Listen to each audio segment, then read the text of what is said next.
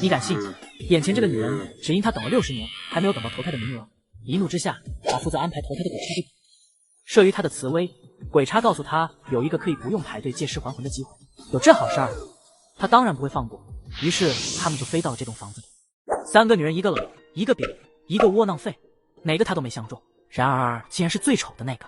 嘤，这年头鬼差也难当。让你退婚你就退，废什么话？李小红柳眉倒竖一巴掌扇在季姐脸上，嚣张跋扈地指着她鼻子命令。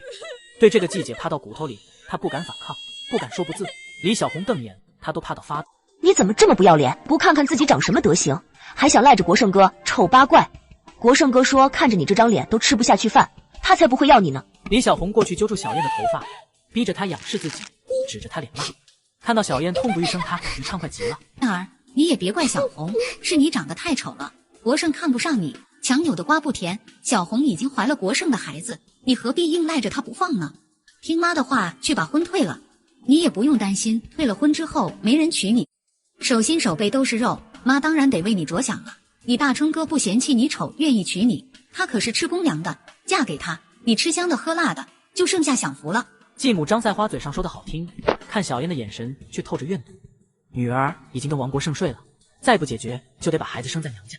妈，我求你了，那是老爷给我订的婚，我不能退。刚才还装慈母的张赛花一巴掌扇倒继母，横眉立目的骂他：敬酒不吃吃罚酒的东西，你以为能由着你吗？我只是来通知你，不是和你商量。他这一巴掌力气可不小，小燕被打得摔倒在地，嘴角流出鲜血，她哭着往后退，吓得瑟瑟发抖，不敢说话，只是拼命摇头，卑微的抗拒着。丑八怪，让你退婚你不退，嫁给我表哥有的你苦头吃。妈，他不肯退婚怎么办呢？再过1个月我的肚子就瞒不住了。那可由不得他，我已经告诉你表哥过来了，一会儿让他把这个死丫头睡了，咱们带人来抓奸，到时候生米煮成熟饭，不嫁也得嫁。啊，你好聪明。他不怀好意的斜了小燕一眼，迫不及待想看他被表哥打得满地打滚，跪地求饶。全村人都看着你被我表哥睡，以后你名声就和臭咸鱼一样臭，走到哪都会被人指指点点。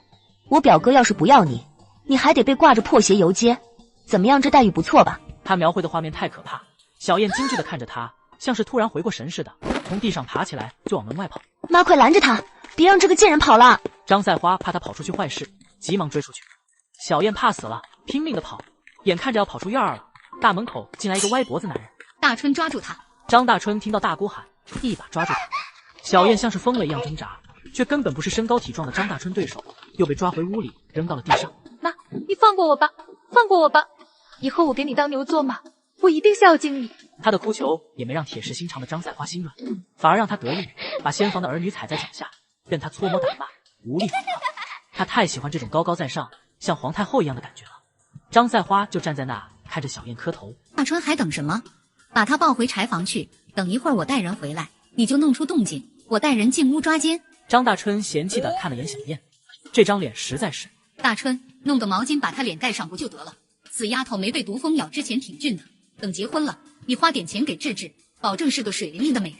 怕侄子打退堂鼓，张赛花忙给侄子出主意。行吧，为了小红我就牺牲一把。大姑，你答应我的手表可不许反悔。行，大姑亏不了你，快去吧。张赛花推着侄子，他们就像是讨论牲口一样，谁都没把小燕当人。张大春过去抓住他手腕，往屋外拽。丑丫头和他那个死弟弟住在柴房，通奸就得在他自己的房间。张大春拖着小燕，就像拖一条死狗一样往外走。等结婚后，先狠狠打小燕一顿，让给自己下跪，就像刚才那样痛哭哀求。他越想越心中慌，有些迫不及待。小燕拼命挣扎，死死抓着门框，被张大春扛了起来。他恨极了，死死咬住张大春的肩膀。张大春疼得受不了，把小燕重重摔在地上。小燕摔倒不动了，一缕魂魄从地上爬起来。薛灵燕指着地上的尸体问他：还要吗？不要了。好，等我给你报仇。薛灵燕点头，飞向地上小可怜的尸体。张大春把小燕摔在地上后，气得过去踢他。娘的，敢咬老子！薛灵燕抬手抓住他的脚，一脚踹过去。张大春被踹了个大劈胯，惨叫坐到地上。张赛花过来也愣住了，死丫头，这是什么眼神？怎么这么瘆人？打贱皮子，打老实就听话了。薛灵燕面无表情地睥睨着他们，浑身透着可怕的杀气。张大春吓得吞了口唾沫，惊觉自己竟然被一个窝囊废吓住了。死丫头，你那是什么眼神？吓唬我呢？以为我是吓大的？他还没喊完，就被薛灵燕掐着脖子从地上拎起来，摆在半空中爱着瞧着。他惊恐的瞪大眼睛，两腿踢踏，拼命的挣扎，喉咙里发出呜呜的求救声，脸色渐渐由红转紫。世界不能杀人。薛灵燕嫌弃的皱了下眉，什么破世界，都不能杀人。他把张大春摔在地上，张大春被摔得吭了一声，骨头像是断了一样巨疼，宛如煮熟的大虾一样弓着身体，双手捂着嗓子好一顿咳嗽。他哀求的看着他，浑身像打摆子一样发抖。不要，别打我，是我大姑逼我的。薛灵燕懒得听他声音，一脚踢在他下巴上。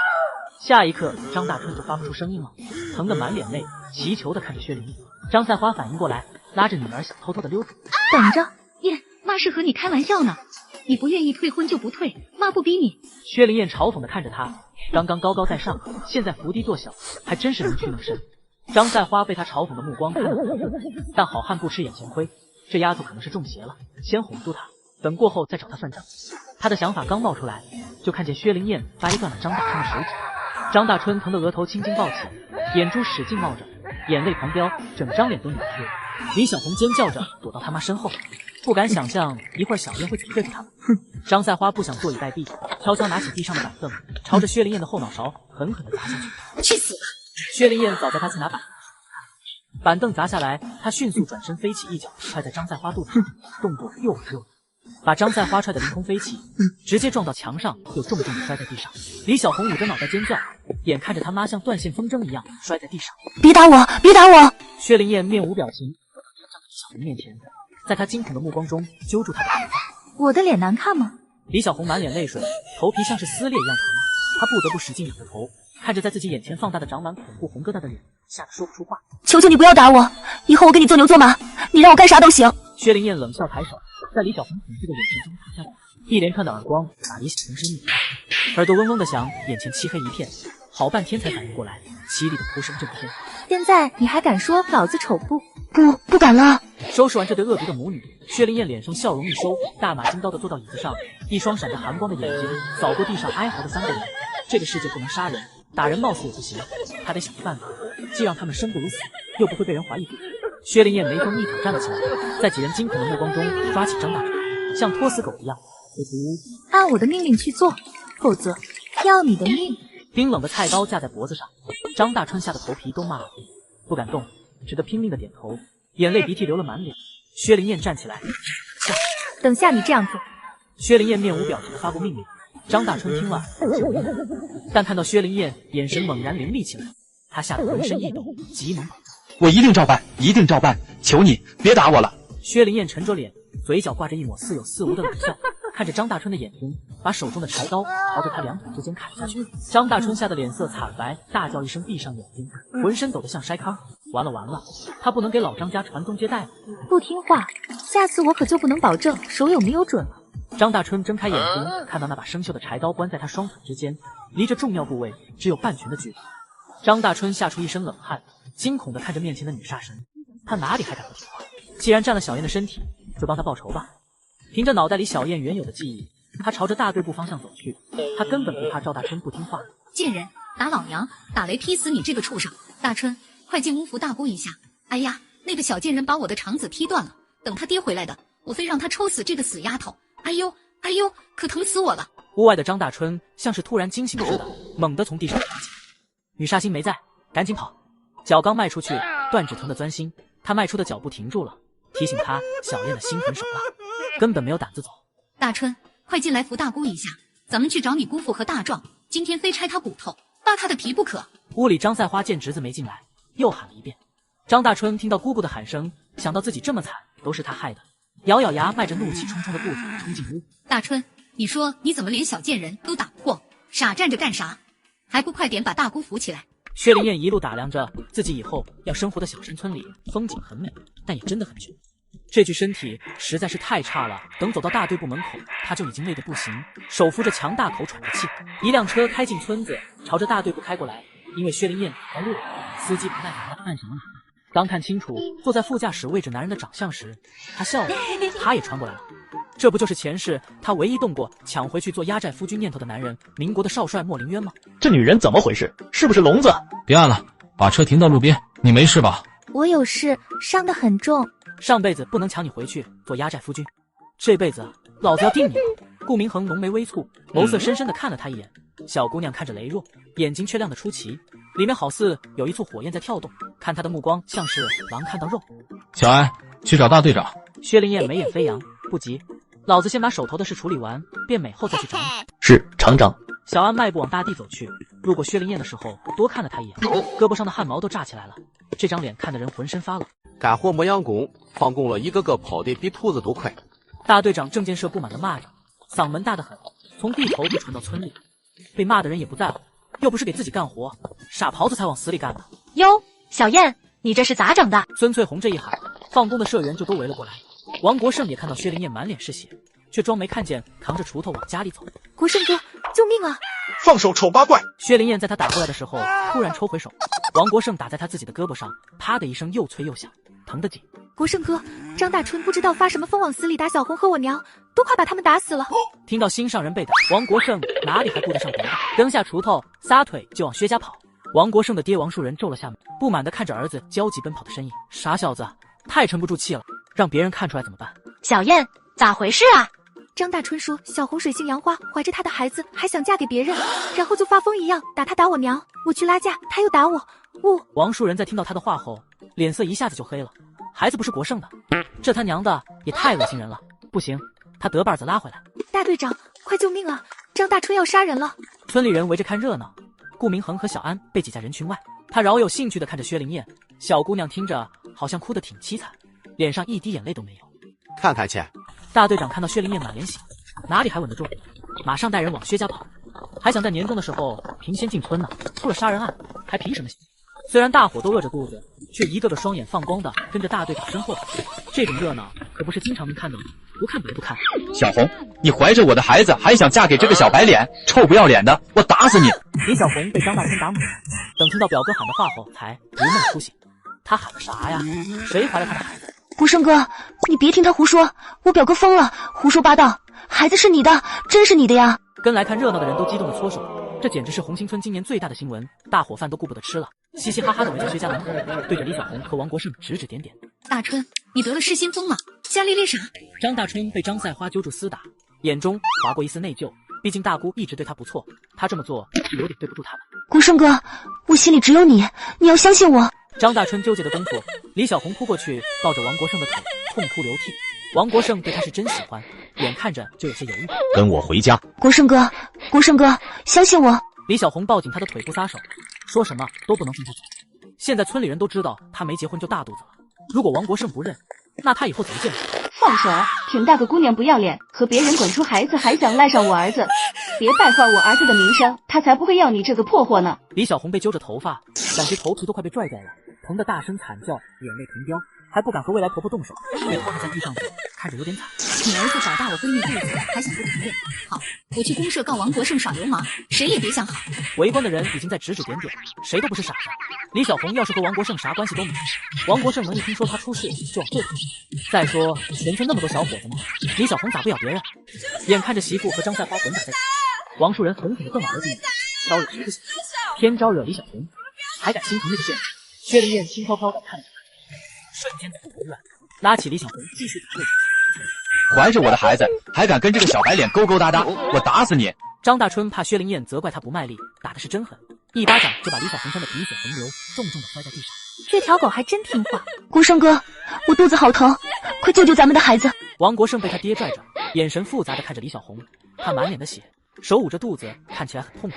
国胜，别犯糊涂，今天你若是认下了，以后咱们家在红星村就没脸见人了，别弄回家一个野种。王树人见压制住儿子，就想把他带离这个是非之地，结果他想得美，一道人影风一般从他眼前飘过，手下一空儿子被人抢走了，禽兽不如。王国胜还没看清楚咋回事呢，就被他扇得眼冒金星，鼻血乎的冒出来。丑八怪，你敢打我？打的就是你，臭流氓敢害我姐姐，我和你拼了！薛灵燕眼神一厉，从地上揪起王国胜，紧接着又是一顿大刮手，把王国胜扇得满嘴喷血，一下手都没什么事，都被打懵。丑八怪敢打我儿子！王国胜的妈江彩莲一看儿子被薛灵燕打了，气得撸胳膊挽袖子，骂骂滋滋过来，就想打他，还没等他看清楚呢，就被儿子撞得摔在地上。王国胜100多斤的重量一点没浪费，人砸在地上。哎呦，我的腰啊，可砸死我了！王树人狠狠瞪了媳妇一眼，这回没工夫管他，先去安抚薛灵燕。小燕啊，别听李小红瞎说，国胜和他啥事都没有。你没听到他怀的是张大春的孩子吗？我看李小红是嫉妒你能嫁给国胜，故意陷害他恶心你，咱可不能上当。薛灵燕打量着小燕这个钱公公，不得不说真够老奸巨猾的，一句话把儿子摘得溜干净，还挑拨了他和李小红的关系，最后一个咱字想把自己拉到他的阵营。这个丑八怪实在不行，为了老王家的名声就让儿子娶了他，他不得感恩戴德，老老实实听话。姐，国胜是我的未婚夫，你竟然为了嫉妒我陷害他，果然还是蠢的，能跟着自己的指挥棒走。大队长，你要给我做主啊！他哭的是悲悲戚戚，可可怜怜，把一个窝囊废演绎得淋漓尽致。大队长郑建设最膈应这种男盗女娼的事，他眼里融过的沙子，气得脸都黑了，阴沉的目光锁在李小红身上，琢磨着是不是送到公社批斗去。大队长，大伙都听到张大春喊啥了？李小红和他表哥做了丢人的事，还诬陷国胜不能轻饶他，拉到公社批斗去，留在村里脏了咱们村的风水。他这一脚踩得可够狠了，不止把责任推给李小红，还要把他整死，这不是逼着狗急跳墙吗？王树人狠狠瞪了媳妇一眼，败家娘们成事不足，败事有余。你放屁！你这个屁某某不会把门的女人，只会张嘴到处乱喷。明明是你儿子强睡了我闺女，还敢倒打一耙。好，既然你们不仁，我就不义。大队长，把王国胜抓起来，他欺负了我闺女，还不想负责，我要告他。王家想把责任都推小红身上，没门，大不了鱼死网破，谁都别想好。小红别怕，娘在这呢，他们别想害了你。王树人的脸色刷的就惨白一片，贼咬一口入骨3分。何况国胜并不是无辜的，他是真跟李小红睡过。薛灵燕满意的看着这些蠢货，都不用他煽风点火，他们就自己狗咬狗了。都带走，送公社去。郑建设见他们互相咬，没心情打他们这肮脏的官司，干脆都送到公社去算了，省得他们影响生产。这是咋地了？都围我家门口干啥？李铁锤扛着锄头，一脸懵逼的看着堵在他家门口看热闹的村民。他家有啥热闹，值得这些人午饭不吃，午觉不睡跑来看？李铁锤，你快进去看看吧，王国胜把你继女睡了，还搞大了肚子。孙翠红一脸幸灾乐祸的对李铁锤说，巴不得他家的事闹得再大一点。啊！李铁锤愣了下，这事他们咋知道了？杜奶奶一看就明白了，李铁锤这是知道李小红和王国胜的苟且事，亲爹不给自己闺女做主，反倒默许那娘俩欺负他，真不是人。铁锤，那个李小红不是个东西，我看到好几次他跟王国胜眉来眼去，明知道他是小燕的未婚夫，他还勾搭，是亲爹就快去给你闺女做主。李铁锤咧咧嘴，一脸苦涩，他咋做主？小燕自己长得丑，人家国胜看不上他，能怪小红吗？这是咋地了？谁把你打成这样的？哎呀，快走，咱去卫生所看看，可别感染了，那可就要命了。和对薛灵燕的冷漠不同，对张赛花关怀备至，薛灵燕差点没气吐血了。这是什么狗爹？亲闺女满脸血，他视而不见。张赛花只不过有点挠伤他，就像是天塌了一样，急得不得了。娘的，老子手真痒！大锤，我可不能活了。小燕也不知道发什么疯，你看把我们3个打的，他还逼着大春往小红身上泼脏水，大春不答应，他就把他手指头给掰断了。你说我有啥对不起他的？好吃好喝伺候了6年，他怎么这么害我们呢？薛灵燕挑眉，这娘们还挺聪明，这么快就想明白了。小燕，你咋打你娘呢？还往小红身上泼脏水，她可是你姐姐，你太让爹失望了。过来跪下，给你娘和小红赔礼道歉，告诉大队长是你诬陷小红和国胜的，不然我打死你这个小畜生！太不像话了，这是亲爹嘛！李铁锤，你小心死了，没人给你送终。大伙早就知道李铁锤的尿性，可还是愤怒的很。虽然说有后妈就有后爹，可他也太过分了。猪油蒙了心吗？张赛花说啥他信啥，小燕能打得过他们3个人，傻子都不信。李铁锤，你眼睛瞎了吗？小燕能打得过他们3个吗？太不像话了，为了个外来的娘们儿欺负自己的亲闺女。李铁锤听着的大伙的骂声，眼神阴鸷，不敢惹村里人。他是入赘的女婿外来户，这些人都是本村本土的，他一个都惹不起，但不敢惹他们。闺女是自己生的，就算把他打死，谁都管不着。小燕，给你娘跪下！薛灵燕忍无可忍，这狗爹，老子先打了再说。爹，别打我姐！没等薛灵燕动手，一个瘦小的男孩冲过来，张开胳膊挡在他前面。他明明很害怕，身体在不停的发。薛灵燕看到小婷的模样如遭雷击，一把将他搂进怀里抱紧。小婷就是他前世的弟弟，心里永远的痛。李铁锤，你他娘的还是不是人？李铁锤，你是不是觉得我们薛家没人了？今天你敢打小燕试试？薛家在红星村虽然不是最大的姓氏，但人口也不少。男丁们一起站出来，吼声也是震天震地。刚刚还耀武扬威的李铁锤马上就怂了，耷拉着头，缩着膀子装鹌鹑。小燕，直觉告诉他，小燕今天不一样了，他不会再惯着自己这个爹。该认怂的时候，他比谁都会装可怜。以前这套对小燕特别管用，他总会顾及父女之情。大队长，薛家的爷爷叔叔大爷们，请给我们姐弟做主。好，小燕，叔给你做主。郑建设本就是正直的人，以前薛林从不曾去告状，张赛花在外面又会装腔作势，好像对他们姐弟多好似的。民不举官不究，小燕都不说，他自然不会去管薛家的事。今天小燕既然找他做主，那这事他管定了。孩子，你说不管啥事，咱们薛家都给你做主。二爷公是薛家年纪最高的长辈，也是最有权威的。他开口给薛灵燕撑腰，就等于整个薛家给他撑腰了。混蛋！厂长咋有这种爹？气得我想打人。他和厂长过来找大队长，没想到看到这种渣爹，小伙子气死了。顾明恒一向冷情冷性，本来这种热闹他是不会来看的，但今天不知道怎么回事，就鬼使神差的跟来了。结果却听到这姑娘这么可怜的身世。小燕，你有什么要求就说。按照村里的习俗，媳妇死后倒插门女婿再娶就不能留在薛家，请大队长和二爷公做主，让他们走，条生路。这唏嘘什么？我的天，这是白毛女吗？太可怜了吧！什么狗爹，太不是人了！小燕，我是你爹，你大逆不道啊！薛灵燕阴冷的看了他一眼，目光像是一把刀子一般冰冷无温。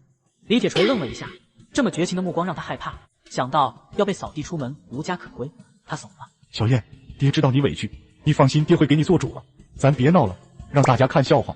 哪有闺女把爹往外撵的？郑建设没想到薛灵燕会做得这么决绝，他愣了一下，没有马上答应。行，二叔公给你做主，老大老二把李铁锤和张赛花他们丢出去。张赛花彻底慌了，真被赶出去？他们娘三去哪住？小燕，你狼心狗肺，我伺候了你们姐俩6年，你要把我扫地出门？哎呀，我不能活了！老天爷呀，打个雷劈死他吧！啊，疼死我了！地上还有刚才张赛花撞碎玻璃的碎片，他这么一拍地玻璃碴子，深深扎进肉中，他哭得更气。哎，咋不扎死你们？李铁锤过去心疼的扶他，张赛花把一肚子气全撒到他身上。窝囊废，我咋找你这么个窝囊废？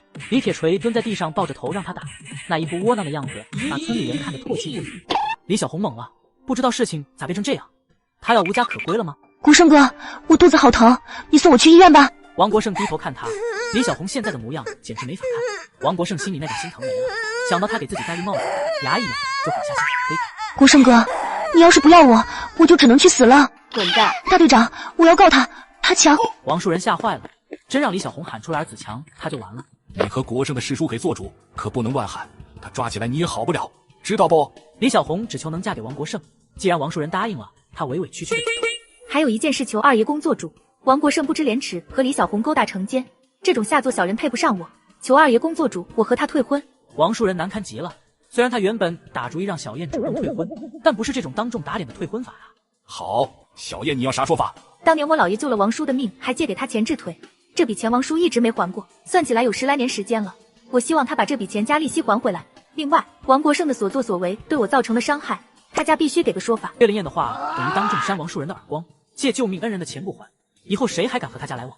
王树人恨得咬牙切齿，死丫头这是想搞臭王家，钱的事说什么都不能承认，不然以后王家在村里就会威望扫地，他一辈子好名声也毁在他手里。小燕，你被气糊涂了才瞎说，叔不怪你。他那模样就好像在看一个不懂事的孩子，不忍心责备。王叔，你的意思是没借过我姥爷的钱？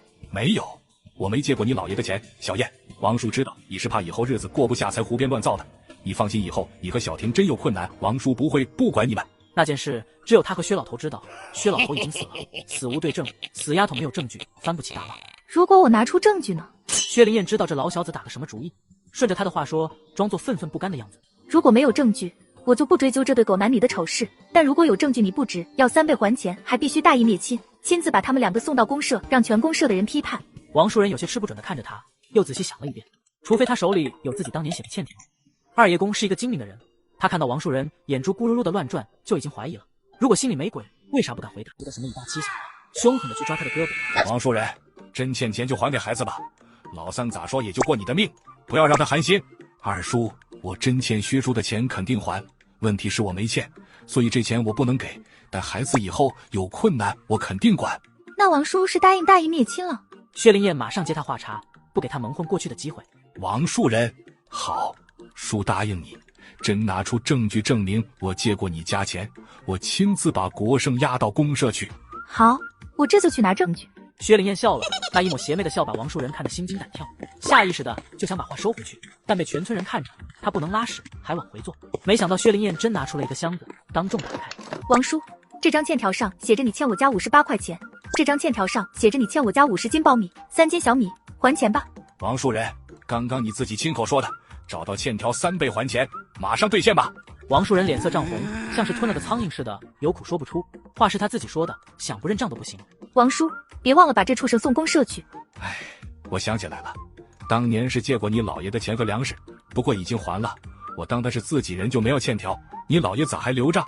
王树人也算是反应快，一副懊恼的样子，看着薛灵燕，好像是被坑了很憋气似的。王树人给自己留点脸吧。王树人背对的面红耳赤，羞恼的瞪了眼郑建设，落井下石的小人，你是在报复我？王树人，你在赖账，就别怪我们薛家不客气，亲自上门讨债。王树人一副被逼无奈的样子，回家拿钱拿粮。江采莲抱着儿子哭起来，我的儿子啊，你被那个丑八怪坑死了。王国胜阴狠地瞪着薛灵燕，咬牙切齿，面部扭曲，像是要吃了他似的。国胜哥，我害怕。李小红过来拉王国胜的胳膊，想想在台上挂着破烂鞋的画面，他就想哭。贱蹄子，没事管不住自己的裤裆，发骚发浪坑死我儿子了。李小红不说话，江采莲还没工夫看他，这一开口，江采莲一肚子火气全在他身上，扑上去又撕又打，恨不得打死李小红，下手就轻重。李小红开始还能打掉，后面这双眼一翻死过去了，地上流了一滩血。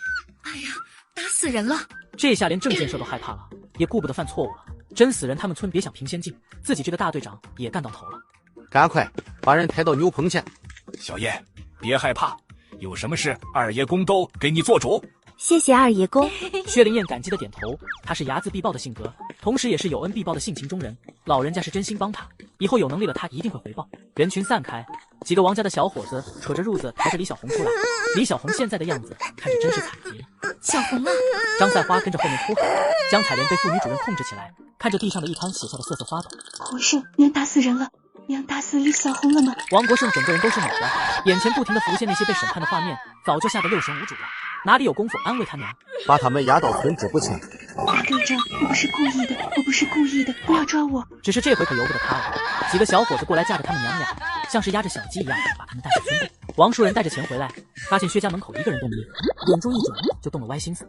王树人掏出钱，查出58块后剩下的被他放回兜里，这才推门走进薛家的院子。小婷，过来把衣服换下来，饿了吧？先吃蛋糕，一会儿姐姐给你做饭吃。小婷，姐来了，不会让任何人欺负你，姐会永远保护你的。小姑娘家家说话别这么粗鲁，你这样谁家敢要你？王树人皱眉走进屋，一进门就端出长辈的架子，教训薛灵燕。我光明磊落，比某些道貌岸然的人好。王树人很不喜欢这种感觉，更生气他骂自己是伪君子，嘴头上一点便宜没占到，还被对得一肚子火。小燕，说话还是别这么损的好，做人留一步，日后好相见。子不教父之过，王国胜做出那种寡廉鲜耻的丑事，和你的教育脱不开关系。你与其在叨逼叨逼的教训我，还不如回家好好教育你儿子，让他别出来丢人现眼。哦，对了，你背信弃义，道貌岸然也没资格教王国胜，只能说你们父子是蛇鼠一窝，都不是东西。气死人不偿命，这招好，兵不血刃。王树人瞪着薛灵燕，呼哧呼哧的喘粗气，太阳穴上的青筋咚咚的狂跳，快被气得蹦血倒。小燕，我看在你老爷的面子上，不和你一般见识，给你钱，把欠条给我。王叔，早说还钱不就完了，非说些没用的废话。等着，我过完数不差再给你欠条。王树人狠狠地瞪着薛灵燕，本来想趁着薛家人不在，哄着薛灵燕把欠条还给自己，只要欠条拿到手，他再想要前门都没有。可没想到这个死丫头拿到钱也不肯把欠条给他，还要查一遍，这一查不就露馅了吗？借你家的钱都还过了，我这是又给你一次，已经仁至义尽，赶紧把欠条给我，没时间跟你瞎耽误。不行，怕你耍鬼。虽然他的确是动了手脚，但被他这么直白的说出来，就像是被狠狠的抽了一巴掌。王叔，少了2倍啊，是想趁着没人把欠条骗回去，然后再赖账是吧？你是觉得我傻呢，还是你太蠢了？小燕，别给脸不要脸，谁能证明我没给够你钱？识相的赶紧把欠条给我，不然以后你别想在红星村好过。说得好，说得太对了。薛灵燕不怒反笑，那丝笑容透着坏，她不紧不慢地把钱揣进兜里。王树人看到她的笑，再看到她揣钱的动作，心中有股不好的预感。王叔，谁能证明你还钱了呢？王树人往后倒退了一步，手捂着心脏，瞪着薛灵燕，眼睛都快瞪热了，再也顾不得什么以大欺小了，凶狠地去抓她的胳膊，想靠武力擒抢回去。还没等他的手碰到薛灵燕呢，就被他捏住手腕。王树人就感觉半边身体都麻了，被他捏着的位置真扎眼。你放开我！今天也不知道是什么日子，处处受制，赔了夫人又折兵，这辈子都没这么憋屈。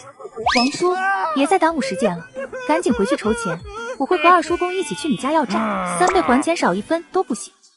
你！王叔，别打歪主意了，现在村里还有人信你吗？不过他说的没错，赖账的是让他在村里的威信一落千丈。他的话没人信，把人重重的往地上一扔。狗东西，白天便宜你，你还敢来？猪，忘了恭喜你了，婶子马上就是杀人犯了，老王家很快就会臭名远扬。你什么意思啊？王树人像是看杀父仇人一样瞪着他，死丫头，这是在诅咒他家吗？你媳妇真凶猛，把我姐打得大出血，现在只剩下一口气吊着呢。哦不，估计这回那口气都没了。王树人看到院子里的血，吓得手脚冰凉，眼前就是一抽子，差点就背过气去，当下也顾不得钱了，转身就往门外跑。齐红星，快别干了，过来救人！顾明恒对着他微微摇头。齐红星眸光一凝，自己现在是戴罪改造的身份，就算把李小红治好了，也属于非法行医，更别说他死了，自己的下场会多惨。想明白这里面的厉害后，齐红星马上又恢复老实呆滞的模样，对郑建设摇头。大队长，我不会看妇科，你还是快把他送医院吧，晚了人就活不了了。小红啊，你可别吓妈呀！跑车送医院。郑建设咬咬牙，齐红星说治不了，自己硬逼着治，人死了自己也担不起责任。毛驴车那么慢，到医院人还不得断气了。小安啧了一声，摇头叹息。顾明恒淡淡的看了他一眼，幽沉的目光带着一分威压。小安急忙站直身体，擦了把冷汗，自己今天话太多了。走，回去，不是茶苞米的长势了。大队长，毛驴车太慢了，我看村部那停着一辆汽车，那玩意比毛驴车快多了，咱去求求司机，让他送李小红去医院吧。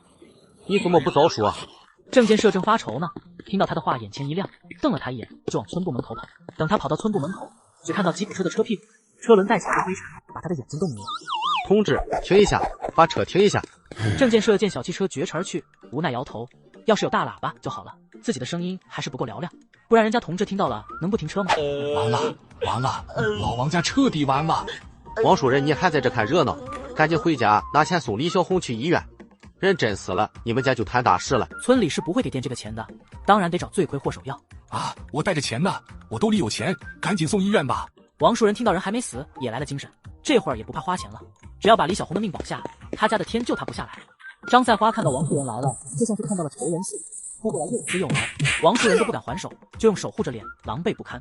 都是你这个窝囊废，连个闺女都管不住，坑死我们娘俩了。小红要有个好歹，我就不跟你过了。人马中，李铁锤捂着蹲在地上，他不怪张赛花，但跟闺女不听话，知道。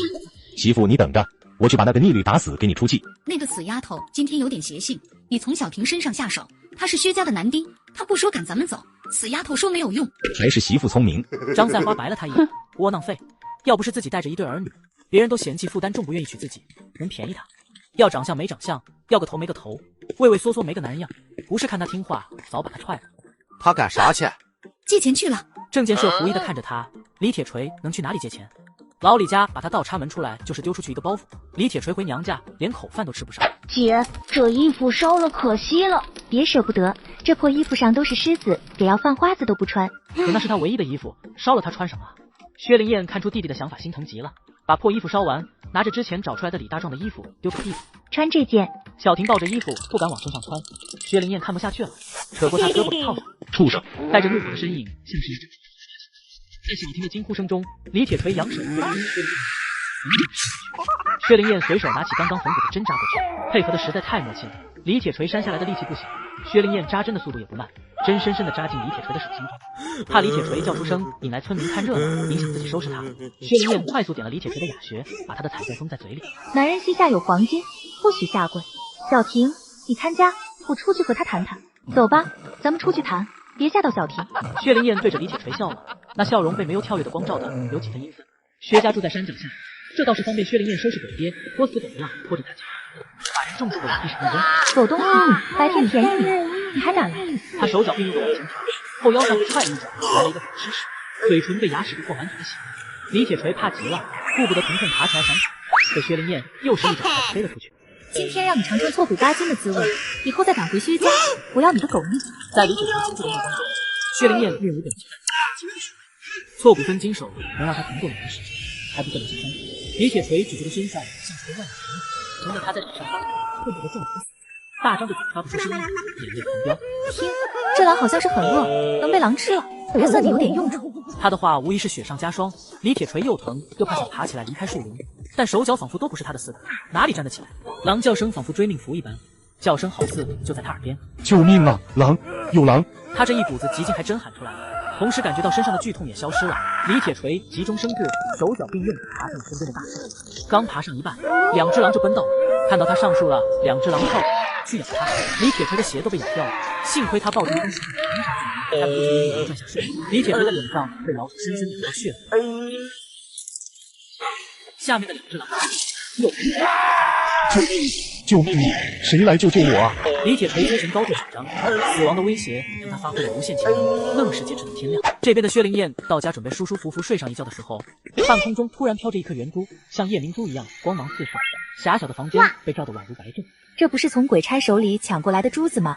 重生后没想到珠子也跟着过来了，嘿嘿。鬼差那么宝贝的东西应该是件好物件，就算不能换钱，晚上用来照亮也不错。正想着，珠子的光就灭了，屋里重新恢复黑暗。什么破东西！薛灵燕索性也不管了，吹灭煤油灯睡觉，明天还要起早进山打猎。刚闭上眼睛躺到枕头上，就感觉身体吸进一个空间中，发现自己所在的地方像是一个世外桃源。有人吗？这是什么地方？自己怎么进来的？老子要出去！喊声刚落，他人就已经躺在炕上了。薛灵燕是一个有事情必须弄明白的人，老子要进去！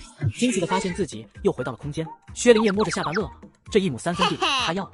他连着试了几次，确定这空间只属于自己，就把钱和贵重物品都放进空间。第2天一大早，他背着被篓进山，在树上躲了一夜的李铁锤正哆哆嗦嗦地往树下爬，一个姿势保持久了，手脚都僵硬了。下树的时候，一个没抱稳，这一下摔得骨头都快散架了。李铁锤躺在地上哼唧半天都没爬起来，听到又有声音响起来，他吓得起来就往树上爬。透过树叶的间隙，看到了背着背篓进山的薛灵燕。李铁锤大气都不敢出，生怕被他发现了，再品尝一次生不如死的体验。死丫头出来了，家里不就没人了？李铁锤眼中闪过恨，不留下，不等就这么走了，赶紧朝薛家跑去。厂长，我去地里喊大队长。等会儿去，把这药给昨天那个姑娘。送医院那个吗？小安接过药，下意识想的就是大出血的李小红，不明白厂长怎么对他发善心。脸上长疙瘩的。昨天回去，他眼前就总是出现那姑娘满脸血，孤立无援站在那的样子，倔强又柔弱。他也不知道自己怎么回事，竟然会担心他的伤口感染。他们厂长面冷心热，这是同情那个可怜的姑娘呢。小安恍然大悟，高高兴兴的拿着药往薛灵燕家走。齐叔，明恒你来了。昨天幸亏明恒提醒自己，不然会沾惹上大麻烦，晚上睡觉还后怕呢。明恒，太危险了，以后你还是不要来了。顾明恒不愿意多说，打开帆布包，把里面的东西一样一样的拿出来。鸡蛋都是煮熟的，这些膏药是按照您给的药方做的，都藏好了，别让人发现了。我有一个好地方。齐红星笑了，搬开木床，扒开浮土，挪开木板，露出一个半米见方的4方洞穴。东西放进去，再放好木板，用土盖上，床一挪，谁都发现不了。这可是齐红星挖了小半个月才做好的，他有点小骄傲。4道菜做的色香味俱佳，看着就让人吞口水。顾厂长，咱们去地里吧。边走边说，你不来我也得去找你。再这么下去，秋天交任务要够呛啊！大队长的声音像是一剂冷却剂一般，把薛灵燕的火气浇灭了一半。他现在还不能露馅，貌似这个世界成精都不让，更何况借尸还魂呢？感觉到一道幽深的目光，薛灵燕迎着看过去。当看到是顾明恒的时候，眼中闪过惊喜。你咋才回来？你那个不是人的爹把你家粮食都拿走了，还打伤了你家人。不过你不用担心，我和我们厂长帮你把东西抢回来了。姐姐，我拦了，没拦住。男孩子流血不流泪，不许哭。小燕，顾厂长已经帮你把东西都接下来，快收拾一下带回去吧。还有我也帮忙打你爸了。他帮着抢回来的，那自己可得好好谢谢他。请给我个报答你的机会。莫少帅，救命之恩以身相许，怎么样？不需要。姐，哥哥送的药。大哥哥真好，又给姐姐送药，又帮着抢回来粮食。他希望姐姐别只谢那个冷冰冰的叔叔，忽略了善良的大哥哥。大恩不言谢，以后有事你说话，赴汤蹈火，在所不辞。不，谢错人了，这是我们厂长给你买的药，我只是送过去而已，要谢你得谢我们厂长。是吗？薛灵燕的眼睛又是瞬间闪亮的看着顾明恒，眼中的光芒璀璨如烟花绽放。顾明恒挑眉，后退了一步，保持一个安全的距离，防止他给自己来一个大大的拥抱，表示感谢。我姥爷说过，什么都可以欠，只有恩情不能欠。你帮我们抢下粮食，对我们姐弟是救命之恩，现在又赠要救命，是恩上加恩。你若是不给我报答的机会，那我也不能要你的药。薛灵燕神情肃然的胡说八道，然后大步上前拉住了顾明恒的手，无比自然的把药放到他手心里。哈哈，总算是摸到心上人的手了。厂长不是最讨厌女人的碰触吗？太阳也没从西边出来啊。顾明恒眼中染上寒意，正要甩开时，他就已经松开手，还后退了2步，看向了大队长。叔，昨天多亏你和二爷帮助我们姐弟才保住命，为了表达我的感激，中午想请你和二爷公还有顾厂长和这位小哥哥吃一顿便饭，不然的话老爷会说我们知恩不报，不配是老薛家后人。小燕，不用了，你们姐弟也不容易，饭不吃，输领你的情谊了。叔，刚才我进山运气好捡到2只野鸡，如果你不去吃饭，那我就把野鸡送你家去。薛灵燕这是将了郑建设一军，别的生产队大队长私底下是会偷偷收礼的，但郑建设是一个正直的人，他从来都不收礼，所以他就只能选择去他家吃饭。好吧，既然你这孩子有心了，一会放工我就和你二爷公过去。顾厂长，你看孩子一番心意，反正中午也要吃饭，不如就一起去吧。他还能说不去吗？下乡每个大队都会派饭，这是再正常不过了，不去倒显得自己矫情了。好，那要包1个内服，1个外敷，伤口别碰水。谢谢。大队长，咱们走吧。哦，对，咱们赶紧去地里吧。我是天天派人挑水浇地，可到底不如老天下一场暴雨，可愁死我了。姐姐，咱们把粮食收回去吧。小婷，你先慢慢收，姐姐有点事要去做。李铁锤被薛灵燕吓得落荒而逃，刚开始的时候凭着一股急劲倒是没问题，他实在是跑不动了，双手拄着膝盖回头看，见没人追自己，他松了口气。死丫头，打老子！天打雷劈了你！他也不敢休息太长时间，缓过一口气就站起来，突然感觉头皮发麻，他惊恐地回头，看到薛灵燕阴沉着脸飞奔过来。小燕，爸错了，你放过我吧。我昨晚怎么对你说的？我再也不敢了，真的，你放过我吧，我保证再也不回薛家了。薛灵燕懒得和他废话，既然昨晚给的教训不够，今天就来点好的。先点了李铁锤的哑穴，像拖死狗一样把他往林子里拽。李铁锤惊恐的眼珠都快瞪出来了。又来了，我又说不出话了。你不长记性，我得帮你长记性。薛灵燕弯腰找了个绳子，扬手扔到树枝上，系了个死扣。李铁锤开始还不知道他想干啥，等看到他把腰带系好了，突然恍悟，这是要弄死自己啊！他呜呜哭着，看到薛灵燕冷着脸朝自己走过来，腿一软跪在地上，咚咚的磕头。薛灵燕皱眉躲开，迷信说法，长辈给晚辈磕头是要折晚辈寿产。李铁锤拼命挣扎，当脖子靠近腰带里时，他心中的恐惧已经到了极点，使劲对着薛灵燕摇头，用眼神祈求她不想死。李铁锤用力点头，哭得鼻涕眼泪流满面，他是真怕这个鬼。这是你最后一次机会，还不长记性，我就把你吊在这风干了。薛灵燕目的达到，也没真想杀人，吓唬完就照着套操，错误分金，让他能够来试试。李铁锤疼得青筋暴起在地上翻滚，但总算松了口气，命保住了。薛灵燕收拾完李铁锤，走出树林，看到地上的行李包，她弯腰捡起来就赶回家了。薛灵燕回到家后，就急急忙忙地做了一大桌可口饭菜，4道菜做的色香味俱佳，看着就让人吞口水。小婷，到大队部门口等着，务必把大队长和二爷公还有今天那2个哥哥都请来。顾明恒看了地里甜菜的长势，眉头一直紧皱着。再这么旱下去，秋收的时候甜菜也长不到要求的个头，出糖率也不会高，就完不成国家给的任务。大队长，能不能开条水渠把水引过来？我也想过，只是我们大队没有这笔资金。郑建设一脸苦涩，顾明恒一个门外汉都能想到的事，他会想不到吗？爸，这是哪来的领导啊？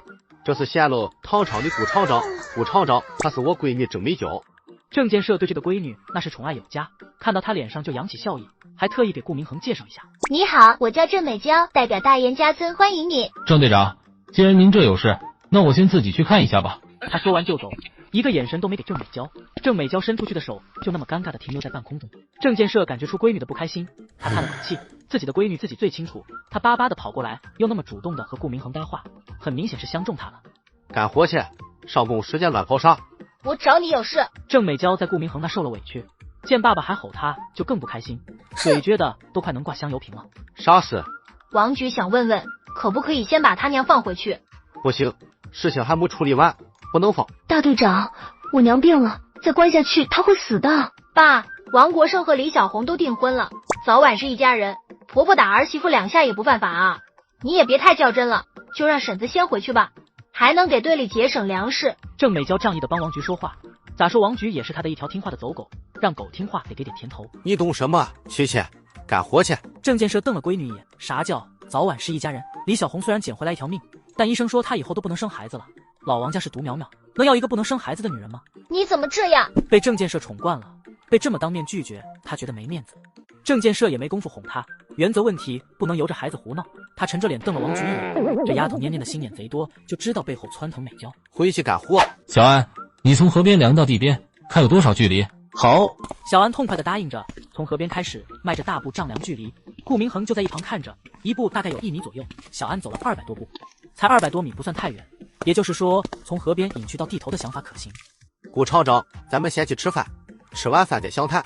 好。爸，我妈回去做饭了，请领导去咱家吃饭吧。为了接近顾明恒，郑美娇也是花了心思的，想着城里的领导来，村里视察都要派饭，她推着妈回去准备，势在必得把顾明恒请回家。不用了，中午我们去小燕家吃，回去告诉你妈别准备了。他家有啥呀？穷的叮当响，怎么能让领导去他家？郑美娇语气里有毫不掩饰的轻蔑，神情也带出来了，撇着嘴满脸嫌弃。顾明恒浓眉紧蹙，淡淡的看了眼郑建设，虽然他没说话，却把郑建设看得心中郁。大队长，您闺女这是瞧不起人吧？主席说了人人平等，咋地？你们生产队还把人分成3、6、9等吗？你说啥呢？会说话不？郑建设脸色更不好看了。小安这话帽子扣的可太大了，一不小心这可是政治错误了。闺女还在这和人家吵，真闹起来自己的乌纱帽都得丢了。回去。你打我，我怎么了你就打我？郑队长还是先处理好家里是吧？顾明恒懒得看这个矫揉做作的姑娘，连带着对郑建设都没那么尊重了，沉着脸迈步就往的外走。郑建设脸上更挂不住了，这不是说他教女不严吗？滚回去！顾厂长，真对不起，美娇也没恶意，就是以前对上来人了，都是在我家排饭，他怕给小燕家添麻烦。郑建设觉得心好累，这个年轻人怎么一点面子都不给人留？郑建设看到小燕的二爷公扛着锄头在前面走，他像是找到救星一样，忙过去喊住他。二叔公，中午小燕请吃饭，让我务必把你请过去。哈，那孩子有心了，我就不去了，孩子也不容易。二爷公眼神欣慰，小燕那孩子是个懂事的，不过他是真不忍心吃他家的饭，孩子太难了。小燕说有恩不报谢了国义，还搬出了他姥爷。二叔公孩子的一点心意，咱不去伤了他的心。郑建设怕二叔公不去，自己单独和顾明恒一起吃饭尴尬，就搬出了小燕的姥爷劝他。哎，我就是帮着说句话而已，这孩子。二爷公眼圈有点红，堂弟死得早，自己家里人口多粮食有限，实在是没办法收留小燕姐弟，让他们受了那么多年的苦，不过是帮着说了2句话，孩子就当恩情了，他实在是愧对老三啊。郑美娇跟在后面听到他们的谈话，眼中闪着恨意，狗屁报恩啊！郑美娇愤愤地想，薛小燕还不是看顾厂长长得帅想勾引他，也不看看自己长什么丑样子，看他那张脸，谁能吃进去饭？王国胜都不要他，还想攀顾厂长的高枝。二爷公、大队长、大哥哥，姐姐让我过来请你们。好，好，二爷公这就去。本来老爷子还有点犹豫，看到小婷这么可爱，心情大好，牵着孩子的小手咬了声大象。小燕这是忙着找下家了，可她也不想想，我弟弟都看不上她，人家大厂长能看上她那个鬼样子？王菊看到郑美娇的反应，眼底闪过一种嘲讽，不过走到郑美娇身边时，就是满脸为她抱不平。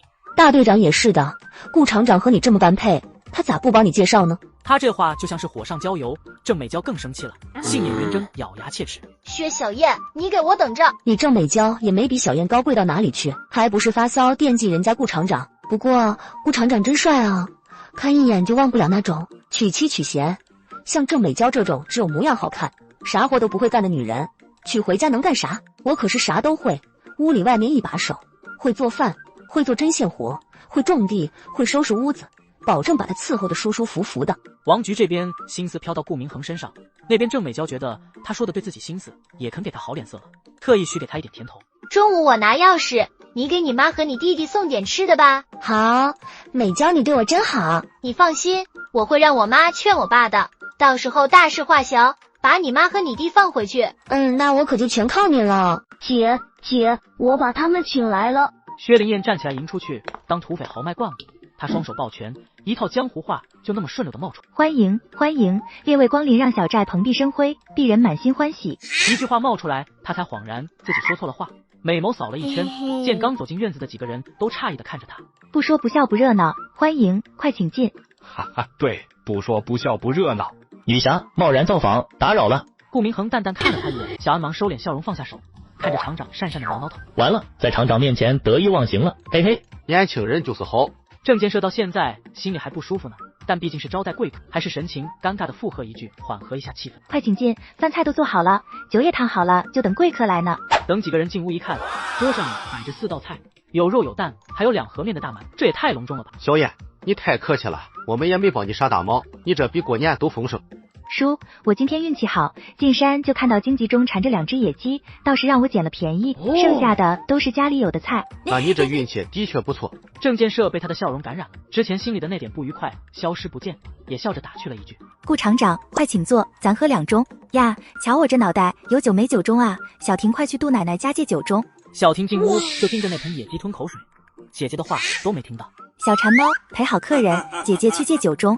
她在厨房里给杜奶奶留了1碗野鸡肉和炒鸡蛋，还有2个馒头，她端着去了隔壁。杜奶奶，小燕来了，快进屋，奶奶给你煮鸡蛋吃。杜奶奶，给您带了1碗野鸡肉和2个馒头，中午您就别做饭了。我不要，你们留着吃吧。杜奶奶，以前都是您偷偷关照我和小婷，以后就让我和小婷孝敬你好不好？杜奶奶听了薛灵燕的话，眼圈都红了。她一个孤老婆子，要的不是好吃好穿，要的是亲情。孩子这番话，好似春风吹开冰冻的江面，暖了她的心。奶奶，以后咱们3个相依为命吧。好，相依为命，你们就是奶奶的亲孙女、亲孙子。老太太哭着笑出来，以后她再也不是孤老婆子了，她也是有孙子孙女的人了。那既然我是您孙女，那孙女的孝敬奶奶不能推辞啊。好，我大孙女的孝敬，奶奶吃。奶奶，有9盅没？家里只有1个9盅，请客不够用。有，要几个？4个。好，奶奶给你拿去。奶奶，晚上我来和您学做鞋。好，我等你。薛灵燕借了9盅回来，还没进屋就听到顾明恒的声音，她放慢了脚步，眼眸中浮现笑意。她看中的男人连声音都这么好听。大队长，我初步算了下，修水渠最少需要600块钱，您看这样好不好？咱们分头行动，您去和公社申请资金，我回去和局里申请。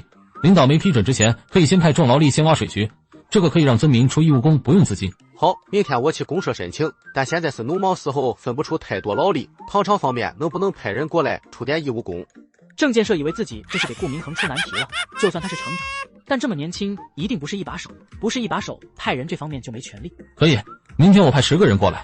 顾明恒回答的干脆利落，一点涛都没打。郑建设为难顾明恒的心思没了，他有一种感觉，只要这个年轻人想做事，就没有干不成的事。好，10个人的伙食，我们村落想办法解决。明天我就去公社，有顾厂长这么鼎力帮助，公社的领导也会重视的。不用，农村粮食紧张，他们的伙食我们厂里自行解决，不给村里添麻烦。薛灵燕走进屋里，敬佩地看了眼顾明恒。最初见到他的时候，只想着把人抢回家，那时候是因为他的颜值，他的气质。现在对他有了深一层的了解，更觉得这个男人好了。只要他没媳妇，不管是用抢、用骗、用拐，他都要定他。来，喝酒，边吃边聊。我开车不能喝，上班时间不喝酒，除非你沾酒就醉，不然这一杯不是像喝水一样。激将法是呀，就喝一杯，不会影响工作的。年轻人，喝点吧，爷们喝酒联络感情，好说话。好，那就喝一杯。二爷公、大队长，感谢你们昨天帮我们姐弟夺回薛家，还让王树人不敢再赖账，这恩情我铭记于心，以后有能力一定报答。好孩子，有这新二爷公就高兴了，不用你报答。二爷公有个错觉，咋感觉在小燕身上看到了3堂弟的豪迈影子呢？孩子，不用谢我，这都是我应该做的。以后你们姐弟俩有什么困难就和叔说，只要不违反政策，叔都会帮你。郑建设有些惭愧，张赛花打骂小燕姐弟不是1天2天了，自己不愿意掺和家务事就没管，说起来也算他的失职，当不起人家孩子的谢。叔还真有事要求您呢，我想让小婷读书，得麻烦您给开一封介绍信。这是好事啊，行，没问题。只是现在就剩下你们姐弟2个人了，你能供得起小婷念书吗？靠我自己赚工分，肯定供不起小婷。但王叔家不是还欠我家174块钱和粮食吗？麻烦大队长和二叔公帮着主持公道，不然王叔赖账，我们姐弟拿他没办法。薛灵燕顺着话茬把这件事提出来，凭借自己的武力值，倒是很容易就能把钱拿回来。但他现在还不想暴露，不能一上来就改变太多。行，这是二爷公给你做主，王树人别想赖账。放心吧，这是全村人都看着呢，王树人不敢不还。我们姐弟就全靠二爷公和叔做主了。薛灵燕感谢完他们，又给自己满上，对着顾明恒举起酒杯。顾厂长，感谢您帮我和小婷抢回来救命粮，还有赠药的恩情，大恩不言谢，我先干为敬。他咚咚咚又喝光一杯，顾明恒微微蹙眉，2两的酒杯一口就干了，连着干了2杯，还面不改色。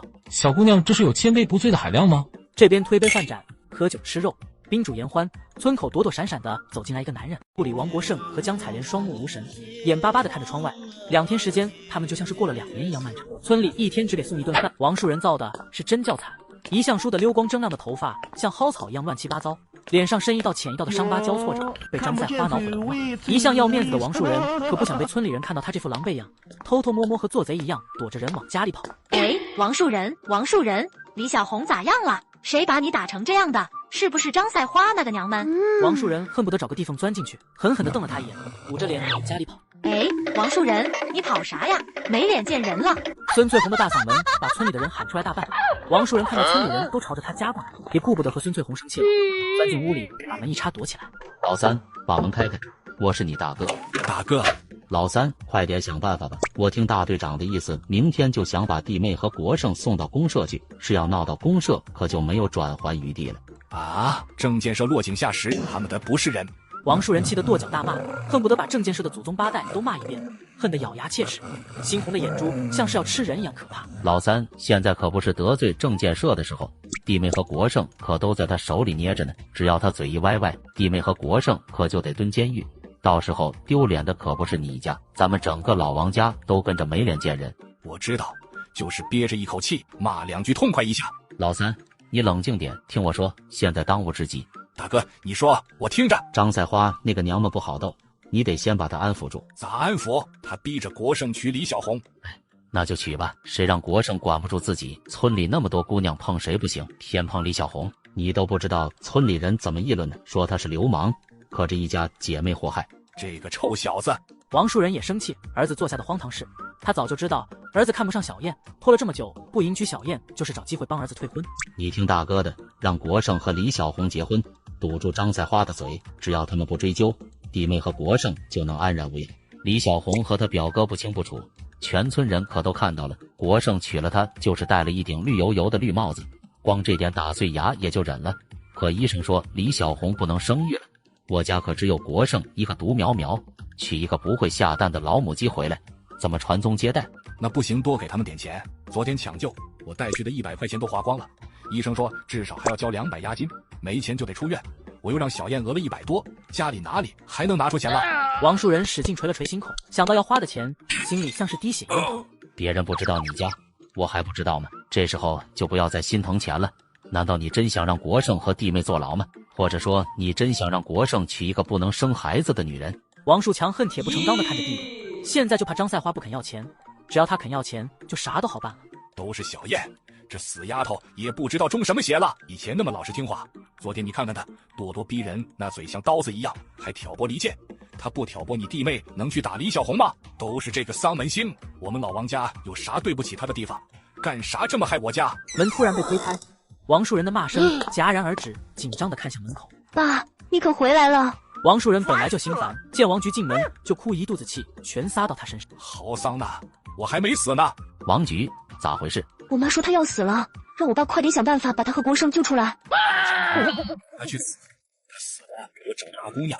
娘的，老子存点钱容易吗？都让他给败了。王菊这话像是点燃炮竹的火星，王树人顿时又炸了，双手叉腰在地上抱着脚闷。行了，说的那是啥话？不怕被人笑话？大哥，我憋屈啊！农村存点钱容易吗？那可都是从牙缝里省出来的，一天时间都让他们给败了，我这心啊，疼死了。这边王树人心疼的要死要活，大队部里王国胜和江采莲双目无神，眼巴巴地看着窗外。2天时间，他们就像是过了2年一样漫长。村里一天只给送一顿饭，还是掺了野菜的苞米粥，稀得像水一样，透着一股难闻的砂锅水味，都不如他家喂猪的猪食。李小红可千万不要死啊！看到儿子埋怨的目光，江采莲也生气，他为了谁啊？还不是为了他。他们娘俩在大队部诚惶诚恐地等待审判。薛灵燕这边请客已经接近尾声，酒足饭饱，人的心情就好。大队长，我想要点小麦种子，咱大队有没有？你要小麦种子干啥？我想种点小麦给小婷吃，她身体太弱了，白面养人。种子都是每年春耕的时候公社统一发下来的，咱大队没有种小麦的任务，根本不会对咱发，我没地方弄去。咱农村人粗粮大饭就养人，白面是城里金贵人吃的，小麦产量低还难伺候，你别种那玩意。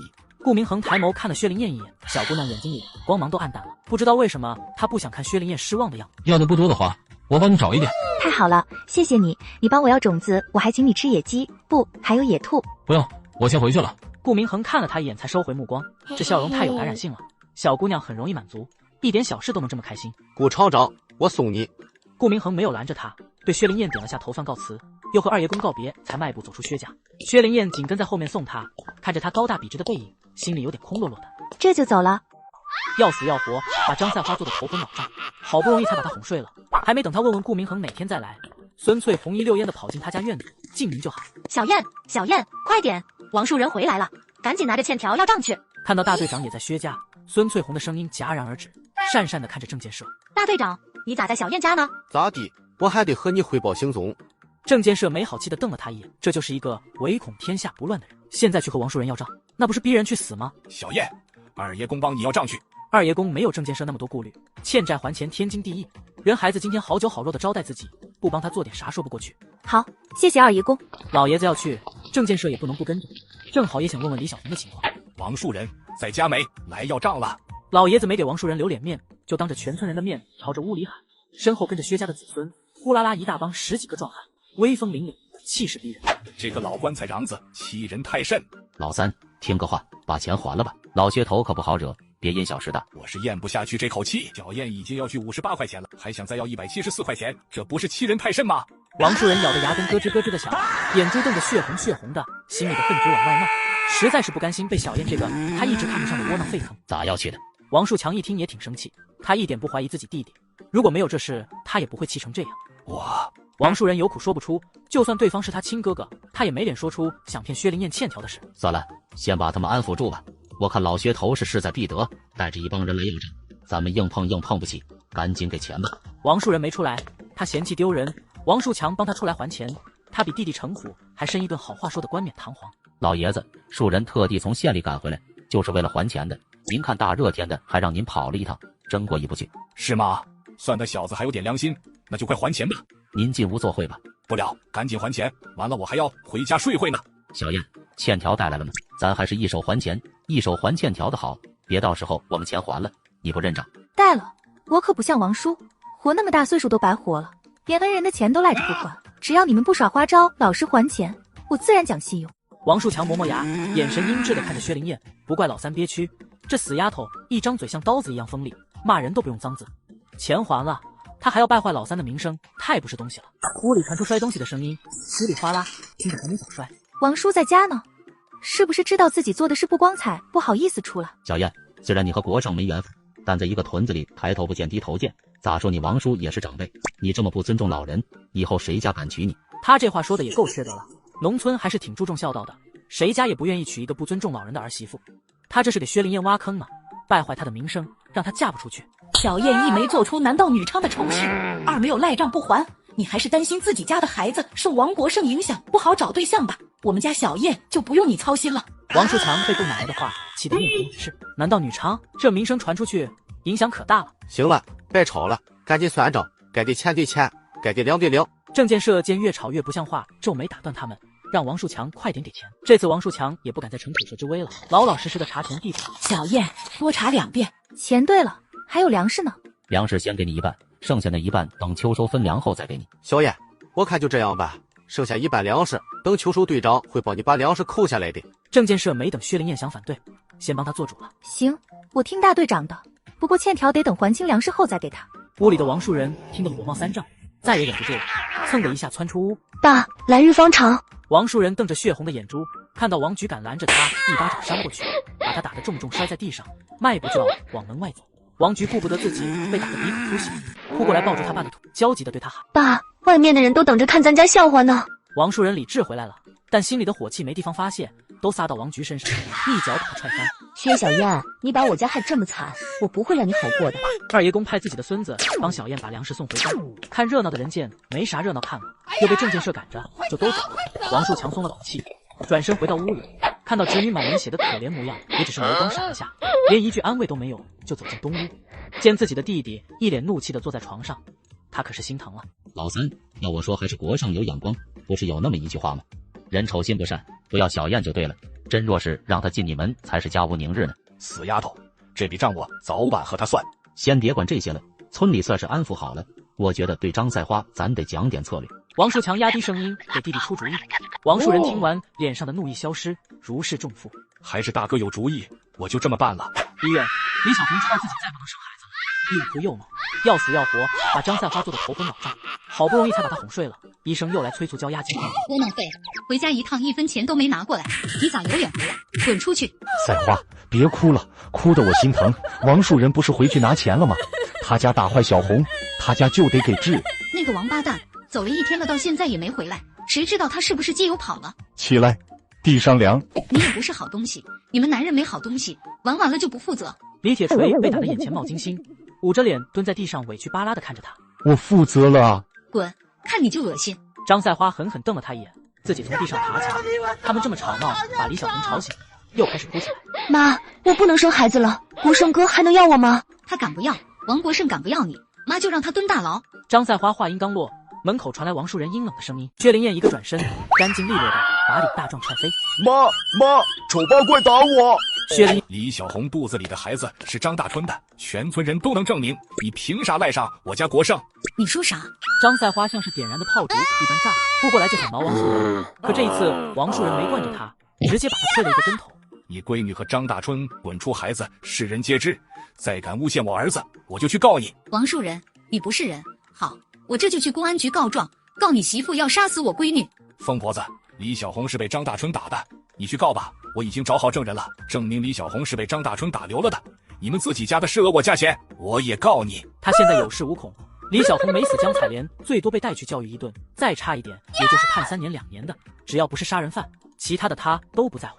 王国胜耍流氓那个小红，我带小红去告他，让他把牢底坐穿。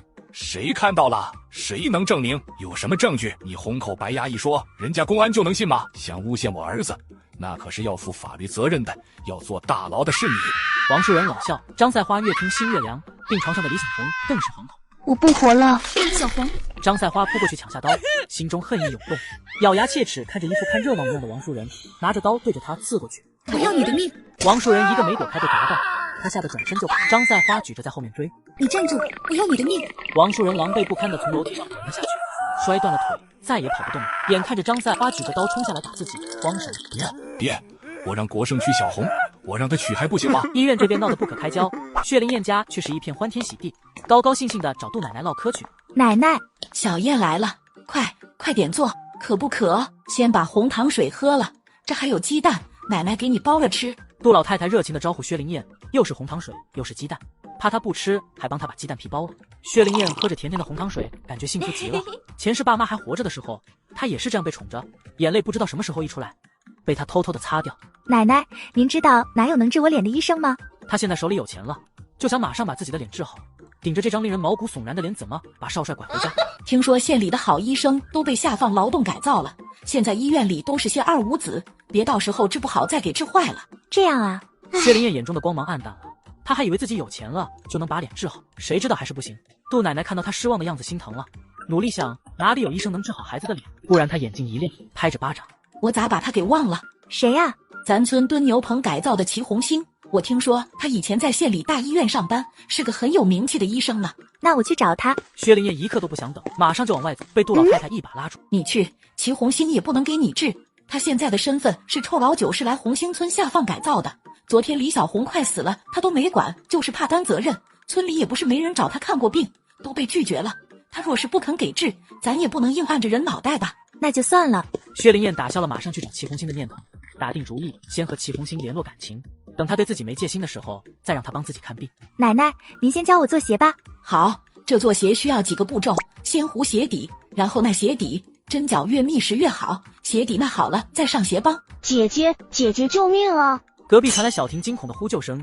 薛灵燕眼神一凛，扔掉针线，冲出杜奶奶屋里。身高体胖的李大壮正骑在瘦弱的握着2只拳头，轮番对着女孩挥来。小痞崽子，谁给你的狗胆穿我的衣服？别打了，救命啊！薛灵燕锋利2只手揪着李大壮的衣领，把他朝着前狠狠撞。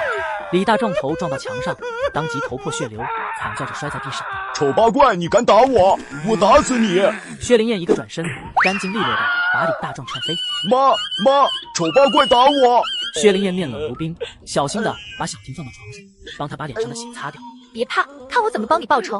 等他站起来时，他拿起放在柜上的鸡毛掸子。这把鸡毛掸子是张赛花打他们的工具，打断了就换个新的，6年时间换了10几个。鸡毛掸子带着凌厉的风声，狠狠抽在他背上。李大壮发出一声惨叫，每一下都像是要把他的骨头和肉抽得分离开一样，疼得彻底钻心。以前看他妈打小姑娘，他觉得爽极了，等亲自尝到被滋润，他才知道有多难以承受。小燕，奶奶，他打小婷都分家了，还会来欺负我们。打得对，让他老欺负你，给奶奶，奶奶帮你们出气。老太太看到小婷脸上的血，也来了口气，从薛灵燕手中抢下鸡毛掸子，对着李大让你欺负我2分干，打死你个狗东西！他打得没薛灵燕力气大，鸡毛掸子落下来的速度也慢多了。李大壮想趁机溜走，被薛灵燕踩住脚后跟动弹不得。弟，还不是孤老婆子一个？妈，我要吃肉肉，吃，就知道吃。隔壁的孙翠红两口子和附近住的村民都跑来看热闹，以往听到的都是小燕姐弟惨叫，今天这叫声不对劲，大伙都想看的是谁。以为我们老薛家没人了吗？打死你个狗养的！再敢回来欺负小燕他们，打碎你骨头渣！李大壮被打得躺在地上动弹不得，浑身没有一个地方不疼，脑袋肿得跟猪头似的，惊恐地看着四周的人。他不明白自己就1星期没回来，家里发生啥事了？他被这么多人围着打，妈后爹他们都去哪了？咋没一个人来救他？咋回事？连着2天了，咋就没有个小婷伺候？大队长，李大壮回来把小婷打伤了。李大壮，都分家了，你咋还回来？郑建设听了杜老太太告状，再看到小婷的惨状，顿时火，大着嗓门开骂。等李大壮可怜巴巴地从地上爬起来，郑建设的骂声戛然而止。这咋看着李大壮比小婷惨多了？大队长，他们打我！该打死你都活该！都分家了，还回来作威作福，赶紧滚蛋！郑建设没好气地骂了他一句，只要没打死他才不管这破事呢。李大壮这是第2遍听到分家2个字了，第1遍是薛家人喊的，当时他光顾着护着脑袋没听仔细，还以为自己被打出幻听了。分啥家？李大壮傻傻地看着郑建设，怪不得自己被打得这么惨，妈和姐都没出来管。可也不对啊，就算是分家，也应该在这个村子里，听到他被打不会不管的呀。李铁锤是入赘老薛家的倒插门女婿，再找媳妇就不得住在薛家，他都没资格住，你一个拖油瓶就更没资格住了。李大壮都要哭了，那不是说以后他都没家了？那我妈和我姐呢？他们都在县里医院呢。李大壮势单力孤，着急找他妈和李铁锤帮忙，也没细问，拖着疼痛男人的身体离开薛家。李大壮怎么窝火都不关薛灵燕的事。他送走了大队长和2叔公，关上门时脸上布满寒霜。明天开始，姐教你学武功，谁敢欺负你，自己打回去。小燕，你是不是受刺激了？奶奶，老爷活着的时候怕我受欺负，教过我武功。以前就想着一家人要和和美美，我和弟弟受点委屈也忍了，但他们欺人太甚，再忍下去我就不配做老爷的孙女。早晚也要面对怀疑。薛灵燕找了一个最好的借口，记忆中老爷的确教过小燕武功，只是她太懦弱了，直到死都不知道奋起反击。对，我想起来了，你这孩子既然会武功，最开始被欺负的时候就该反抗，厉害一点。张赛花咋敢欺负你和小婷？是，以前我太懦弱，以后不会再让任何人欺负我们。薛灵燕眼中凝结着寒意，渣渣们等着他一个一个的算账吧。小婷，姐给你上药。看着小婷睡着后，薛灵燕才离开西屋，心里怒火沸腾，根本睡不着。他就拎着水桶去了后院，从空间里拎水浇园子，1亩地大的园子浇水也是一项大工程。第2天，孙翠红起早做饭，闻到香喷喷的炖肉香味，探出脖子朝窗外猛吸鼻子。谁家起大早就炖肉啊？不知道，老杜太太有抚恤金，羡慕不来的。谁羡慕他呀？有钱能咋地？还不是孤老婆子一个。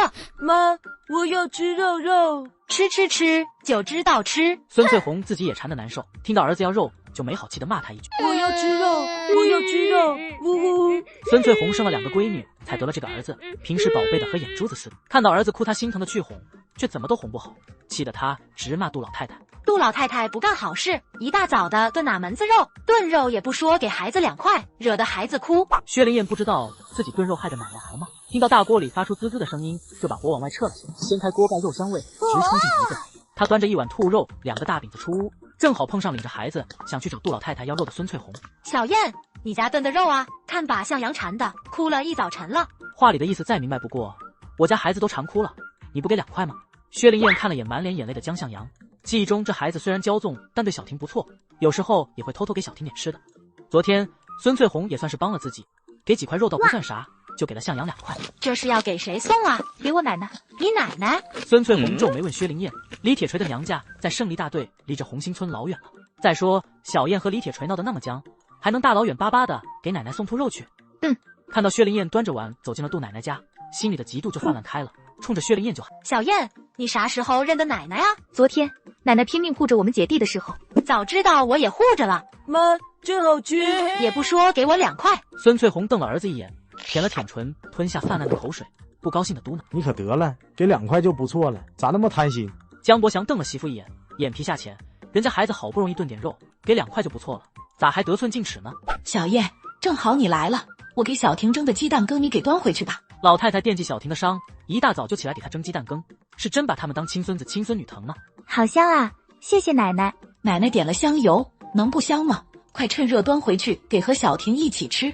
杜奶奶看到薛灵燕小馋猫的模样，笑容更加慈祥了。奶，我炖了点兔肉，还贴了饼子，您尝尝好吃不？奶奶不要，你和小婷留着吃，正常身体的时候多吃点肉，能长大个。奶奶，你要是不要就是没把我当孙女，那这鸡蛋羹我也不要了。行，奶奶吃还不行吗？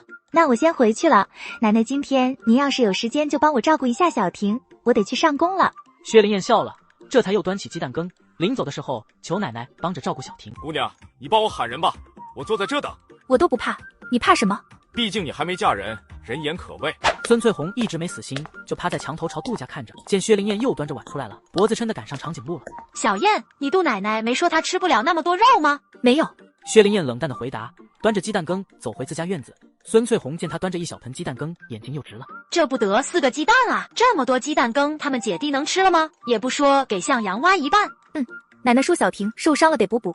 小婷，奶奶给你蒸的鸡蛋羹，快起来吃。姐，真香，还有肉呢。姐姐教我武功吧。她太崇拜姐姐了，连李大壮都被她打得起不来。好，吃饱饭姐姐就教你。薛灵燕就让她先从扎马步开始练，小婷也听话，马步扎得像模像样的。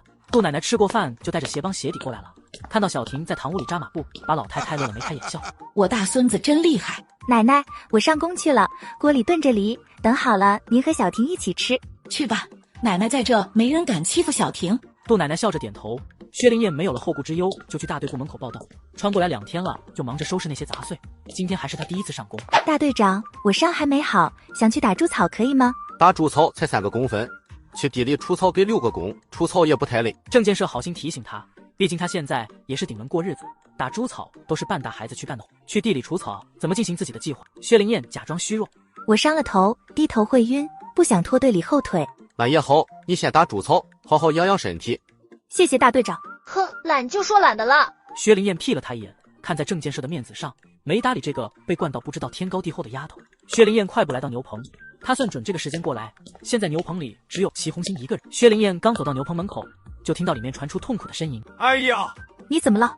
我摔了一跤，腿和胳膊好像都断了，起不来了。我扶你。别，我身上都是牛粪。没事，农村人还怕牛粪吗？我背你吧。但齐红星是这个时代的人，深深懂得人言可畏4个字的可怕。他不能让薛灵燕背自己，怕影响他名声。薛灵燕笑着摇头，不怪人家说有学问的人都迂腐，还真是。行，那我先给你看一下，如果只是扭伤，就帮你正过来。你会正骨？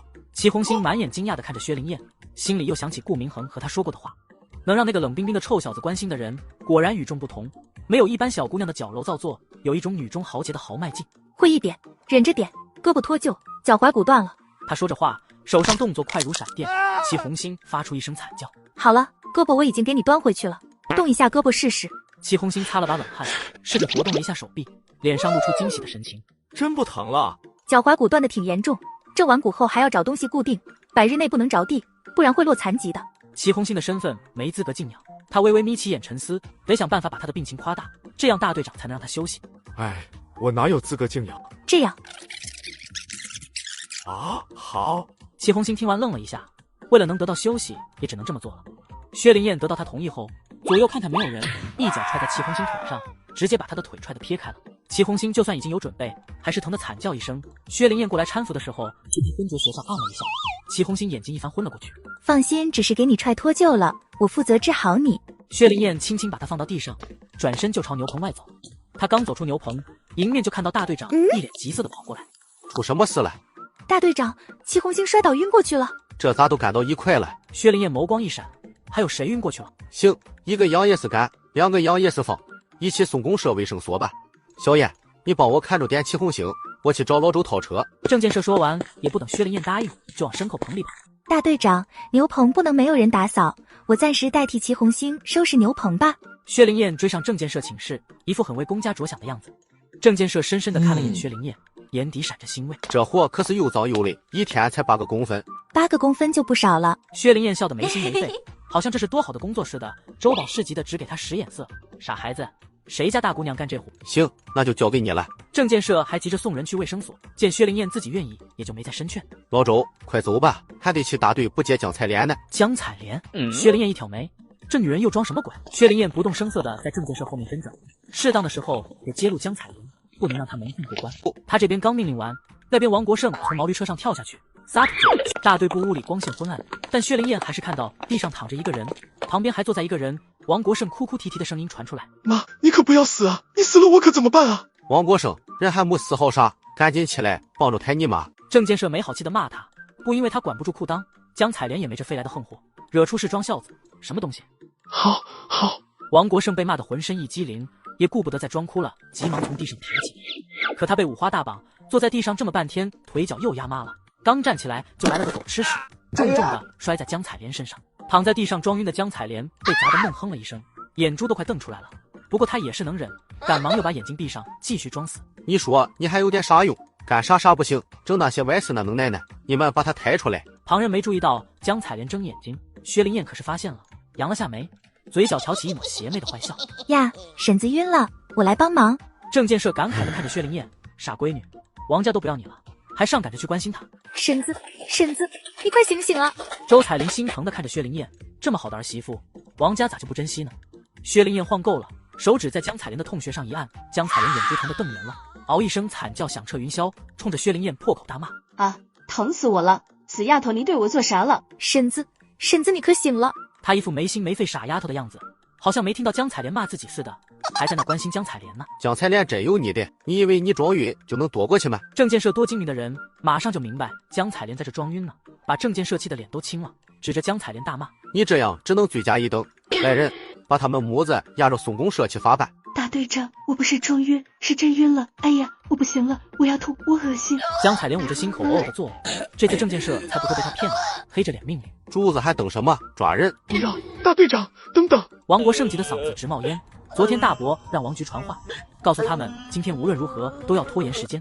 爸爸那边已经想办法让李小红和张赛花撤销控告了，真被拉去公社，可就没有回转余地了。等个屁，等着看你们装神弄鬼吗？带走！柱子是村里的民兵，他也是铁面无私的人，听了大队长命令，马上过来抓起王国胜，丢到毛驴车上，又去抓江采莲。啊，柱子，你耍流氓，你摸我胸了！柱子是没结婚的大小伙子，被他这么死不要脸的一打，不敢动手。郑建设备都气炸，治不了他还完了呢。周彩玲，你过去抓他。周彩玲，你闺女的对象还是我让大闺女给介绍的，你不能恩将仇报啊！周彩玲面色尴尬，为难的看了眼大队长，见郑建设阴沉着脸瞅自己，也顾不得面子了，使劲把江采莲拉起来。嫂子，对不住，这是我的工作，你还是配合一下吧。哎呀，可不能活了，我啥事都没干，凭啥抓我？江采莲撒泼耍赖，使劲撞开周彩，往地上一坐，两脚踢踏，又哭又嚎的闹起来。江采莲，你尽管闹，你不配合工作罪加一等。现在闹得越凶，判你就越重。江采莲被震慑住了，哭声嘎的停住，可怜巴巴的求郑建设：“大队长，咱都是一个屯子住的，抬头不见低头见。李小红不是没死吗？别把我们送到公社去，在队里处理不行吗？求求你了！”不行。郑建设瞪了他一眼，本来还可以通融一下，就冲他刚才撒泼耍赖，必须严惩到底。啊，可不能活了，这不是逼死人吗？见郑建设不通融，江采莲又开始撒泼。郑建设面沉四体，过去拎着他胳膊，把人上毛驴车，对着周把式命令：“走！”他这边刚命令完，那边王国胜从毛驴车上跳下去，撒腿就跑。薛灵燕看到了，嘴角扬起一抹邪气的笑，把脚尖前的土克拉踢出去。土克拉正中王国胜的后腿弯，他身体一个踉跄，大头朝下栽在地上，啃了满腿的土。为了防止他们母子再出幺蛾子，郑建设命令拿一根粗麻绳把他俩捆在一起。走，去公社。大队长，等一下。王树强从地头跑过来，跑得气喘吁吁，老远就招手喊郑建设。郑建设一肚子火，就算是王树强来了也没用，别理他。走，郑建设，你太不近人情了。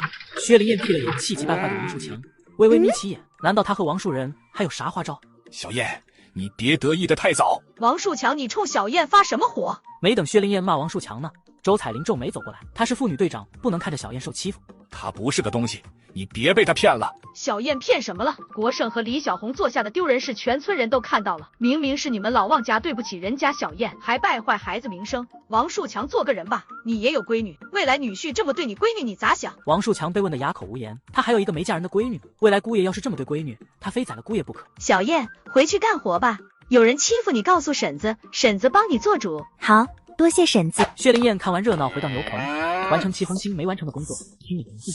中午总算把牛棚清洗干净了，趁着午休时间回家吃饭，进门就闻到饭菜香味。小燕累不累？奶奶给你准备了水，快洗洗吃饭吧。奶奶你真好。薛灵燕挽着奶奶胳膊，把脑袋搭在她肩膀上撒娇，心里幸福满满。快去洗洗吧。好，姐姐，我会扎马步了。哈哈，不错，姿势正确。薛灵燕笑着把毛巾放到脸盆架子上，表扬弟弟。一道人影风一样跑进屋，进门拉着薛灵燕就往外跑。婶子，啥事啊？你去看看就知道了。孙翠红故意卖关子，非拉着薛灵燕去看热闹部。三个人来到大队部的时候，就看到大队部门口停着一辆毛驴车，车上铺着褥子，褥子上躺着一个满脸淤青挠痕的女人，竟然是李小红。江采莲面色得意地坐在毛驴车帮上，王国胜面色复杂地看着车上的李小红。李小红对着他哭的那叫一个梨花带雨。李小红，你确定吗？打伤我的是我表哥，孩子也是我表哥的，是我诬陷国胜哥，他和我没有关系。李小红绝望了，眼泪大滴的往下落。他身败名裂，成全王国胜，他竟然一点感动都没有，对自己也没有半点怜惜。曾经他情到浓时抱着自己，说他可以为自己去死，现在却连一句有担当的话都不肯说。太不像话了，自己不正经还诬陷国胜，什么东西？这种不正经的女人过去就得进猪笼。大队长把她送去公社去教育去，不能让她败坏咱们村的风气。李小红精神已经崩溃了，捂着耳朵大声哭泣，恨不得马上就死去，免得受这种侮辱和糟践。一帮人捡来土克拉，朝着毛驴车上丢。李小红被打得啊啊的惨叫，捂着脑袋就顾不上身体，差点从毛驴车上滚下去。行了，都别打了，打死了拉你们去偿命。这句话很有震慑力，围观的人马上老。你确定不是他打的你？这是最后一次问你，你可要想清楚再回答。大队长，你什么意思啊？李小红都说不是我了，你咋还问起来没完？哦，我知道了，是不是因为当初选大队长的时候，我们家老王和你竞争，你就故意给我家穿小鞋？你放屁！大伙都听了吧？大队长骂人了。大队长，你看李小红都已经说清楚了，是不是把国胜和我弟妹放的呀？王树强的媳妇郑大华夫唱妇随，也跟着逼郑建设。对呀，大队长，我们国胜平白的受了大冤枉，已经够倒霉的了。既然不关国胜的事，就放人吧。郑大华和江采莲这两个妯娌并不是很和睦，甚至郑大华很烦江采莲，但毕竟一笔写不出两个王字，江采莲和王国胜真被带去公社批斗，也会耽误自己家孩子的婚事，所以这个时候还是得一致对外。大队长还问什么？放人吧！郑建设冷着脸扫了一圈，今天这人若是放了，他是真憋屈。王树人到底是用什么威胁李小红改口的？肯定不是王国胜娶她的事。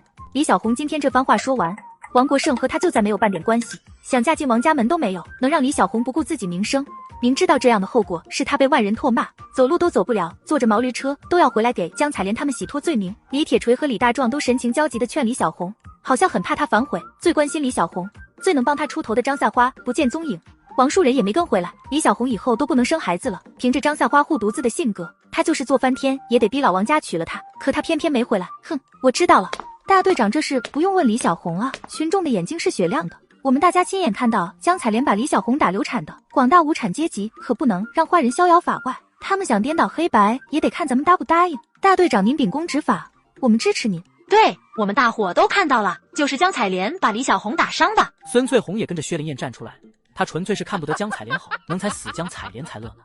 大队长，我老太太也可以作证。那些和老王家有仇的都站出来，这么多人作证，那可就是铁证如山。薛小燕，国胜不要你，你就这么落井下石吗？非要害得我们老王家家破人亡，你才高兴？眼瞅着板上钉钉能把江采莲和王国胜放了的事，就这么被他搅。嘿，明明是我不要王国胜这个寡廉鲜耻的东西，你是瞎还是聋？我站出来作证，是因为看不惯你们家的仗势欺人。李小红虽然对我不好，但我也看不得她受这么大的委屈。王国胜始乱终弃，江采莲把李小红打得不能生育，这种人不受惩罚，天理不容。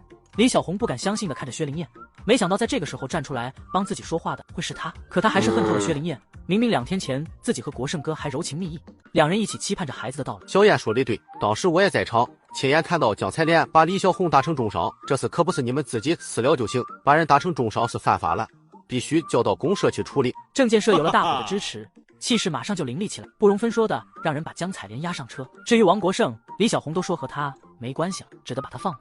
不要啊，别抓我，不是我打的。带走。大哥，大哥救我！王树强皱眉，他现在也没办法，只能眼睁睁地看着江采莲被带走。小燕，你是想让我们家破人亡吗？大队长，我们不告了，快把江采莲放回来啊！你这是干啥？起来！大队长，你要是不把江采莲放回来，王树人就不放过赛花啊！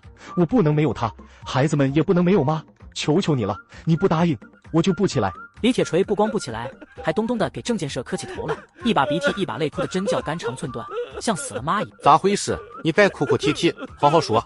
李铁锤，你别胡说八道。薛灵燕看到李铁锤的反应，证实自己的猜想，果然是王树人拿着张赛花威胁李小红的。大队长，肯定是王树人把张赛花绑走，逼着李小红来帮他们脱罪。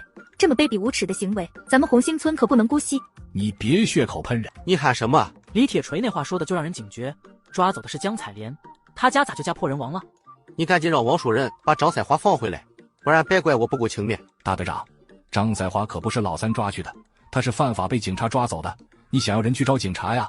王树强见今天无论如何也救不了江采莲，索性对郑建设耍起无赖了。警察抓他干啥？犯法了呗，想知道问警察去。王树强卖关子不告诉郑建设，丢下一句转身就走。临走拉了把怨毒瞪着薛灵燕的侄子，好恶心。男人鬼鬼祟祟的探出头来，有一件事想麻烦您。你怎么，这是包在我身上？齐红星听完，狐疑的看了眼顾明恒，见他的神情依然是那么淡漠，就点头答应了。顾明恒说完，事情就出来了。见小安还没回来，就在外面等会。这时，一个穿着粗布衫、身形瘦弱的男人，背着一大袋粮食，胳膊上挎着一个大行李包，手上还拎着2只芦花老虎箱。男人鬼鬼祟祟的探出头来，发现顾明恒后，眼神紧张起来。李铁锤看清楚不是本村人后，悬着的心才放下，便不再顾忌顾明恒，低着头匆匆的往村口走，恨不得自己长8条腿、3个肩膀，这些东西实在太重了，想走快点不能。这不是那个可怜孤凉的狗爹吗？那女人不是求长辈做主，把他逐出家门了？顾明恒的目光落在李铁锤拿的那些东西上，一下子就明白这个男人想干啥。在李铁锤路过他时，李铁锤想忍气吞声，顾明恒却没想放过他，过去抓着他的胳膊，但李铁锤又重重的摔在地上。领导，你打我干啥？李铁锤都想哭了，自己怎么这么倒霉？昨晚被狼姑，今天被人打，本想趁着村里没人把东西打腾中，怎么就碰上这个煞神了？领导，求求你了，去找大队长，告诉他咱们抓住了一个贼。领导，我不是贼，这是我自己家的东西，不能让村里人知道，否则他啥都带不走。可他还没仗着好，抓贼打死都可以的，还不快去！哦，马上去，马上去！李铁锤哭丧着脸，完了，完了，全完了。薛灵燕可不知道自己心心念念的想抢回家的男人帮了他一个大忙。薛灵燕这边收获了好些猎物，惦记着家里没有恋战，随便采了点野菜装样子。野兔都丢进坑间，就拎着2只野鸡匆匆出山。等他回到家，发现大门开着，院子里的地上还散落着苞米。薛灵燕眼神一凛，大步流星地走进屋里，东西屋都被翻得乱七八糟，满是的狼狈，像是刚刚被打劫过。薛灵燕顿时火冒3丈，狗东西，昨晚给他的教训还不够，还打来！小燕，快去看看吧，李铁锤那个狗东西打伤了人，抢走了你家的粮食。孙翠红跑来喊薛灵燕，拉着他就往大队部跑。他是借着史盾跑到大队部看热闹的，怕大队长息事宁人，才来喊薛灵燕。李铁锤呀，李铁锤，你让我说一点什么好呢？那可是还不如牲口。小红在医院抢救，我没钱啊，不拿粮食换钱咋办？张赛花给他下了死命令，拿不回去钱就不和他过了，没媳妇咋活啊？你放屁！小红的抢救费不是王树人掏的吗？郑建设火眼金睛，哪会被他糊弄过去？昨天他可是一直陪到晚上，啥不清楚。不过现在生产才最重要，不能为了他家的破事瞎耽误功夫。也就是因为这点，他息事宁人，踹了李铁锤一脚。赶紧滚！李铁锤像是得到特赦一般爬起来，嬉皮笑脸的对大队长点头哈腰。是我滚，我这就滚。顾厂长，您来视察田菜地的情况吧，真不好意思让您看笑话了。李铁锤感觉到他看过来的目光就是一缩脖又恢复受气的鹌鹑样。顾明恒反感的移开目光，没想到大队长会这么轻描淡写的处理李铁锤。大队长就这么放过他了？小同志，你是不知道，从5月到现在一滴雨都没下，地都干得裂开了，我生产都抓不过来，哪有时间整天处理他家的破事？郑建设不高兴的看了小安一眼，对顾明恒他尊重，那是因为他是领导，小安就是个司机，竟然敢对自己村里的事指手画脚。薛灵燕过来的时候，正好看到李铁锤骑着老母鸡，一双凤眼瞬间布满煞气，奔着李铁锤冲过去。李铁锤发现薛灵燕，又想起昨晚那锥心透骨的疼，瞬间脸色煞白，老母鸡也不敢抓了撒丫子，腿倒腾的还挺快，风一样冲出村。薛灵燕沉着脸去追，打定主意要把这老小咱们结婚，我娶你，结婚后你让我干啥我就干啥，还不行吗？你想得美，我会要你这只癞蛤蟆。李大壮，你说咋回事？王树人耍赖，不肯掏钱给我姐治病，还不让她进王家门。我妈气不过，就用刀追他，他自己掉下楼梯摔断腿，硬说是我妈要杀他，警察就把我妈抓走了。王树人说要想我妈回来，就必须让我姐承认孩子是我表哥的。还让他说是我表哥把他打伤了，不然就让我妈吃枪子。李大壮到底是岁数小，以为郑建设说给出头就真能把他妈救回来，像是看到救星一样，对着他一五一十全说了。好啊，好啊，王书人还真是胆大包天，你们跟我走吧，这件事我帮你们和公社书记反映一下。郑建设把李铁锤和李大壮叫上，用毛驴车拉着江彩报应，该老天有眼不放过坏人，让他们狗咬狗，没一个好东西。哈哈，奶奶你真可爱。薛灵燕回家吃过午饭后又去上工了，上午收拾完牛棚，下午还要去收拾牲口棚。突然一道阴影挡住了牛棚外的阳光，朝着他走过来。该死的丑八怪只配和牛粪在一起。来了，丑八怪，没想到我会这么快找你算账吧？别废话，进来。阴暗的牛棚里，薛灵燕那抹笑太恐怖了，不像是人，倒像是勾魂的厉鬼。丑八怪，这回村里一个人没有，我就是打死你都没人知道。他的拳头都没碰到薛灵燕就被他抓住，然后脚底下被绊了一下，自己就飞了出去。飞去的方向正是薛灵燕刚刚清理好的牛粪上，他想躲开，哪怕是摔在地上也比扎进这堆牛粪里强。可这已经不是他想怎样就怎样了，他精准无比的扎进牛粪筐里，整张脸都和牛粪来了一个亲密无间的接触，热乎乎刚出炉的牛粪把他脑袋整个埋进去，扑鼻的恶臭熏得他想去死。薛灵燕看到他挣扎开始无力后，才把人拎起来。王国胜得以呼吸，也顾不得嘴里的牛粪了，像是缺氧的鱼一样张大嘴拼命喘气。这一呼吸，牛粪就吸进肺里，中午吃的饭全喷出来，呛得他剧烈的咳嗽起来，几乎把肺都给咳出来了。我求你，饶了你啊！就这么饶了你，也太便宜你了。薛灵燕眼神冷厉下来，小燕死得那么惨，她只受这么一点报应哪够？小燕，不要啊！看在咱们以往的情分上，不要杀我。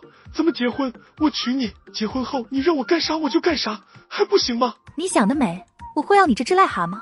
目光扫到正在悠闲吃草料的老牛，薛灵燕唇边笑意更浓，她已经想好怎么收拾王国胜。看你的命了，该死那就死了。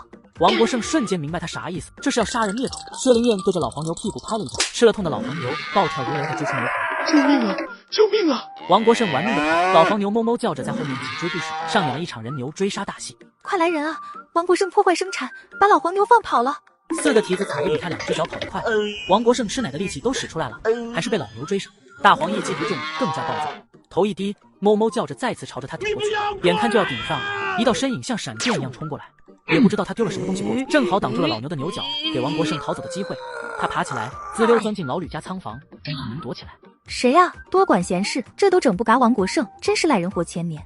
郑世杰用行李包挡住了老牛，看着把人救下来之后，就想去拉老牛的缰绳，可他不知道愤怒的老牛有多恐怖。郑世杰想躲开，一眼瞥到正在逃离的薛灵燕，快闪开！薛灵燕没动，看了他一眼，本来满肚子活想看他热闹，但因为郑世杰这一份善念，他决定帮这个二愣子一下，怕牛伤及无辜。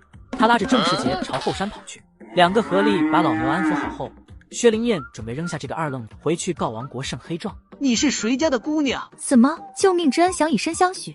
郑世杰没想到这姑娘这么大胆，顿时愣住。郑世杰不由仔细看着姑娘容貌，那一脸可怕的红疙瘩，看得人毛骨悚然。这是嫁不出去，想赖上自己。二愣子，我对你没兴趣。二愣子，愣子，我堂堂一个排长，虽然退伍了，但哪里像二愣子？刚想问清楚，就见薛灵燕已经洒脱离开，把他扔下了。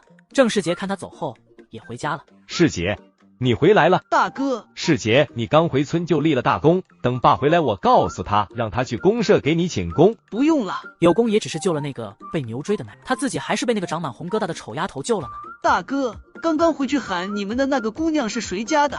脸上长满红疙瘩那个？是，叫啥名？老薛头的孙女薛小燕，你咋还能不认识？小时候你不是总往薛家跑吗？怎么可能是他？记忆中的小燕胆小懦弱，看到人话都不敢说。你走后不久，老薛头就死了，没过多久，小燕的妈妈也死了，李铁锤又娶了个女人回家。郑世明看到弟弟回家高兴，听弟弟问薛灵燕情况，他就打开了话匣子，把发生在小燕身上的事跟弟弟说。小燕，你说王国胜去牛棚里打你，还把牛放开是吗？是，他说要报复我。你胡说，薛小燕，你害我！这一喊牛粪就进了嘴里，恶心的他蹲在地上。我害你？那你和大伙说说，为啥趁着村里没人的时候到牛棚？王国胜，你在村里没人的时候去牛棚干啥？以为我们大家都是傻子吗？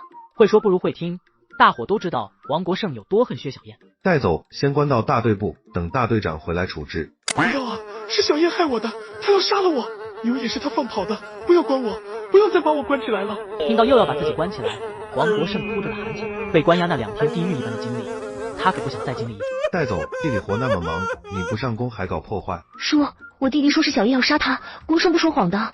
你看小叶一点伤都没有，我弟弟满身的伤，一定是他恨我弟弟，不要他想杀了他报复。王局，王国胜不说谎，咋不承认和李小红的事？王局被噎得脸色涨红，他很想说弟弟和李小红啥事都没有，但这话说出来他自己都不信，村里人就更不会信了。小叶，你就是在恨国胜，也不能这么害他啊！快告诉叔实话，你这样胡说会害死他的。你让我说什么？他跑来打我，还把牛放跑了害我，你还让我给他求情。王局，你们老王家人还能再卑鄙一点吗？王树强心疼地看着侄子，这傻孩子咋就不能等2天再去找小燕麻烦？这次好像谁也救不了他。叔，咋也得让我弟弟洗洗啊！你们俩看着他洗澡，洗完了就关起来。人散了之后，王局满眼恨意地看向薛灵燕，薛灵燕对着他勾起嘴角，笑得邪气倾城。这边的郑建设晚上才回来，跟着毛驴车一起回来的还有齐红星和民兵柱子。齐红星，你也别怪我，大队没这笔资金给你治病，你得退就听天由命吧。郑建设眸光复杂的对齐红星说，不敢对他表现出太大的同情。我已经把你的情况和公社说了，这1个月你不用再干活，至于口粮只能按平时的1半给，你没啥意见吧？没有，谢谢大队长。他们回到村里已经是半夜了，郑建设和柱子把齐红星抬回牛棚，就各自回家了。第2天一早，薛灵燕早早的来到牛棚。你回来了，比我想象的早1天。是啊，我是臭老九，大队长能带我去看病已经是仁至义尽了，不过给我放了1个月的假。才1个月？我这身份给1个月假就不错了。没遇到好医生，遇到的是仇人。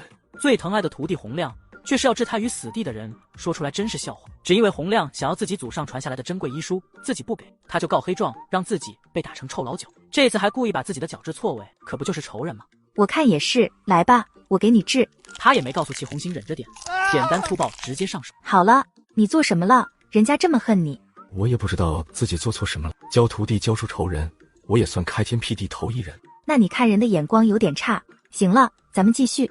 我得把接错的骨头再给你掰开，会很疼，忍得住吗？齐红星打了一个冷战，他硬着头皮点点头。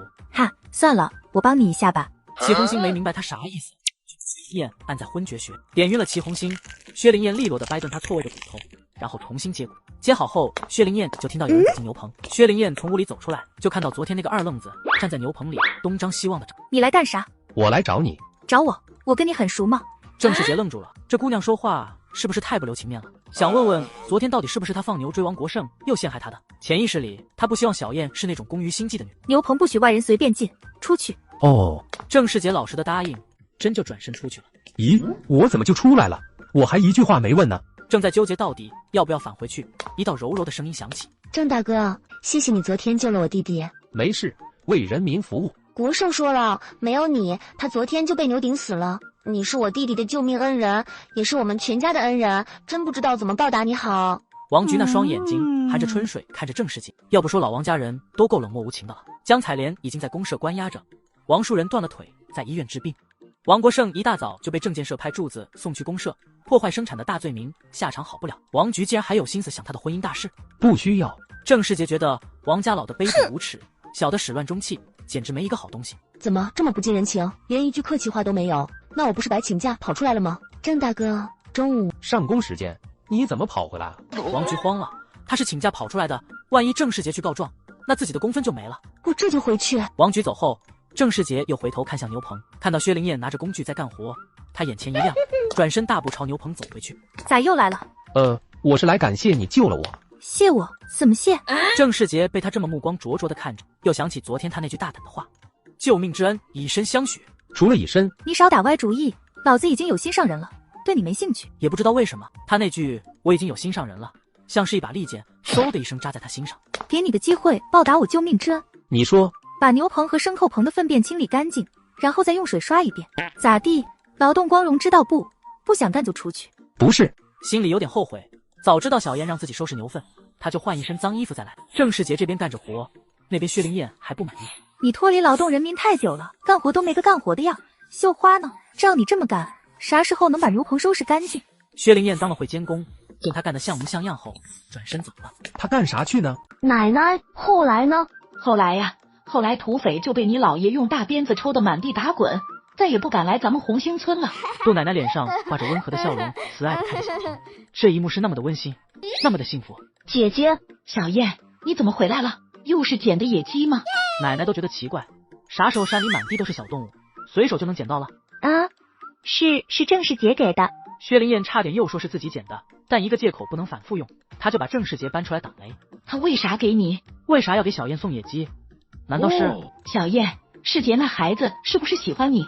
太好了，奶奶就说你这么好的姑娘，怎么可能没好命呢？这不是苦尽甘来了，走了王国胜那个坏东西，来了一个有出息的世杰，奶奶给你们做媒人，一定把你风风光光的嫁到郑家去。奶奶您想多了，这是他为了报答救命之恩送给我的。啥救命之恩？就是昨天王国胜跑牛棚里，郑世杰自己没能耐，还非要逞能，差点被老牛顶死，还是我侠肝义胆救了他。这不是早晨就送来2只野鸡报答我。杜奶奶咋都觉得不对劲，但看到薛灵燕一脸嫌弃的样子，就没再问。奶奶中午您熬点鸡汤，我给齐红星送点去。另外，郑世杰给咱们送野鸡的事，不要和外人说，大队长媳妇小心眼会骂他的。奶奶知道，小燕这是心里有世杰了，不然咋怕他挨骂？薛灵燕不知道老太太误会的这么彻底，安排好家里的事，就进了柴房，拿着东西去了后山打猎。顾明恒昨天去医院，无意间听到齐红星腿断的消息，很担心，一大早就开车过来，赶在村里没人的时候，想给他送点药。顾明恒刚走到牛棚门口，猛地停住脚步，看着牛棚中对着牛粪奋战的郑世杰。营长，退伍了就不要再喊在部队时候的称呼，叫我恒哥吧。见是郑世杰，顾明恒身上紧绷的寒意散去，淡淡一笑。对，那我喊你恒哥了。能喊偶像大哥，他太荣幸了，满心的骄傲。你怎么？这不是退伍等待分配吗？反正待着也没啥事，就过来义务劳动了。哦，以前不是有个下放的人在牛棚干活吗？是，他腿摔断了，后来就派薛小燕过来干活，他有事回家了，我帮会忙。小燕是老薛家的孙女，恒哥你认识？郑世杰目光落在他手里的挎包上，鼓鼓的，好像装了不少东西。郑世杰眼中闪过疑惑，恒哥这是给谁拿的？给小燕带了点东西。郑世杰更怀疑了，一个男人送一个小姑娘东西，这代表什么？郑世杰可不相信顾明恒会喜欢小燕，他那一脸恐怖的红疙瘩看得人毛骨悚然。他很可怜，是很可怜，就算可怜和你也没关系啊，自己咋不知道恒哥什么时候变得这么热心了？既然他没在这，我去他家看看。没想到会遇到郑世杰，即便是对曾经的手下，人心复杂。恒哥，我陪你一起去。不用了，你继续劳动，我自己去。是。看这情况，恒哥不只是认识小燕，关系好像还挺亲近。顾明恒拎着包找到小燕家，杜奶奶听到响动出来看。同志，你找谁？找小燕。小燕怎么会认识这样的人？她去山里采猪草了，你先进来坐会吧。老太太打量完，觉得是个不能得罪的大人物，赶紧把人往屋里带。奶，鸡汤熬好了吧？给我装一罐，我得赶紧回牛棚给齐红星送去。门口传来薛灵燕的声音。杜老太太看了眼顾明恒，脸色大变。小燕，家里有客人。杜老太太急忙冲门外喊，齐红星的身份，谁跟他沾上边都得倒霉。薛灵燕听到奶奶的话，心头一紧，她也知道事情的严重性，忙一步跨进屋，想看看是谁来她家了。一进门，薛灵燕悬着的心一下子就放了回去，对着他灿烂一笑。顾厂长，啥时候来的？正好炖了鸡，中午在我家吃饭吧。小燕，奶奶，没事，顾厂长是自己人。我怎么不知道咱们什么时候成自己人了？我刚才的话还望顾厂长烂在心里。我什么都没听到。上路。薛灵燕的手就那么华丽丽地拍在顾明恒肩膀上，笑容更加明媚，声音里带着赞许，总有被他占便宜的感觉。这次来是给你送小麦种子的，还有1年级的书本。哈，你还真是言而有信。好了，我还有事。真不留下吃饭？顾明恒没回答他的话，大不留心地离开。小燕，这人你在哪认识的？奶奶，你不认识他了？不认识。哦，我忘了，上次请顾厂长吃饭您没来。小燕，这男人不是你能想的，跟咱们是2个世界人。奶奶，不要妄自菲薄，他长一个脑袋，我也长一个脑袋，咋就不是我能想的？见孙女真喜欢刚才那个冷冰冰的小伙子，杜奶奶忧心忡忡地看着他。小燕，他一看就不好接触，冷得像冰块一样，那一身气势，不可能在农村找媳妇。你不要把心放在他身上，不然会痛苦的。哈，不说这个，鸡汤呢？我得赶紧回牛棚了。已经装好了。杜奶奶见他没听进去，只得叹了口气，以后有机会再慢慢劝吧。小燕，小心点，别让人看到。知道了。薛灵燕笑着点头，抱着鸡汤罐子放进装满猪草的筐里，把罐子上面盖上了一层猪草，谁都看不出来里面有什么。回到牛棚，看到郑世杰挥汗如雨，刚把牛棚清洗干净。看到薛灵燕回来了，郑世杰停下手中的工作，看向他，眼中有几分不淡定，很怕自己干的活不入这姑奶奶的眼，又看到他嫌弃的眼神。不错，你可以走了。我累了一身汗，是不是应该说声谢谢啊？就算不说谢，说声辛苦了也行啊。咋地？不走还等我请你吃饭？我是差那一口饭的人吗？郑世杰更加憋屈地看着他。你一个大男人咋这么磨叽呢？快走吧，等下宫的人回来，看到你在这孤男寡女的，影响我名声。你这副模样，别人不会多想的。薛灵燕见郑世杰看着自己不动地方，像是听不懂话似的。还不走？郑世杰深吸了一口气，不生气，不生气，好男不和女斗，衣冠不整，不像话。郑世杰差点没气吐血了。不好意思，我刚才干活的时候怕弄身上。行了，快走吧。他不走，自己怎么把鸡汤给老七头？等一下，我有事问你，就几句话，是关于昨天王国胜的，别误会，我就是想不明白，他来是搞破坏的，为啥还弄了满头满脸的牛粪？顶着薛灵燕冻死人的目光，郑世杰硬着头皮说完。想知道很容易，现场演示不就行了？郑世杰没明白啥意思。薛灵燕对着他命令：过去解缰绳。郑世杰瞬间头皮发麻，又想起昨天被大黄追着撵了半个村子的事。去啊！不用了。王国胜来接大黄，被愤怒的大黄一脚踹进装满牛粪的筐里，然后被老牛追杀。看，都不用薛灵燕说，郑世杰自己就脑补出画面了。我先走了。见他不回答，郑世杰垂头丧气地离开牛棚。二愣子，看你还敢不敢问了！再一次被薛灵燕抓住，这次他没客气，使了点力气。顾厂长，快来帮帮我！醒了？把这个喝了，我去给你望风。鸡汤。齐红星闻到浓郁的香味，不敢相信地看向薛灵燕。是。薛灵燕笑着点头。我对你这么好，总该给我治脸了吧？为什么对我这么好？从被打倒那天开始到现在1年多了，尝尽了人间凄苦，让他不相信陌生人会无缘无故地帮自己。礼下于人，必有所求。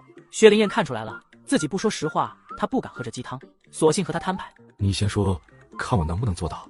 我这脸您应该能治吧？很难受，像是盖了层盖子似的，痒得我想把脸皮撕下来。齐红星松了口气，原来是为了这个，太简单了。可以。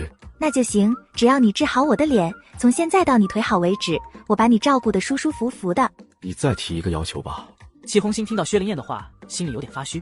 本来已经答应顾明恒帮薛灵燕治脸，这不算报答。不用了，其他的我用不着你，你也帮不上忙，我只要不顶着这张脸就行。本来你治好了我的腿，我治好你的脸是两相抵了，但之前已经有人找我帮你治脸，所以我还欠你一个人情。现在我是还不了你这个情，但以后有机会了，只要不是杀人犯法、违背道德良心的事，我都帮你做。有人找你帮我治脸，谁呀？齐红星惊觉自己说错话了，咋就把实话说出来了？你别管了，总之我答应你一件事，你记着就行。好，我记着了。薛灵燕笑了，老头不想说，他也没有刨根问底，转身去门外帮着望风了。这边的郑世杰郁闷地离开牛棚，走了一段路，才想起来要请顾明恒吃饭的事，想回去问问小燕又不。郑建设陪着顾明恒刚从大队部里走出来，就看到了郑世杰。世杰，你在这干啥呢？航哥，我正要去找你呢，你咋和我爸爸在一起呢？公事。爸，二哥。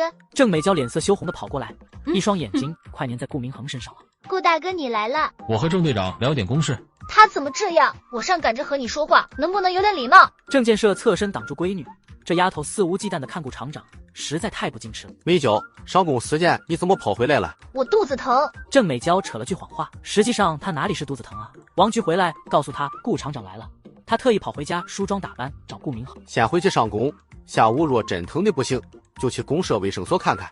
都快放工了，我还回去干啥？郑美娇不满地嘟囔，身为大队长的闺女还不能搞特殊。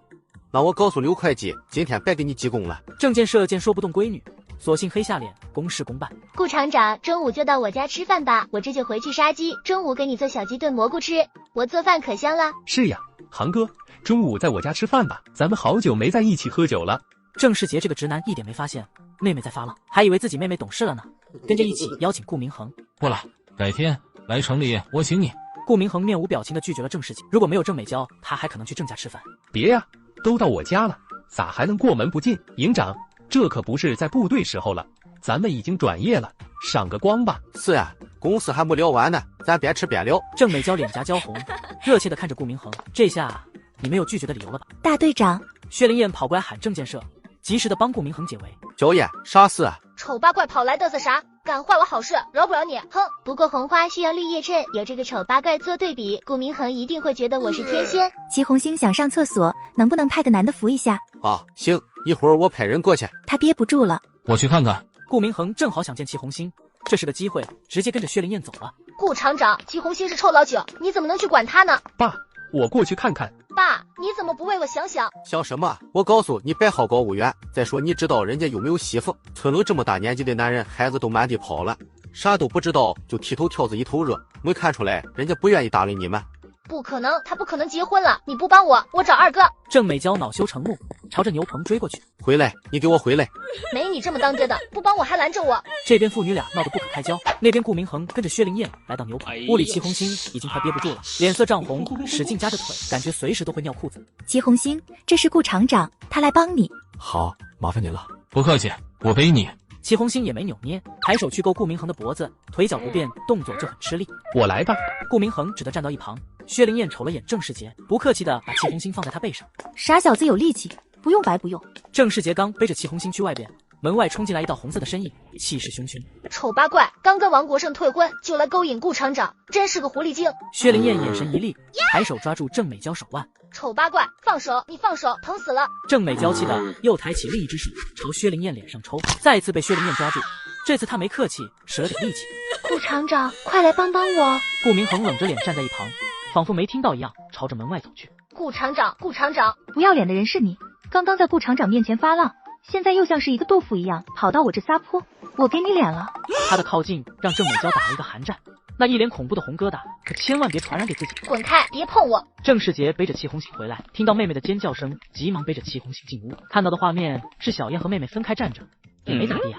二哥救我！我的脸，他传染我了！郑美娇哭得语泪纷飞，看到二哥像是看到救星一样，朝他喊：“没事，不传染。”薛灵燕见好就收，郑世杰进屋，他就松开了郑美娇，含着脸站在一旁。二哥，他打我，打他，打死他！丑八怪想勾引顾厂长，臭不要脸！郑世杰看到薛灵燕冰冷的眸子，被他误以为是因为妹妹伤害了薛灵燕了，他在自我保护。美娇，别胡闹！我没有胡闹，二哥，你不疼我了吗？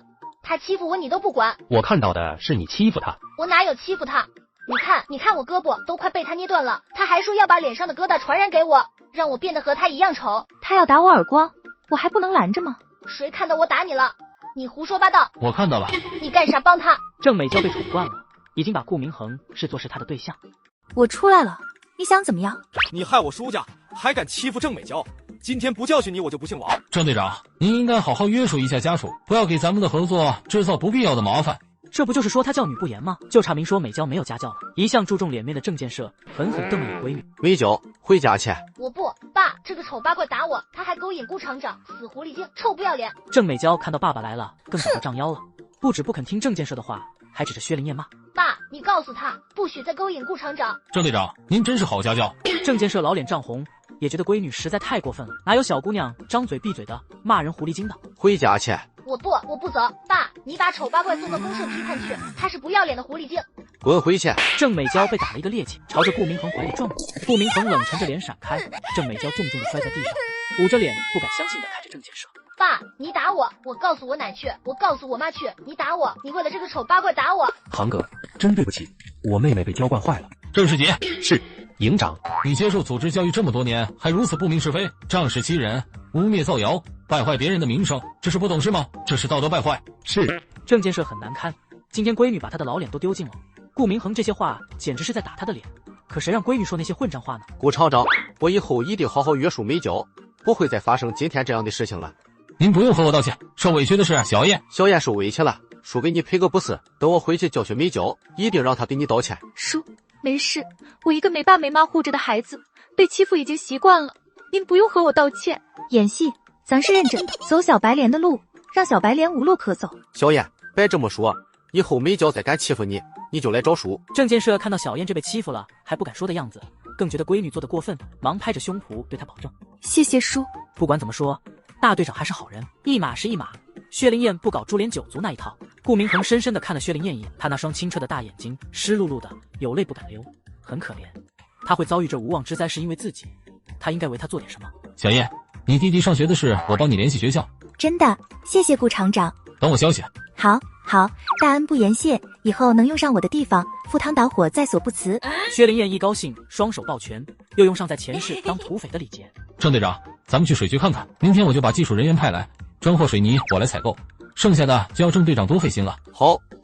郑建设见顾明恒不再生气，瞬间松了口气，马上陪着笑脸点头。郑美娇哭着跑出牛棚，她委屈极了，使劲的擦着眼泪，头也不抬的往家里跑。美娇，你怎么哭了？谁欺负了你？告诉我，我给你出气。关你什么事？怎么不关我事？欺负你就是欺负大队长，就是欺负咱们红星村。王国平装得一脸正义凛，心里暗暗惋惜，刚才自己怎么没有抓紧这个机会。你真要帮我出气？真的，只要你一声令下，上刀山下火海，我都在所不辞。好，你帮我教训一个人。没问题，包在我身上。我正好要找那个小贱人算账呢。一个丑八怪把我们老王家闹得鸡犬不宁，害了国胜和婶子被抓到公社。郑世杰刚离开牛棚，就看到妹妹和王国平不知道在说什么。郑世杰对王国平印象不好，他为人阴险，好狠斗勇，在村里名声不好。二哥，谁是你二哥？王国平吓得一缩脖，尴尬的陪着笑脸。回家去。呵，就知道欺负我。回去。我告诉奶奶去，你们都欺负我。郑世杰也没心情去哄他，瞪了一眼，还抻着脖子看郑美娇的王国平。别打美娇主意。二哥，你看你这说啥呢？滚蛋！王国平用力握了下拳头，换做别人这么和自己说话，早揍死他。为了郑美娇，这口气他忍下了。现在一肚子火，马上朝牛棚走去。丑八怪，你给我滚出来！老爷子，我先把找事的赶走。小燕，别硬碰硬，吃亏。腿伤了，他连帮他去喊人的能力都没。没事，我出来了。你想怎么样？你害我叔家，还敢欺负郑美娇！今天不教训你，我就不姓王。王国平一脸凶光，拎着铁锹，恶狠狠地朝着薛灵燕头上挥过去。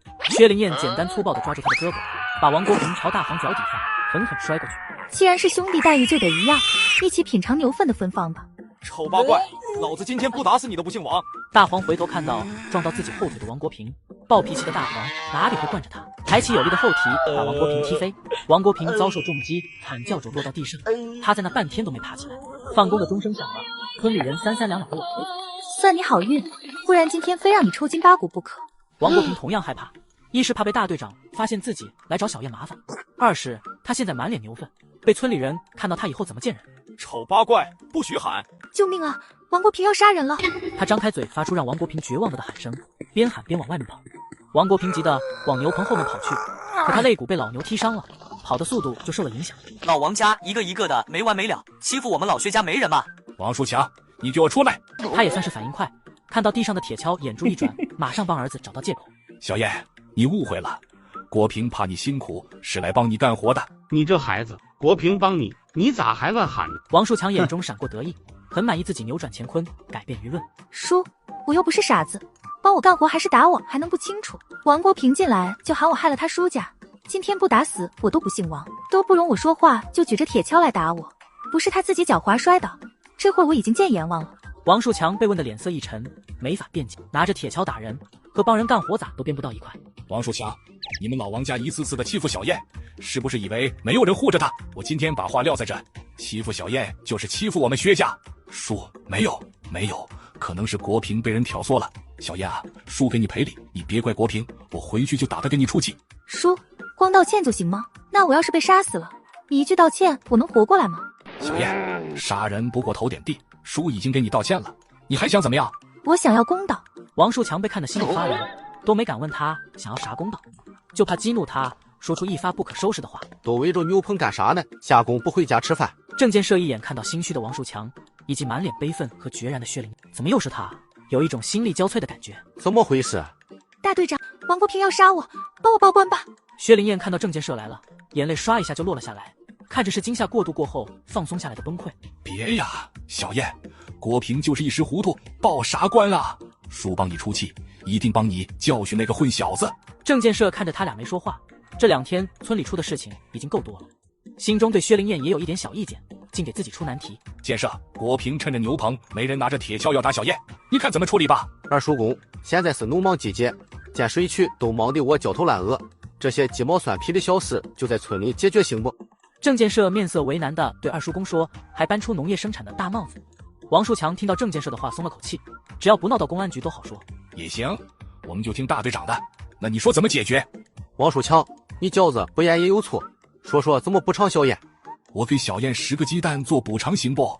王树强知道不出血是不行了，只得咬牙说出他家的赔偿。小燕，你看呢？在郑建设看，这也就行了，毕竟小燕也没受伤，就是被吓了一跳而已。我不同意。小燕，差不多得了，低头不见抬头见，咱都一个村住着，别闹得太过分。我怎么过分了？你们老王家是地主老财吗？命差点没了，还不许我反抗？好了，小燕，说你的要求。郑队长，这是杀人未遂的行善，不是邻里间的吵闹，大队不能私自处理。顾明恒迈着矫健的大步走进人群，冷沉的声音像是冰霜砸在王树强头上。你又不是我们村里人，别多管闲事。这事我管定了。薛灵燕双眼放光地看着顾明恒，这是他又一次帮自己了。咋觉得他像是齐天大圣孙悟空？每次在自己有难的时候，他都驾着筋斗云来救自己。顾厂长，现在生产的关键时刻，这种邻里打架的事都闹到公安局去，我们村落就甭干别的，一天就处理这些事得了。郑建设一时被他的气势压住了，尴尬地皱了下眉，感觉自己大队长的权威受到了挑战，可又不能对顾明恒表达不满，只能把怒气撒到王树强身上。你活该，谁让你不教好孩子？主子，带人去抓王国平。别呀，大队长，别，小孩子不懂事，把他抓了不是毁了一辈子吗？王树强吓坏了，拦着郑建设说好话。郑建设黑着脸不理他。大队长，咱们红星村什么时候换大队长了？王树强阴阳怪气的话把郑建设气得老肚子，狠狠瞪了他一眼，心里也有些不舒服。之前在牛棚里，顾厂长就一点面子没给自己留。爸，这事不能私了，得给王国平一个教训，不能让他无法无天。主子，还等什么？去抓人！郑建设瞪了儿子一眼，连他也跟自己唱反调，但至少儿子插话了，自己就不是被顾明恒命令着做事，心里舒服多了。柱子自己抓不住王国平，我跟着去。薛灵燕忍不住多看了他一眼，实力护妹的好哥哥。顾明恒见事情已经有结果了，就不再多停留。韩哥，这就走啊？有没有想去的单位？郑世杰眼前一亮，恒哥这是想帮自己找接收单位吗？我想还在您手下工作。好。顾明恒也没给他承诺，只说一句好就走了。郑世杰知道恒哥这是答应了，他兴高采烈的回去给爸爸报喜。你呀，还是当大队长的呢，连自己的闺女都不护着，就知道打自己家孩子。咋地？小燕是你亲闺女啊，你为她打娇娇，娇娇不哭，奶奶骂你爸爸给你出气哈。郑建设是孝子，被老妈骂也不敢还嘴，黑着脸坐在炕沿上，看着闺女脸上的巴掌印也心疼。建设，妈说的没错，哪有当爹的帮别人打自己闺女的？美娇长这么大，我们连一根手指都舍不得碰，你凭啥给打？妈，你错怪我爸，美娇自己口无遮拦，诬陷造谣，还不肯承认错误。爸身为大队长，秉公处理没有错。郑老太太虽然疼郑美娇，但最稀罕的还是郑世杰，认为他有出息，能给老郑家光宗耀祖，所以对他的态度和对儿子完全不一样。我乖孙子回来了，快来上奶奶身边坐。奶奶，爸爸当着丑八怪打我，我没脸见人了。好，一会儿奶奶再骂他。哎呦，好了，别哭了，再哭就不好看了。妈，美娇骂小燕狐狸精，还说她勾引顾厂长，这话是随便说的吗？这话是过分了啊！奶奶，美娇，你也是大姑娘了，这话咋能随便说？你以为是败坏小燕名声吗？其实是败坏你自己。外人只会说咱家没家教，再不许这么说了。郑美娇本来是想让奶奶给自己出气的，没想到她也跟着爸爸一起说自己当下委屈的大哭。你们都欺负我！别哭了，女大不中留，赶紧给美娇找婆家。也对，美娇都19岁，再不找婆家就是咱们没正事了。行，我有喜欢的人了，除了他我谁都不要。郑美娇怕奶奶和妈妈胡乱给自己找一个男人嫁出去，急忙表明态度。美娇，你这是自不量力，追恒哥的漂亮姑娘有的是，他都没看上，能看上你？因为她是自己亲妹妹，才没说那句癞蛤蟆想吃天鹅肉。他们不如我。郑美娇一脸骄傲的扬起脸，被那些追求者捧的，以为自己是天下第一的美女，根本没把二哥说的那些姑娘放在眼里。你别做梦了，顾厂长烦你都烦成啥样了，睁眼都不看你，还在这痴心妄想。郑建设听到闺女这不知羞耻的话气坏了，也没给闺女留脸面，直接骂起来。奶妈，你看我爸和我二哥，他们不帮我还骂我。你咋这么说娇娇？他顾厂长也不是皇帝老子，凭啥瞧不上咱美娇？牛不喝水，你还硬按着吗？咋地？美娇喜欢顾厂长，人家就得喜欢他，你这什么思想？哪有这么说自己家闺女的？奶奶，娇娇，这件事奶奶也不能帮你。自古乡女配夫，讲的是门当户对，不要想着去高攀别人，更不要人家看不上还硬贴上去。咱农村人就找一个农村小伙，你爸是大队长，他家还能高看你一眼。那种高门大户，你若是嫁进去，得仰着头看人家的脸色，日子不好过。郑建设见老娘看得通透，没有由着美娇的性子，松了口气。啥门当户对，那是风姿修的打倒，现在是新社会了，人人平等，咋就高攀了？我是勇于追求自己的幸福，那也得人家看上你才行啊。郑世杰没想到妹妹这么强词夺理，沉下脸不客气地点醒她。都是因为小燕，她勾引顾厂长，在她面前败坏我，顾厂长才生我气的。你再骂一句，你打我。打得对，你太不像话了。一会儿跟我去给小燕道歉。郑建设看到闺女苍肿的脸，也有点心疼，但还是硬下心肠命令她。郑美娇疯了一样大哭，捂着脸冲出去。这边郑家闹得不可开交，那边王树强和郑大华堵着薛灵燕不让她走。小燕，咱可都在一个屯子住，你真想和我家作对吗？薛家还能总护着你？叔劝你得饶人处且饶人，别不给自己留后路。威胁我？不是，只要你不告国平，以后我会约束他，不让他再找你麻烦。不可能，惹了我就别想好。你王树强被气得要吐血，死丫头油盐不进，咋这么难斗？滚蛋！爸，柱子，这咋还捆上了？郑大华看到自己最稀罕的老儿子被五花大绑，心疼的眼泪都掉了下来，过去想给儿子解开，被柱子拦住。婶子，这可不行。见周把式把毛驴车赶过来，就跟柱子俩把王国平往车上扔。别，轻点，别把孩子胳膊弄断了。薛灵燕眉梢一挑，冷着脸走过去，趁着他们在撕巴的功夫，救我，帮我叫大队长，我有话对他说，他听了就不会抓我了。王树强听了儿子的话愣了下，不过马上想到儿子这是想求郑建设，心里苦笑。郑建设现在是黑脸包公，自己去求他都没用，更不可能搭理郭平了。你真不肯放我儿子？不放，有本事你就给老子使出来，别在这逼逼。叔，婶子，你们再干扰就是给王国平罪加一等。儿子。郑大华哭成了泪人，一声一声的喊儿子，就好像生离死别一样。小燕，你要想清楚。王叔，啥意思？威胁小燕呢？报案、询问、做笔录，忙活了将近1小时。小燕，到公安局你该怎么说就怎么说，别惯着他，谁敢欺负你，三哥第一个不答应他。好，三哥，今天我记住你了，以后只要你的事，我薛灵燕两肋插刀在所不辞。就这样，在王树强心疼的目光和郑大华的推搪下，周把式挥舞手中的鞭子，把着毛驴车走了。报案、询问、做笔录，忙活了将近1小时，只属于寻衅滋事。王国平就拘留15天，不能判刑。薛灵燕走出派出所的时候，一脸的懊悔。小燕，走，柱子哥请你吃馄饨去。柱子看到薛灵燕情绪低落，有些不忍心，走过来笑着对她说：“不了，谢谢柱子哥，应该我请你和周叔。”薛灵燕就开始找饭店，她看了这街面上只有这么一家饭馆，再就是街边的摊位了，没得选。周叔，柱子哥坐。干什么呢？谁让你们做的？柱子和老周屁股刚挨到长凳上，一个女服务员就冲了过来，声音尖利的好像被踩了尾巴的老猫。土包子，一身汗臭味，谁让你们进来的？你聋了？让你起来没听到？我听不到狗叫。你骂谁狗？起来！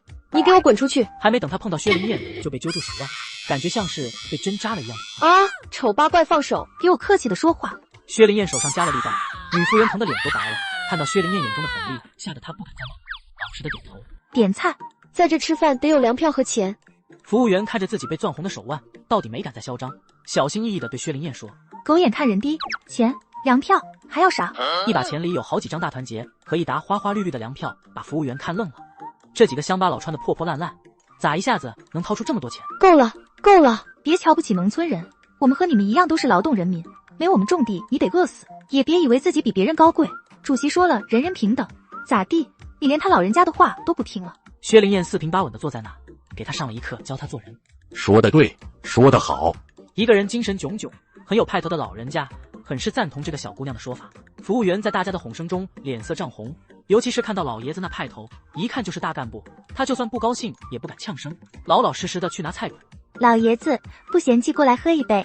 哈哈，好，喝点。老爷子也没扭捏，朗声大笑着走过来。他很欣赏薛灵燕，别看是农村的小姑娘，身上那股气势却让人不敢小觑，不卑不亢，胆大泼辣。柱子和老周面面相觑，刚刚那个气势凌人的小姑娘是他们认识的小燕吗？柱子哥，周叔，坐呀。柱子和老周这才敢小心翼翼地坐在凳子上，眼睛都不敢四下看。闻到阵阵肉香，肚子咕咕叫起来，两人脸都红了，窘迫死了。小姑娘叫什么名字？哪的人？我叫薛小燕，红星村人。红星村。顾颖川挑了下眉，眼眸微闪，嘴里重复了一遍。对，红星村，老爷子去过。去过，山清水秀是个好地方。是啊，山清水秀，有空去我家坐坐，请你吃野鸡。人就怕对脾气，薛灵燕觉得这老爷子特别和他眼缘，就邀请老爷子到家里做客了。哈哈，好，一定去。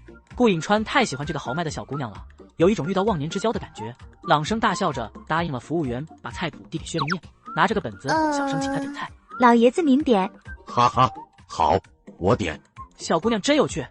老爷子已经看出薛灵燕不认字，却没有揭穿，拿起菜谱看了看，4个人点了4道菜：红烧鸡、溜肉段、椒汁鱼，再来一盘木耳炒大葱，3屉牛肉蒸饺。顾颖川说着，服务员记着，不时地偷看一眼薛灵燕。这一顿饭可不少钱啊，他舍得吗？这老头咋这样呢？说请客他就真不客气。小燕，柱子小声喊薛灵燕，他得提醒他别让人吃冤大头。薛灵燕看出柱子和周把是担心什么，他一摆手阻止柱子往下说：“有肴无酒，不叫请客。”呵呵，好。越来越觉得这姑娘对自己脾气。服务员来2瓶二锅头。老周和柱子互相看了眼，眼神里都透着焦灼。很快，饭菜就上来了。薛灵燕满意的看着桌上的饭菜，要不说的是大饭店呢。来，哼。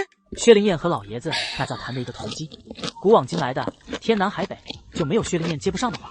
好，酒过三巡，菜过五味，天下没有不散的宴席，咱们后会有期。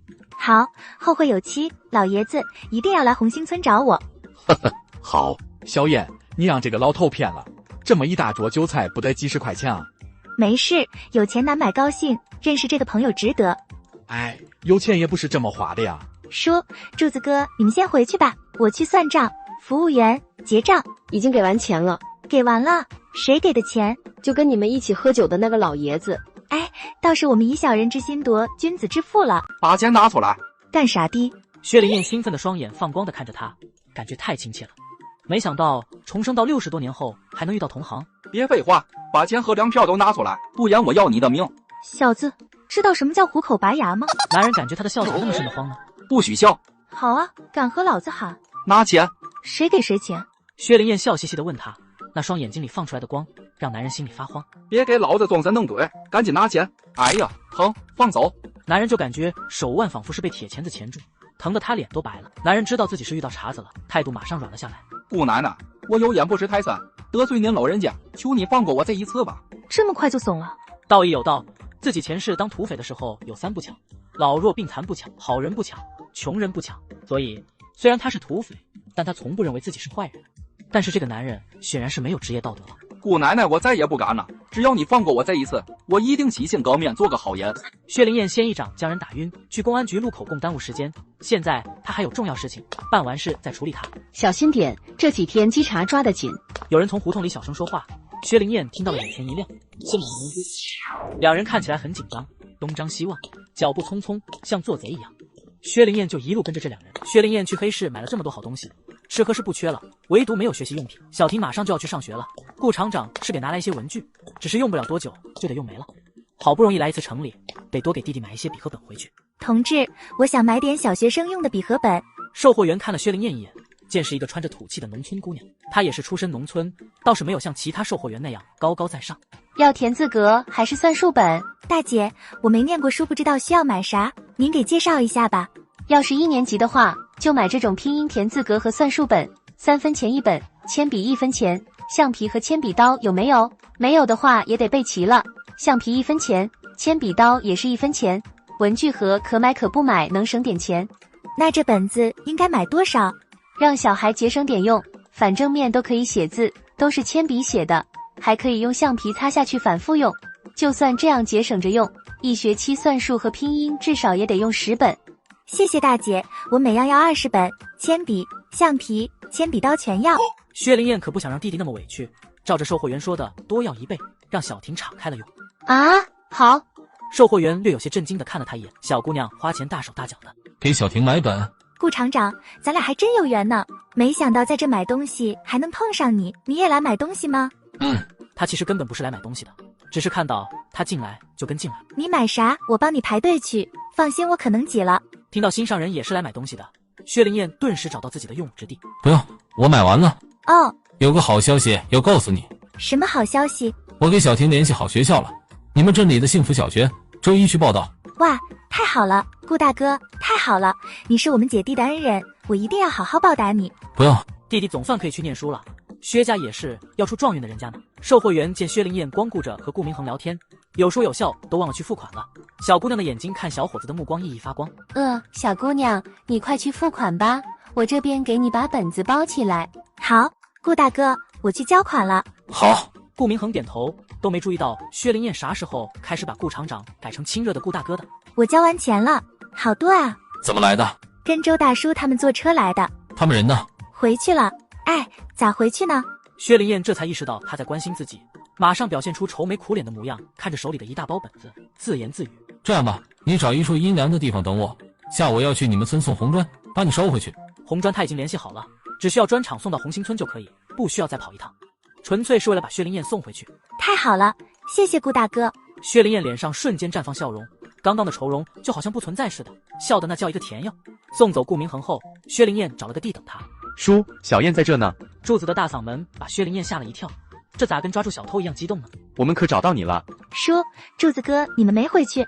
薛灵燕没想到他们会在这大热天的满街找自己。你们对小燕的好，我记住了，以后有需要小燕的地方，你们尽管开口，小燕赴汤蹈火，在所不辞。这算啥？咱一起来就一起回去。东西买完了吗？买完咱得抓紧回去了。叔，你们先回去吧，我在这等人呢。等谁呀？我买完东西碰上顾厂长了，他说要去咱们村送红砖，看我买的东西多就说一会，顺便把我捎回去。我不能跟你们走，不然顾厂长还以为我出啥事了呢。薛灵燕简单解释一句，他舍不得这个和顾明恒独处的机会，只能让周把式他们先走了。那好吧，我们就先回去了，东西放车上吧，我给你带回去。不用了，一会儿放顾厂长车上就行。毛驴已经够辛苦了，少拉点东西就少吃草料。薛灵燕摇摇头，不是不相信人，而是一会儿没办法对顾明恒解释买的东西哪去了。好吧，那你小心点。周把式和柱子想的有点多，以为薛灵燕怕他们把好东西给贪了去，也就没有再坚持。顾明恒和小燕刚走，两个中年女人就走了过来。高姐，快看，那是不是你家老二？他咋和一个姑娘在一起呢？你家老二是不是处对象了？没有啊，昨天我公公还催他找对象呢，没听明恒说他有对象了啊。高姐，我可要提醒你一句，那姑娘看穿戴是农村出来的，你家条件好，她肯定是为了攀高枝赖着你儿子。咱城里人可不能找个农村姑娘，不然将来生孩子都是农村户口。不会的，应该不是明恒对象，也许是他单位的同志吧。高红艳声音有些不确定，被蒋来凤说的心里没底。她倒是没有门第观念，但也不想找个农村儿媳妇。高姐，要我说，快点安排你儿子和我侄女见面吗？他看到铁梅长得那么漂亮，就不会再和这个农村姑娘交往了。行，我回去和明恒说一声，找个时间安排他们见面。高红艳终于下决心，以前自己太顺着儿子了，现在可是迫在眉睫，不能再由着儿子的性子。半个小时后，顾明恒就把车开进薛灵燕不怕他看到自己给齐红星送拐杖，把东西拿好后，在顾明恒的注视下走进牛棚。老头，我回来了，看我给你带什么好东西了。拐杖。说对了，奖励你点好吃的。薛灵燕开朗了一笑，把身后的背篓放到地上，边说边打开背篓盖子往外拿吃的。闻闻，香不香？回答他的不是齐红星的话，而是他肚子里的馋虫。不好意思，你先吃着，我再给你拿。你脚伤了，喝点红糖水能活血，这包糖你藏好了，饿极了就拿出一块含着。谢谢。谢啥？我是为了治好脸才帮你的。没来牛棚之前，他想的是接近齐红星，让他帮自己治脸。但是来牛棚之后，他觉得齐红星太可怜了，同情他孤苦无依又断了腿，就想帮他。哈，好。他心里明白，小燕给自己治好了腿和治脸已经互相抵，他就是在帮自己，还不想让自己觉得欠他的。小燕，上午的事叔没帮到你。那点小事我自己就能解决，幸亏你没帮我，不然会给你自己惹麻烦。薛灵燕无所谓的摆摆手，虾兵蟹将他还没放在眼里，来闹事打回去就得了，一顿打不老实就2顿，当沙包打着玩。你记住，以后再有这事你也不许帮我。我也帮不上忙。谁说你帮不上了？我想学文化，你教我吧。好，只要你想学，我就教你。好，师傅在上，受徒儿一拜。薛灵燕笑了，她最尊重有学问的人，也特别想做一个有文化的土匪。师傅，你先吃蛋糕顶顶饿，等晚上没人的时候，我给你送饺子来。你还是喊我老头吧，喊师傅被人听去又是一场麻烦。那行，齐老头。哈哈，齐老头，我得赶紧走了，不然一会儿大队放工被发现就麻烦了。好，晚上不用来送饺子，你们姐弟也不容易，留着自己吃吧。我走了，晚上再给你送来。薛灵燕不等他再拒绝，就急匆匆的走。这边的顾颖川刚到家就拿着喷壶给花浇水，旁边的儿媳在叽叽喳喳的说着什么。爸，我都说了半天了，您倒是给句话啊。我觉得你是杞人忧天了，且不说明昂会不会找一个农村姑娘，就算他找了又能怎么的？哎呀，您怎么不明白呢？老秦家和老严家都被农村亲家闹成啥样了，找个农村亲家以后，咱家别想有消停日子过。高红艳见公公好像一点不担心，急得脑壳疼。小高同志，我觉得你这思想有问题啊！农村怎么了？我就是农村出来的，怎么城里就都是好人，农村就一个好人都没有了？别忘了，咱们吃的粮食都是农民辛辛苦苦种出来的，真不知道你哪来的高人一等的感觉。爸，我不是这个意思，娶媳妇不得门当户对吗？高红艳自从进顾家门，还没被公公这么严厉的教训过，被训得脸通红，尴尬的解释：“别把封建那一套搬到新社会，现在是人人平等，以为是旧社会呢，还分什么阶级等级？”爸，您咋把阶级都搬出来了？高红艳感觉深深的无力，咋和公公沟通这么吃力呢？我劝你不要去干涉明航找对象的事，只要他找一个志同道合的媳妇，不管是农村的还是城里的，咱们都应该支持。见儿媳妇被自己训得垂头丧气，顾颖川放缓了语气。高红艳见自己说不通公公，就给大儿媳妇使了个眼神。爷爷，我觉得妈的担心是有道理的，倒不是农村姑娘都不好，但万一遇到一个不讲理的人家，那真是很闹心的。前2天我们科来了一个没结婚就怀孕的农村姑娘，哎呀，那个闹啊，公公不讲理，娘家妈也不是善茬，拿着刀把亲家追得摔断了腿，闹得公安局都来了。爸，娶妻不嫌祸及子孙后代，真摊上这么个亲家，老顾家可就家无宁日了。听到儿媳妇说的话，高红艳打了个寒战，更坚定不能让儿子找农村媳妇了。我相信明航的眼光，他看中的姑娘差不了，农村姑娘也有好的。今天我就遇到一个好姑娘，心胸比男人都宽广，气概比男人都豪迈，你们就别瞎操心了。不是，爸。高红艳没想到公公还会这么说，急得她喊了一声，还想再说，被周红拉了一下。妈，明恒回来了。顾明恒今天难得早回家，刚进家门就感觉屋里气氛不对，他抬眸看了眼客厅里站着的3个人。明航回来了。回来了。二夫抱抱。周红的大儿子小新看到顾明恒回来了，张着小胖手饿颠颠的跑过去找他抱。顾明恒对着别人都是冰山脸，对这个可爱的侄子却是很宠溺。又胖了。二夫，我想要青蛙玩具，幼儿园里大鹏带来一个青蛙玩具，可好玩呢，找妈妈要，妈妈不给买。小新知道只要找二叔要，他一定能给买。为了达成目的，小新还讨好的在二叔脸上亲了一口，奶香味扑鼻。好，二叔明天给你买。顾明恒笑了，这么可爱的宝贝，别说要一个青蛙了，要大炮他都给买。小新，快下来，二叔累了一天了。明恒，不能总惯着他。没事。明恒，难得你早回来，陪爷爷到花园坐会。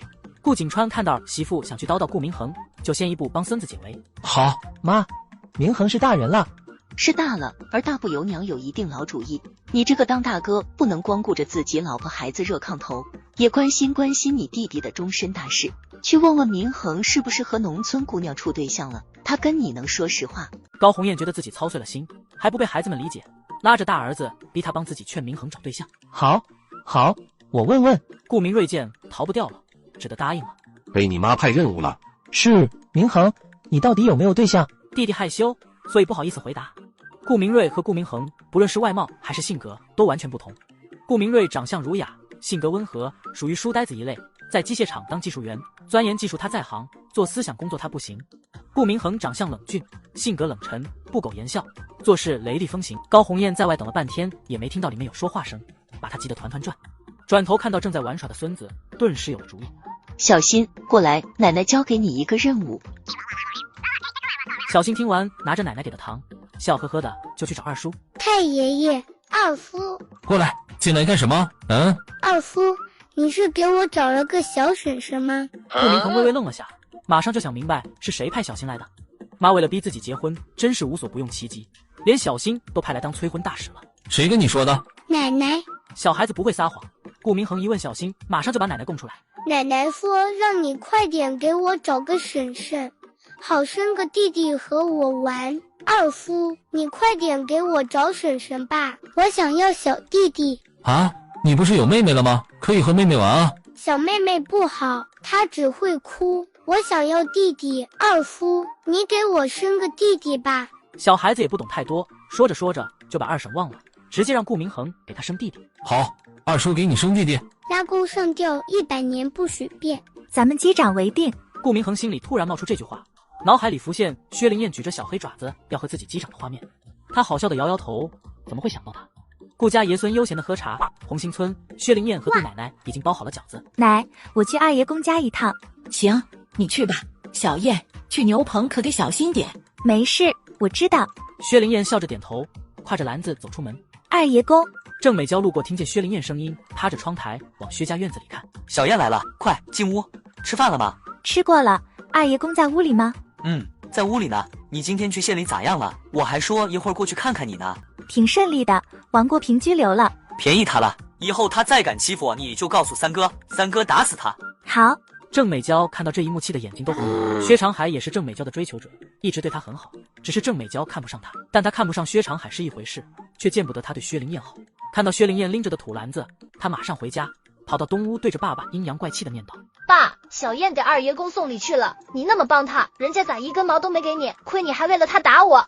你别在这挑拨离间，我当大队长就没想过要收别人的礼，打你是因为你该打，你再不悔改就给我滚出郑家。奶，你看我爸爸在别人那受了气就会往我头上撒。你爸说的对，当大队长是帮全村人服务，凭啥收人礼？小燕给他二爷公送东西那是孝道，尊重长辈，你来挑啥？美娇，你真的好好反省了，哪里来的优越感？爸只是一个大队书记，就把你膨胀的不知道天高地厚了。别学井底之蛙，比咱爸官大的多了去了。他们的孩子都谦恭有礼，没一个像你这样的。你们都冲我来干啥？郑美娇的大嫂林秀秀低着头，嘴角使劲抿，并憋着笑。看到小姑子被骂，心里这个舒畅啊，早就受不了她的嚣张跋扈了。在家里啥活都不干，还老挑东挑西，因为她自己没少被婆婆骂，这下可算解气了。都骂我，我不活了。郑美娇见也没人来哄自己，气得一扭身，哭着跑出去。你敢信，眼前这个连鬼差都敢绑架的女土匪，回家路上竟然遇上了阿飘挑衅，谁会更胜一筹？薛灵燕送完礼就从二爷公家出来了，刚走到树林里面，就听到古怪的声音。谁在里面？突然从树林里冒出一个长发遮脸、手臂长长伸着的女。还我命来，还我命来！薛灵燕看着扑过来的女鬼，嘴角笑意更浓，眼中寒光闪动。我要你的命！来啊，鬼呀，有鬼呀！薛灵燕嘴里突然爆发出一声尖利的喊叫，边喊边抬脚，女鬼吭的一声摔在草丛中。打得你魂飞魄散，打得你永不超生，让你害人！女鬼被他抽得满地翻滚，啊呀的惨叫，几次爬起来想跑回树林，都被薛灵燕抓着头发拖倒，继续抽。小燕，咋回事？三哥，鬼，他要杀我！哪来的鬼啊？你一定是看差了，有鬼蛇神都被咱们打倒了。没事，三哥在这儿呢，啥鬼都不敢来。他话刚说完，草丛里的女鬼就晃晃悠悠地站了起来，张着双手朝着他扑过去。什么东西？鬼啊！完全是本能的反应，他抬脚把女鬼踹飞。薛灵燕拎着柳枝想追进树林，奈何遇到了猪一样的队员，被薛长海死死地拉住。别去，这鬼是抓替身的，千万别进去。薛灵燕刚想安慰三哥说没事，就看到有人跑过来了，到嘴边的话他又给咽了回去。怎么回事？有鬼！咋回事？闹鬼了？听我爷爷说，以前有个地主婆跑到这树林里上吊了，是不是他想找替死鬼呀？你可别说了，吓死人！5年前老韩家那个儿媳妇好像就是在这吊死的。妈呀，到底几只鬼呀？被人这么一渲染，大伙看着树林里就感觉里面藏着无数只鬼，树林里仿佛是可怕的阴曹地府。哪来的鬼？我看是有人装神弄鬼。师姐说的对，哪来的鬼？二柱子、大江还有你们几个都跟我进树林，把这个装神弄鬼的人抓出来，送到公社治他一个破坏生产的罪。栾叔，算我一个。好，栾叔，我觉得咱们应该分开找，让他无处藏身。好，大家分开找，谁找到喊一声。于是大家分别隔开3、4米的距离，扇面一样往树林里飞。走进树林10几米的时候，柱子听到声响。谁在那？半天没得到回应，树枝却是比刚才长得更烈。出来，我看得到你。喊了半天准备放弃的时候，突然冒出一个长发遮面的女。你是人是鬼？二柱子吓得头皮发麻，发出一声悠长的惨叫，下意识的就想跑，可他想跑腿，却并不如一般人动弹。突如其来的巨大惊吓，把二柱子吓得双眼一翻晕过去。站住！郑世杰追过去，一记漂亮的擒拿手把女鬼的胳膊拧到身后。什么人在这装神弄鬼？快放我走！郑世杰听到女鬼的声音就是一愣，下意识的松开手。女鬼趁机爬起来，头也不回的跑了。怎么回事？二柱子晕了，快救人！鬼啊！不要杀我，别抓我当替死鬼！喊完，这老哥又晕过去了。大伙面面相觑，这下谁也不敢再找了。世杰，算了，咱们也出去吧，走吧。栾青松和郑世杰从树林里走出来，薛灵燕的眉头紧蹙，比一看像垂头丧气的郑世杰。儿子，你快醒醒，别吓妈啊！啊呀，鬼，他要掐死我！二柱子边喊边捂着脖子，看到他这样，把围观的人吓得毛骨悚然。鬼要掐死他！我的妈呀，这是厉鬼呀！都散吧，这世界上根本没有鬼，大伙都不要瞎传瞎议论。好了，回家睡觉去。大队长，有鬼，真的有鬼！大队长，真有鬼，他还要掐死我！那双手和冰块一样可凉了。你看我这脖子是不是还有手指印呢？闭嘴！妈呀，我得罪了女鬼，她会不会找人索命啊？我不想死，我还没娶媳妇给老吕家传宗接代呢。女鬼，我不是诚心惊扰你，求求你放过我吧。大队长，要不要给烧点纸钱？要不找阿香婆跳个大神驱鬼吧。大伙不安心，有人先提头，其他人都跟着附和起来。谁再敢说有鬼，我扣他1年的工分。这个惩罚太狠了，村里果然谁都不敢再提鬼的事。薛灵燕见事情也就这样了，再看下去也没意思，就转身朝家里方向走。小燕，你可回来了？我听孙翠红说村里闹鬼了，吓到没有？没有，我把鬼打跑了。这是吓傻了吧？不行，奶奶得给你叫。女孩子吓坏了，可是一辈子的事。摸毛吓不着，摸耳吓一会，呼噜呼噜后背吓不着。杜奶奶实在不放心，连着叫了3遍，还让薛灵燕回答一声回来了，才算作罢。小燕啊，我听说那个女鬼想抓你当替身，你可得小心点。她敢来，我就打得她魂飞魄散。哟，话说的不小，再遇到鬼可别吓尿裤子了。婶子，你看你身后。孙翠红被薛灵燕这手吓坏了，头发根都炸起来，尖叫着跑回家。杜奶奶摇摇头，孙女这是故意吓唬孙翠红呢，根本啥都没有。只因我和小白莲的男神多说了365句话，他竟然心生嫉妒，半啊飘下我反手送他一麻袋小辣条。薛灵燕把奶奶送回家后，就朝牛棚方向去了。来到牛棚，她没急着进去，先四周观察一下，确定没人后，才对着牛棚里学了2声布谷鸟叫。齐老头，起来吃饺子了，我还给带了身衣服，你试试合身不？你这孩子，不是告诉你别来了吗？快吃吧，红糖在哪儿呢？我给您沏红糖水。这呢，我都藏起来了。聪明，齐老头快尝尝，2样馅都老香了。好，我尝尝萝卜猪肉馅的。行啊，齐老头舌头真灵。齐老头还不快点吃，饺子香味把人引来你就吃不到了。对，齐红星这才紧张起来，可不是吗？光顾着形象了，都忘了自己是啥身份。师傅，教我学习吧，我把小婷的书拿来了。好，师傅先教你拼音。这是什么鬼？哦，又是什么东西？还有什么声母韵母？他听得一个头2个大。薛灵燕觉得自己已经尽力了，却到底听迷糊了，却被2声尖锐凄厉的哭声惊醒。师傅，我先走了，你早点睡。先别走了，外面听着怎么这么瘆得慌？大晚上的你一个人能行吗？不怕，鬼来了我掐死他。齐红星在后面喊他，薛灵燕头也没回的挥挥手，直接走进夜色中。离开牛棚后，薛灵燕把书和空瓶子都放进床边，轻手利脚的朝着郑家摸过去。三哥大半夜的不睡觉，在院子里站着干啥呢？若是我跳到大队长家屋顶，他一定会发现。好在很快乌云挡住了月亮，夜色更黑了，这就帮了薛灵燕的忙。赶紧给他找婆家，不能再留在家了，这都成祸害了。我不，就这么定了，由不得你，不想听话就给我滚出去。建设有话好说，美娇都被打成这样了，你也不心疼？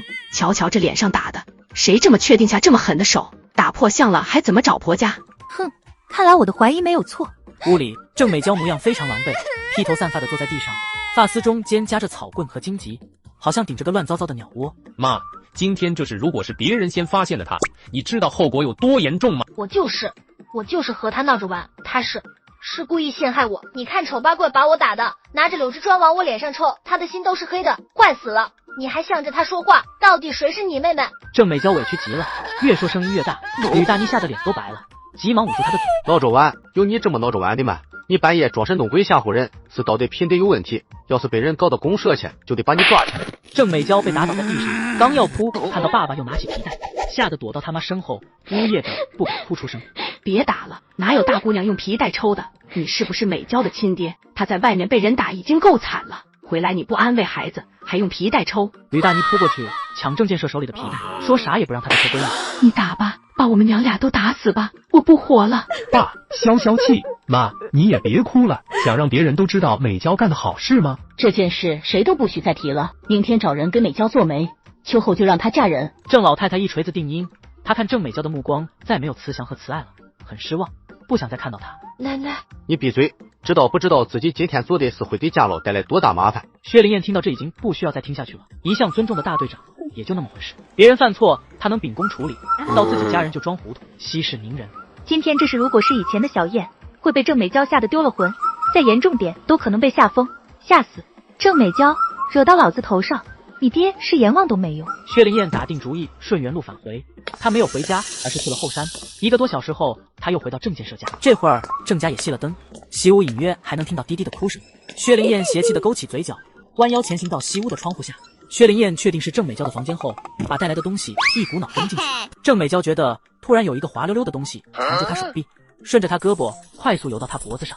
郑美娇愣了一下，意识到那是什么，吓得浑身汗毛全炸起来，双手捧着头，嘴里发出一声惨绝人寰的尖叫。他不停地尖叫着，床上咕噜到地上，巨大的惊吓把他吓得失禁了，空气中弥漫着一股尿骚味。老子有仇不过素，郑美娇，咱们两清了。怎么回事？蛇，好多蛇，我……郑美娇吓得语无伦次，紧紧抓着二哥的衣袖，身体抖得像筛糠一样，哭得满脸鼻涕眼泪，身体下是贪黄色的尿液。爸，蛇，好多蛇，我好怕，我好害怕。郑家闹得人仰马翻，薛灵燕戏看够了，跳下房回家睡觉去了。第二天一大早，他就起来做饭，装了一些菜进空间里，准备给师傅送去。小婷，去喊奶奶吃饭。好，马上去。小婷乐呵呵地跑出去，薛灵燕把饭菜都端进屋，摆在饭桌上，三人吃得好不痛快。小婷这个小馋猫都吃得打嗝了。吃过饭，薛灵燕又教弟弟打了会五行拳，小婷学得很认真，一会功夫就打得像模像样。小婷你好好练，姐姐上工去了。说完就跟着上工的村民一起朝大队部门口走，一路听他们说昨晚闹鬼的事，越说越离谱，连清代明代的女鬼都拎出来。哈哈，如果大伙知道撞鬼的是郑美娇，会是什么表情？来到大队部，郑建设用奇怪的眼神看他，他知道郑建设怀疑自己了，但他没有证据。老子做事滴水不漏，能让你发现算我输。王菊偷偷观察薛灵燕，昨晚的事他知道。原本希望两个蠢货两败俱伤，一个装鬼被抓，一个被吓成疯子傻子。小贱人虽然看起来萎靡不振，像是被吓得不轻，但人还能来上工，气死我了。只因我天生貌美，引来季姐嫉妒，竟伙同他人引毒风折我，从此我变成了十里八乡的丑八怪。好在重生后，我寻到了绝世神医。我说两句，昨晚的事谁都不许再议论，谁再说鬼呀怪呀的，一律扣1年工分。我昨晚已经说过一遍，谁要是敢顶封号，别怪我郑建设不讲情面。这第二件事，昨晚发生蛇跑进屋里袭击人的事情，所以大伙晚上睡觉尽量关上窗户，或者准备点硫磺驱蛇。薛灵燕看了他一眼，这人大方面都不错，唯独在遇到自己家人犯错的时候护短。下面分配任务：薛长海、薛长山，你们10个人还是去挖水渠，剩下的男人都去甜菜地挑水，女人全到苞米地除草培垄。好了，散会，到仓库领农具去吧。郑建设宣布散会，薛灵燕就转身往牛棚走。小燕，三哥，怎么了？小燕，以后离郑美娇远一点，不要去招惹她。三哥，为什么？昨晚三哥一定听到了什么？按照他的性格，不可能压得住脾气，更不可能像现在这么痛苦。难道三哥喜欢郑美娇？这个念头一闪，薛灵燕神情就变得凝重起来。别问为什么了，你就是不要去惹她。他很怕妹妹刨根问底，匆匆丢下一句就狼狈地逃走。薛灵燕看着三哥的背影，特别不愿看到他受到伤害。一辆车驶进村，看到汽车，薛灵燕烦躁的心情瞬间晴朗。小安，把粮食拿给小燕，告诉她中午咱俩过去吃饭。好嘞。小安痛快地答应着，从后备箱拎出一个绿色的帆布包，朝着牛棚乐呵呵地走过来。小燕，你来了。我们厂长让把这个交给你，中午我们在你家派饭。是吗？这是我们的口粮，走，我帮你送回去。好啊。薛灵燕把手中的铁锹放下，就领着小安往家里走。顾厂长太客气了。小安，帮我谢谢顾大哥，告诉他我保证让他吃好喝好。好，那我先去水渠了。薛灵燕没忙着回牛棚，他说过要请顾明恒吃野兔，野兔也不用去山上打了，去空间逮了现成的。小燕，这又是捡的？可能是知道顾厂长要来吧，他自己来送死了。哪有这么凑巧的事啊？奶奶，您受累把兔子收拾出来，留着等我中午回来炖就行。行，奶奶发点白面，中午蒸馒头。行，您看着办吧。正好这回没人，我回去找齐老头给我看脸。等薛灵燕回到牛棚的时候，外面一个人都没有，顾明恒的车还停在大队部门口。师傅，快趁热吃。这么多啊！我的口粮被减半了，你天天这么给我带吃的，我不是抢你们姐弟的口粮吃了吗？师傅，您就敞开了吃吧。今天顾厂长给我带来几十斤白面呢，昨晚二爷公还给了我20个鸡蛋，您多吃点营养的，脚才好得快。您慢慢吃，我出去给您把风。好，等会你进来我帮你把脉开方子。好嘞，就等您这句话呢。薛灵燕离开师傅的小屋，就抓紧时间清理牛粪。薛灵燕正埋头苦干呢，就听到毛驴碰鼻的声音。那不是李小红和王树人吗？薛灵燕眯起眼，她觉得很奇怪。李小红和王家闹得那么僵，江彩莲和王国胜因为他都抓到公社劳动改造去了，王树人的腿也是因为他断的。依照王树人的脾气的恨透了李小红，怎么可能和他坐一辆毛驴车回来呢？王树人感觉有点不对劲，朝着牛棚看了一眼，见薛灵燕站在牛棚门口嘲讽地看着他。叔，衣锦还乡了。实在是看不得这个老小子舒服，气死他也是个好办法。王树人被薛灵燕这一嗓子气得脸都白了，狠狠瞪了他一眼，出奇的没有和他搭话，指挥车夫快点走。薛灵燕一拳打出去，没得到回应没意思，回去继续收牛粪。刚转身就听到吕大妮呼天喊地的声音：美娇，美娇，你快睁开眼睛看看妈呀！妈，您先别急，拿毛巾让小妹咬上。昨晚那些蛇把妹妹吓坏了，说了一晚上胡话，早晨起来就开始发烧。不行，得赶紧送医院。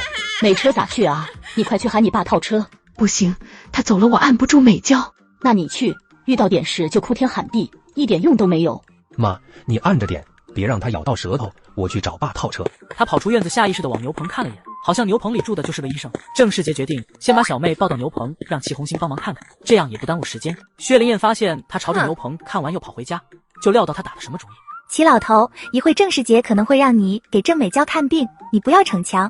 说完刚出门，就看到郑世杰背着郑美娇往这边跑。齐叔，麻烦你帮我妹妹看看，她发高烧抽搐，我怕出危险。不行，这病我可看不了，你快点送医院吧。郑世杰皱了皱眉，只得抱着郑美娇出去。吕大妮寸步不离地跟在他身后，一声声美娇喊得惊天动地，不知道的还以为郑美娇已经死了。他没看到我背着美娇吗？都不问一下，怎么这么冷血呢？也不知道为什么，郑世杰就是不想看到他这么置身事外的样子。小燕，麻烦你帮我去喊一声我爸。不行啊，活干不完。薛灵燕头也不回地说了句，手里的动作就没停过。郑世杰磨磨牙，觉得他这是故意的，不过是铲牛粪而已，又不是什么离不开人的要紧工作。别求他，他巴不得你妹妹死呢。我去找。吕大妮刚说一半，就看到送王树人他们的那辆毛驴车。车，那不是车吗？郑世杰也看到了，急冲过去，这娘俩忙三火似的才上了毛驴车。齐红星等到声音近了，才不再装病弱，底气十足的对着外面喊：小燕，进来，我给你把脉。这可是薛灵燕最想听到的，高兴的把铁锹一扔，跑进屋。师傅，我的脸有救吗？薛灵燕看到齐红星一会儿皱眉，一会摇头，她的心也跟着七上八落。按照脉象，你除了中过风毒之外，应该还中过蛇毒，以致邪毒入侵，内脏损伤，热毒不散，需要从内里调理，配合药物外敷一起进行，时间就不会很快，你要有心理准备。只要能治好就行，多久我都能等。内服的和外敷的两个方子分开写，老爷子手拿着铅笔，还真有点使出啊。师傅，您这字写的不错啊，虽然我不认识，嘿嘿。那是你老师我练过字帖的，这区区的铅笔字，那还不是手到擒来。内服的要3碗水煎成1碗水，早饭前晚饭后服用，服药期间忌辛辣。外敷的药需要用蜂蜜调配后才能往脸上抹，蜂蜜必须是野生的，其他的没有效果。可惜现在野生蜂蜜不好弄。野生蜂蜜我有好多呢。你从哪弄来的蜂蜜？采猪草的时候遇到蜂巢了，很大，弄了3-4斤蜂蜜呢。你这运气可不是一般的好，哈哈，有蜂蜜就好了。师傅有信心在1个月内治好你的脸。齐红星听到有蜂蜜，顿时信心万丈，直接对徒弟夸下海口。太好了！薛灵燕明眸闪亮，声音里难掩兴奋。1个月而已，我等得起。一个钉子是巧合，每矿都有一定是人为，是谁放的钉子？目的是什么？薛灵燕眸中闪着寒光，她可以肯定对方是冲自己来的。王家，李小红轻手轻脚地端着水和药走进屋，她看起来很拘谨，像个受气的小媳妇。出去！谁让你进来的？被人捏着鼻子硬认下这个不能生育的儿媳妇，她憋屈的要爆炸。死丫头，害自己破财丢人，害国胜被判劳改半年，还有国平为了给国胜出气也被他害了，这一笔笔的账我绝对不会这么算了。王树人阴沉地看着李小红，眼中神情变幻莫测，一会阴沉，一会狠毒，一会又充满算计，很满意李小红惧怕他。处心积虑嫁进来又怎么样？我可以神不知鬼不觉地弄死你，不过在那之前应该好好的利用一下。小红，你也别恨吧，本来我并不反对你和国胜的事，只是让你劝小燕自动退婚，以免你和国胜将来被人非议。没想到他那么坏，把你和国胜都算计了，害你丢了名声，还害了我大孙子，挑拨你和国胜妈的婆媳关系，陷害国胜去实况劳动改造，又讹了咱家好多钱和粮食，这是想让咱们老王家家破人亡啊！爸这心里实在是憋屈，咱们这么倒霉，小燕却过得顺风顺水，凭什么呀？害人的可以过得舒心畅意，咱们就要过得这么惨。李小红被王树人一番表演加洗脑，对薛灵燕的恨已经达到空前的高度，对她的惧怕早就丢在脑后去了。好孩子，你太苦了，被小燕害得这么惨，老薛家也被他罢了去，你连娘家都没有了，咱们就这么放过小燕吗？就不想想办法报复吗？我不会放过他的，他害死了我和国胜哥的孩子，害咱家，我要和他算账。李小红用力握紧拳头，眼中都是灼灼的火焰。好孩子，现在小燕有薛家护着，明着和他作对肯定不行，但是明枪易躲，暗箭难防，咱们可以这样。这边两个狼狈为奸的人商量怎么害薛灵燕。牛棚里，薛灵燕快速地清理完牛粪，看看时间快到中午了，她放下工具就往家里走。等着，姐姐给你做好吃的。锅里热油扔进红辣椒爆锅，兔子肉红烧炖得干巴巴的，可香了。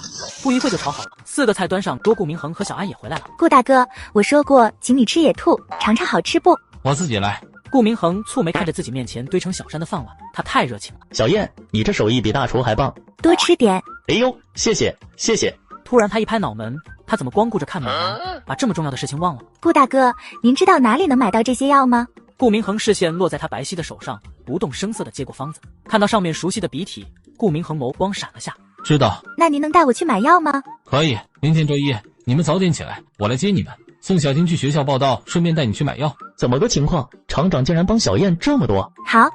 薛灵燕开心的眉眼弯弯，拿着筷子又是一顿给顾明恒猛夹菜。吃过饭，顾明恒又带着小安去水渠了，小燕也赶去了牛棚。薛灵燕抓草料去喂牛，草料刚放进牛槽子，薛灵燕就听到一个细微的声音，她感觉不对，推开大棚的脑袋，仔细翻找。这一找发现问题了，在牛槽子底下找到一根上锈的铁钉，她急忙把钉子拿出来。牛是生产队最金贵的财物，交草料的时候都得检查，确保没问题才能给牛吃。这钉子哪来的？真若是被牛吃了，后果不堪设想。她急忙把另外几筐草料也检查一遍。这一查，每筐里都裹着几根钉子和细铁丝。一个钉子是巧合，每筐都有一定是人为，是谁放的钉子？目的是什么？薛灵燕眸中闪着寒光，她可以肯定对方是冲自己来的，只是这人也太缺德了，为了害自己对哑巴牲口下手。阴到老子头上，老子就给你过道明路。薛灵燕怒发冲冠，这个暗亏她是不会就这么咽下去，阴沉着脸大踏步的朝大队部门口走去。小燕，怎么了？跟你说也没用，你又不是大队长。郑世杰被薛灵燕对得哑口无言，栾青松这边气喘吁吁的跑过来。咋回事？栾叔，有人搞破坏。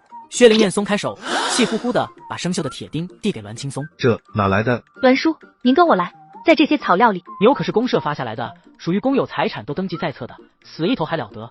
栾青松神情凝重，过去把几筐草料全倒出来，这一看脸都黑了。什么时候发现的？牛吃没吃？刚才喂牛的时候发现的，牛吃没吃到我也不确定。这些草料交来的时候，你检查过吗？这些草料是一早孩子们来交的，我全部检查过。那就是后来被人投放的。栾青松眉头拧得更紧了。红星村还是第一次出这种事，竟然敢害公家的牛，这个坏分子必须抓出来。栾叔，我在部队当过侦察兵，这件事我来查。好，世杰就看你的了。保险起见，这些牛还是找兽医检查一下，确保万无一失。好，我这就把牛赶到公社找鲁兽医去。那这边就交给你了，柱子给你打下手，有什么事就吩咐他。他们走后，郑世杰看了薛灵燕一眼，见他面沉似水，言有脑意，好像气得不轻。别担心，我会把坏分子找出来。你怎么查？你先如实回答我问题。说。薛灵燕抬了下下巴，好像是上级在听下级的报告一样，让郑世杰继续。这丫头哪里像村里人说的那么可怜，也太豪横了吧！早晨到现在，你离开过牛棚吗？什么时候离开的？离开多久？我中午早回去了，大概半小时，然后到上工时间回来的，中间没有离开过。郑世杰确定小燕离开的时间后，就迈步走进齐红星住的小屋。齐红星，你知不知道草料被人动手脚了？薛灵燕见郑世杰对师傅使威风，很不高兴，一步跨进去，挡在两人中间。我不知道啊，我真的不知道，我脚受伤了，轻易都不敢走动。那中午这段时间，你听没听到有人进牛棚？被郑世杰一问，齐红星皱眉仔细回想。我想起来了，小燕走后不久，我听到外面大黄叫了几声，好像有什么被碰到了。我以为小燕回来了，还喊了一声，但没有人回答，以为是牛撞到了啥。大概几点？小燕刚走也就几分钟，放工的钟声还没响呢。有了这些信息，调查的范围又缩小，只要查在这个时间段没去上工的人就行了。聪明。薛灵燕难得的夸了郑世杰一句，这小子也不是一无是处，至少这脑袋里装的不是浆糊。郑世杰没想到还能听到薛灵燕的夸奖，他的腰背挺得笔直笔直的。那么快去查吧，别让坏分子逍遥法外。美啥啊，人还没抓住呢。郑世杰脸上闪过尴尬，怎么总有一种被薛灵燕指挥的感觉。柱子，走吧。他带着柱子转身往牛棚外走，身后突然响起薛灵燕的声音，提醒一下，李小红和王树人回来了，他们恨我。齐红星喂了1年牛都没事，我才来就有人动手脚，肯定是恨我的人。郑世杰深深看了他一眼，才转身离开。上级说道，小燕和郑世杰几人着手开始调查牛草料撒钉子事件，如此缺德的行为到底是何人而为呢？柱子，你现在去地里找到各组积分员，和他确定一下谁今天没上工，谁在中午放工前离开过，如果有离开的问清楚走了多长时间，手里拿没拿东西。接着他继续在牛棚搜索，果然在水槽边的钉子上找到了一块布丝，看着像是的确良面料，这就又缩小了范围。联想到薛灵燕说的李小红，他决定去老王家一趟，敲山震虎。世杰呀，咋想着来看王叔了？看病人也不买东西，现在的年轻人可真不懂事。郑世杰进门观察过，见王树人杵着拐杖，看着伤得不轻，基本上可以排除他的嫌疑。叔，李小红在吗？你找他干啥呀？有点事问问他。叔，你们上午回来的吧？世杰呀，你现在是用什么身份来问我？我什么时候回来的，跟你有关系吗？王树人沉下脸，贴过脸，声音里带着不满，就差明着说：“你没资格问我吗？”有人搞破坏，我负责调查，请您配合一下。有人搞破坏，你来我家问啥？咋地？我好欺负呗？谁都想过来踩两脚。我他奶奶的刚回村，腿都这样，还能去哪里搞破坏？叔，你这么激动干啥？我只是问问情况，配合一下不行吗？不行，凭什么来问我？你算干啥吃的？王树人不听他解释，更大声地冲着他吼，眼珠瞪得和牛眼珠似的。叔，我现在是代表大队调查，如果你不想配合，那就交给公安局调查吧。大队调查还只是人们内部矛盾，罚也不会罚太重。若是公安局来调查，真查出来了是要判刑的。你问吧，你们是上午回来的吧？是。李小红回到家后出去过吗？现在她在没在家？怀疑完，我又怀疑我儿媳妇。她人呢？郑世杰眼神犀利地看着他。很简单的问题，如果心里没鬼，老实回答不就得了？他都起不来炕，咋去搞破坏的？不是你们为了陷害我家，可真是不遗余力，老弱病残都能赖上。郑世杰索性也不问他了，厉色喊李小红。李小红出来！王树人听到他喊也来劲了，指着西屋嚷：“去，他就在西屋炕上躺着呢，你去吧，你去问。我可告诉你，他穿没穿衣服我不知道，你闯进去吓坏我儿媳妇，那咱就得去公社好好说道。大队长的儿子调戏妇女，这他妈的还咋去问？进屋就成了调戏妇女了。你想问就去找个女同志过来，咱村又不是没有妇女主任，连他的活都想抢，咋地？想把红星村变成姓郑的吗？小家雀还想斗过老家雀，毛长齐了吗？郑建设处处和自己作对，让他儿子吃瘪也不错，也算是报了一箭之仇。郑世杰连着喊了10几声李小红，都没得到回应。我儿媳妇晕倒后一直就没醒过来，你就别在我家耽误功夫了，放过了真正的坏分子。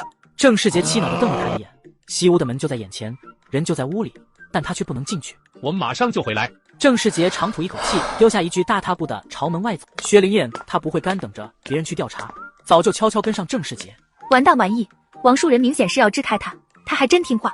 薛灵燕没有走，二愣子打草惊蛇了，接下来蛇会有所行动。螳螂捕蝉，黄雀在后，他就是那只黄雀。小红，果然，郑世杰刚离开王家，王树人就开始喊李小红。爸，怎么办啊？小点声，还不快点换了去！又是一阵踉跄的脚步声响起来，接着又传来翻箱倒柜的声音，然后是窸窸窣窣的换衣服声音。薛灵燕跳下房顶，顺着窗根潜到西窗户下，探头朝屋里看去。李小红脸白的跟鬼似的，正手忙脚乱的换衣服呢。啥时候了还换衣服？屋里李小红抖着手把纽扣系好，然后把换下来的那件衣服用报纸包上，拿着就往屋外。薛灵燕怕被发现，再一次跳上屋顶。李小红拿着报纸包急匆匆跑到后院，神情慌张的左顾右盼，看到鸡窝他眼前一亮，跑过去把那纸包塞进鸡窝里。要走的时候又犹豫了，跑回去把报纸包又拿出来，慌里慌张的转了一圈后看到了柴草垛。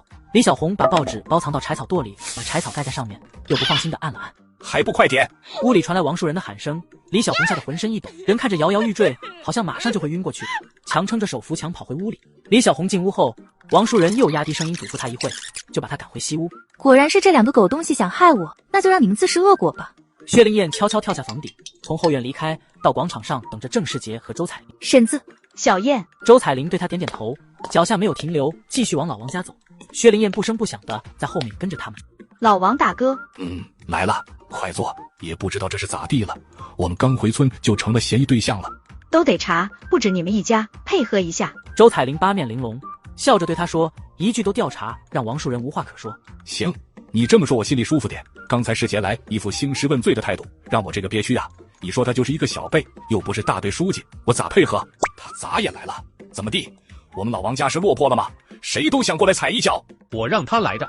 好，等我见到你爸爸好好问问，干啥和我家过不去？我们问几句话就走。李小红是在这屋吧？是，不知道醒了没有。我们回来这一路他晒中暑了，一直晕着。我觉得你们弄错了，他那个身体走路都走不了，咋搞破坏？薛灵燕挑眉看了他一眼，老狐狸一如既往的狡猾。没有不是更好吗？我去问问他。我姐晕了，那我可得跟去看看。谁不知道你巴不得李小红死呢？装什么姐妹情深？郑世杰站在西屋门口，没敢跟进去。薛灵燕跟着周彩玲走进西屋，进门就看到李小红蒙着背，在炕上抖成一团。姐，这是咋地了？怎么抖得这么厉害啊？这大夏天的蒙着个大棉被还在发抖，不是发烧那就是心虚害怕。李小红，你怎么了？大夏天的蒙个棉被也不怕捂出热痱子？我冷。姐，是不是王叔打你了？薛灵燕咣当来了一句，把东屋竖着耳朵听动静的王树人气得眼珠都快冒出来。这个死丫头咋那么坏呢？李小红，王树人打你了吗？真打你就说，我给你做主。没有，我爸没打我。姐，你还没嫁过来呢，咋就喊上爸了？这事只有我和婶子两个人，要是有外人听到，不得说你不知羞耻啊。别说这些了，李小红被薛灵燕这么刺激，反倒没有之前那么慌了。反正她和王国胜的事已经成事实，小燕就算不甘心，也得把男人让给自己。小燕，姐知道你恨我，可我和国胜哥是真心相爱的。哦，姐，别说了，我恶心。李小红的表演刚进行一半，尴尬的僵住了。好了好了，咱们说正题。周彩玲瞪了一眼李小红，真不要脸了，抢人男人还炫耀。李小红，你上午回来后又出去过没有？有没有去过牛棚？我没出去，回来我就晕了，躺在炕上没起来过。李小红怯怯的声音在屋里响起来，郑世杰的眉头拧得更紧。我走的这段时间，他俩串供了，完了，上当了。咋回来的我都不知道。你们进屋我刚醒。刚才你哆嗦啥？我做噩梦了，吓的。姐，你真的是晕着回来？我们进屋才醒的吗？李小红听到他的声音，心里就是一蹦，很怕他给自己下套子，没敢回答。咋地？你刚才说谎了？李小红，你咋回事？没有，我没说谎，是晕着回来的。你们进屋我才醒。姐，既然你是晕着回家的，那谁给你换的衣服？这屋里好像就只有你和王叔，难道他给你换的？啊，不能吧？老公公趁着儿媳妇昏迷不醒过来占便宜。李小红被他喊懵了，他说啥呢？东屋的王树人吓得差点从炕上滚到地上。小燕也太损了吧，这不是往我身上泼脏水吗？小燕，你放屁，说啥呢？东西能乱吃，话能乱说吗？我腿都断了，咋去给他换衣服？李小红被王树人这一嗓子喊清醒，恨恨地瞪着薛灵燕。小燕，我知道你恨我，但不能往我头上倒脏水啊！你不能这么恶毒啊！姐，我是怕你吃亏，你咋狗咬吕洞宾，不识好人心呢？不是你自己说的晕着回家，我们来才醒的吗？你回村时候我看到了，穿的是一件红色的雀凉衬衣。你看看你现在身上穿的是啥？你昏迷不醒，谁给你换的衣服？肯定是王叔啊！老公公给儿媳妇换衣服，那不是就存的歪心思吗？你傻不傻啊？姐，你不用怕，婶子是妇女主任，你大胆的说出来，她会给你做主的。小红，你大胆的说，婶子帮你做主。没有，是我自己换的。你自己换的，晕着咋换？这下连周彩玲都觉得不对劲了，说话颠三倒四，前言不搭后语，明显就是心虚啊。李小红，你是不是撒谎了？说是不是去过牛棚？没有，我没说谎，是我记错了。我回来晒了一头汗，就换衣服了，换完衣服晕倒的，真的，我自己换了。那换下来的衣服呢？薛灵燕突然又冒出一句，打得李小红措手不及。她怨恨看着薛灵燕，紧张的都说不出来话了。小燕，你出来一趟。好，我这就出来，喊我啥事？自己给的提示够多了，若是郑世杰还想不明白，那就是个棒槌，连火都点不着。你确定李小红回来穿的衣服是红色的？你看看是不是这个颜色？对，就是这个颜色。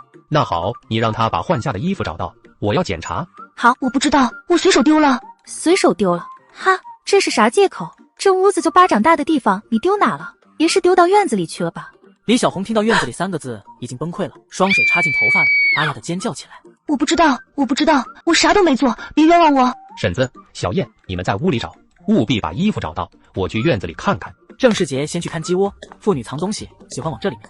王树人再也按耐不住，急冲冲的杵着拐杖出来。干啥呢？抄家呀！把你爸找来，我要问问他我家犯啥法了，让你跑来抄家。见郑世杰不为所动，王树人更大声的喊。他发现王树人在那大吵大嚷的阻挠他，不过眼神却是很轻松，一点不紧张。接着他不动声色地扫视一周，迈步朝柴火垛走去。他抬头看了眼，王树人没声音了，瞪着眼珠看着自己，眼神看起来很紧张。郑世杰绕着柴火垛转了一圈，最后停在李小红藏报纸包的位置，伸手去扒开柴火。完了，全完了！李小红听到这句话如遭雷劈，她怕到浑身发抖。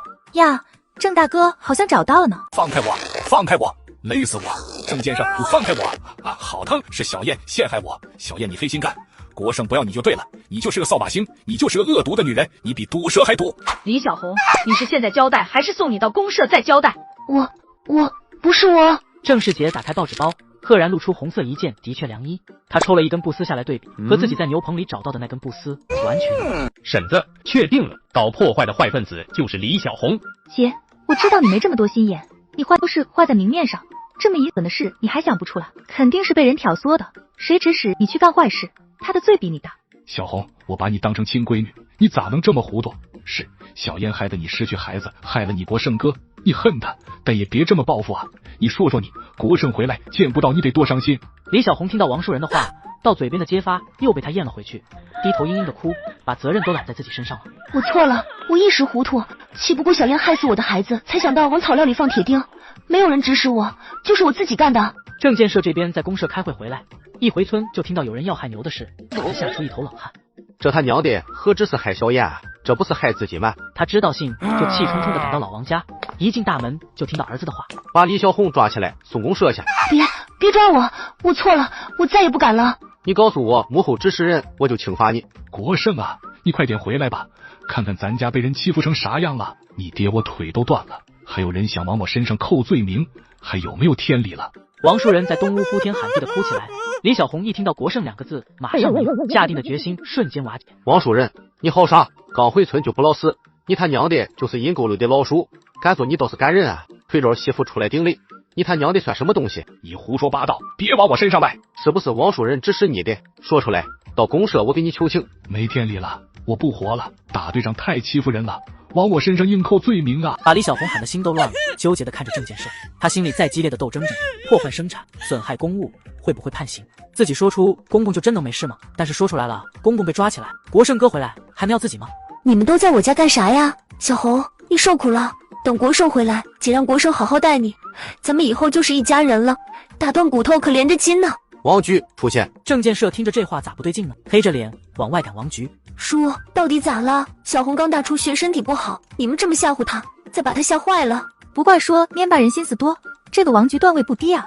先拿王国胜警告李小红，然后再搬出一家人提醒李小红，又提醒李小红身体不好，暗指郑建设欺负病人，心思够缜密的，2句话就埋这么多嘞。李小红突然头往后仰，2只眼睛往上翻，死死地咬着牙关。小红，你怎么了？别吓唬我啊！这是要逼死人，逼死人啊！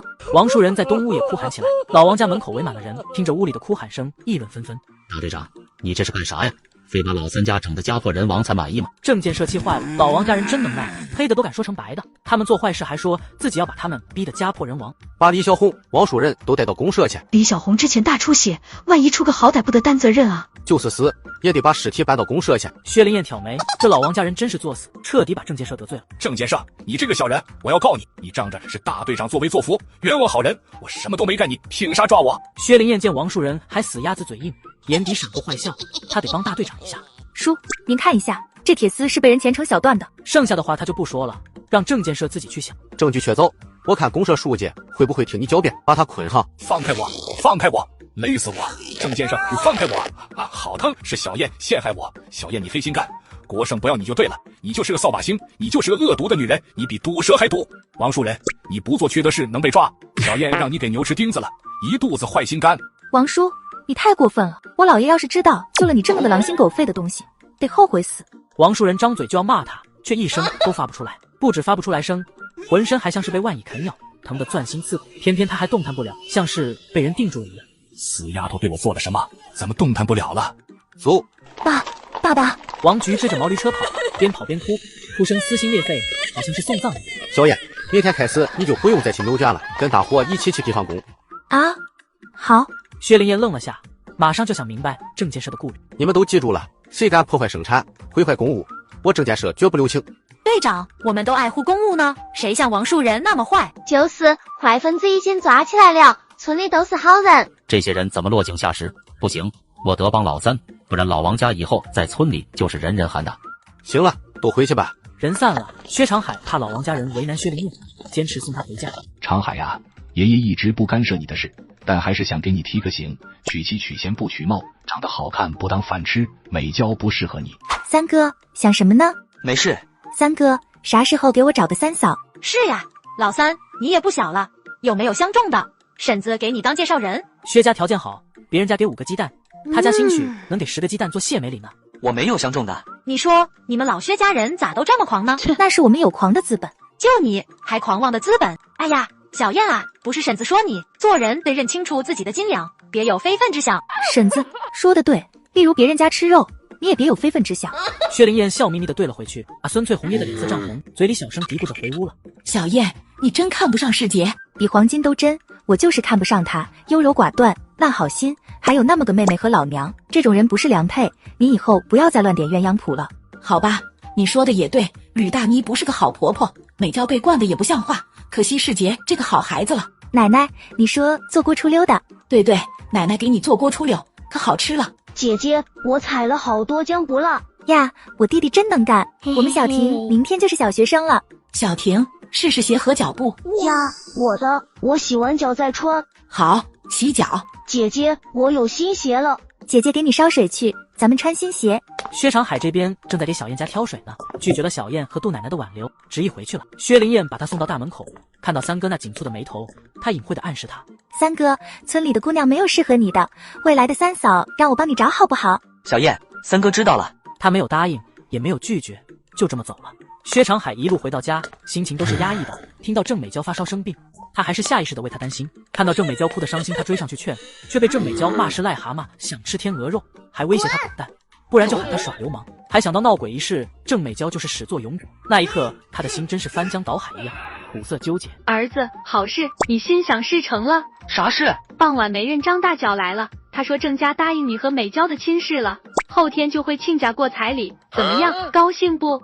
薛长海半天没有回答，心里半点喜悦都没有，眉头比回家时候皱得更紧。儿子，咋的了？你不高兴？你不是一直都喜欢郑美娇吗？之前还说除了她你谁都不要，这咋还不乐呵呢？薛长海也不知道和他怎么说，心里真的是一点喜悦都没有。长海，进来。爷爷，坐吧。长海呀，爷爷一直不干涉你的事，但还是想给你提个醒，娶妻娶贤不娶貌，长得好看不当饭吃，美娇不适合你。长海是他最喜欢最疼爱的老孙子，他不希望孙子一辈子就这么活。爷爷，我知道了。以前他被美娇的容貌迷住了，只要能娶她回来，就是天天给她洗脚，自己都愿意。如果郑美娇只是骄纵刁蛮，他一样不会动摇。但是他心思歹毒，小燕那么可怜，他都害，这点是他无法容忍的。好，不愧是我的孙子。第二天一早，薛灵燕早早的爬起来做饭，为了让弟弟吃得饱饱的去上学。小婷，起来吃饭。姐姐，对不起，我没醒过来。每天早晨他都帮姐姐烧火了，孩子已经习惯了干活，一天不干就觉得内疚。以后都不用你干活了，早晨起来就背书，好好学习就是你的任务。吃过饭，小婷才换上新衣服新鞋。哎呀，我大孙这么一收拾，可真好看。这边也收拾好了，就听到有人敲门。进来。准备好了吗？顾厂长早啊。走。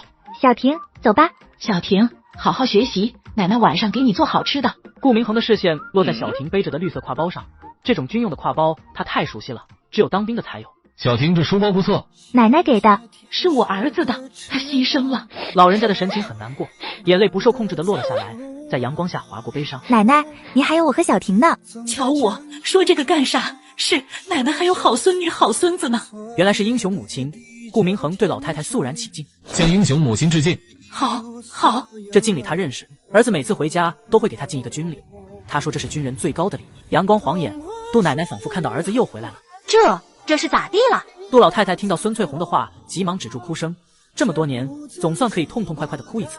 没事，我就是想儿子了。哦，孙翠红一向八卦，但是听到杜奶奶说想儿子了，她也变得难过起来。婶子，别难过了，有啥难处说一声，小娟不在还有我们，邻里邻居互相帮助。婶子没啥难的，谢谢你们了。奶奶，以后您可以把我当您亲孙子，我给您养老送终。好，好，奶奶又多了一个大孙子。走吧。顾明恒把车开到幸福小学门口，送小婷到学校报到后，他还要带小燕去市里买药，然后再赶回红星村，时间很紧。小婷，你学校多好啊！顾明恒带着他们往最后一排的办公室走。顾厂长来了，快屋里坐。谢谢。杨校长，这就是我和您说的学生，今年6岁了，看着挺聪明，就是这年龄小了点，直接去1年级怕他跟不上，先上学前班吧，下学期再上1年级。行，您看着安排就行，谢谢了。小婷，好好学习，晚上姐姐来接你。好，你叫薛小婷吧，别害怕，我带你找老师去。小婷看着慈祥的校长，心里的怕意少了许多，乖巧的点点头，就让杨校长牵着她的手。走吧。哦。顾明恒把车停在了药材公司大门口，下车就闻到糕点厂里传出来的香味，味道香甜诱人。师傅，多少钱一根？有2条1毛一根，没有2条2毛。好，一会儿您给我装20根，钱和粮票我先放着。老师傅惊愕地看了他一眼，人不可貌相了。就是这个饭，花钱的感觉太爽了，哈哈。剩下就不好吃了，少买点。顾明恒善意的提醒，知道老王家赔了小燕一点钱，但现在他弟弟念书呢，花一分就少一分，这都不够分呢。奶奶5根，小婷5根，齐老头10根呀，我还没有呢。不行，师傅再来5根呀。不对，再来5根，我二爷公和3哥还没有呢。薛灵燕笑盈盈的掰着手指算，这一算发现还少买了呢，转头又跟老师傅买了10根麻花。算了，让他花吧，他以后没钱了，我给他就是了。而此时不远处的针织厂正走出来一个漂亮的姑娘，盯着顾明恒。顾大哥，师傅还得炸一会，咱们先进去买药吧。好。顾明恒点点头，带着薛灵燕走进药材公司大门，蒋铁梅过来的晚了一步，只看到薛灵燕的背影，但那声顾大哥喊得太亲热了，嗓音又脆又甜。那姑娘穿着土气，难道是上次姑姑说的农村女孩？不行，我喜欢的男人不能被别人抢去。蒋铁梅无心等待，急匆匆地返回针织厂，找姑姑和顾厂长的母亲说一声，只有她能阻止。接她呢，别提有多高兴了。小婷第一次坐自行车，开心的像是出笼的小鸟，叽叽喳喳的说个不停。旁边却有一双怨恨的眼睛盯着他们。明航怎么有时间来看我了？找你走后门来了。你能找我走后门不容易啊。行，这个后门必须让你走成了。说吧，要买药还是要卖药？我朋友想买点治脸的药，这是药方。这是你朋友？顾明航就算是再想不开，也不会找这么丑的姑娘，肯定不是他对象了。是，他是我朋友。行，我这就叫人去配药。吴刚看出顾明恒对薛灵燕的保护，管他黑猫白猫，能抓住顾明航就是好猫。他们这边在抓药，那边蒋铁梅急匆匆地跑进针织厂办公室，正好他姑蒋来凤在高红艳办公室和他聊天呢。阿姨，铁梅，你怎么又回来了？铁梅来了。喝点水，天热容易中暑。瞧你热的小脸通红，快做风扇着凉快一下。真甜，谢谢阿姨。甜就多喝点。阿姨，我刚才在高会计，厂长让你过去一趟，百货公司来对账了。哦，好，我这就过去。铁梅，你坐会儿，阿姨一会儿就回来。蒋铁梅急得站起来，心里冲动的想不管不顾的告诉高红烟，都什么时候了，你还忙着去对账？但说出的话却是温柔体贴。好的，你忙吧，我没关系的。高红艳走后，蒋铁梅脸上的温婉笑容就消失不见，皱着眉，眼神阴郁。铁梅，你怎么走了又回来了？大姑，我看到顾明恒和一个农村姑娘进对面的药材公司了。又是那个农村丫头，我就说他们不对劲，高会计还不承认。行，这事你别管了，我一会儿把高会计带出去，让他亲眼看到。大姑对我最好了。那是，我就你这么一个宝贝侄女，能对你不好吗？大姑，那我先走了，一会千万把阿姨带过去。吴刚这边把薛灵燕这垂涎3尺的目光看在眼里，心中觉得好笑，这姑娘哪来的自信啊？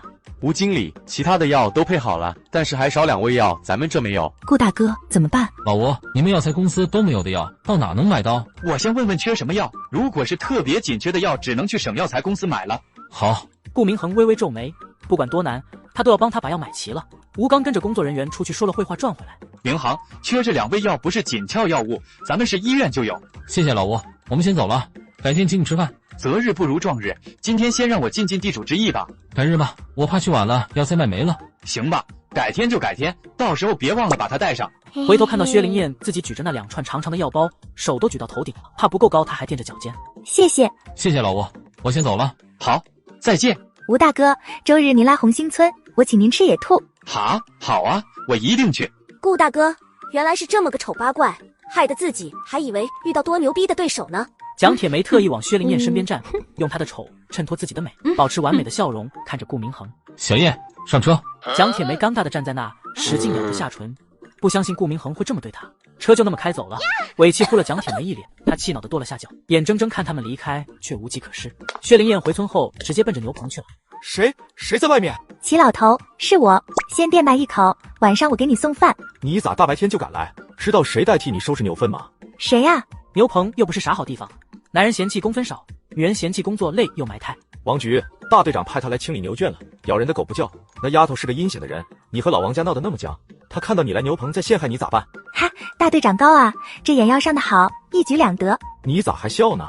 师傅，这些牛保准安全，你就放心大胆的养病吧。昨天王局把大队长得罪了，这些牛只要有一星半点差错，王局都好不了，他得加1万个小心保护他们。呵呵，大姑娘天天一身牛粪味，名声又那么臭了，王局以后找婆家且难着呢。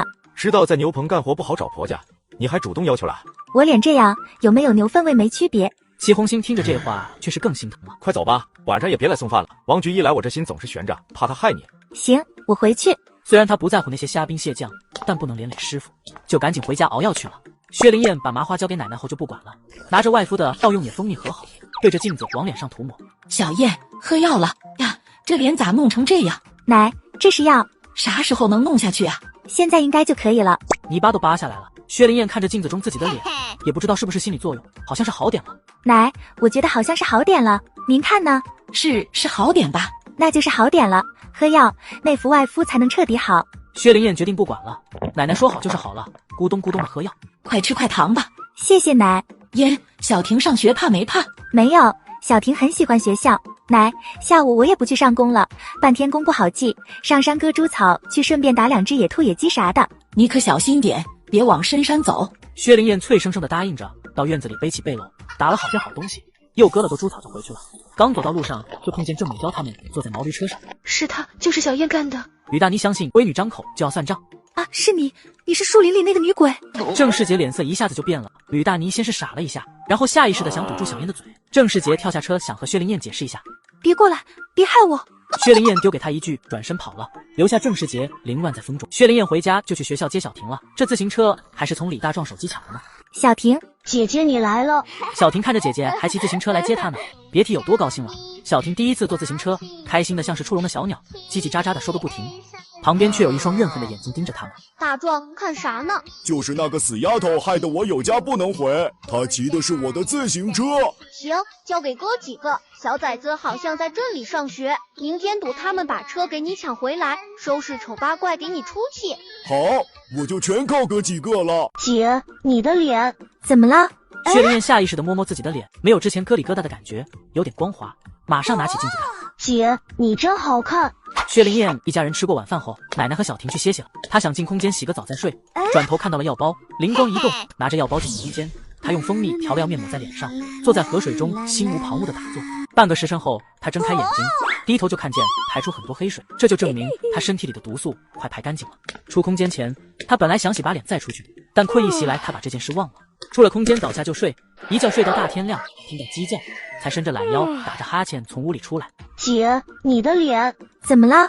薛灵燕下意识地摸摸自己的脸，没有之前疙里疙瘩的感觉，有点光滑，马上拿起镜子看。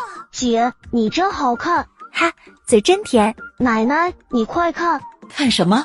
哎呀呀，好了，真好了，我的天，这是神药啊！哎呀，我家小燕真好看。走，咱们出去让那些笑话你是丑八怪的人看看。好，我打扮，闪瞎他们的眼睛，老子扬眉吐气了，哈哈！闪瞎他们的眼睛。奶奶，好看不？好看，我小燕最漂亮了，比那个郑美娇美100倍。姐姐真好看。小东西，学会拍马屁了。走，奶奶带你到老王家门口转转，让他们家看看丢的是一颗珍珠，捡了个死鱼眼珠子。走，闪瞎他们的狗眼。哎呀，不行，你这脸刚好，会不会怕太阳？会不会怕风？万一再反复了咋办？不行，还是等药都吃完再说吧。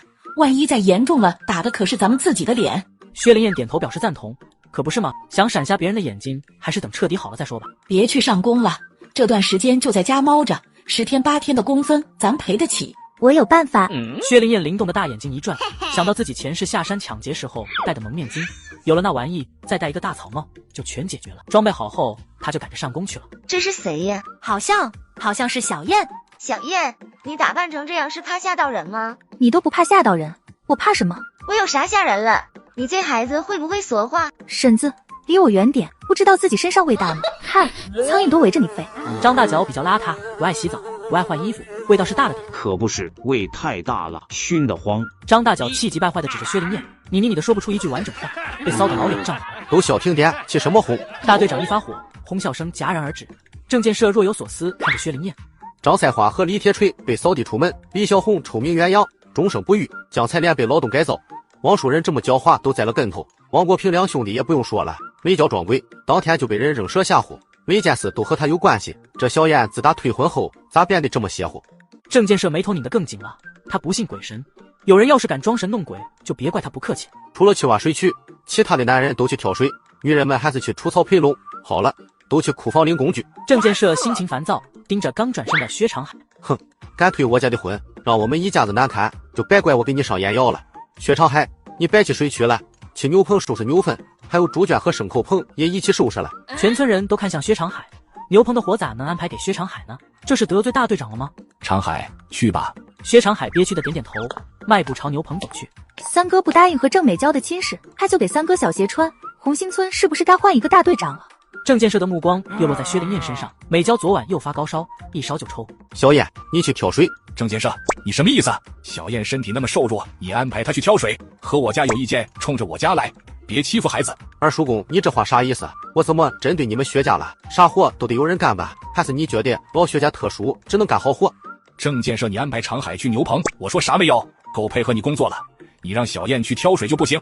薛老爷子会在乎他吗？这大队长是老薛家，不愿意要才轮到郑建设头上，给他脸就以为自己是个人物了。二叔公，我这可是帮小燕，小婷上学需要钱，挑水工分多。再说牛棚安排长海干怎么就不行？别人能干他就不能干？你们老薛家特殊吗？薛灵燕怕把二爷公气坏了，走到郑建设面前，笑盈盈的。大队长，原来你是为我好啊！那行，我去挑水，一天12个工是不是？多赚4个工分呢，年底得多分多少粮食？这好事也别我一个人得呀，让郑美娇和婶子都去，大家一起多赚工分。郑建设被薛灵燕对的脸色铁青，小燕这是在将他的军，让他骑虎难下。小燕说的没错，好别让他一个人干，让你媳妇你闺女都去河边挑水。如果你不派他们去挑水，就是欺负没娘的孩子，那我可得去公社找杜书记唠唠了。红星村可不能让仗势欺人的小人当队长。现场火药味十足，村里人可不敢看这种热闹。大队长和薛老爷子杠上了，指不定得殃及池鱼呢。走吧，你们两家谁倒霉我都乐。这把火烧的不错，很旺。既然二叔公不想让小燕去挑水，那就让他去除草。听到薛老爷子要去找杜书记，郑建设松了口。好，二爷公挑水是多好的活啊，大队长是照顾我呢。薛老爷子不理解的看着他，孩子是啥意思啊？大队长，你看你本来是想照顾我，但单独让我去挑水就容易让人引起误会，还以为您是针对我呢。还是把婶子和美娇姐都叫着一起去挑水吧，这样村里人就不会说闲话，您说是不是？小燕说的对，好活别都可着小燕一个人，除草大帮哄。你媳妇和闺女又不自觉，仗着你是大队长，总找借口偷溜回家，大伙背地里都有意见。挑水好啊，赚得多，一天顶除草1天半呢。挑水有人看着他们就没时间回家了，也能让你的工作好干点。不然真有人告到公社去，你就是仗着大队长身份偏袒家人，到时候杜书记你也说不过去。二爷功神助攻，一句话连讽刺带威胁，把郑建设说的脸上青一阵白一阵。建设，小燕不想多赚工分，你就别揽好心了，让她跟我们一起去除草吧。婶子，错了，我想多赚工分，感谢叔还来不及呢。就是呢，不能搞特殊。从今天开始，我帮叔监工，偷懒耍滑啥的谁不要再想了。死丫头不光是邪性，也太坏了，被她盯着，以后还能再偷懒回家吗？小燕，你算干啥吃的？谁用你管？大队干部要接受劳动人民监督，不能搞特殊。小燕说的对，都是劳动人民，不能因为你是大队长，你老婆孩子就搞特殊。建设，你可得一视同仁。美娇，闭嘴！建设，你可别听小燕胡说八道。美娇昨晚还发高烧呢，让她去挑水，不是想害死她吗？挑水是害死人的活，那大队长是想害死我吗？废什么话，我听说干活累死的，赶紧挑水去。建设，我这就去挑水，美娇就让世杰替吧，等过2天病好了再让她去挑水。小燕，走上工去。大队长，我不会辜负您的好心，我会一直干下去。薛灵燕满眼感激地走到他面前表决心，把郑建设气得一口气憋在心口。他死死地瞪着薛灵燕，一句话说不出来。这丫头是跟我对上了，她一直干下去，世界不能一直替下去。等美娇能上工了，就得和男人们一起去河边挑水。闺女身娇肉贵，没干过处理活，这不是要她的命吗？完犊子，被一个小丫头逼得不敢说话，就知道。妈，小燕能干，你和美娇就能干。小燕干不动就少挑几口，明天换去除草吧。不用，挑水很好，渴了随便喝。想帮你妈没门，老子陪你们玩到底。郑建设是真郁闷，本以为小燕坚持不了多久，谁想到跟打了鸡血似的，还等着他受不了找自己求情呢。这就苦了吕大妮了。他想偷懒，可薛灵燕看着他。婶子，你又偷懒了，快跑起来，为社会主义建设奋斗，千万不要拖大队长后腿哦。这可真是气死人不偿命。吕大妮不敢偷懒，被累得肺都要爆炸，喝口水的时间都没有。婶子，大伙都卯足劲干活，您看看您，一次挑半桶水，都像您这样干活，咱们还能完成国家的交粮任务吗？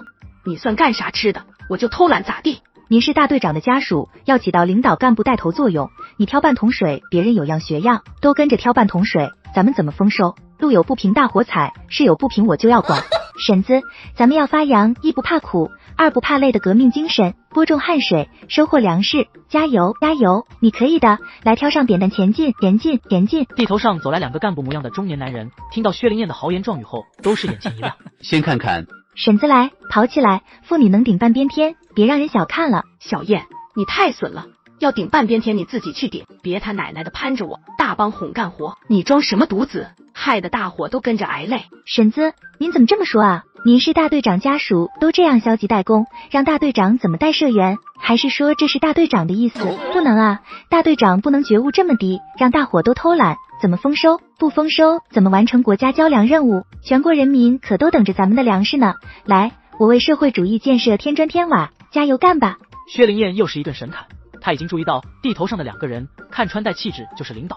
吕大妮作死，他得送一场。小燕，既然你觉悟，我就别在这耍嘴皮子，干活去。是，婶子加油，来，跑起来。说完，他挑着水桶一溜烟的跑了。不大一会儿，又挑着满满2桶水回来了，把水往地垄沟一倒，转身又跑。加油，加油！多浇一滴水，多打一粒粮。我劳动，我光荣。村里人看得嘴角直抽抽，这不是一只傻狍子吗？吕大妮直接不干了，看到薛灵燕来回跑，她还在说风凉话。小燕跑得太慢了，你不是积极吗？快点跑！婶子，干活呀！你这么明目张胆的带头偷懒，大队长还不管，这不是鼓励社员都跟着学吗？大妮，起来干活！小燕说完，全村人都拄着锄头看郑建设，这让他骑虎难下。哎呀，我晕了，眼前黑了。杜书记看得火冒三丈，跟来的高干事频频摇头。完了！哎，婶子，你不去唱戏，可惜了呀。郑世杰实心眼，以为他妈真晕了，过去又是泼水，又是掐人中，一通抢救。起开！妈，你醒了。这下吕大妮想装也装不了，睁开眼，狠狠瞪了儿子一眼。不行，我晕得厉害，快把我放下！郑队长，郑建设听到高干事的喊声，回头看过去，看到面色黑沉、眼神冷厉的杜书记。书记什么时候来的？杜书记看到了多少？赶紧起来干活去！冲我喊什么？上吊还得喘口气呢！你想累死我？你是大队长，还让一个黄毛丫头牵着鼻子走，咋地？你当个大队长就得把我们娘们累死吗？世杰别干了，你爸愿意表现让他自己干去。败家娘们，这不是给自己上眼药吗？郑建设气话，杜书记已经生气离开了，他得去解释。杜书记，你听我解释。解释什么？解释你大队长家属高人一等吗？别人都干活，就你媳妇金贵。杜书记是这么回事，我闺女连着发烧好几天了，我媳妇照顾她没休息好，所以才干不动活，也怪我把她安排去除草好了。我本来想着干部家属要苦在前累在前，就没想她身体吃不消，结果造成不良影响。我检讨，我错了。这几天忙水区的事忙得我焦头烂额，家属的思想工作疏忽了，请领导放心，以后我一定会约束好家属。郑建设认错态度非常好，但是话说的太有技巧了。一是解释了吕大妮为什么消极怠工，二是说他为了水渠鞠躬尽瘁，所以才忽略了家属教育，情有可原。果然，听完郑建设的解释，杜书记的脸色舒缓了。辛苦了，不辛苦，为人民服务应该的。但是家属的工作一定要做好，不能搞特殊。我看你媳妇思想觉悟不高，再这么下去会和人民群众脱轨的，总有优先意识可不行。是，我一定约束好家属。吕大妮知道自己惹祸了，也不敢再搞特殊，硬着头皮吃着挑水，累得脚步踉跄几次，都跪在地里沟里，谁踩了一身。薛灵燕下午比上午还兴奋，一会儿没休息，直到放工的钟声响了，她还把最后一桶水浇到地里。郑建设想找她都没找到。薛灵燕忙完回家后，就赶紧去学校接小婷了。小婷和2个好朋友狗蛋、二毛一起等在学校门口。小婷，上车回家。姐，可以让狗蛋和二毛也坐咱家车回去吗？哈，可以。哇塞，姐姐真好。小婷，你姐真好看，简直是人美心不坏呀！哈哈，小屁孩，别拍马屁了，那叫人美心善。嘿嘿，孩子们雀跃地上车，赶着回家了。越往村里走的路越偏僻，路过一片小树林的时候，车开始扎了。薛灵燕让孩子们都下车，自己蹲下来检查。小树林里响起杂乱的脚步声和撞断树枝的声音。姐姐，地上好多图钉。你把老子的图钉压坏了，赔吧！赔钱，不然找死你！呀，隔了60年，我的乌金鞭又回来认主了。把自行车留下，跪在这图钉上磕头认错，老子就放你走。对，跪下认错，留下自行车滚蛋。打家劫舍，不是说建国后没有土匪了吗？我是有多幸运才能遇到同行。领头的看到薛灵燕一点不害怕，还好像很兴奋。老刘去，给他点颜色尝尝。他派的就是拿乌金鞭的小子。臭丫头，你不是很横吗？今天老子打的你满地找牙。全上吧，不然是老子欺负你们，惹了老子一个都别想跑。呀，还挺狂！老子今天本来想放过你，磕头求饶，留下自行车就放你走，但你不识好歹啊，那就别怪老子不客气了。老五、老六往死里打，给你哥们出气，让臭丫头知道马王爷几只眼。请好吧，大哥。老六啪的一甩鞭子，刚从收废品买来的，花了他5毛钱呢，就让死丫头尝尝鞭子的威风吧。没等老六出手呢，他脚下一动，身形如风来到他身边。接下来的一幕更是晃瞎他眼睛。薛灵燕抢下乌金鞭，简直是如虎添翼，如入无人之境般把他带来的那几个兄弟抽得连滚带爬。大哥救命啊！眼看着带来的人躺在地上起不来，没了，转身就朝树林里跑。大哥别跑啊！薛灵燕把手里的乌金鞭甩起，缠住树枝，借着力量腾空飞起。地上趴着的那几个小子都看傻了。跑啥啊？好像你能跑得了似的。姑奶奶饶命！边上磕去，别耽误老子抽人。老六高兴得乐了，马上爬起来继续磕头。其他几个有样学样，也纷纷跪地给薛灵燕磕头。鞭子抽得太疼了，磕头能不被抽对他们来说就是特赦。薛灵燕一脚一个都踹到沟里去，路上只剩下老大一个人。一起来的，别人都一身伤，你也不能例外啊。有话好说，好好说啊。行，老子是讲理的人。薛灵燕嘴里说的云淡风轻，手里的鞭子却是不客气的朝着老大身上抽过去，把这小子抽的都学驴叫了。你不是说行吗？咋还操呢？你先告诉我谁让你们来的，把人给老子找出来。老大被抽的爹一声娘一声的，听到薛灵燕的话，才想起来自己受这些罪是因为谁。把你哥们找来，快去把他找来。你快去把李大壮找来吧，不然这个女杀神不会放过咱们。李大壮早在薛灵燕抢下鞭子抽人就吓跑了，上次被鸡毛掸子打的阴影到现在还没忘。李大壮，你别跑啊！为了尽快逃走，他眼珠转了转，嚷了句，转身跑进树林。其他几个小子看到他跑也想到了，傻子还等在这挨揍。李大壮，你别跑！都给我滚回来！听着，老子很生气，本来想把你们几头蒜弄死。大王饶命啊！大王饶命啊！哎呀呀，总算又听到有人喊自己大王了，这感觉真他妈的爽啊！这么认错没诚意，既然你们用图钉扎了我的车，那这些图钉也别浪费了，跪上去，谁能跪1分钟，我就放谁走。啊！老六他们傻眼了，跪图钉那得多疼啊！薛灵燕见他们犹豫，手中的乌金鞭一甩，那划破长空的灵力把这几个小子差点吓尿了，想都不想就朝着图钉上跪下去。尖利的图钉扎进肉里，疼死个人，几个人都疼得龇牙咧嘴，满脸眼泪，可怜巴巴地看着薛灵燕。老大被毒打了一顿，也学聪明了，提鞭子抽肉也是疼，跪图钉也是疼，他宁愿跪图钉，也不想再挨鞭子。姑奶奶，你看我跪的还行吗？你要是一直横到底，还敬你是条汉子，没骨气的东西还给别人当大哥。薛灵燕一脚把他踹倒，提鞭劈头盖脑抽下去。那几个小子吓得都缩着脖子装鹌鹑。只要打的不是我们，老大随便打。大王要命啊！我错了，我再也不敢了。不行，你是大哥啊，他们跪1个，你得跪10个。我跪，大王，只有这么多，我就跪6个行不？不行，老大，我这有。老大，我这有。你看你的兄弟们多疼你，跪吧。老大哭着把图钉摆在地上，咬牙跪了下去，疼得浑身发抖，哭得更厉害。给老子办件事！您说，兄弟们赴汤蹈火，在所不辞。啧，你说你长得也不像个傻子，咋就让李大壮当枪使唤呢？都不想想他为啥不敢露面。听着，我命令你们见到李大壮就给我打，3天一大打，2天一小打，谁敢不听话，别怪我这鞭子不认人，听到没有？听到了，保证打他，往死里打。老子车被你们扎了，怎么办？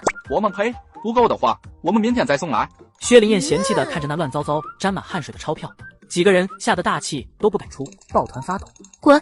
几个小子得了特赦令一样，连滚带爬的跑走了。收拾完几个臭小子，小燕赶着回家给师傅送饭去了。仙姑，我觉得小燕鬼上身了，有啥办法能让鬼现身吗？你去找点黑狗血，泼到他身上就行。再凶的鬼都得怕这个，他肯定现原形。我操，算计老子！夜色是最好的掩护。薛灵燕为了保险，还是走到小树林，从牛棚后面进去，确保安全。还没等他走到树林，就听到有人说话。这真好使吗？你要是不相信，就还给我。担惊受怕的帮你，还怀疑我？相信不相信我能来找你吗？美娇被蛇吓得到晚上就发烧，我都愁死了。1块钱。好。大队长这媳妇是真能作死，现在封建迷信是4旧，被打得死死的，他还来搞这套。如果只是到此为止，薛灵燕不会管他们，毕竟给师傅送饭重要。可接下来的话让他改变主意了。仙姑，我觉得小燕鬼上身了，有啥办法能让鬼现身吗？你去找点黑狗血，泼到他身上就行。再凶的鬼都得怕这个，他肯定现原形。我操，算计老子！行，谢谢仙姑。美娇要是好了，我一定拎着大公鸡去你家给老仙回香。树林里突然响起来恐怖的哭声，凄凄惨惨，4男4女，忽左忽右，飘飘忽忽，仿佛离得很远，又仿佛就在他们耳边。仙姑，是不是有鬼啊？我会装神弄鬼，但没见过真鬼啊！别搞我啊！我死得好惨啊！不，我要找替死鬼啊！谁给我当替死鬼啊？绳子勒得我好疼啊！仙姑，快抓鬼，快把他们抓起来！呆，哪里来的孤魂野鬼？本仙姑在此，速速回避，不然我把你打的魂飞魄散。有仙姑啊，仙姑好啊，抓他当替死鬼，一个就能替咱们俩。吕大妮和何仙姑身前身后的树枝开始摇晃起来，树叶撞击沙沙作响，一道飞影从这棵树飞到那棵树，带来阴风阵阵，速度快的吓人。何仙姑吓得头皮发麻，瞬间爆发响彻云霄的尖叫。不要啊，不要抓我当替死鬼，你去抓何仙姑，去抓他呀！救命啊！有鬼啊！吕大妮跑出去了，剩下何仙姑可惨了，她也想跑，但头被鬼抓住，鬼拉着她头发往树上拽，头皮撕裂一样，好像下一秒就会被撕开。眼看着脚悬空了，何仙姑吓坏了，拼命踢他。你害人的仙姑我最喜欢了。沙哑的男鬼声音就在他耳边响起，何仙姑被吓得啊呀惨叫，凉昏死过去。切，我还没玩够就晕了，就这还给人跳大神呢。村里人被吕大妮凄厉的呼救声喊起来，听到有鬼拿杆出来，大伙拿着火把跑到树林里，看到李大妮晕倒在树林边上，裤裆一片湿，尿骚铺皮。快把你妈抬回去！大队长，嫂子半夜来树林干啥呀？不知道，都回去吧。他越是这样，就越显得心里有鬼。朱青山怀疑地看着他，郑建设不自然地移开目光。树林里传出声响，好像有人走动。谁在那？是我。何仙姑披头散发的从树林里冲出来，一张惨白的脸突然出现在大伙面前，连朱青山和几个胆大的小伙子都吓得跳了起来。什么人？大队长，有鬼啊！里面有鬼，要抓我和你媳妇当替死鬼。起开，哪来的鬼？你再胡说八道，我就把你送公社去。谁胡说了？是你媳妇找我要符给郑美娇收魂，我说不写，她威胁让你收拾我。现在因为你们家，我招惹上厉鬼，差点没了命，你还倒打一耙冤枉我。好，送公社是不是？送吧，连你媳妇一起送。你闭嘴！我闭嘴就被你们害了。厉鬼，你别找我，去找吕大妮，是他把我拉到树林里的，不是我要来打扰你们。我，哎呀妈呀！大队长，你这是干什么？朱青山脸色很不好，傻子都听明白咋回事了。以前他很尊重郑建设，觉得他还是不错的，现在看来这人还真不咋地。二柱子，你把何仙姑送回家去。都散散，今天的事谁都不许说。郑世杰和哥哥抬起他妈的时候浮掉在地上，跑来看热闹的王树强看到麻溜走过去捡了起来。郑建设脸刷一下就白了，这不是铁证如山了吗？大队长，我想你应该和杜书记解释一下了。郑建设面如死灰，被王树强抓到把柄没好。树林外闹了半个小时，渐渐安静下来。薛灵燕等到人都散尽了，才去牛棚给师傅送饭。饿了吧？小燕，外面出什么事了？是闹鬼了，大队长媳妇被鬼吓尿了。师傅的嘴都被你养馋了。中午我自己弄了点玉米糊涂粥，愣是没咽下去。齐老头，外面闹鬼，你晚上怕不怕？这世界哪来的鬼？我看是有人装神弄鬼呢。小燕，这么晚了你蒙脸干啥？齐老头，看我的脸。齐红星有些震惊了，他知道自己开的药方有奇效，但没想到这么快。我给你把脉。奇怪，师傅，这是好还是不好啊？当然是好了，但是好的这么快不正常。这样吧，你还是把药按着疗程吃完，防止反复。那我这脸可以见风见阳光吗？不能，现在是关键时候。你的脸长了那么久，疙瘩突然没了，久不见阳光的皮肤太娇嫩，受不了刺激，阳光暴晒、风吹雨淋都容易引起反复。一旦反复情况可就严重了。齐红星严肃地摇头。薛灵燕听师傅这么一说，庆幸自己今天戴着蒙面巾。齐老头给你报个喜，杜书记下乡巡查，看我上工认真，给了学习名额，你徒弟我要成为光荣的拖拉机手了。是吗？太好了，太好了！齐红星替徒弟高兴，徒弟出息了，师傅最骄傲。薛灵燕从师傅家出来，就踏着星光月色回家。每晚进空间打坐已经成了习惯，他亲身体验到空间里的溪水有洗水的功效。为了验证，直接用自己家院子里的那个石磨试验，几十斤的石磨，他不费吹灰之力就抱起来。他能开拖拉机不等于你也能开，没看见他多壮，你多干巴，瘦得像麻杆似的，你能转动方向盘吗？这个傻狍子，自以为是，老子就得用实力打你的脸。第二天一早就看到周把式推着自行车从大门外走进来。昨天他看到薛灵燕自行车胎扎了，就把车推回家帮着补胎。叔，车胎不好了。谢谢叔。叔，在这早饭吧，我都做好了。周把式忙摆手，怕薛灵燕硬留自己，老头急忙走了。奶奶，顾厂长中午要是过来吃饭，您告诉他我去市农技站学拖拉机了。好，跟奶奶嘱托好后，薛灵燕骑车去公社报道。公社离镇上不远，骑车10分钟就到了。你好，你好，你真漂亮，谢谢。妈呀，这个大美女和三哥配一脸啊！杜月发现薛灵燕瞅自己的眼神发直，也不知道在想什么。你找谁啊？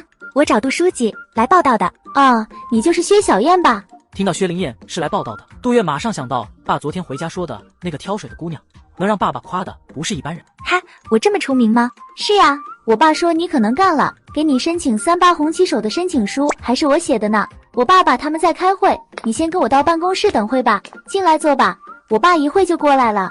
好。杜月发现他的坐姿好有趣，大马金刀像个男人似的。你不把蒙面巾拿下去吗？不拿，怕吓坏你。我不怕，你可以摘下来喝，这屋里只有咱们2个人，我不会笑你的。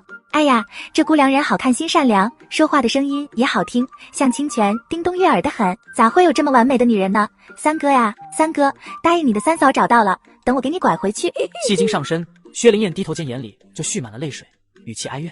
哎，我已经被人笑怕了，都喊我丑八怪，没人愿意和我做朋友。不要难过，你不想把蒙面巾拿下来就不拿，如果你不嫌弃，我愿意和你做朋友。真的，真的，击掌为盟。好，月姐姐，既然你愿意和我做朋友，周日请你到我家玩好不好？好，我周日一定去找你玩。太好了，姐姐咱们一言为定。他的快乐感染了杜月，也跟着笑。你们下乡把会议精神传达下去，不管千难万难，都必须速生产保丰收，这是国家交给咱们的光荣任务。好了，都去吧，中午在老乡家吃饭必须给钱。杜书记宣布完命令后，走进办公室。薛灵燕刚想和杜书记打招呼，那边杜月已经帮他说了：“爸，薛小燕来了。”啊，小燕来了，快坐坐。谢谢书记。小燕，不用怕，我爸爸很随和的。善解人意，三哥有福啊。爸，小燕去农机站的介绍信开好了，就等您盖公章了。好，我这就给盖。杜书记本来还想和薛灵燕拉拉家常，那天看到薛长海，觉得小伙子非常不错，顺便打听一点他的情况。听到杜月的话，才反应过来。小燕啊，好好学，妇女能顶半边天，你要把这半边天撑起来。是，杜书记，我一定好好学。好，我相信你。自己能找到农技站吗？如果找不到，我就亲自送你去一趟。能，鼻子下有嘴，找不到可以问人。杜书记刚想说话，门外就传来敲门声。杜书记，红星村有人找你。红星村现在是上工时间，谁大老远跑公社来了？进来，小燕，我这还忙上了，想送也送不了了。你带着介绍信去市里，农技站在3道街紧挨着京剧院。你如果找不到，就打听京剧院，会有人告诉你的。好的。王树强进门就听到他们的对话，眼中闪过嫉妒和恨意。杜书记，我来找你反映情况。薛灵燕看到他，更证实自己的猜想，这小子是来告证建社的。他虽然看不惯证建社的公私不分，但更看不上这种背后告状的小人。你是王树强？是我来。杜书记，咱们可以单独谈谈吗？杜书记，我先走了。好，路上小心。杜书记欣赏地看了薛灵燕一眼，小姑娘很有眼力见啊。我去送她。好，替我送小燕。说吧，什么事？其实不用王树强说，他也大概猜到，好话不背人，坏话怕人知，这是个来告黑状的。我走了10几里山路，嗓子又干又渴。杜书记怎么不让我坐下？谁也不到点给我喝，就这么站着回答，咋像是被审问似的？有事快点说，我还要下乡指导工作呢。啊，是这么回事。王树强听到杜书记要走，也顾不得渴了，从兜里掏出昨天捡到的符，放在杜书记的办公桌上。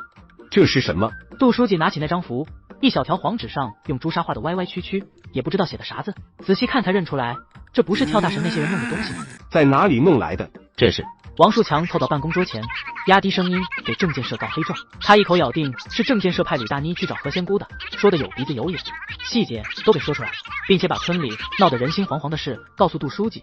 杜书记越听脸越黑。这个证建社辜负了我对他的信任，现在是农忙促丰收的重要时刻，他竟然搞这些。薛灵燕在屋外听到杜书记气得直拍桌子，就知道证建社完了。不过这对他来说也是好事，红星村需要一个没有私心的大队长，最起码要做到公平。叶姐姐，我先走了，别忘了周日去我家呀。好，我记着了，慢点骑。薛灵燕道别杜月后，就带着介绍信，骑着自行车去市农机站报道。别挡路！哎，你聋了？大白天的打扮的，跟个出来打劫的女土匪似的，不敢见人咋地？薛灵燕冷眼看向他，李国祥愣了下，这丫头的眼神怎么像是开刃的剑一样锋利？小子，认出老子是土匪还敢嘚瑟？你看啥？看傻子！薛灵燕轻轻一笑，丢给他一句伤害不大、侮辱性很强的话。你说谁傻子呢？你给我站住！这是你进的地方吗？别动手动脚的。对不起，不是，你不能进来，赶紧出去。你家啊？这是农技站，老爷们待的地方，你一个姑娘的进来干啥？叔，我是来报道的。啊，你也是来学开拖拉机的？这不是扯的吗？女人咋能开拖拉机？不瞎吧？薛灵燕觉得这个傻狍子脑袋长蛆了，跟他废话都是浪费自己的唾沫。他干脆掏出一张1元钱的钞票，指着上面的女拖拉机手梁军让他看。他能开拖拉机不等于你也能开，没看见他多壮，你多干巴，瘦得像麻杆似的，你能转动方向盘吗？这个傻狍子自以为是，老子就得用实力打你的脸。小伙子，你不能这样说话，现在可是男女平等，妇女能顶半边天。那也得看啥样的，就他这样的顶半边天的被压死，是不是我说的没错吧？就他那干巴巴的样子，能开走拖拉机吗？你觉得自己比我强势吗？比别人不敢说，肯定比你强。那就比比。薛灵燕等的就是他这句话。到一个新地界，想占领山头，就得先收拾最狂的，把他收拾老实了，这山头就站稳。好，那就让你输的心服口服。开始。他真使出了吃奶的力气，大脖筋都蹦起来，憋得脸红的像猴屁股，可还是被薛灵燕按趴在桌上。哈，比啥？比生孩子？那我可不会。你认为自己什么最强？薛灵燕淡淡问道。先由着他狂，现在越狂一会打脸才越疼。当然是力气了，看到没？我的胳膊比你腿都粗，赢了你都是胜之不武。赶紧回家带孩子吧，男爷们的工作你就别插一手了。好，老子就跟你比力气，黑不溜秋的，赶紧收起来。这位，他不只说还用手在鼻子前扇风，眉头蹙着，意思不要太明显。李国祥炸毛，这不是说他臭吗？看到没，老子这拳头比你脑袋都大。瞧瞧你那样打扮的像土匪婆子，就以为自己厉害了，还跟我这喊老子。今天老子就把你清剿了，让你知道啥叫爷们，啥叫娘们。门卫大爷和其他几个学员都担心的看着薛灵燕，长得那么瘦弱，还敢和人家比力气。大话说多了闪舌头，既然是要比，那就得有个说法。薛灵燕眼神冷了下来，这小子跟前世的三寨主一样狂。啥说法？你说吧，只要你能赢了老子，啥都行。第一，老子2字只能我说你不许再说。一个娘的还叫什么老子？不敢答应。行，你赢了，老子2字我送你了。第二，你输了要去街上大声喊我不如女人，我瞧不起女人不对，我错了，连着喊10遍。薛灵燕坏笑看着他，想象着这个自大狂姨会喊这些话的时候垂头丧气的样子。7，好像你能赢似的。行，只要你能赢了我就去街上喊。大伙给做个见证，这小子像会赖账的人。别比了，都是同学，好好相处。大爷你别管，这丫头不给他点厉害不行，太狂了。你光说你的条件了，我也有条件。叔叔，这女人狂的欠揍啊！你输了就老老实实回家带孩子去，不许在学开拖拉机。你那是干啥呀？大家同学，有理第一，比赛第二。潘有亮出来打圆场，他觉得李国祥太过分了，就算是瞧不起女同志，也不能赶人家走啊。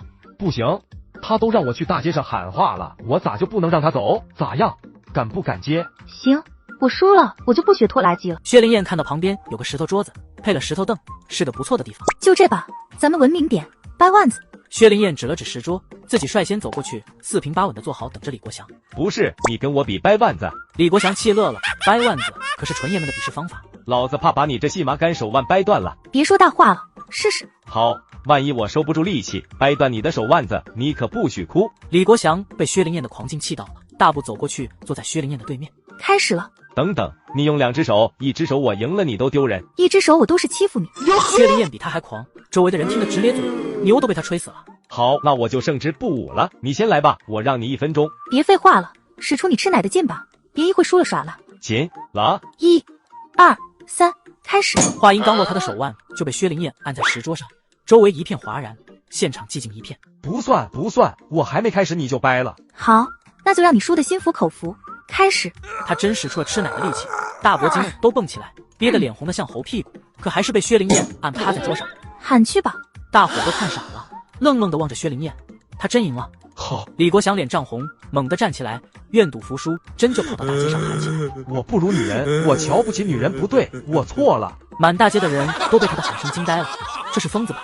温海峰从宿舍出来，正好看到了这一幕。他觉得这个新来的女同学很有趣，和他以前认识的姑娘都不一样。温技术员，您好，同学你好，我叫温海峰，是你们的老师。老师好。能摘下去吗？不能，有伤。哈，好吧。同学们好，我叫温海峰，认识大家很高兴。温老师好。李国祥闭着眼睛在大街上喊够了10句，跑回来，一张脸红的像猪肝一样。听到大伙喊老师，他丧得要命。大家把介绍信拿好，先去报到。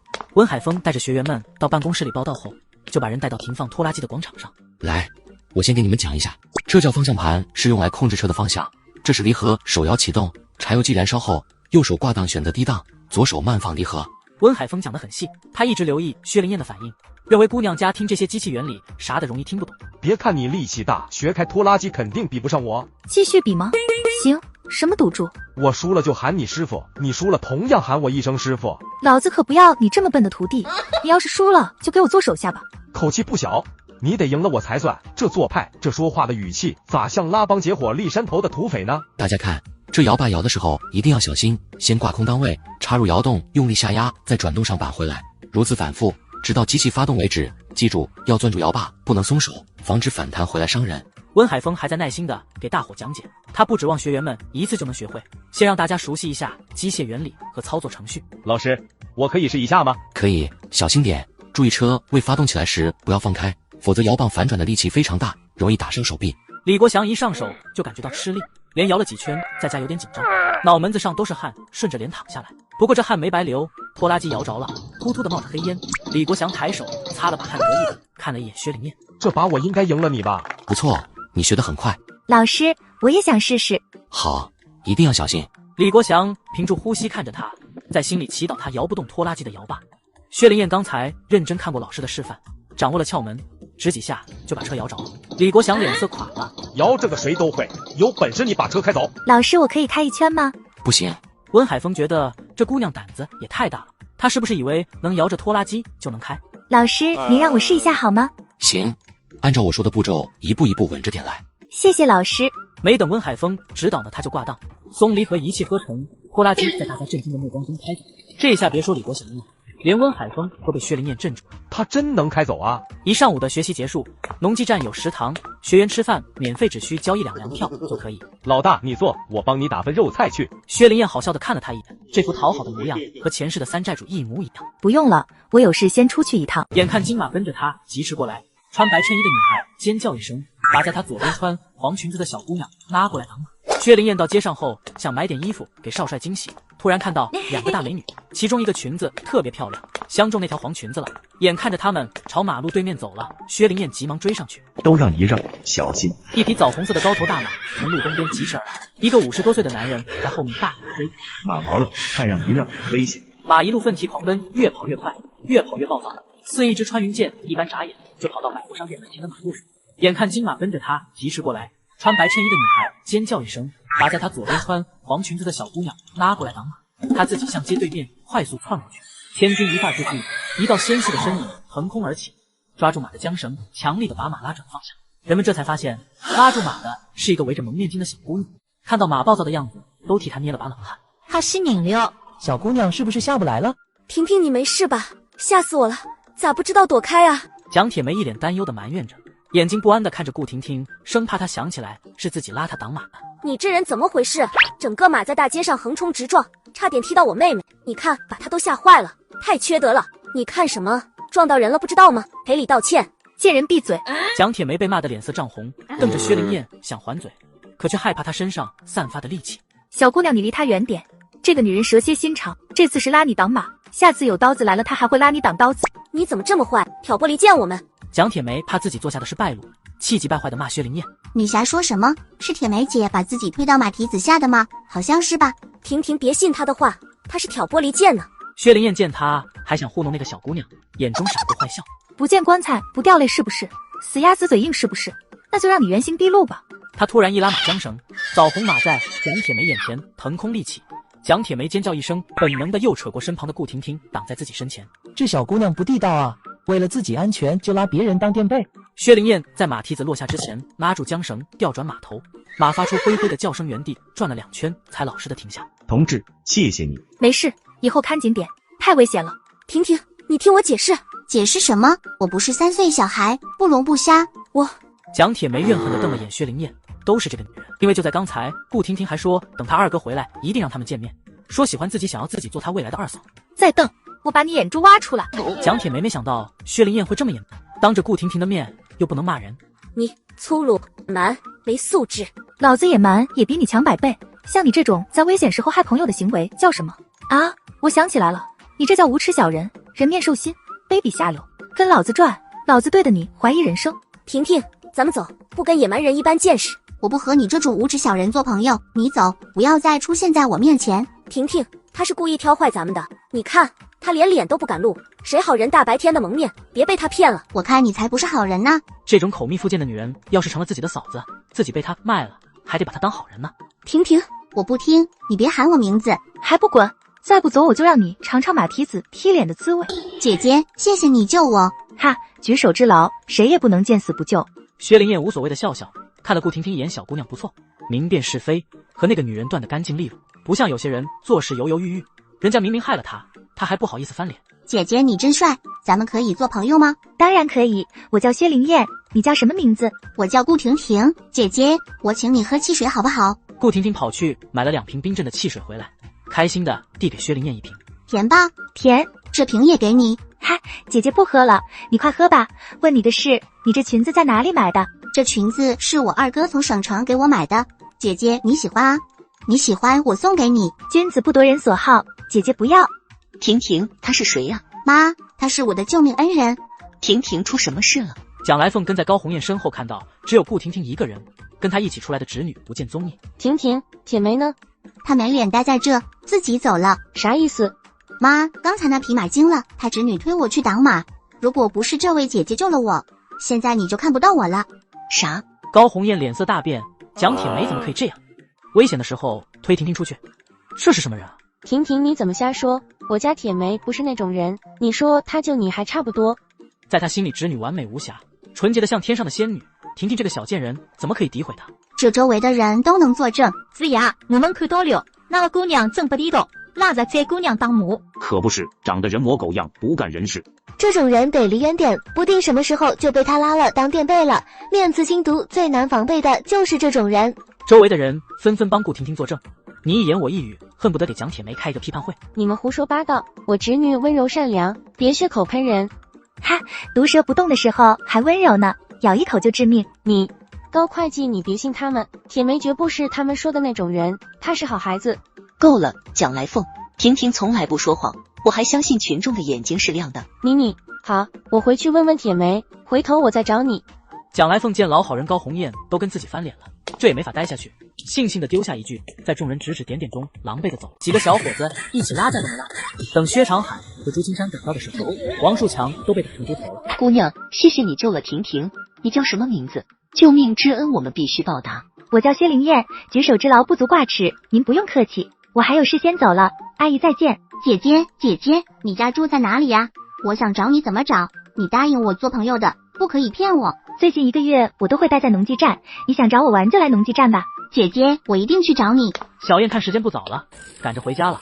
走到半路上，突然听到呼救声，救命啊！打死人了！薛灵燕刚骑上自行车，就看到几个人追着一个被打成猪头的青年。小燕，救救我！救救我！薛灵燕仔细一看才认出来，这不是李大壮吗？滚开，耽误老子回家！我们按您的吩咐，对李大壮3天1大打，2天1小打。今天是1大打的日子，您看还满意不？上次被他收拾之后，这几个小子恨透了李大壮。不是他们能惹上那个女煞星吗？不错，继续。救命啊！别打了，打死人了！薛灵燕高兴的大笑，自行车在风中飞快的向红星村方向骑去。刚到家门口，就来了不速之客。小燕，我正建设有什么地方对不起你？你背后告我黑状。叔，您这话从哪来的？白装了，你上公社告我，给我列了3大罪状，说我纵容家属偷懒，说我给他们多记工分，还说我大高峰一件米一信，包庇没交，装鬼影响生产。我以前咋不知道你心这么黑？帮你那么多，转头你就来咬我一口，为什么对我？为什么？爸，你冷静点。叔，谁跟你说我告你的？若要人不知，除非己莫为。小燕，你对我不满可以明着说，我真错了我认，但是你不能背后捅刀子，这么做太卑鄙了。郑健社气的大头喘着粗气，他现在已经被怒火烧得去理智了，脑袋嗡嗡响，耳朵听不到别的声音，反复都是杜书记的那句话。郑建设公社开会决定暂时撤掉你大队长的职务，念在你这么多年任劳任怨，功过相抵，不追究你别的责任，好自为之吧。叔，若是因为这件事你找错人了，第一我和你没有深仇大恨，第二就算有深仇大恨，我要报复你也会明刀明枪的来，我还不屑去背后捅刀子。想查清楚是谁很容易，这2天谁请假了？您在公社不至于一个人不认识吧？谁去过公社就一清二楚了。大队长，我昨天看到王树强起早就出村了，点名的时候他媳妇还撒谎说他病了，在家里躺着呢。没鬼用得着撒谎吗？昨天上午开始，周秀秀和王菊就到处说小燕去公社告你了，他们咋知道的？又没长千里眼顺风耳。爸，我觉得你错怪小燕了，告状的应该就是王树强，然后嫁祸给小燕，这是一箭双雕，想让您和小燕两败俱伤，他好渔翁得利。现在朱青山顶替他升了大队长，薛长海当了副队长，以前都是归他管的人，现在反过来管他了。回去吧。郑建设一甩袖子，怒气冲冲的转头就走，风一样来，风一样走。小燕，对不起，我爸也是气糊涂了。薛灵燕最烦郑世杰这一点，替这个道歉，替那个道歉，就好像他多有担当似的。跟你有关系吗？没有。那你道的哪门子歉？小燕，咋地了？没事，大队长心情不好。心情不好就来骂你，他咋那么不讲理？世杰，你爸啥意思？是不是以为我们小燕没有人护着？你回去告诉他，小燕还有我这个奶奶呢。就是个误会。误会？你爸身为大队长，有事不先调查清楚就来兴师问罪，我看他没资格当大队长，权力太大都知道怎么使威风好了。幸亏我家小燕没看上你，不然就你那个家庭，谁嫁进去就是跳火坑。郑世杰脸色刷一下就白了，抬头羞恼的看了眼薛灵燕，他没看上自己。我哪里差了，还让他看不上？世杰，快去看看吧，你爸爸拎着铁锹上老王家去了。郑世杰想到爸爸的脾气，吓出一身冷汗，赶紧跟着他妈走了。什么人呢？奶奶消消气，我三哥升官是好事，咱别为了不相干的人影响心情。对，咱家的喜事不能被他们搅和了。奶奶回家抓鸡去，咱们杀鸡庆祝。哎呀妈呀，大队长去老王家抄家了，老王家会不会报复我啊？婶子别怕，老王家要是来找你麻烦，我收拾他。孙翠红苦着脸看着他，很想说，你真那么厉害，就不会被张赛花欺负6年了。燕呀，你三哥现在是副队长，老王家不敢把你咋地，婶子和你叔没根没脉，他们肯定找我家麻烦。哎，这可咋整啊？婶子把心放肚子里，我说护着你就一定护着你。哎，孙翠红显然不相信他的话，忧心忡忡地耷拉着脑袋，叹着气回屋了。薛长海没有回来，他和朱青山都跑去处理郑建设和王树强打架的事。郑建设现在不是大队长了，变得无所谓。本来也是挺暴脾气的人，冲进王树强家，把他扯开，吓得郑大华跑出来，哭天喊地的叫救命。几个小伙子一起拉架都没拉。等薛长海和朱青山赶到的时候，王树强都被打成猪头。红星村这边过了一个闹腾的夜晚，顾明恒出差回来，听到小安讲了许多事，就迫不及待的想去看看小燕，才走到一半呢，就听到声响。老大，你太厉害了！除了这个男人的声音，还有人求饶的声音和女人凄楚的哭声。再抬头一看，学员都在墙头上趴着。农技站的后墙外的一个院子里，薛灵燕大展慈威，拎着竹条追着揍人呢。他每落一下竹条，那男人就发出一声惨叫，疼得满地翻滚，连连求饶。薛小燕，别打了，再打就打死了，快住手！原来事情是这样的，薛灵燕和学员们早晨刚到训练场准备练车，听到后院有男人打女人，薛灵燕对这种事那是眼里揉不得沙子。李国祥刚爬上墙头，他已经飞身跳出去了。怎么不威风了？打女人，老子把你手打断！祖宗饶命啊！我错了，我再也不打媳妇了。薛灵燕没看到顾明恒来了，打完了男人没好气的骂，还在那哭哭啼啼的女人。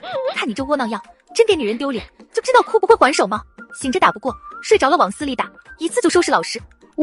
是我没用，我不敢反抗，害了小霞。关京城，你不是人，虎毒不食子，你连自己的女儿都卖，把小霞还给我，不然我和你拼了！畜生，自己女儿都卖了！薛灵燕一听，刚刚消下去的怒火又冒出来，拎着竹条过去劈头盖脸的抽那个狗男人。薛小燕，住手！薛灵燕连他都抡起来了，把温老师吓得死死抓住他的胳膊。这是什么学员啊？简直是母老虎！顾明恒看到温海峰抓着薛灵燕的胳膊，眉头不由自主的蹙起，大步走进院子，朝他们走过去。小燕，别打了。顾大哥，你啥时候来的？在你喊老子的时候。见顾明恒听到自己喊老子了，薛灵燕灵机一动，扯过在一旁看戏的李国祥。跟他学的，我平时不这么粗鲁的。李国祥傻傻的看着他，有点怀疑人生。是吗？老大是跟我学的吗？我咋记得第一次看到老大他就自称老子了？对，跟我学的。薛灵燕顺着顾明恒的目光，发现他在看竹条，急忙扔掉，把手背在身后，眨巴着无辜的大眼睛看着顾明恒。说话的声音哪里还有刚才的豪横？他卖闺女不是人，我就轻轻的打了2下。在场的学员都看傻了，已经习惯薛灵燕的粗野豪迈，这副样子看得鸡皮疙瘩掉一地。领导，给我做主啊！这个女人像个疯子一样闯进我家，哪里是轻轻打2下啊？你看看把我打的！关京城看到薛灵燕瞪他，吓得往顾明恒身后藏，手刚抓到顾明恒的裤子上，就被他一脚踢飞。桂兰，一夜夫妻百夜恩，快帮我求求情！你还我女儿，你把小霞弄哪去了？充满恨意的眼睛瞪着丈夫，恨自己瞎了眼跟他私奔，害了自己一辈子也害了女儿，更对不起家里的老母亲。我真不知道是不是嫌咱家穷，跟人跑了。你放屁！杜桂兰忍无可忍，一巴掌扇过去。这是亲爹说的话吗？当着这么的人面说自己闺女跟人跑了。薛灵燕气得使劲握拳头，不是因为顾明恒在这，他把这老小子皮扒了。温海峰和学员们也被关京城的无耻震惊到了，谁当他闺女是倒了血霉了？你他妈的不是人！李国祥是暴脾气的，冲过去一脚把关京城踹倒，抡拳头就砸。温海峰往前迈了一步，有些迟疑，该不该拉开李国祥？不拉他，万一打死人，后果很严重。拉他吧，我都想踹那老小子2脚。在他犹豫的功夫，一个女孩满脸泪水的跑进院子，进门就扑进杜桂兰怀里，放声大哭。妈！她看起来很害怕，很惊恐，窝在妈妈怀里瑟瑟发抖。完了，死丫头跑回来了，爸也不得扒了我的皮啊！住手，不许打人！我打的，跟他没关系。是我打的，不关我老大事，要抓抓我。是我们打的，要抓抓我们。薛灵燕一马当前，身后跟着10几个汉子，这画面。几天不见小燕，咋成老大了？看样子还挺受拥戴。胡闹！警察没见过这样的，都抢着坐牢啊！你把这些都摘下去。不行，我脸上有伤，怕光怕风。同志，我可以帮他作证，他脸上的伤很严重。警察看到他愣了一下，这不是昨天帮他们抓了小偷团伙的顾厂长吗？顾厂长是你啊？这姑娘是我朋友，嫉恶如仇，看到那男人把闺女卖了，气愤，不过就出手教训了一下。这就好办了，朝中有人好做官，朝中有人就能走后门。少帅可真厉害，就算我把天捅一个窟窿都没事，嘿嘿。温海峰眼神复杂的看着他们，刚才他想是不是给爸爸打电话，让他帮忙找当地公安局的熟人，也就晚了一步。同志，和他们没关系，关京城把我女儿卖了，我气不过才求他们帮着教训他的。他就是关金城，赌博买卖妇女，你被逮捕了。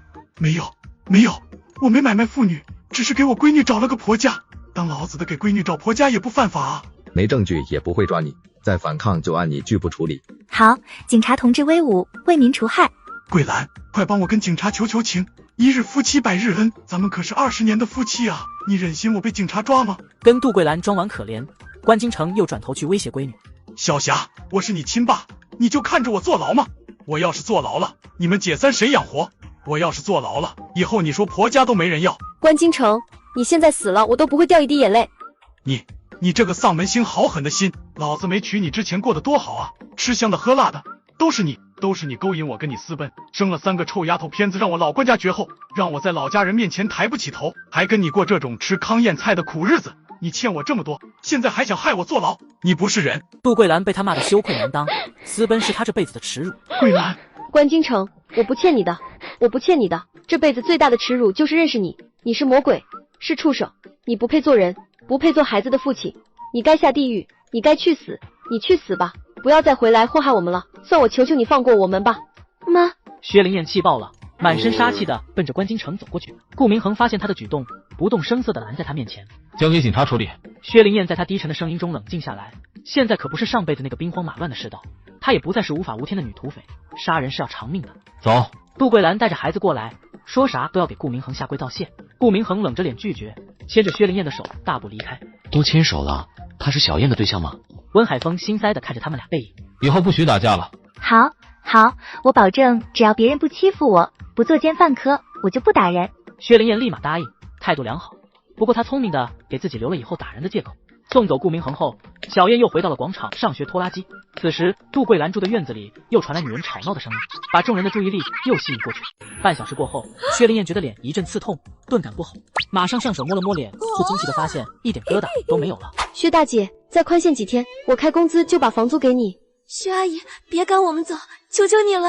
桂兰，我挺可怜你，但是可怜你也不行啊。你说说，你们搬来半年，一共就交给我2个月的房租，还整天打架，吵得四邻不安。这几天还有混混来闹事，我们都是普通的老百姓，受不了这种惊吓，你们还是搬走吧。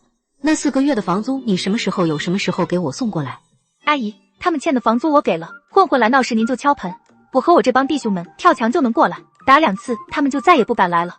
房东见薛灵燕这么说，勉为其难的答应了。刚刚也见识到这个姑娘的厉害，只要她肯帮忙，还就不用怕那些混混了。谢谢你，你真是我们母女的救星。别跪，我跟你闺女差不多大，你给我下跪折我的寿。杜桂兰听到这话，没敢再下跪，哭泣着保证这钱她一定还，就算是卖血也不能欠恩人的钱。你拉倒吧，有钱就给孩子们买点好吃的，你也一样多吃点营养的。看你们3个还以为回到了闹大饥荒的年代呢。这边处理好，薛灵燕看天色不好就回家了。到家后急忙进空间敷着药打坐，毕竟脸还没好全呢。半小时过后，薛灵燕觉得脸一阵刺痛，顿感不好，马上上手摸了摸脸，却惊奇的发现一点疙瘩都没有了。开心的瞬间冲出空间，来到牛棚找师傅。小燕有高兴事。我的脸好了，扬眉吐气。露出真容后才知道，小燕的长相和自己前世一模一样。等再见到那个鬼差不薅他胡子了，给我找了这么一具完美的身体，他也是费了不少力气呢，嘿嘿。是不错。师傅，我还用总带着这蒙面巾吗？走到大街上，别人都以为我是抢劫的。我再给你把脉。齐红星招呼薛灵燕把手腕露出来，凝神静气，又把了会脉。老头看薛灵燕的目光若有所思。徒弟这是什么体质啊？师傅，有问题吗？你的体质比常人不同，只吃了这么几天药就恢复勃勃生机，5脏6腑毒素已经全部清除。奇怪，这药方我也给别人开过，可没有好这么快。而且那药只是治好你的疙瘩，怎么你的皮肤颜色都变得这么白？那药只是治疗的，可没有美容效果啊。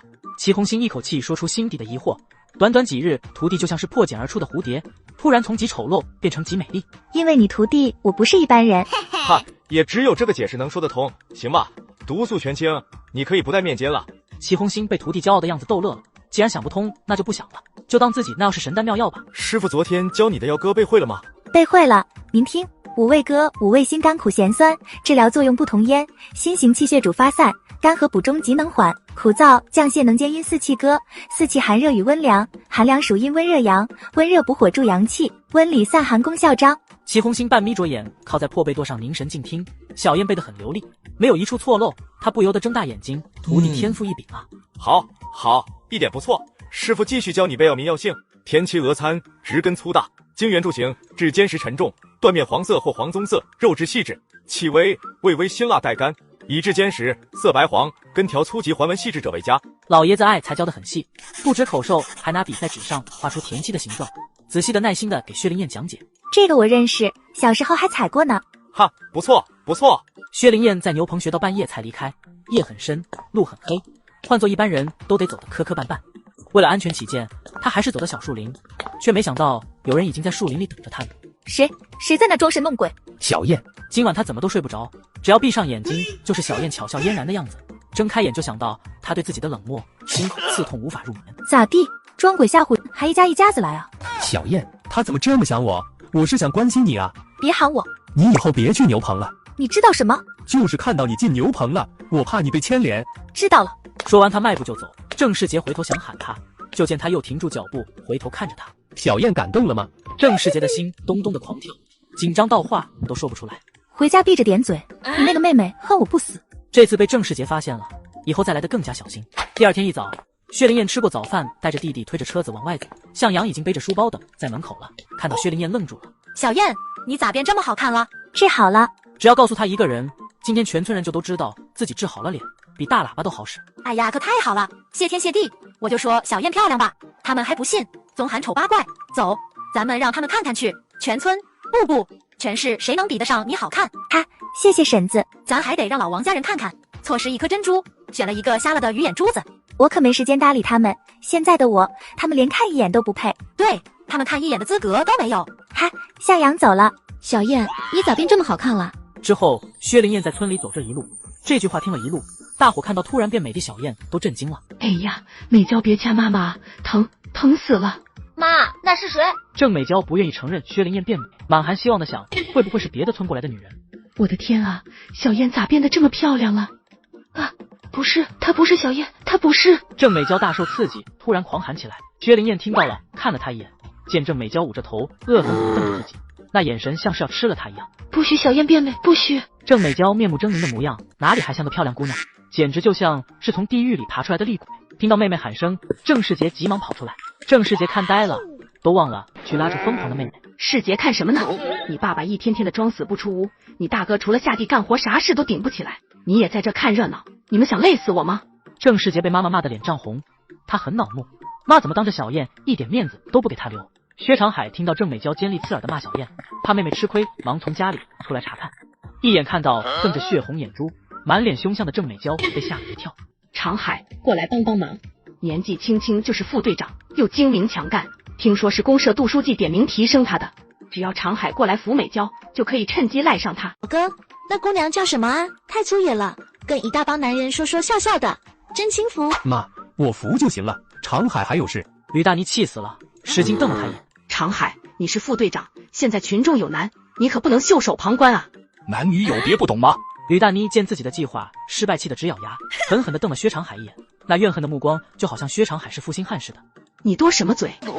薛灵燕这边不知道自己走后，三哥差点被算计的事，把几个孩子送到学校，就骑车往农机站去。干什么的？咋直眉冷眼的往里闯？找谁的？有没有介绍？薛灵燕差点撞到他，急忙一偏车，把用脚拖地刹车，才险险地躲开。大爷，您这也太玩命了吧！你薛小燕，可不就是我？哎呀，我们农技站有个大美女啊，怪不得你整天蒙着脸呢，原来是太漂亮了，怕坏人惦记吧？那是天生丽质难自弃，得藏好了。哈，快去上课吧，估计那帮学员都认不出来你了。农技站好小伙不少，好像那个温老师也没对象呢，小燕可以扒拉着挑了。学员们陆陆续续都到了，看到薛灵燕的背影，大伙就笑着迎过来。薛小燕，昨天打人太帅了。你是谁？你老大。老大，你怎么变美了啊？我知道了，老大是怕有坏人打你主意，所以才蒙面戴草帽的。滚蛋！敢打你老大主意就是活够了，我会怕。薛灵燕一脚踢过去，李国祥捂着屁股跳开，苦着脸像个受气包。这才是熟悉的老大，没错了。温海峰的心更是不受控制的狂跳，目不转睛地看着薛小燕，她就是他一直梦想着要找的类型。薛小燕，温老师，你的治好了。哦，很好，很好。温海峰做了一个深呼吸，差点用手去按着狂跳的心脏，好不容易才说出完整的话。是很好。温老师，有人找你。哦，好，佳佳，你怎么来了？表哥，大姑惦记你，腌了你最爱吃的油咸菜，这么大一瓶咸菜，我抱了一路呢，千里迢迢给你带回来了，累死我了。温海峰反感的心里一阵翻腾，同样是女人薛小燕怎么那么豪爽大方，佳佳就这么矫情作态。这么远给你带咸菜过来，不是应该表示表示吗？傻乎乎的书呆子，一点人情世故都不懂。既然换不来好处，我懒得陪你演。表哥，那些都是你的学员吗？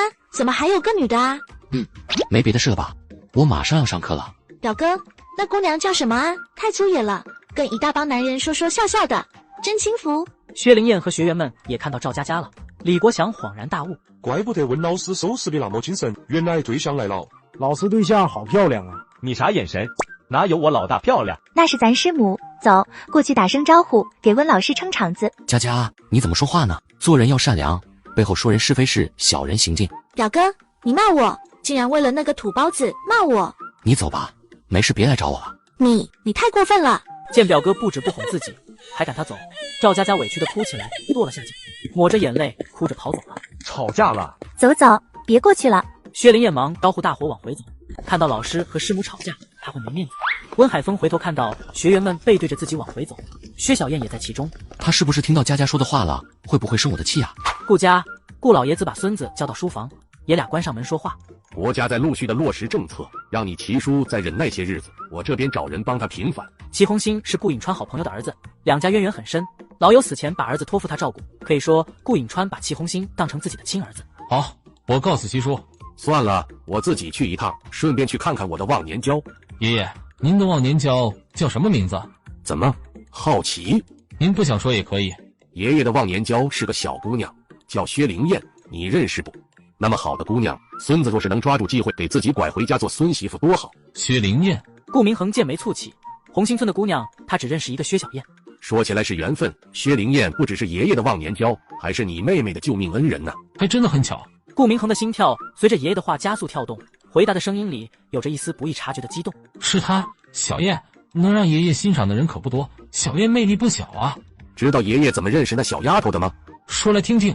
顾颖川兴奋地看着孙子一眼，能让冰块一样冷漠的孙子对一个姑娘感兴趣，老爷子很有成就感。我到国营饭店吃饭。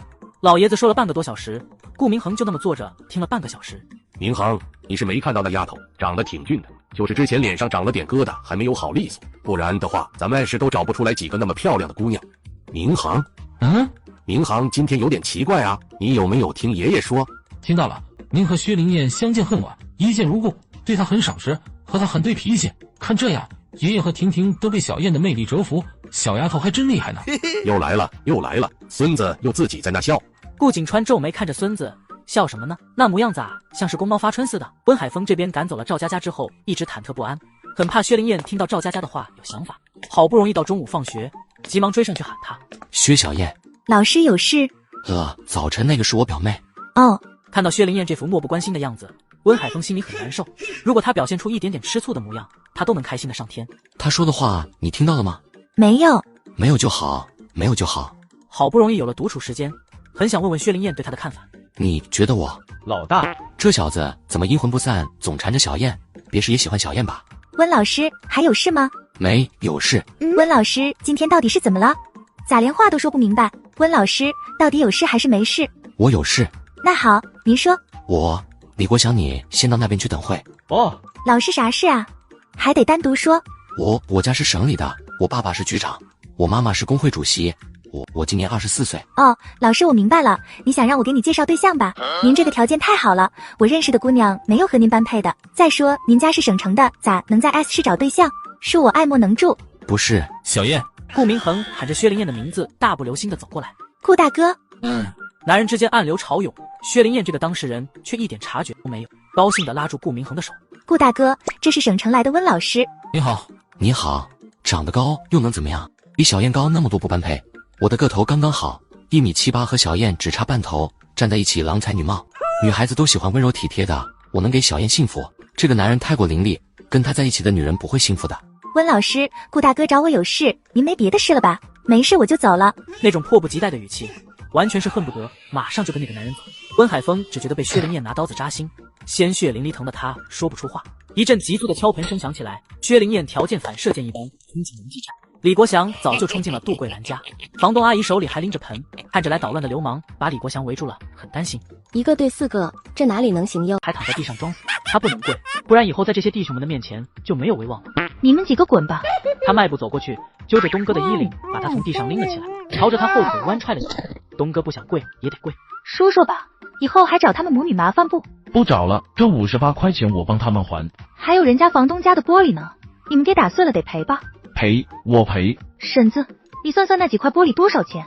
他们打碎了我们家8块玻璃，还打碎了一个暖水瓶，买的话得7块钱。给钱。这张要的，不止钱没要来，还搭上了7块钱。东哥心里苦了，记住，再来我打断你的狗腿。老大太棒了，你们也不错，都可以。突然他感觉到一股凉飕飕的寒意，薛灵燕脸上的笑容冻结，僵硬的回头对上一双深邃黝黑的眸子。完了，小丫头，这是明知故犯，还是一打架就兴奋的把啥都忘了？顾明恒拉着他走出门，很威风。我不能见死不救。薛灵燕低着头小声嘟囔，不过马上就理直气壮地看向顾明恒。我答应你不打好人，但他们不是好人，欺男霸女，横行霸道，跟他们讲道理也不听啊，只能揍了。这还说的一脸无辜，原来当初答应我的时候就已留下伏笔了。你想没想过打完他们的后果？只要打不死，打不残就没事。万一你们中有人失手把人打死，那就是团伙作案，杀人偿命，懂吗？就算没打死人，你们一大帮人打群架抓起来，也是流氓团伙，都得坐牢。顾明恒觉得跟薛灵燕操碎了心，不把后果说严重点，他都会不怕。薛灵燕眨眨眼，水灵灵的大眼睛呆萌地看着他，那双眼睛清澈又无辜，像是一个单纯的不谙世事的小女生。顾明恒以为自己吓到了薛灵燕，叹了口气，算了，以后注意吧。谢谢你。不用客气，以后他们再来你还敲盆，保管他们有来无回。这是还要打？算了，先去给他擦屁股吧，我先走了。啊，就走啊？顾明恒哼了一声，别开眼睛，这丫头装起可怜来还真让人心疼。那什么时候再来？明天。我等你。走了。路过温海峰身边的时候，顾明恒淡淡的瞥了他一眼，这男人太面了，没啥威胁力。那是什么眼神？对我很不屑，还是没把我看在眼里？他情不自禁地挺直胸膛，气势上不能输。可惜顾明恒再没看他一眼。温海峰看着满院子的狼藉，突然想到一个可以让小燕对自己刮目相看的办法。小燕不用怕，我找人帮你。不用了，顾大哥会帮我的。温海峰心塞地看着他，自己连帮他的资格都没有吗？老大，李国祥打架打饿了，把裤腰带又勒紧了一扣，走过来殷切地看着薛灵燕。那个让老大花痴的男人已经走了，闹事的一帮人也打跑了，老大该带我去投机倒把了吧？走吧。姑奶奶，别打了，我们再也不来了，求求你别打了。一个跪地求饶，剩下的几个就都跟着跪下，只有东哥还躺在地上装死。他不能跪，不然以后在这些弟兄们的面前就没有威望了。来呀，欺负女人算什么英雄好汉？有本事跟老，跟爷爷打，老子爷爷眨一下眼睛都不姓李。切，小子跑这来抢猪头了。既然你想英雄救美，我给你这个机会，他们欠我58块钱，你帮着还了吧。东哥站在几个手下前面，冷笑看着李国祥，看他的穿戴就是个臭农民，还敢管八爷的闲事。我没借你钱。你男人接的，你们是一家，他跑了我就得找你要。呜，太欺负人了。我还就我还，以后不许再找他们麻烦。哈小子，你吹气呢？你还倒是把钱拿来啊！我现在没有，1个月后我还你。李国祥被噎住了，别说58块钱，他现在都比脸多干净，连5毛钱都没有。1个月？你咋不说你死之前把钱还上了？你这样的穷光蛋，给你1年时间也没用，滚一边去！没钱别跟着装蛋，爷们的拳头不惯着你。那就来呀，有本事单挑！谁他妈的有功夫跟你单挑？一起上！让这个想英雄救美的二愣子见点血。比人多是不是？小姑娘，你知不知道自己和谁说话呢？知道。各位，我们只是来讨要钱还，不是来打架的，别误会。没误会，既然来了，得让你们见见血，打到他们再不敢来为止。他率先冲过去，先逮住要逃走的东哥，这顿老拳头砸下去，东哥就觉得自己的骨头寸寸断裂。其他的几个小子也没好到哪里去。李国祥轮着枯树干，不管脑袋屁股一顿打，把这些小子打得鸡飞狗跳。顾明恒一脸兴奋打人的薛灵燕，满脸黑线。谁答应我再也不打人的？温老师骑在墙头上，看着自己的学员打人，又急又怕，满脑门冷汗。等他赶到杜桂兰家，战斗已经结束了。东哥和他4个手下被打得鼻青脸肿，脑袋都肿成猪头了，嘴里像是塞了2个馒头一样鼓着，求饶喊的嗓子都哑了。姑奶奶，别打了，我们再也不来了，求求你别打了。一个跪地求饶，剩下的几个就都跟着跪下，只有东哥钻进空间换了身男人的衣服，和上次一样跳上屋顶，一路朝黑市奔去。薛灵燕和李国祥到黑市后，看着胡同口不时的有人挎着篮子进去，还有人从拎着东西从胡同里出来。老大，这就是黑市。收起你那没出息的样子，淡定点。我这不是没见过黑市吗？薛灵燕先谨慎观察，发现胡同口左边男人眼神很锋利，每一个进胡同的人他都要警惕的看一眼，只要是卖东西的他都要过去收钱。老大，咱们卖什么呀？你在这等着，我去找供货商，他不见外人。把李国祥安顿好后，薛灵燕就走了，自己进了空间，摘了2土篮子水果，这2样东西都是常见的，不会引起怀疑。老大，你可回来了。进去别忙着卖东西，先打听好价格，比别人稍稍便宜一点好卖。另外，不管卖没卖完，时间到就赶紧出来，下午还上课呢。还有看到红袖就撒丫子跑，不要和他们硬拼。好，老大，好像门口那个人要收钱，我看都是给1毛。去吧。好。薛灵燕溜溜达达的走到没人的地方，钻进空间换了身男人的衣服，和上次一样跳上屋顶，一路朝黑市奔去。薛灵燕见他这么快就卖完了，满意的笑了，小子有培养价值。他跳下了房，准备从胡同后面离开。稽查来了，黑市一片大乱，人就开始四下的逃跑。薛灵燕担心李国祥出胡同的时候被人抓住，忙朝外面走去。刚走到胡同口，就听到杂乱的脚声，他闪身进空间，4、5个人簇拥着一个瘸子走进来。东哥去要账了，他去的时候可是保证过，要不回来钱就把关金城的仔带回来孝敬您。一个黄毛值58块钱吗？是，那又黑又瘦，屁股没有2两肉，是不值钱。八爷，东哥带去的人回来了，让他们进来。薛灵燕等他们进屋，才从空间里出来，笑眯眯打量八爷进的院子。卖东西哪有抢东西快？八爷，东哥回来了。薛灵燕走过去，快速点了这2个正在聊天的昏厥学，2人一声都没发出来就晕了。屋内，八爷正面色阴沉地看着东哥和他带回来的4个手下，全都被人打成猪头了，账还没要回来。敢管我的闲事？八爷，我这次有个发现。他又急于表白，语速很快，八爷根本就没听清楚他说啥。你他妈说什么呢？没用的东西，话都说不出清楚。我来帮他说服。一道粗哑的像是砂纸摩擦玻璃般难听的声音响起，八爷的眼皮一阵狂跳，下意识地往门口看去。完了，是来抢劫的。门外那4个人都没拦住，连打斗的声音都没听到。这是来了多少人？还愣着干啥？快抓住他！站在他身边的胖子拿着武器冲着薛灵燕扑过来，他是八爷手下最凶悍的一个。结果在薛灵燕这也就是2个照面就被砸晕了，趴在地上一动不动。剩下的几个小子也和他同样遭遇，全被薛灵燕点晕了。太可怕了，都不知道他咋弄的，就把我的人都打晕了，这得多厉害！你是什么人？老实点，爷现在只为财，你要是不老实，我就要你的命。兄弟，交个朋友，以后有钱大家一起赚。呸！你也配和我交朋友？老子劫富济贫是大侠，你算个什么东西？打人不打脸，打脸就是下面好。薛灵燕单抽八爷的脸，2耳光下去，八爷的脸以肉眼可见的速度苍肿起来，鲜红的巴掌印就印在了他脸上。多一个朋友多条路，多一个冤家多堵墙。兄弟，得饶人处且饶人。我饶你个姥姥！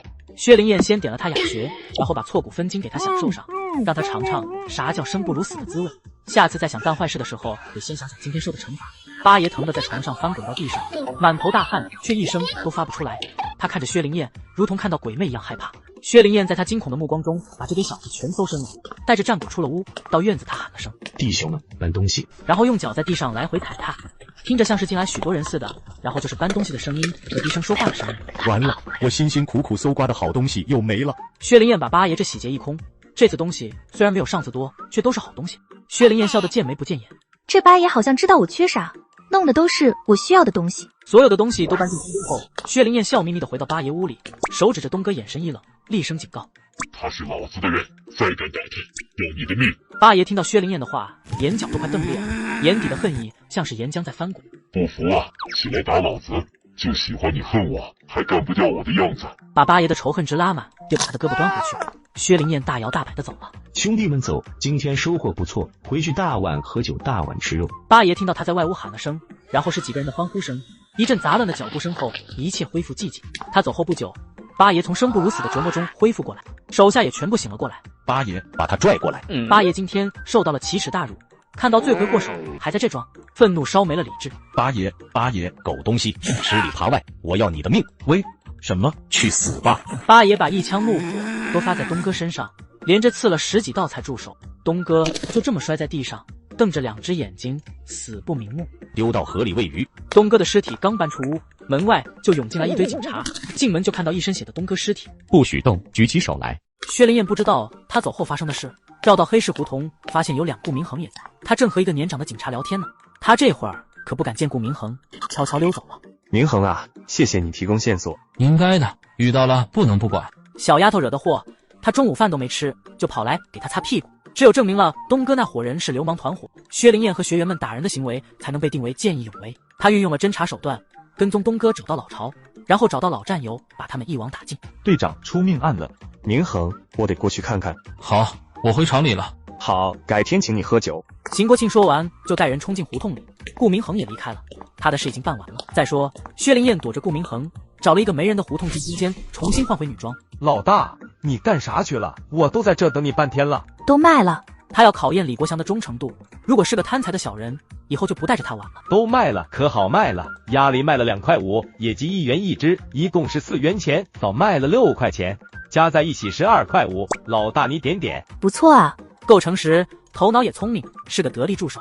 刚才黑市来稽查了，没抓到你。别提了，我卖完东西往外走，就看到一帮红袖箍往胡同里跑，我就按你教给我的方法上房顶跑，那些人上不了房，抓不到我。李国祥得意的嘿嘿笑，还是老大有先见之明，照老大的话做就没错，越发崇拜老大了。好，诺，这是你那份。哦，这么多，3块钱呢，这可是一笔巨款，我不过就是帮着卖货，咋就给这么多钱？我和供货人说好了，抽成一半，给他6块5，你和我各分3块钱。薛灵燕点点头，他之所以只分给李国祥3块钱，那是因为还有个供货商做幌子。再说，人都是有贪心的，他怕助长李国祥的贪念。老大，我要1块钱就行，你在中间来回跑辛苦，应该拿大头。墨迹呢？拿着，中午没吃饭吧？去买2根麻花犒劳一下自己。老大，你对我真好，以后我愿意为你上刀山下火海。滚蛋！记住了，回去对谁都不要说，亲娘老子都得保密。好，我谁都不说。薛灵燕在城里黑市大展慈威，村里有人跑到公社把她告了。薛灵燕刚回到家，就听到屋里传来女孩柔美的声音：呀，杜姐姐来了，比我们约定好的时间提前了2天呢。一会3哥来挑水就能遇上，看来缘分这东西要来的时候挡不住。杜姐姐，小燕，姐姐来有事找我。是有人到公社把你告了，说你在家里唱京剧。谁他娘的告老子？薛灵燕一听就恼了，最恨这种背后捅刀子的人。阴沟里的老鼠见不得光，只敢背后害人，算什么东西？你别管谁告的了，明天公社就组成调查组来查你了，快想想怎么办吧。能怎么办？我唱戏全村人有一半都听到了，谁知道不许唱啊？哎呀，这个怎么好呀？谁这么缺德？小燕，正好你3个来了，和他商量商量。长海呀，先别忙着挑水，快进屋，有事找你商量。一进门，迎面就看到一个漂亮的大姑娘。薛长海看到这姑娘愣了下，没敢进屋。杜奶奶出什么事了？3哥，进屋啊！哎呀，出大事了！你咋还这么稳当啊？出啥事了？有人去公社把小燕告了。你说谁这么缺德呀？咋就看不得小燕好呢？为啥告小燕？谁去告的？因为我唱京剧。小月姑娘来告诉的信，让咱们快点想办法。谢谢你，能告诉我们谁去告的状吗？我不能说。能来给薛灵燕报信，他已经冒了很大风险了。如果说出告黑状的人，事情更严重。不用说，我也猜到了，左右不过就是那几头蒜，老王家的、老郑家的，跑不了他们。姑娘，谢谢你来报信。不用谢。小燕，我先回去和爷爷商量一下，你也别太害怕，有我和爷爷在，没啥大不了。虽然他并不害怕，但这种被人保护的感觉真好。杜姐姐，我给你做好吃的。不吃了，我是偷偷跑来的，得赶紧回去。那好吧，星期天一定来啊，我可等着你。薛灵燕听到月姐姐是偷着给自己报信，心里很感动。哎，先过了这一关再说吧。杜月看着薛灵燕发愁，这么大的事，她咋满不在乎，还想着吃饭呢？没事，兵来将挡，水来土掩，不怕。薛灵燕反过来安慰她，结果杜月到底还是忧心忡忡的走了。这可咋整啊？小燕，有救了。顾明恒回到厂里忙了一下午，人忙着，心里却惦记那个爱闯祸的小丫头。一下午时间，就总是有种不安的感觉，决定去看看。路上遇到薛长海。顾厂长。长海，出什么事了？哎，昨天小燕不是唱京剧了吗？也不知道哪个缺德的跑到公社把小燕告了。听说公社明天就要来抓小燕了，我得赶紧找我爷爷想办法。顾明恒深吸一口气，就说下午为什么心神不安？到底是小丫头出事了？我过去看看。他顾不得和薛长海多说，马上赶到小燕家。明恒，你来了可太好了，有人把咱小燕告了，你快点给想个办法吧。奶奶别急，这件事没那么严重。顾明恒嘴里安慰着杜奶奶，深邃的目光却是越过她看向小燕。这是胆大包天呢，还是不知道事情严重性？太好了，你这么说我就放心了。顾大哥，你咋来了？是不是知道我出事了？你还笑得出来？为什么笑不出来？我就是唱了个戏，也没杀人放火犯奸作恶，总不能要我的命吧？只要命还在，就没什么大不了的。顾明恒看到他这么满不在乎，忍不住摇摇头，可以确定了，他就是胆大包天。明恒，你说没那么严重，是不是能一点事都没有？奶奶这又眼皮一个劲的跳，心慌的要命，我们3个相依为命，小燕要是出啥事，我也不活了。唱戏属于4，这的确不行，但也不是所有的戏都不能唱。现在国家提倡样板戏，小燕唱的是穆桂英挂帅，不是那种情情爱爱才子佳人的戏，所以问题不大。到时候我会给小燕作证。还有长海他是副队长，说的话也很有分量，再找2、3个邻居一起证明，应该就没问题了。庆幸小燕没一高兴唱戏相继，不然事情就要严重得多。奶奶，看，我就说没事吧。没事好，没事就好了。他们走出门外，准备找二爷公商量对策。刚出院子，顾明恒敏锐地察觉到有人偷偷望着小燕家，寒眸锐利地望过去。站住！顾大哥，怎么了？好了，是一个很瘦的姑娘，鬼鬼祟祟的，往你家看。这村里有2个姑娘能干这种事，一个是郑美娇，一个是王菊。薛灵燕脸上泛起冷笑，嫉妒她的人肯定有，但是只有郑美娇和王菊想自己死。对，还有一个李小红，不过现在李小红在公社压着呢，那就只剩下王菊和郑美娇了。不是郑美娇。顾明恒笃定地回答，侦察兵出身，眼睛狠毒，过目不忘。那就是王菊了。告黑状的是他吗？薛长海和二爷公一起走过来，看到顾明恒和薛灵燕站在大门口，还以为薛灵燕担心害怕呢。小燕，别怕，有二爷公在，活出自己这条老命，也不会让坏人害你。谢谢二爷公。长海，你和爷爷过来的时候，看没看到有人跑过去？看到了。是谁？王菊。哼，果然是他。怎么了？没事。嗨，说正事。明天公社的人要是来了，咱们就这么办，请顾厂长帮着做个证。我和杜嫂子在书记那还有点薄面，我俩一起保下小燕，再找2家帮着打个成言，大事化小，小事化了。没问题。三哥，今天王菊请假了吗？他没请假。没请假，那咱们大队谁请假了？吕大妮还有王树强。吕大妮、王树强。薛灵燕皱眉，这2个人还真有可能，但到底是谁？他不想错杀无辜，虽然这2人都不是好东西。吕大妮带着郑美娇去看病了，周把是赶毛驴车送的，师姐也跟着了。看病。薛灵燕想起来一早晨看到的情况，周把式是赶着毛驴车等在大队长家门口呢。那就是王树强了。他的确去公社了，说是去看王树人。被妹妹这么一问，薛长海也怀疑是王树强告密。小燕把王树人、王国胜还有王国平都告得抓起来了，可以说是仇深似海。小丫头心里打的什么算盘？又要打架吗？眼看天都快黑了，二爷公和薛长海就赶回家了。不要打架。临走，顾明恒才想起重要的事没有交代，实在是不放心。薛灵燕答应得很痛快，顾明恒更不放心了，这是没听进心里去啊，必须出杀手锏。你杜姐姐冒着危险来给你报信，如果你去报复王树强，会牵连他。薛灵燕一听会牵连杜姐姐，马上重视起来。依照她的脾气，肯定是要收拾王树强那个老东西，但是绝不能牵连杜姐姐。我知道了，不打他。不打他，不等于没有别的办法收拾他。他可不是白当土匪头子的，坏招有的是。顾明恒见他听进去了，这才放心的离开。送走顾明恒后，薛灵燕想着已经3天没给师傅送饭了，今晚他想先给师傅送点吃的。小燕，是不是出什么事了？没事，被人发现了，我不敢轻易过来。齐老头，你先吃着，我一会儿再来拿碗。你干啥去？有点重要的事，您先吃吧。薛灵燕嘱咐一句，离开牛棚，朝着王树强家走去。他一路畅通无阻的来到老王家，一个纵身轻飘飘的落在院里，隐隐有说话声传出来。王树强这个老小子还没睡，是不是在商量怎么坑我？他走过去，贴墙站在窗侧，凝神静气的偷听窗户根。他爹，小菊来说杜书记的闺女去了小燕家，你今天去举报小燕，他晚上就上小燕家，估计是去通风报信了。还有，小菊还说薛老头和薛长海还有顾厂长都去了小燕家，肯定是帮他想办法去了。这么多人帮他，咱还能收拾得了那个死丫头吗？好，不怕，明天咱们就咬死了杜书记女儿通风报信这事。如果杜书记不处理小燕，我就往上告杜书记包庇。他为了自己的乌纱帽，也得处理死丫头，谁都别想救得了那个死丫头。老小子太坏了，不止害我，还想害杜姐姐和杜书记，真是条毒蛇。薛灵燕眼中闪过寒光，不一次性收拾老实这老小子，以后还得出来蹦跶。怎么把老小子从王八窝里弄出来呢？他在院子里转悠了会，看着鸡窝心中一动，嘴角露出一抹坏笑。他在老王家后院找了根杆，蹲在地上朝鸡窝里捅，鸡被惊扰了，发出咯咯的惊叫。屋里还没睡觉的两口子听到鸡叫也不盘算害人了，坐起来竖着耳朵听。他爹是不是进黄鼠狼了？老大，老二睡得真死，鸡都叫成这样了也听不着。王树强气得骂了一声，向门外走去。都进去。一片乌云飘过，挡住了月色，院子里突然就漆黑一片。王树强刚站起身，就感觉到身后传来一阵阴风，好像有什么从他眼前飘过。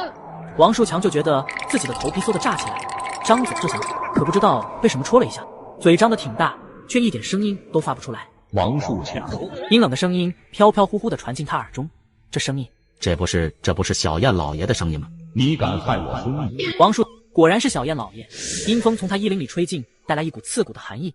王树强吓得快尿了，他不停地张嘴。我活着的时候对你们王家不好。接着，一只冰冷的手掐住了王树强的脖子，那双手在一点点收紧。王树强大张着嘴，使尽全身的力气去挣扎，可身体就像是被人定住了一样，他根本就动弹不得。这恐怖了！王树强不止吓哭了，还吓尿了，嗓子很疼，头把那双手松开了。他急忙大口的喘气，像是垂死的鱼一样张着嘴呼吸。当家的，他爹，你咋地了？老大。郑大华边去扶王树强边喊儿子，可喊声还没等发出去呢，就感觉被什么戳了一下，不止发不出声音，还动弹不得。害我孙女！阴森森的声音就在他脑后响起来，声音不大，却不亚于一颗炸弹在郑大华耳边爆炸，冰了过去。王树强也想学媳妇晕过去，可意识却分外清醒，这种等可怕了。三哥，饶命啊！我再也不敢了。好像是鬼能知道人心里想什么，他只求小燕老爷听到自己的求情，饶了他。今天就饶了你，再害我孙女就收了你们的狗命。记住，连想都不要想，你想什么我都不知道。你王树强听到不要他的命，心中狂喜，可马上就乐极生悲。我得给你们留点教训，不然你们不长记性。王树强听到他还不肯放过自己，就在心里狂求。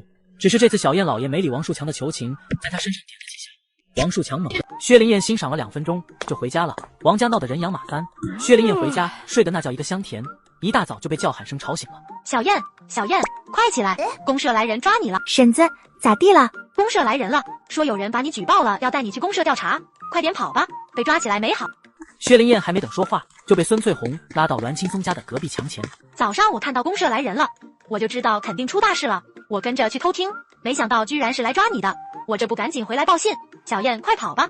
不行，别从大门走，他们马上就过来了，你跳墙到我家先藏起来，等人走了你再跑。薛灵燕挺感动的，孙翠红这人就是嘴巴大了点，爱占点便宜，心是真不坏。婶子，你就不怕我连累你家？这年头谁不怕被连累啊？尤其是老实本分的人家，更怕这些事。婶子，没事，公社找我也就是调查点情况，不会把我怎么地，谢谢你了。这别的忙婶子帮不上，我帮你照顾小婷。行，那就谢谢婶子了。薛灵燕搂着他肩膀，笑得春风拂面，一点紧张害怕都没有，也太淡定了。你咋还能笑出来啊？公社来人呐，可不是闹着玩的，10有8九都会被定罪。薛灵燕刚想说没事，就看到栾青松面色凝重地走进大门，他收起嬉皮笑脸的模样，装作什么都不知道。栾叔，找我有事吗？有事，跟叔去趟村支部。栾青山怜惜地看着小燕，这孩子命咋这么苦啊？刚过了几天好日子，就又有人看不得他的好。好，我洗把脸就过去。走吧，公社的领导等着呢。好吧，婶子，帮我给小婷做点早饭，我今天没时间送几个孩子了，让他们早点走。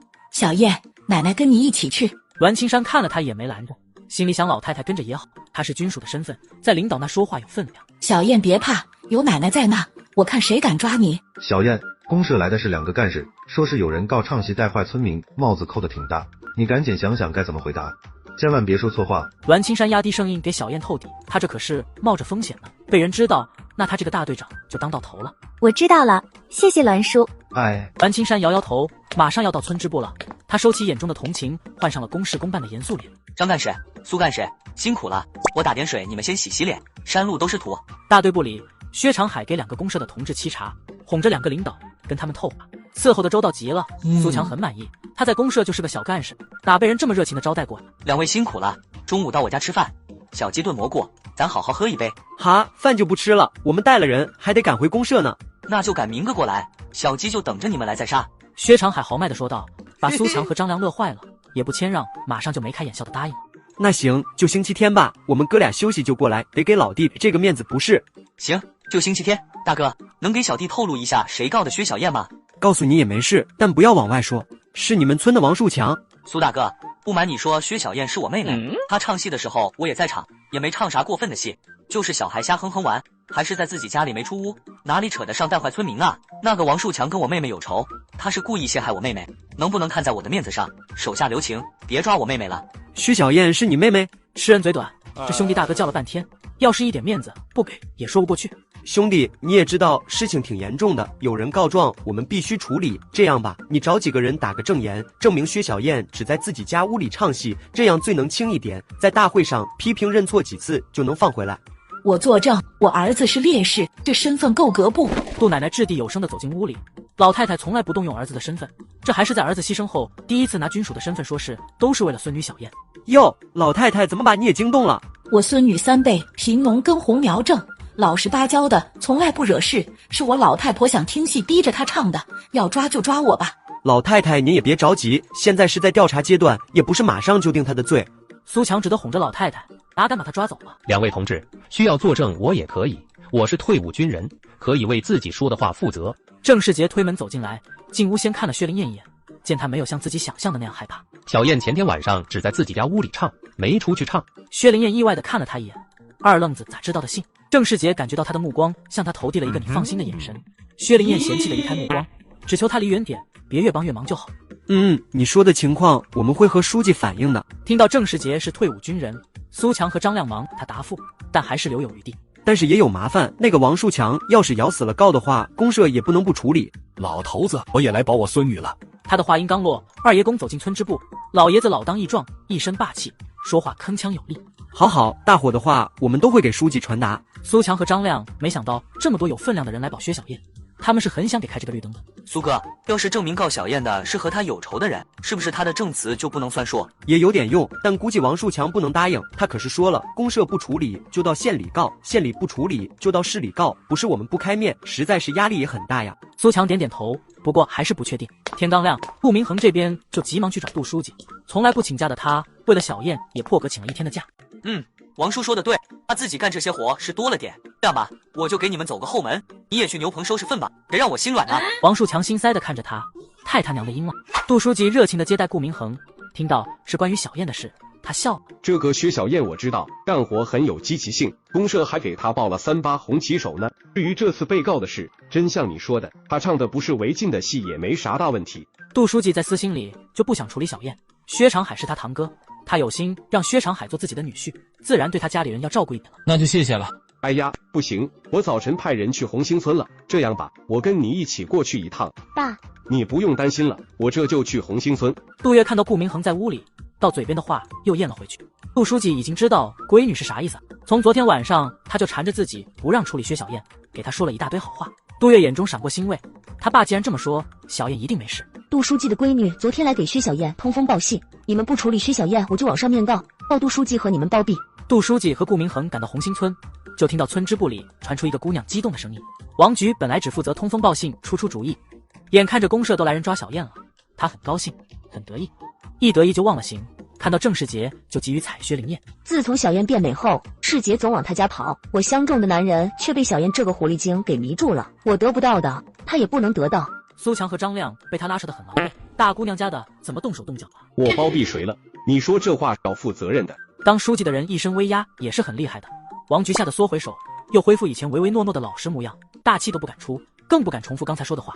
怎么不说了？刚才不是嚷嚷得很大声吗？没有证据的话就随便乱说，以为说话不用负责吗？杜书记大发雷霆之怒，因为他现在有底气，小燕根本就没犯大错误，王局告到哪里他都不怕。带回去，让他为自己的话承担后果。不，你们不能抓我，我没犯错，犯错的是薛小燕，她唱戏，村里人都听到了，这是4舅，你们不处理我就往上告。你告吧，看到时候抓的是谁？王局愣愣地看着他，怎么一个两个的都帮小燕？因为嫉妒，他脸都扭曲了，眼神里都是怨恨和不甘。王树强到底还是担心侄女，赶到村部在门口听了一会儿，见大势已去，忙进屋拉住王局。杜书记，孩子小不懂事，我也是不懂，还以为唱戏都不允许呢，冤枉了小燕，我们错了，下不为例，我们一定改。好，这次我就不追究了，要是听到闲言碎语就别怪我不客气。公社的人来得快，走得也快，村里人见小燕没事都松了口气，纷纷过来安慰他。郑世杰眸光复杂，走到顾明恒身边，他无法再自欺欺人。恒哥的冷漠性格，如果不是他放在心上的人，怎么可能一大早就赶到红星村帮小燕解围？一个是我最敬重、最崇拜的人，一个是我刚刚确定心思爱上的女人，我都不知道自己该怎么面对你们。他现在觉得自己真是多此一举，他根本没资格关心小燕。师姐，谢谢你帮小燕，这是宣示主权了。明天你就到针织厂报道吧，我已经打好招呼了，会给你安排一个单人宿舍，省得你来回跑不方便。单身宿舍，航哥是想调走我吧？谢谢航哥。顾大哥，你今天还回去上班吗？上午不去了。太好了，走，去我家给你做好吃的。好啊。顾明恒笑着点头，黑眸看着他，两人眼中都只有彼此。一旁的郑世杰被忽视的彻底。薛长海这边追上王菊，冷沉着脸对他命令：王菊，下午你到牛棚清理牛粪。我不去。可以，你不去就是不服从指挥，恶意怠工，扣你全年工分。敢欺负小燕，日不死你！你给我穿小鞋。王菊再不明白就是傻子。薛长海这是给薛小燕出气呢。说对了，就是给你穿小鞋。还有，你要和齐红星一样，除了牛棚，还要负责牲口棚和猪圈，收拾不干净照样扣你工分。薛长海太缺德了，太坏了。王菊哭丧着脸看着薛长海，再不敢多说，就怕说多了还给他家伙。长海，王菊不懂事，你别和她一样的，这活小姑娘干太累了。你个老犊子更不是东西，怎么能少了你？王叔说的对，他自己干这些活是多了点。这样吧，我就给你们走个后门，你也去牛棚收拾粪吧，别让我心软啊！王树强心塞的看着他，太他娘的阴了。收拾牛棚才8个工分，自己下地能赚10个工，一天就少了2个，活还又脏又累。这小鞋穿得太挤脚了。记住了，别学王树人和李小红打歪主意，公家的财物有一点损失，你们都够判刑的。这边薛长海收拾王树强和王菊，那边薛灵燕美滋滋的牵着顾明恒的手往家里走。郑世杰魂不守舍的看着他俩，嘴角的苦笑比黄连还苦，只能憋屈着回家。刚进院就听到他妈的叫骂声，眼中的苦涩更是。老大你完犊子，连个媳妇都管不住。林秀秀不是能回娘家吗？不许去接她，让她臭在娘家。屋里，吕大妮坐在灶坑前大骂，脸上黑乎乎的。也是他倒霉，今天早晨刚一点，灶坑就从烟囱里往回灌风，鼓了他满脸黑灰。想到以前这些活都是林秀秀干，自己就是甩手掌柜的，饭做好就吃，吃完碗一推，林秀秀慢点都能换来他一顿骂。好好的家，热热的炕头就这么没了。举妻不贤，祸害全家，你还有脸在这骂？赶紧做饭，想饿死我吗？坏心肝的东西！哎呀，我的那个天啊，我的命咋这么苦啊！别嚎丧了，我还没死呢。今天老张婆子带小伙子来相亲，你把美娇打扮打扮，不管对方是瘸还是瞎，都把她给我嫁出去。刘家里就是个祸害，叫和的家宅不宁。老太太再次发话，躺在炕上晕晕乎乎的郑美娇听到了，哭成了泪人。王菊满心嫉妒，手里的铁锹使劲往地上蹲，一下子没注意碰到了大黄的脚上，暴脾气的大黄抬起后踢过去，王菊被踢倒在地，按了满手牛粪，脸上嘴里也崩进了牛粪，更加闹腾的人仰马翻。薛灵燕和顾明恒回到了家，隔壁的孙翠红看到他急忙感谢老天爷，谢天谢地，你没事可太好了。小婷和向阳去上学了，都吃饱了走的，你不用担心。谢谢婶子。顾大哥，你是不是没吃早饭呢？我给你烙饼吃啊。好。顾明恒看着薛灵燕明媚的笑容，微笑着点头。他的胃被小燕的厨艺养刁了，吃别人做的饭都不香。燕呀，你给明恒做点吃的。明恒，奶奶还有点事先回去，就不陪你聊天了。顾明恒眸光闪了下，马上就明白这是奶奶在给自己和小燕创造单独相处的机会。他微笑点头。顾大哥，过来吃饭。吃完饭，两人开始腻歪。杜奶奶吃了一中午狗粮，拉着顾明恒到西屋关起门说话。明恒啊，你今年26岁了吧？没对象吧？没有。小燕是个好姑娘，她比你小8岁，不过没关系，男人岁数大点知道疼人。奶奶就想知道你对小燕有没有心。小8岁，我这算不算老牛吃嫩草？奶奶知道小燕是农村户口，你家里可能会反对，但是办法总比困难多，人这一辈子难得遇到喜欢的人，奶奶希望你别看重表面这些东西。奶奶，家里人左右不了我的决定。好，奶奶没有看错人，那以后要对小燕好一点，她太苦了，没人疼。顾明恒点头答应，眼底闪着柔情，以后有他疼小燕，不让任何人欺负她。不过他觉得现在的小燕不欺负别人就算不错了，谁敢欺负她？薛灵燕在外屋听得眉开眼笑，前世把少帅拐回家的愿望实现了。少帅是我的了，谁也不许抢。顾明恒和奶奶谈完，从西屋出来，一出门就看到小丫头背着手，偏着头，巧笑嫣然地看着自己。都听到了？害羞了？没有，我脸皮这么厚能害羞吗？这么丢人的事，薛灵燕哪能认？死鸭子嘴硬，拒绝承认。哎呀，现在的年轻人胆子可真大呀！我得走了。啊，这就走啊？我只请了1上午假，现在是检修机器的关键时刻，我得看着点。明天中午我去农技站找你。好，我送你。奶奶，我去上班了。这就走啊？顾明恒和薛灵燕在村口告别，正赶着往家里走呢，就听到一个热情的声音：“前面就到了。”哟，这不是给三哥做媒人的张大脚吗？跟着他一起走进村的，还有一个中年女人和一个瘦高个男青年。薛灵燕今天刚和顾明恒确定了关系，心情好，也有闲心看热闹了，一直盯着这几个人，想看看张大脚是给谁介绍的对象。跟着张大脚来相亲的陈凯看到了薛灵燕，他愣了一下，怎么有这么漂亮的姑娘，像是从画上走下来似的。薛灵燕皱眉瞪了他一眼，把陈凯吓得急忙收回目光。来，到了，嫂子，我把人带来了。薛灵燕一看乐了，原来是给郑美娇介绍的对象，这可不错，早点把她嫁出去，省得在村里恶心人。她也不想再看这热闹，哼着歌回家了。王菊在牛棚里收拾牛粪，听到张大脚的声音，直起腰朝外看，看到张大脚给郑美娇领来的对象，他用力攥紧铁锹把。这个陈凯家和他姥姥家在一个村，家庭条件不错，人又长得精神，也是他曾经暗恋过的对象。只可惜姥姥找媒人给介绍过，他没看上自己。为什么这些男人都只看外表？王菊满心嫉妒，手里的铁锹使劲往地上蹲，一下子没注意碰到了大黄的脚上，暴脾气的大黄抬起后踢踢过去，王菊被踢倒在地，按了满手牛粪，脸上嘴里也崩进了牛粪，肠子像是断了一样疼，他趁机哭喊起来：大伯，快送我去卫生所，又把我肠子踢断了。好，马上。王树强答应着去地里找大队长去了，到底也没过来扶一下坐在牛粪中的侄女，一会功夫带着大队长过来了。队长，孩子没大人照顾不行，我得跟着去看看。王树强为了逃避劳动，和他申请陪着照顾。行，去吧，晚上我派义务工把牛棚收拾干净。一阵闹哄哄后，牛棚安静下来。齐红星在屋里待着也闷，趁着这会儿没人，出来晒晒太阳，看到一辆熟悉的车。这车太熟悉了，是顾叔的专车，他来看我了吗？齐红星眼圈有些发热，久别重逢的亲人又是疼爱他的长辈，心里的委屈、难过瞬间爆发。伤得很重吗？不重，顾叔叔真的没事，就是腿摔断了，我徒弟已经给我接好了。你徒弟？医院那小子不是他举报的你吗？当然不是那个逆徒，是我新收的徒弟叫小燕，她一直偷偷照顾我。小燕？是啊，她可真是个好姑娘，开始的时候只是想找我治脸，看我摔断了腿就主动照顾我。对了，明恒也托我帮她治脸呢，他们关系好像还不错。齐红星暗示了一句，很希望老爷子出面撮合小燕和明恒两个孩子。哦，明恒认识他？是啊，他先找我帮忙，然后小燕自己想办法到牛棚工作，我们师徒的缘分就是这么开始的。这个小燕姓什么？大名叫薛小燕。嘿，真是有缘分。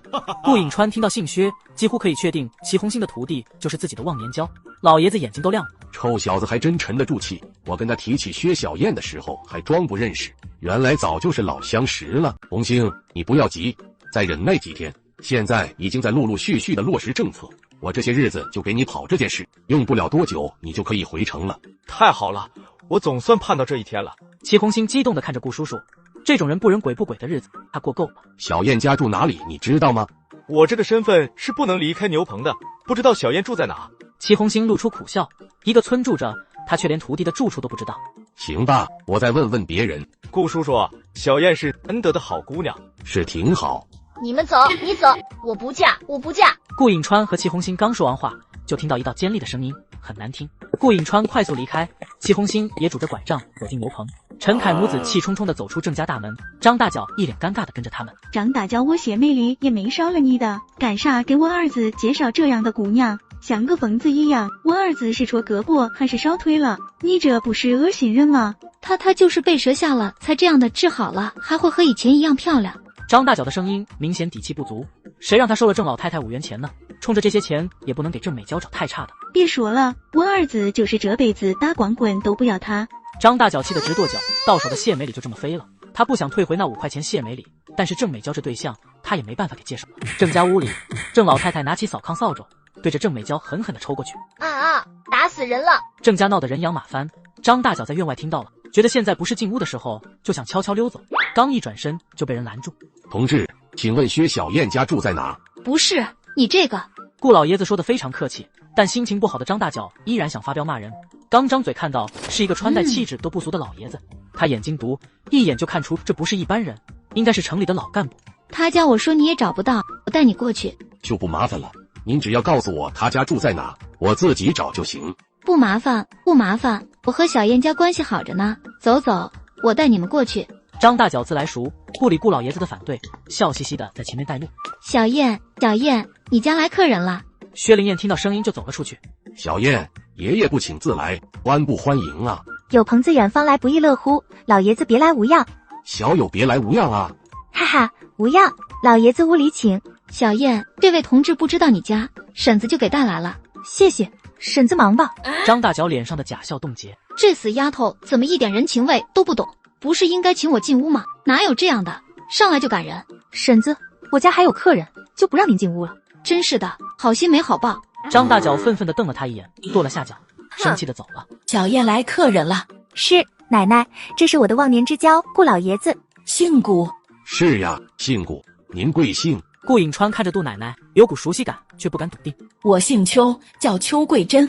老姐姐，您家是不是在虎头湾住？对，你是不是老顾家的石头啊？是我就是石头啊。少小离家，一别几十年，桂珍姐也老了。快进屋！你15岁参军走了，一走就没回来过，我还以为你，没想到还能见到。杜奶奶拉住顾颖川的手，眼圈红红的看着小石头，现在已经两鬓斑白，但那双龙精虎猛的眼睛还和年少时候一样。奶奶，您认识老爷子啊？哈哈，当然认识了，他是我们村出了名的讨小子，能逃上天那种。哈哈，老姐姐还记得呢。大伙说说笑笑的进屋，杜奶奶招呼薛灵燕烧水泡茶，她把吃的摆了一桌子，热情的招呼老乡。老姐姐后来抗战胜利里，我回过虎头湾，听说你嫁到李家庄了，我还去找过您呢，可没找到。是我嫁到了李家庄，后来战乱跟着我男人投奔他大姨家，这一住下就再没回去过。老姐姐，您家几个孩子啊？正笑着的杜奶奶听到顾颖川问这个，脸上的笑容就凝固了，眼圈有些发红。薛灵燕不想打扰他们叙旧，独自走了出去。刚走出门，郑世杰就凑了上来。薛灵燕听到他的声音，脸上的笑容就消失不见了，冷冰冰的看了他一眼，转身走了。这一画面被人看到了，顿时火冒三丈。世杰，你给我回来！一个被退婚的丫头，还想嫁给我马上就进城当工人的儿子，就算儿子在农村找对象，也不能要这个丧门星。世杰，你马上就要去城里上班了，是吃公粮的人，在咱村姑娘眼里，你就是块肥肉，你可得立场坚定点。像小燕这种姑娘，说啥也不能要，她就是扫把星，谁娶了谁倒霉。城里针织厂姑娘很多，咱找一个城里姑娘。够了，我的事不用你管。哎呀，一个一个的都冲我喊，我为了谁呀？累死累活的在你们老郑家当牛做马，一把屎一把尿的把你养活大，你就这么对我？早知道你这么不孝，当初就不该生下你。郑世杰烦躁极了，他等不及明天去报道，今天就算是睡火车站也不在家住，再待下去他得疯。你干啥去？你干啥去？翅膀硬了想飞是不是？行，把剩你的血金钱给我，还有养活你这么多年的花费，还有养老费，少给1分都别想走。郑世杰仰头闭上眼睛，摊上这么一个妈，这一刻他想去洗。薛灵燕高高兴兴地回到家，听到老爷子和奶奶的对话。石头，小燕太可怜了。杜奶奶接过话头，把李小红和王国胜勾搭成奸，逼小燕退婚。王树人赖账不还，王树人和李小红给老牛吃钉子害小燕，王树强跑公社告小燕唱戏的事，等等等等。老王家的人狼心狗肺，没一个好东西，都是该杀干刀的。不说这些了，老爷子，我给您炖兔子肉去，咱们今天好好喝一杯。薛灵燕不喜欢别人同情的目光，她可没那么可怜。好啊，不醉不归。薛灵燕出去做饭了，顾颖川继续和杜奶奶聊天。虎父无犬子，有这么厉害的老爷，还有飒爽英姿的小燕。薛老三为人仗义豪迈，就是看人没眼光，招了一个混蛋做女婿。老爷子和小燕妈一死，那个李铁锤就又娶了个女人进门，那女人带着2个拖油瓶，差点没把小燕他们欺负死。小燕脸上的疙瘩就是被他们赶去掏蜂巢被咬的，还不给治。孩子顶着那张可怕的脸，过了6年，定好的亲事也被后妈带来的闺女抢了。那小燕又定亲没有？顾老爷子问出了心里最关心的事。没有，小燕现在处了个对象，对她挺好的。啊，有对象了。顾景川心里哇凉哇凉的。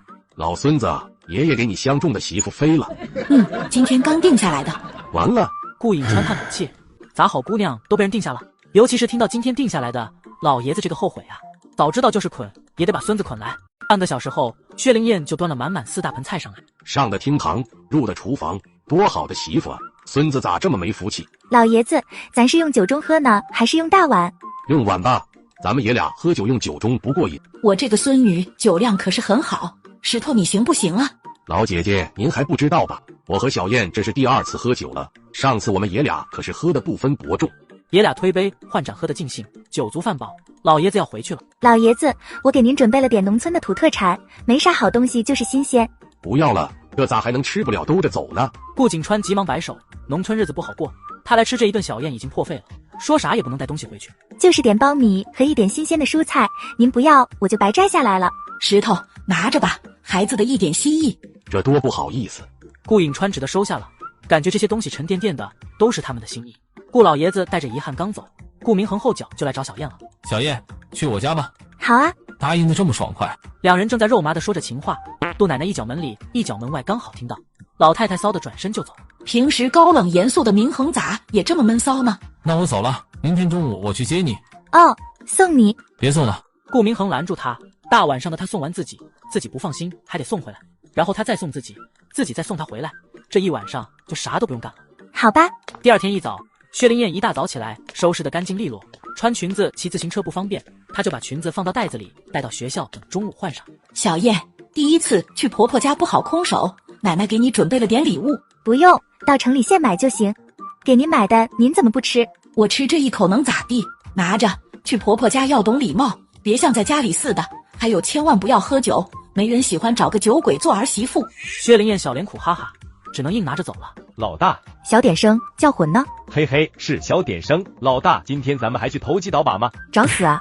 要不要给你个大喇叭？老大别打，别打，越打越傻。把嘴闭紧点。哎，再不说了。嘴上说不说了，人又凑过来。老大，今天中午咱们还去吗？今天中午不去了，你老大有人生重要问题要解决。啥问题啊？啥问题能有赚钱重要？你老大我今天要去见未来婆婆，你说重要不重要？啥？老大你要去见婆婆？得啥样的家庭能装得下我家老大？啥样的男人能想我家老大？温海峰在办公室看到薛灵燕忙走出来，昨天他一天没来，温海峰就一直惦记着，吃不香睡不着。刚好听到李国祥的大嗓门，瞬间五雷轰顶。他要结婚了吗？那我不是彻底没希望了？薛灵燕惦记着去少帅家见婆婆，无心学习，上午练车的机会都给其他学员了。等到下课去厕所进了房间，换了连衣裙出来。薛灵燕走出来后，整个训练场上的男同志全看直了眼。老大，仙女下凡了。温海峰百味掺杂的看着薛灵燕，把心中能想起来形容美女的词都用在她身上也不为过。我老大，这是我老大，这么多人，老大只收我做小弟呢，谁有这荣幸？温老师，下午我想请假。极度盖住了理智，温海峰看着春风满面的薛灵燕，沉着脸拒绝。不行，你昨天就旷课了，再请假就不给你结业证。薛小燕希望你以学业为重。一向好说话的温老师，今天怎么这么不近人情？温老师，老大是去未来婆婆家，这是学校的规章制度，我也没办法。行，我尽量赶回来。我已经尽量阻止了，怎么还是拦不住他？顾明恒准时来接薛灵燕，远远就看到了动人的她。小燕，明恒，看到他们秀恩爱，温海峰只觉得万箭穿心，他紧握着拳头，紧抿着唇，一双眼睛目不转睛地看着薛灵燕，哪怕他回头看自己一眼呢。走吧。等下还有东西呢。薛灵燕颠颠跑去，从自行车把上拿下从家里带来的土篮子，里面装的是奶奶给准备的见面礼。还带东西？奶奶说第一次去你家不能空手，不然未来婆婆会不喜欢我的。顾明恒轻笑一声，摇摇头，宠溺地看着他，喜欢的就是小燕这性格，不虚假，真实。他接过篮子，薛灵燕自然而然地和他牵手，两人就那么甜甜蜜蜜的手拉手走了。这男人能降住我老大？温海峰踉跄地后退了2步，感觉心都在滴血。他虽然不愿意承认，但也知道小燕和顾明恒在一起郎才女貌，很般配。明恒，抓紧点，我时间很紧的，不能请假，也不能迟到，不然不给结业证。不能请假？顾明恒剑眉一挑，怎么可能？就算是念大学都可以请假，何况农技站只是培训。温老师说的。我去帮你请假。好。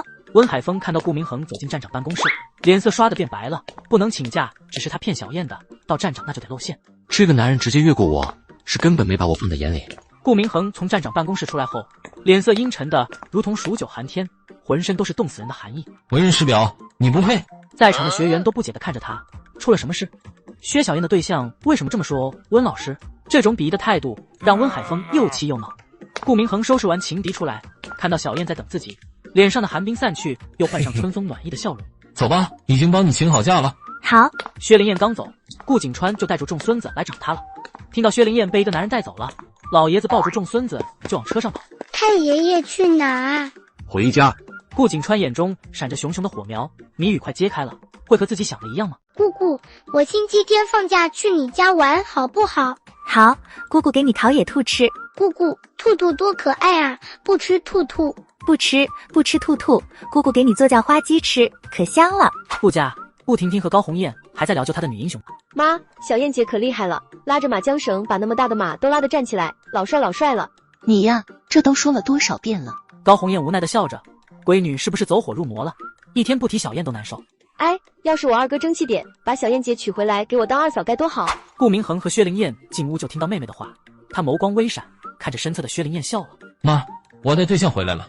顾明恒这一嗓子不亚于一枚重型炸弹爆炸，毫无准备的高红艳被炸得猛地站起来。妈，是小燕姐，是小燕姐，二哥把小燕姐带回来了。呜呜，太好了，我二哥可算争气一把。什么叫我可算争气一把？在妹妹心里，我就是这种形象吗？小燕，上次小燕是蒙着面，蒙面巾拿下去后，那张脸五官虽然也很漂亮，但没有这么亮眼。这简直太好看了，一点看不出是农村姑娘，比市里文工团那些姑娘都漂亮，都有气质。阿姨好。哎，好。小燕姐，你要做我二嫂了吗？问你二哥。婷婷，去看看何姐做好菜吗？哦，小燕姐，你先坐，我马上就回来啊。废话多。小燕，先吃点西瓜解解暑。阿姨，给您带了点礼物。你太客气了，来就来吧，还拿东西干什么？看看谁说农村姑娘就不懂人情世故？我儿媳妇比那个扭捏做态的蒋铁梅好100倍，落落大方，一点不小家子气。应该的。快吃西瓜，热了吧？坐阿姨这边来，有风扇凉快。门外传来急刹车的声音。完了，又来一个。好像是爷爷回来了。小燕姐，快藏起来，我要给爷爷惊喜。这孩子多大了，还这么调皮，咋还逗爷爷呢？开门进屋，老爷子眼中的兴奋在看到客厅里只坐着孙子和儿媳妇时消失了。我猜错了，完了！如果是我猜错了，那老孙子可就再没有机会了。爸，您回来了。还有心思在这坐着。二夫，爸，吃一块西瓜凉快一下。顾景川瞪了眼孙子，气鼓鼓的接过媳妇递给他的西瓜，冰镇西瓜也压不下他心里的火气。转头看到了放着的礼物，火冒三丈的眼睛亮了起来。臭小子，还跟我这玩捉迷藏呢！来客人了。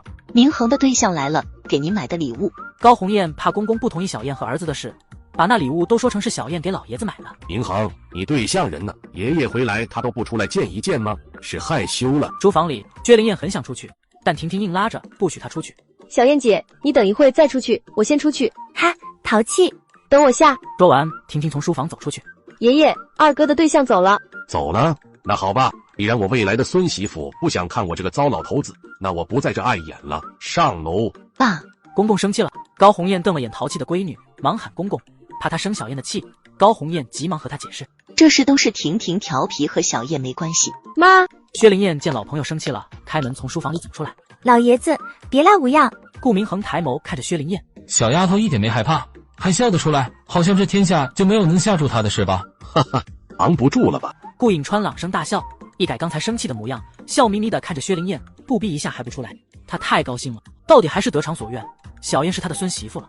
叫何姐多做几道好菜，咱爷俩今天好好喝一杯。爷爷，今天还喝酒啊？怎么不喝了？是不是因为明航？那你就别和他处对象了，不能因为这小子影响咱们的朋友关系吧？顾颖川是一点不掩饰对孙子的嫌弃，本来想孙子把小燕拐回家，自己能多一个谈得来的酒友，结果小燕因为他不敢和自己喝酒了，这还不如不是孙媳妇呢。姑姑，咱们看兔兔去。顾老爷子高兴，背着手笑眯眯地跟着一起去后院。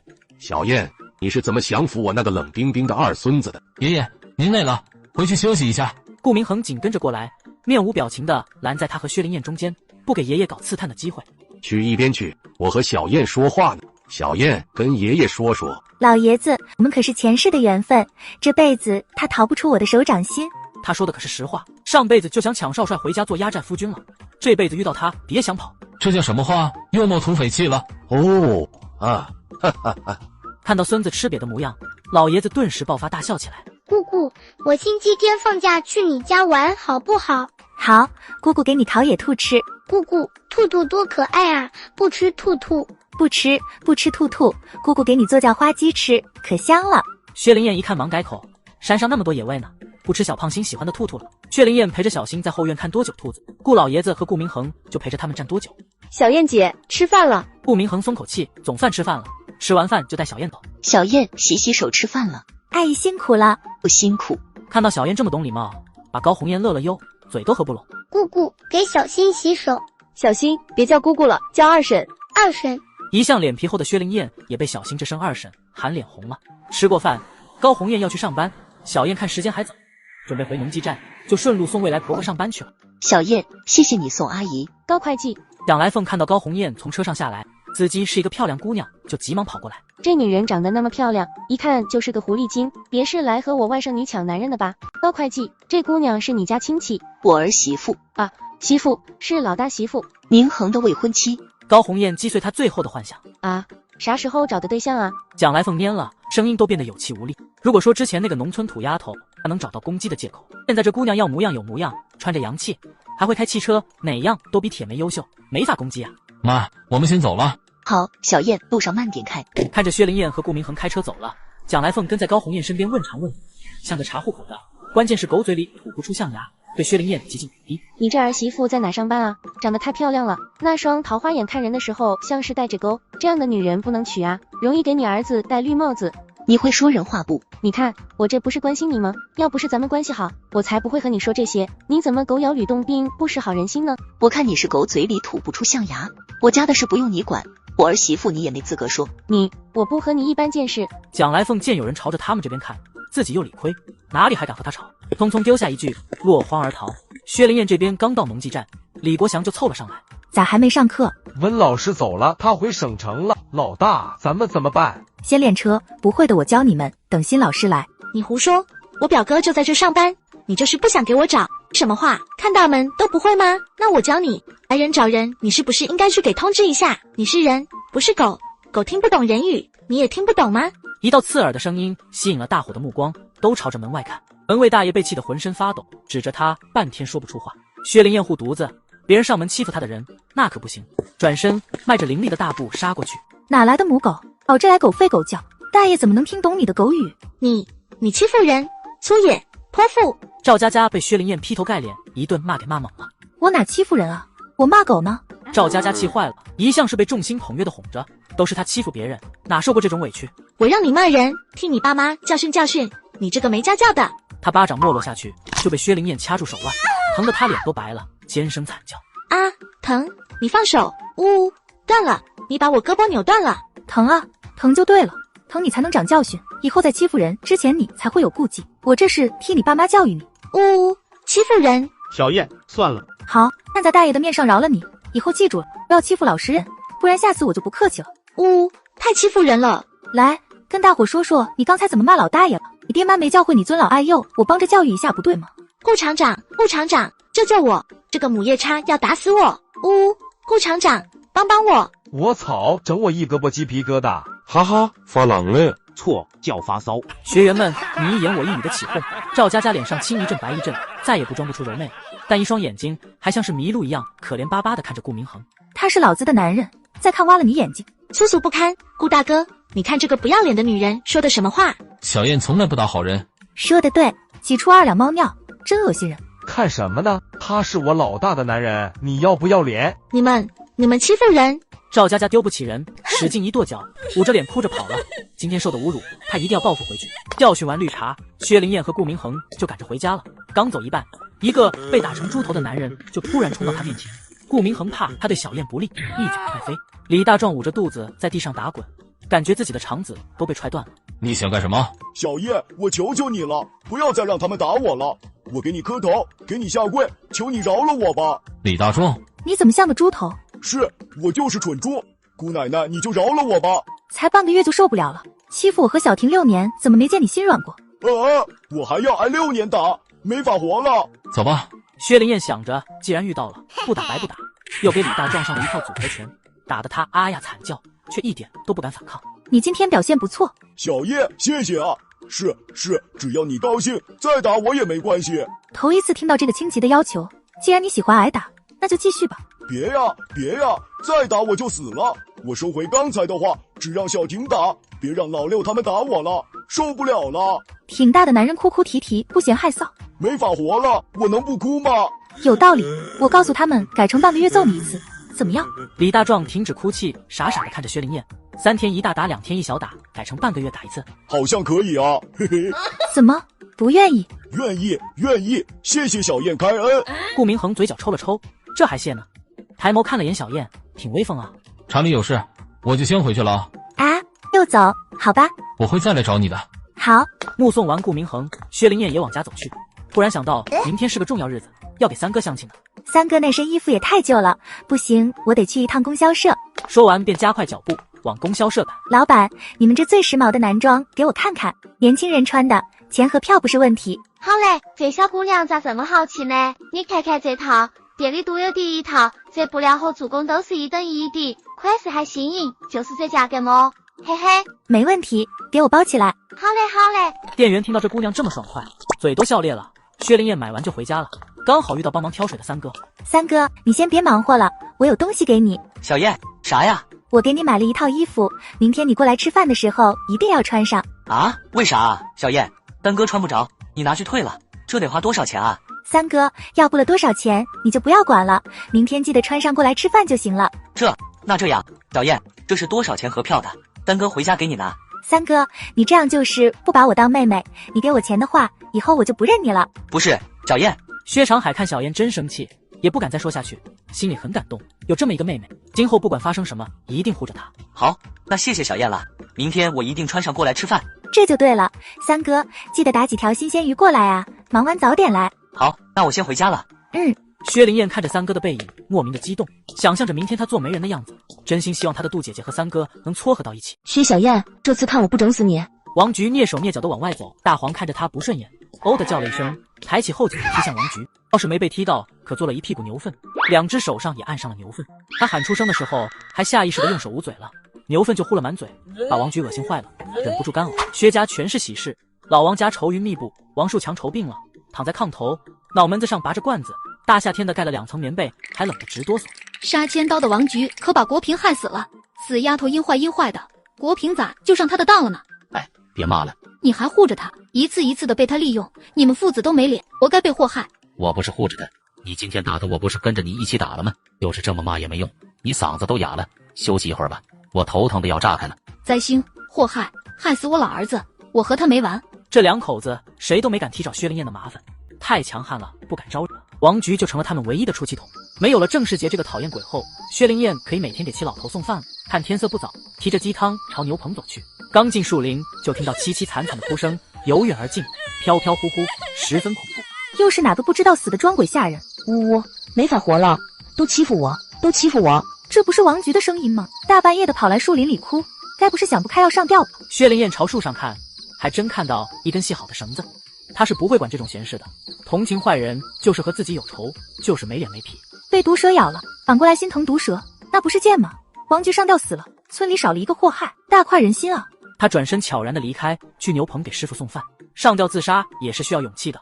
王菊哭了半天，哭得头昏目眩，就是舍不得把自己的脖子套在绳子上。我还没结婚，还没生孩子，一朵花还没开就这么死了，我不甘心，不甘心！哭着哭着，他不哭了，咬牙切齿的瞪圆眼睛，那阴狠的样子把树枝上的乌鸦都吓飞了。薛小燕，都是你害的我，不是你我早就嫁给郑世杰了，不是因为你，我爸妈和弟弟就不会被抓去劳改，我们家家破人亡，你却过得顺风顺水，还攀上了顾厂长，凭什么？凭什么？凭什么？王菊的心中的恨意和嫉妒爆炸，他猛地站起来，从树上扯下来绳子，转身往树林外走。路过牛棚的时候，听到牛棚里有声音，王菊蹑手蹑脚地凑过去。齐老头，喝点鸡汤，我熬了1个小时，把鸡油都撇干净了，鲜甜美味，还有一整只烤野兔，果木烤的，外酥里嫩，咬一口满嘴香。小燕，你们自己没留点吃吗？别都给我拿来了，你们不吃，我们吃的比您好，快吃吧。薛灵燕笑着催促，齐红星这才狼吞虎咽地吃起来。齐老头，别噎到。没事，我有分寸。牛棚小屋外，王菊闻着烤兔肉的香味，听着他们师傅俩的谈话，脸上露出阴险的笑。薛小燕，这次看我不整死你！王菊蹑手蹑脚地往外走，大黄看着他不顺眼，哦的叫了一声，抬起后颈踢向王菊。要是没被踢到，可做了一屁股牛粪，两只手上也按上了牛粪。他喊出声的时候，还下意识地用手捂嘴了，牛粪就呼了满嘴，把王菊恶心坏了，忍不住干呕。屋里薛灵燕顿时警觉，马上偷摸出来。王菊看到薛灵燕出来了，也顾不得干呕，站起来就想喊人来抓她，可刚站起来，一脚踩在牛粪上，又摔了个哑巴叉。他在想喊的时候已经晚了。薛灵燕走过来，点了他的哑穴，拽着王菊的头发，拖着离开了牛棚，往牛棚后的小树林里走去。农村的土路石头多，薛灵燕这一路的拖拽，王菊可就受了大罪，露出的后腰被石块磨破，钻心撕肺的疼。你不是要上吊吗？怎么上吊一半又跑到牛棚去了？王菊哭着摇头，眼泪鼻涕流了满脸。他已经想到薛灵燕要干什么了。上吊绳呢？收起来了，看来是不想死了。薛灵燕找到绳子，当着王菊的面跳上大树，几下子就把绳子系好了，又轻飘飘的跳落在王菊眼前，抓住她头发，把人拉起来。一次次的害我，都是你在背后捣鬼，你觉得我能放过你吗？薛灵燕瞅着他冷笑，王菊只觉得浑身冰冷，半只脚已经踏进了阴间。薛灵燕把他的脖子套在绳子上，王菊拼命挣扎，却无济于事。薛灵燕等时候差不多了，才把他从树上放下来。王菊已经昏死过去了，不过还有一口气。薛灵燕拎起他往河边走，把王菊按在了水里，冰冷的水一刺激，王菊就悠悠的醒过来，感觉周身都被冰冷的水泡着。他以为自己已经到了阴间，吓得哭了起来。上吊死的滋味你已经知道了，再让你尝尝淹死的滋味。王菊瞪大了眼睛，还没死。刚认清这个事实，他就被一双手按进了死水中，鼻腔里呛水，五脏六腑仿佛被火烧一般痛苦。王菊在水中瞪大眼珠，两只手在水里四下乱抓，只抓了一手的水草。死亡的恐怖一晚上遇到2次，他真实的感受到薛灵燕的可怕，他根本没人性。薛灵燕等到王菊四肢无力软软的不再挣扎的时候，把他从水面中拉起来，感受到新鲜空气。王菊捂着嗓子撕心裂肺的咳嗽起来。休息够了，咱们继续。薛灵燕冷酷无情的把他再次按进水中。开始的时候，王菊认命不挣扎，可当肺里的空气耗尽，死亡来临的时候，他又开始不拼命的挣扎。薛灵燕连着3次后，才把他丢在岸边的草地上，居高临下的看着在地上痛苦咳嗽、浑身瘫软的王菊。记住，再敢害我，我会让你觉得死都是一种奢侈。王菊惊恐地看着他，薛灵燕一点不担心他去告自己，没人证明，没人看到。依照王菊现在的臭名声，别人只会说他又在撒谎害人。收拾完王菊，薛灵燕回家睡了美美一觉。第二天一早，准备了一桌好吃的等杜姐姐，又在院子烤香喷喷的兔子肉。小燕做什么呢？好香啊！杜姐姐你来了。杜姐姐热不热？我给你熬了冰糖梨水，在地窖里冰着呢，喝了就能解暑。小月吃糖，谢谢奶奶。薛灵燕开心地拉着杜月进屋。杜姐姐，尝尝好喝不？空间里的梨又脆又甜，熬出的梨水就算不放冰糖都是甜的。小燕真好喝，你怎么什么都会啊？哈哈，没办法，太有本事了。是呢，我们小院本事最大了。薛灵燕眉一挑，笑眯眯地看着杜月，三嫂2个字差点就冒出来。得领着杜姐姐在3哥面前晃一晃。杜姐姐，我带你去看看我们村新建的水渠好不好？好啊。杜奶奶笑着看薛灵燕，她已经猜到孙女要干啥了。薛灵燕领着杜月来到地里，远远的就看到3哥正在安排活呢，新衣服也已经穿上，别说有多帅气了。3哥，薛长海听到妹妹喊，一抬头就看到了妹妹身边站着的美女。欢迎。杜月脸红了，羞答答的低下头，不好意思的伸出手，薛长海快速的握住。杜月就像是被电击中一般，颤抖了一下。以前还觉得郑美娇漂亮，跟这个姑娘比起来，那就是云泥之别。3哥，杜姐姐要看看水渠，我不知道水渠在哪，你能不能带我们过去？可以，我带你们过去。小燕，咱们别耽误你3哥干活，自己找找吧。杜姐姐，你是公社人，我3哥是队里的副队长，公社来人要视察水渠，队长作陪是应该的。啊，我不是代表公社来的，我就是……哎呀，再说一会儿都到了，3哥快点前面带路。好嘞。旁边吕大妮看到这一幕，恨得咬牙切齿，看薛长海像是看一个负心汉。薛长海对那个姑娘可真热情，那家伙笑得嘴都咧到腮帮子了，肯定就是2个人都有意思。我美娇还在家里要死要活，他凭什么和一个比美娇漂亮的姑娘眉来眼去？吕大妮好好干活。栾青山皱眉呵斥吕大妮，一干活就东张西望，再不就是屎尿多，真是个刺头。大队长，你光看着我干啥？薛长海不干活你咋不管？那是公社来的人，长海派着去看水渠，怎么领导干什么还要经过你同意？再磨洋工就扣你工分。吕大妮听到要扣工分，就不敢再言语了。之前就有过一次，他以为栾青山不敢把他怎么样。薛长海带着他们看完水渠就往回走了。3哥，我们先回去了，中午别忘了把鱼送来啊，等你的鱼下锅呢。行，没问题，包在3哥身上。杜月看了眼薛长海先，他的脸更红了，低下头跟着薛灵燕回家了。在院子里烤了会兔子，3哥就大步流星的走进院子。今天大丰收，一网打上来10几斤鱼，个都挺大的，有2条大嘎牙子呢。 3哥太本事了，杜姐姐，你快看，我3哥抓到这么多鱼呢。3哥，这嘎子鱼熬汤最鲜了，给二爷公拿回去吧。杜姐姐，快看，这鱼多新鲜，我3哥特意给你打的呢。3哥，这鱼都活着，我不敢收拾，你帮我收拾呗。奶奶收拾。杜奶奶想着，人家长海把鱼都给送来了，孙女咋还得寸进尺的让他给收拾鱼呢？孙女敢扒兔子皮，敢射杀野狼，咋不敢收拾鱼了？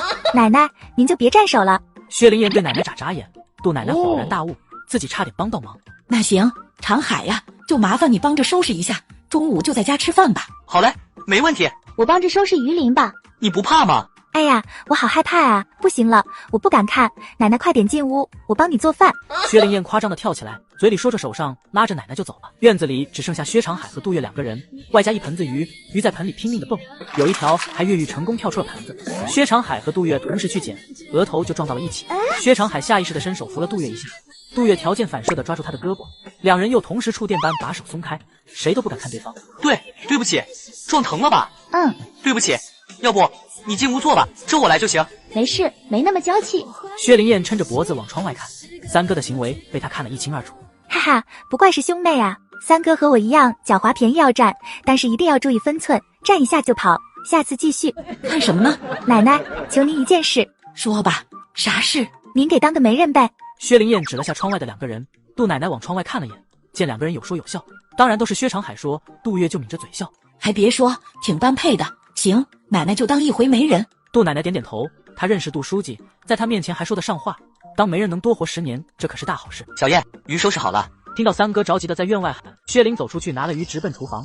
不一会，香喷喷的红烧鱼就出锅了。一家人吃过饭，薛灵燕怂恿三哥送杜姐姐回家。走了一会，顾明恒就过来了。小燕，跟我去找你三哥。干啥呀？让他给你开介绍信，咱们明天登记去。好呀。说完，两人就牵着手往二爷公家赶。小燕来了，快进屋。顾厂长，哪阵香风把你吹来了？快，请坐。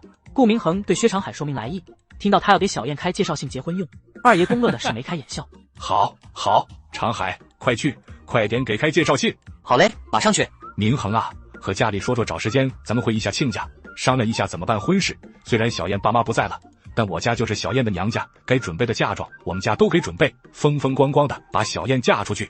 谢谢二爷公。谢啥？回头我让你婶子们给你做2套被褥，我们都是全命人有福气，能给你带来好运。好啊，我家有棉花，回头送过来，让婶子帮我做被。也行。我回来了。开好介绍信，他们准备回家了。刚出院子，就看到人不人鬼不鬼的郑美娇。我的天啊，简直就是一个从坟墓里爬出来的厉鬼，太吓人了。我当初是怎么瞎了眼会看上他？顾大哥呢？薛长海一眼都不想看他，对他的问话听而不闻。顾大哥。郑美娇没得到顾明恒的回应，急了，准备抓顾明恒手，刚碰到，被顾明恒一甩，胳膊着地，咔吧一声响，手腕折断了，疼得他惨叫着哭起来。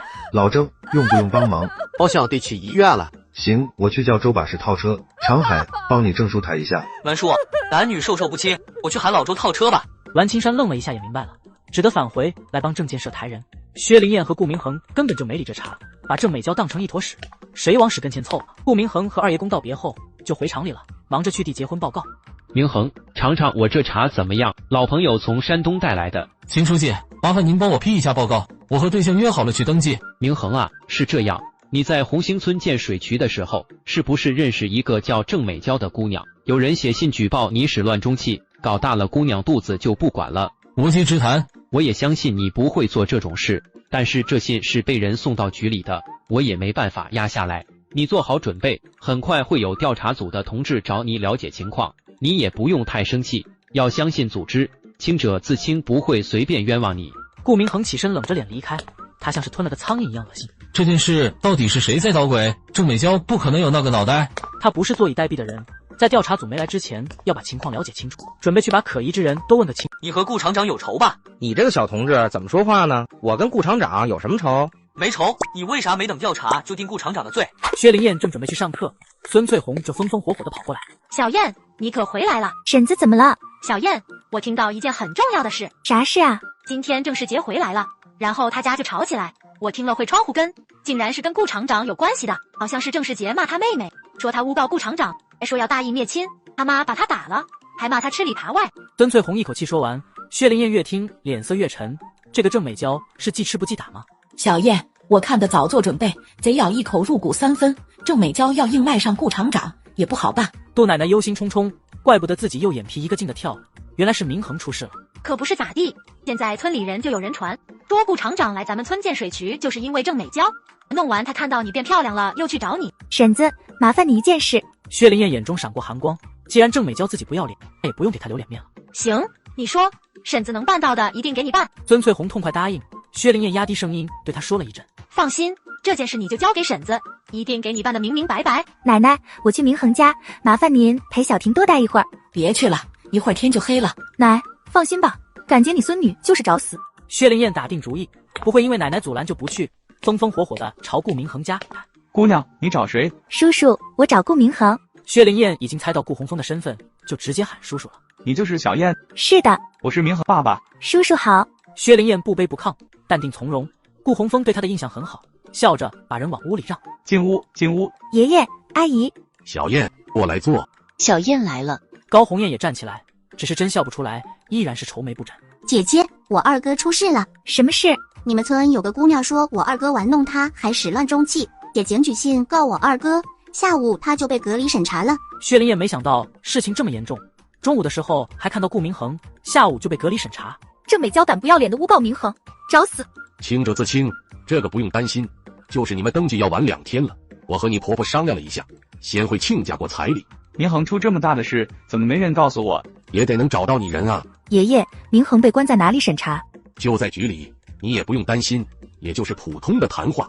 我去看看。去吧。叔叔，我跟您一起去。好吧。薛灵燕跟着未来公公来到工业局，晚上都下班了，只有几个房间里亮着灯。老顾，放心吧，没多大事，该走的过场得走，事情已经调查的差不多了。那姑娘的爸爸和哥哥亲自来作证，说那姑娘被蛇吓过，意识不清楚，被人利用了。今晚明恒把材料写完，明天一早就可以回去了。老战友的儿子邱局长当然特别照顾，如果是别人关起来审查，那是要被人看管的，哪能这么自由出入？老邱，谢谢。邱局长，我想先留在局里，查出那个幕后写举报信的人后再回去。也好，这种诬告的人是得收拾一下。啊，跑不了。顾明恒眼中闪着寒意，心里已经有怀疑对象，就等证实了。薛灵燕这次听明白了，不是明恒不想走，而是他要趁机钓鱼，找到幕后告黑状的人。小燕，不要去找郑美娇，会打乱我的计划。郑建设和郑世杰在大是大非面前选择了大义灭亲，但也是有条件的，希望顾明恒不要追究郑美娇，向他保证以后会看住郑美娇，尽快把她嫁人。他答应了。和幕后黑手比起来，郑美娇不足挂齿，当给世杰一个面子。好。薛灵燕看天色不早就回家了。第二天一早，郑家开始闹腾。那个人说了，这是我唯一的机会，只要咬死了顾明恒对我始乱终弃，豁出去不要名声了，就能嫁给他。郑美娇想嫁给顾厂长，名声算什么？现在村里好多人都说你诬告顾厂长，要一起去帮顾厂长作证呢。听说诬告要坐牢的，你可听你爸爸和二哥的话吧，咱家折腾不起。昨天吕大妮还觉得闺女这个主意好呢，能赖上顾明恒就能嫁到城里去，自己也能跟着沾光。今天听到村里人议论，尤其是孙翠红大吵大嚷说郑美娇诬告顾厂长，她要给顾厂长作证。不，我不，医院那个人说了，只要我咬死了告顾厂长，他就有办法让顾厂长娶我。郑美娇眼神疯狂，谁都不能阻止她和顾厂长在一起。好不容易有人帮她了，她一定要抓住。美娇，你说的那个帮你的人叫什么名字？郑美娇意识到自己说走嘴了，装死不回答。美娇，你不要执迷不悟，现在说出实话，爸爸还能救你。如果你还不说实话，等警察抓你的时候，我也保不住你。爸，我是你闺女，从小到大我想要什么你都给我，现在我只想要顾厂长，求求你帮帮我好不好？别的事都可以，只有这件事不行。你是不是我爸呀？小燕那个丑八怪都能和顾厂长在一起，我这么美凭什么就不能嫁给他？是小燕抢走顾厂长的，要不他一定会娶我的。来，照照镜子。这是谁呀？这不是我。大门外进来2个干部模样的男人，风尘仆仆，他们身边跟着栾青山和薛长海。爹俩的对话几个人都听到了。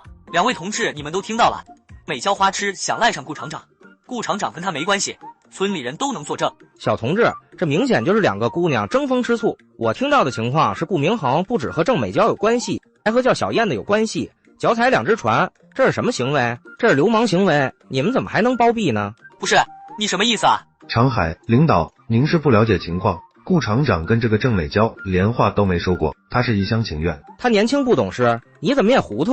不明是非，妄下定论，看事情不能看表面。当初抓起来的那些坏分子，表面上都是好人，不抓起来，谁知道他们干的坏事？阶级斗争的弦时刻要绷紧，不能让坏人钻空子。跟着他一起来的梁干事看了他一眼，眼神有些意味深长。栾青山被训得连连点头，不敢再帮顾明恒说话了，这连阶级都扯出来了。梁干事，咱们进屋看看。好。屋里有人吗？闭嘴，再胡说，我打死你！郑美娇哭得更委屈了，她变成这副丑样子，难怪顾厂长会变心。郑建设心烦，命令吕大妮看着闺女，她出去看看是谁来了。老同志你好，我是糖厂派来的调查员，我姓钟，你可以叫我老钟。这位是局里的梁干事，我们是来调查顾厂长和你闺女的事情的。叔，可不能乱冤枉人。你和顾厂长是什么关系？怎么口口声声护着他，还有没有阶级立场了？我看你还是回避吧，别影响我们的调查工作。薛长海早就感觉这个信中的不对劲了，说话带着误导性，现在更加确定这老小子不是好东西。你和顾厂长有仇吧？你这个小同志怎么说话呢？我跟顾厂长有什么仇？没仇，你为啥没等调查就定顾厂长的罪？我是实事求是说话，不能因为我和顾厂长是同志就没有立场。国家培养我多年，不是让我送人情的。大是大非面前没有亲戚朋友，像顾明恒这样道德败坏的人就得打倒，让他认识错误，悔过自新。你拉倒吧，看你就是想整人。你怎么说话呢？我知道了，你和顾明恒有关系是吧？那你就更得回避了。薛长海被噎了一下，他是实在人不会撒谎，这下让信中的抓住把柄了。大队长，你看是不是？长海，你先回去吧。老小子，你给我听好了，想害人，老子揍死你！大队长，你看看。长海，你这样不是给顾厂长找事吗？明明他啥事都没有，你这么一吓唬信中的，他就可以倒打一耙了。长海，放心，有我再不会让他们害顾厂长的。好吧。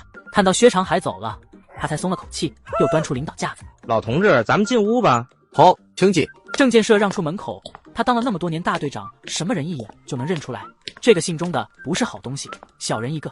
老同志，我们是代表糖厂和局里过来调查的，您不要有心理负担，照实说就行。放心，领导已经发话了，如果顾厂长真的做出始乱终弃的事，会给你们做主的。梁干事，你说是吧？梁干事没回答，只是笑了笑。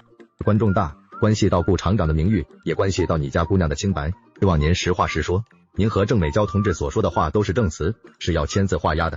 信中的脸上笑容消失，眯起眼看着梁干事。这个小梁年纪不大，城府够深的，这一路我套他话，他都没对我说一句有用的话。不过无所谓，只要郑美娇咬死了顾明恒，就算是局长来了也不敢偏帮他。事件的主要人物是郑美娇，麻烦老同志把他叫出来。不用了，有啥事问我就行。那不行，告状的是郑美娇，我们就必须找他谈话。我要过去。郑美娇在西屋也躁动起来，抓着他妈的衣襟，非让他扶自己过去不可。美娇，听妈话，别闹了，你会把咱们家毁了的。啊，我嫁给顾厂长，你也跟着享福啊！帮帮我，你不是最疼我了吗？不许去！郑老太太扯着孙女手腕，把她丢到床上。老太太现在是特别看不上这个不知道羞耻的孙女。老不死的，等我好了把你活埋了！你还敢瞪我？老太太看到孙女这带着恨的目光，气炸了。过去在她身上不管不顾的连着掐，她掐人有技巧，掐一点皮，然后拧一圈，把郑美娇疼得哎呀哎呀的叫。妈，你消消气，美娇病了，你别和她一般见识。哎，什么妈生什么闺女，我可告诉你，今天她要敢胡说八道，影响到我孙子的工作，你就带着死丫头一起滚！信中的在东屋听着西屋的骂声直皱眉，再这么下去，郑美娇就会被吓得不敢说实话。老同志，您去把郑美娇带过来吧，孩子已经受了莫大的委屈，家里还是不要再逼她为好，别把人逼死了。同志，顾厂长和美娇真的什么事都没有，我闺女之前被蛇吓过，吓得脑袋有问题了，咱不能冤枉顾厂长，那不是人干的事。郑建设不惜把郑美娇说成是被吓得神经有问题了，就是不让她出来作证。您这话我不爱听，谁冤枉顾厂长了？我们这是调查情况，如果顾厂长真是清白的，谁都不会冤枉他。是。郑建设点头，但神色明显不相信，而且人也不动地方，摆明了就是不让郑美娇过来。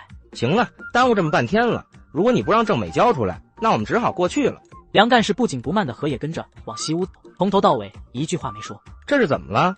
你谁呀？这是大姑娘住的房间，谁让你进来的？同志，我要告状。好，你别激动，慢慢说。看到没有，我和这位梁干事会为你做主的。好，给我做主。郑美娇同志，你说的每一句话都得负责，你所说的话都要记录，记录完要签字画押，诬告是要负法律责任的。梁干事，您这不是吓唬小姑娘的吗？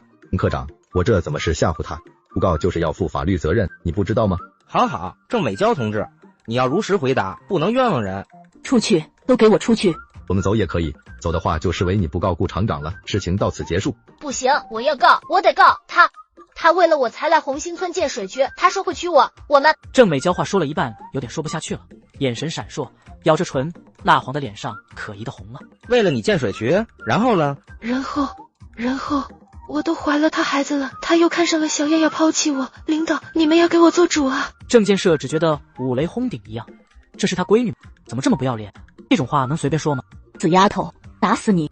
孙女当着这一屋子男人的面说这种话，郑老太太气坏了，手中的扫帚不管脑袋屁股就抽下去，把郑美娇打得嗷嗷惨叫。下作的东西，看看你养的闺女，把老郑家的脸都丢尽了。老太太别打了，您孙女已经受了大委屈了，家里就别再逼她了，看再把孩子逼死了。我不活了，没活路了。这一哭二闹三上吊，屋里闹的是鸡飞狗跳。老太太，消消气，别把自己气坏了。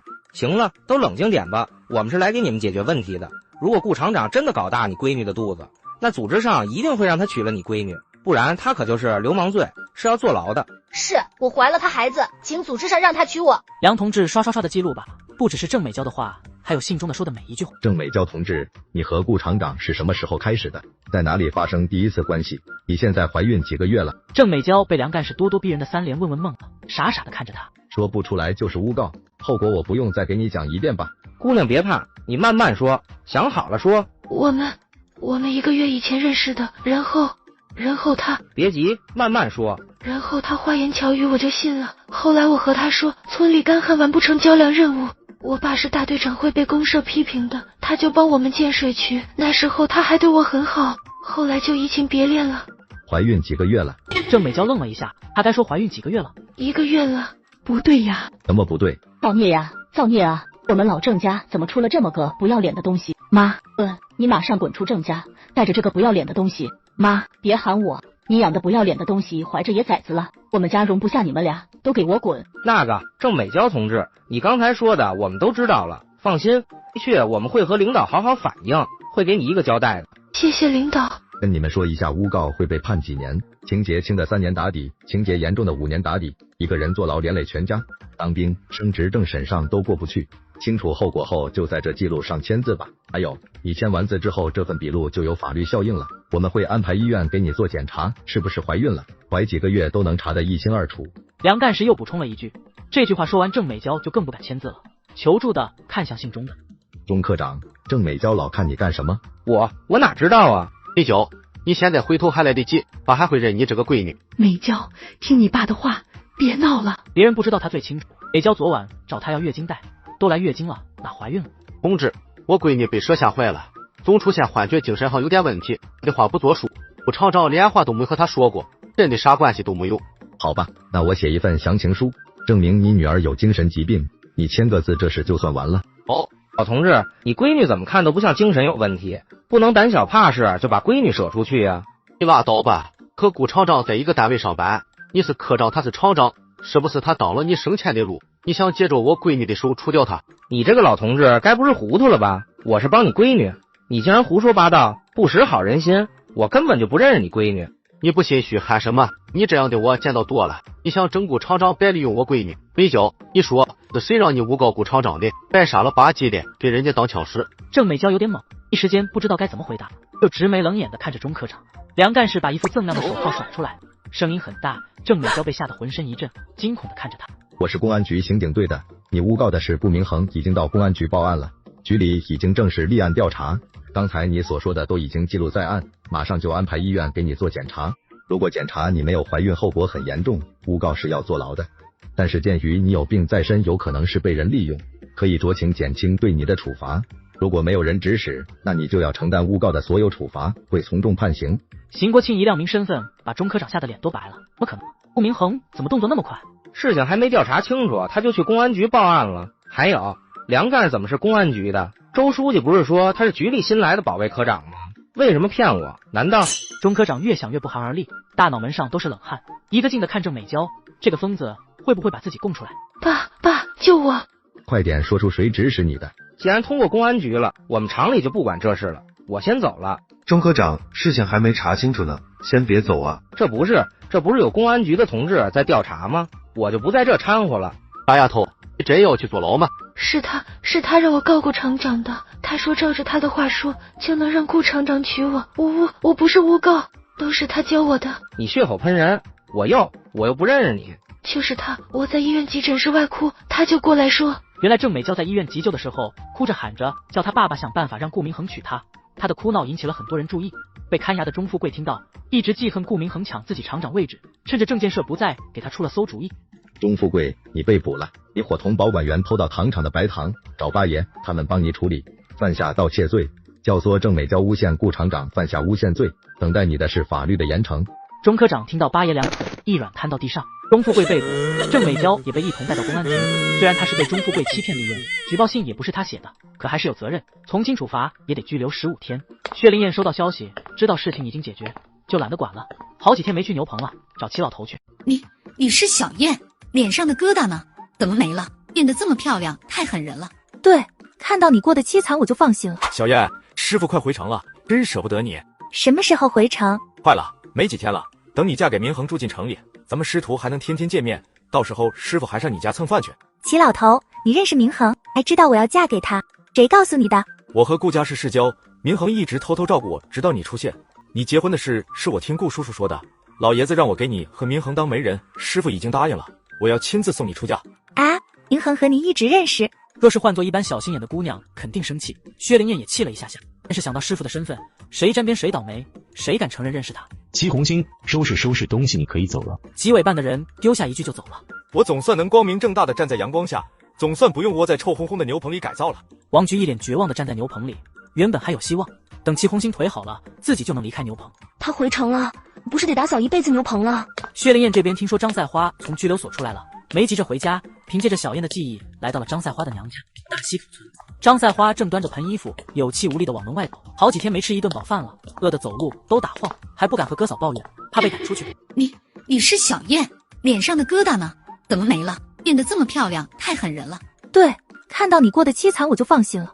才半个多月没见，以前张赛花毛管锃亮，养尊处优的像个地主婆，现在瘦得皮包骨头，又黑又黄，仿佛一下子老了10几岁。你别太狂，这可不是红星村，没有老薛家护着你。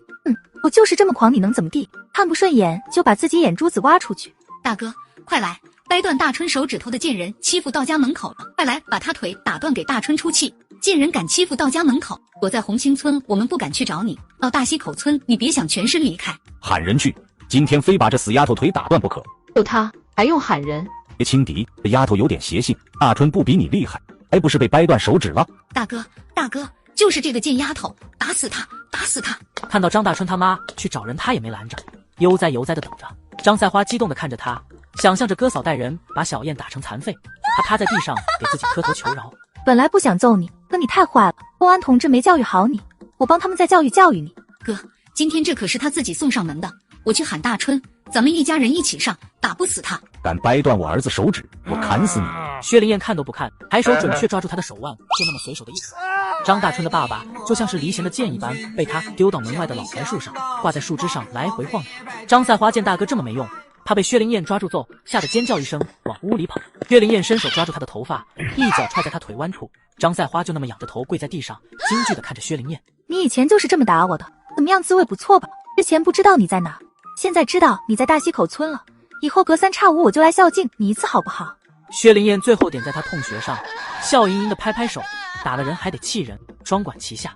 恶鬼转世，这丫头是恶鬼转世！张大春，给我滚出来！我数3个数，不出来我打断你的狗腿！姑奶奶，我来了！张大春的妈带着10几个族亲赶回来，张大春的爹看到他们来了，急忙喊：把我弄下去，把我弄，打他！就是这个丫头，打死她！别耽误时间，一起上吧。张大春生了点别的心思，打残废了，自己就娶了她。人残废了，可就随便他搓扁揉圆。结果下一刻他看到10几个大男人都被薛灵燕揍趴下，躺在地上哀嚎，妈也被薛灵燕丢上树，凉快去了。滚过来！姑奶奶，我都照你吩咐做了，你咋还找我？你听着，我给你一个任务，完成了以后我就不找你，如果完不成……薛灵燕说完，捡起地上的叉子，冷笑看着张大春的眼睛，嘎巴嘎巴，连铁带木把都给折断了。薛灵燕笑眯眯的松手，他就是你的下场。女煞星到底让我干啥呀？不干，还要我的命！薛灵燕走过去低声吩咐，张大春听完都快哭了。小燕给他分配的是完不成的任务。姑奶奶，这怎么可能啊？郑美娇哪能看上我？给你支个招，让媒人去找郑美娇的奶奶，彩礼给多点，肯定把她嫁给你。可有一点，你们结婚后不许郑美娇再回红星村，她回去我就揍你。姑奶奶，你要打我就明说，别这么折磨我啊！总之，你按着我的命令去做，保证你娶上媳妇。完不成任务，你也知道我说话算话。薛灵燕冷下脸站起来，用脚挑起铁锹，然后和上次那个砍刀一样，关在张大春两腿之间。又来了，我怀疑他有让人断子绝孙的爱好。呜呜呜！薛灵燕走的时候，大溪口村没一个敢拦着他。想当年闹土匪都没他这么吓人。师傅才刚走几天，薛灵燕就不习惯了，接着去医院给齐老头送饭去。师傅住在1008房间，薛灵燕循着门牌找过去，刚走到1008门口，就听到屋里传出争吵声。一个男人在气急败坏地威胁师傅：姬红杏，喊你生师傅是抬着你，别给脸不要脸，赶紧把书给我，不然我能整你1次就能整你2次。这次腿断了，下次能不能活着从牛棚走出来都不一定。这不是师傅说的那个孽徒吗？这小子还没死心呢，正愁找不到他给师傅报仇呢，自己送上门了。他伸手去推门，发现门在里面锁上了，就想一脚把门踹开。可想到师傅刚落实政策回来，自己在师傅房间里收拾这个孽徒，不是给这小子害师傅找借口吗？他又把腿放下了。等这小子出来，跟着他走到没人的地方，麻袋一猛打断他狗腿。书没了，我都扔了。房间里的东西都被卢松翻得乱七八糟，这哪里是徒弟啊，这是仇人。我给你3天时间，你别以为有顾家帮你，你就能平安无事。我有的是办法整你，下次你可没那么好运。劝你还是把书交出来，念在咱们师徒一场的份上，饶你不死。卢松长着一张无害的书生脸，戴着一副近视眼镜，看着温文尔雅，但是眼镜片后面的眼睛却像是毒蛇一样阴险。这个老东西，问我用什么计谋，我没把书拿出来。这次我保证你万劫不复，万劫不保。没书。齐红星深吸一口气，咬死了2个字，闭上眼睛，不再看卢松。好，这是你逼我的。说完，他转身开门走出去。齐红星悲凉地睁开眼睛，凄然一笑。卢松太阴险了，还不知道他要怎么对付自己。卢松从宿舍出来后，薛灵燕一路尾随着他，路上总是遇到人，没有下手的机会。幸好卢松拐进一条胡同里，薛灵燕疾步跟上去。这条胡同四通八达，周围住的人都要来这里上厕所。薛灵燕看到2个中年女人进女厕所，眉峰一挑，想到一个能让卢松身败名裂的损主意。薛灵燕快步往厕所这边走，那2个女人刚走进女厕所，卢松就从男厕所里走出来，边走边系裤腰带。因为有心事忘了系上机架门的扣子了，就那么咧着。一声流里流气的口哨引起卢松的注意，抬头看过去，竟然是一个千娇百媚的大姑娘吹的口哨。美人，嘿嘿嘿。薛灵燕把手搭在她肩膀上，卢松脸上的笑容更加的色。他正要开口和这姑娘唠唠，就看到薛灵燕面色一冷。卢松感觉情况不妙，可是已经来不及了，就看到她伸手快速的在自己身上点了2下，他就全身麻痹不能动弹，甚至连脸上的表情都不受他控制，还保持刚才那个色眯眯的笑容。薛灵燕学着他的声音发出2声桀桀的淫笑。厕所里的2个女人刚解开裤腰带，就听到这2声笑，猛抬头就看到卢松瞪大眼珠趴在墙头看他们，不只看，他脸上还挂着猥琐的笑容。这个女人是谁呀？怎么要害我？薛灵燕快速给他解开定身穴和哑穴，只留下痛穴，让他好好腾够2个时辰，然后就喊起来：抓流氓啊！抓趴厕所的流氓啊！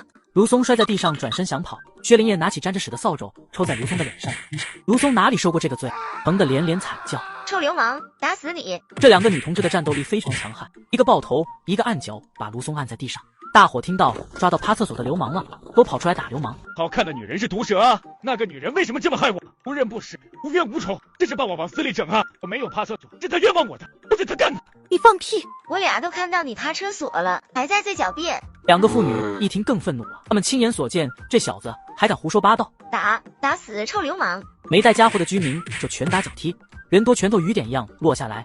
卢松顾头顾不住定，被踹得像皮球一样来回滚。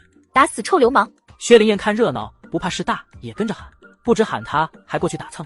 说好了，打断孽徒的腿就不会给他留着。薛灵燕一脚踢在卢松的膝盖上，他那力度都能踢死老虎。松只觉得膝盖骨碎了，疼得惨叫一声，2眼一翻晕死过去。装死打，往死里打！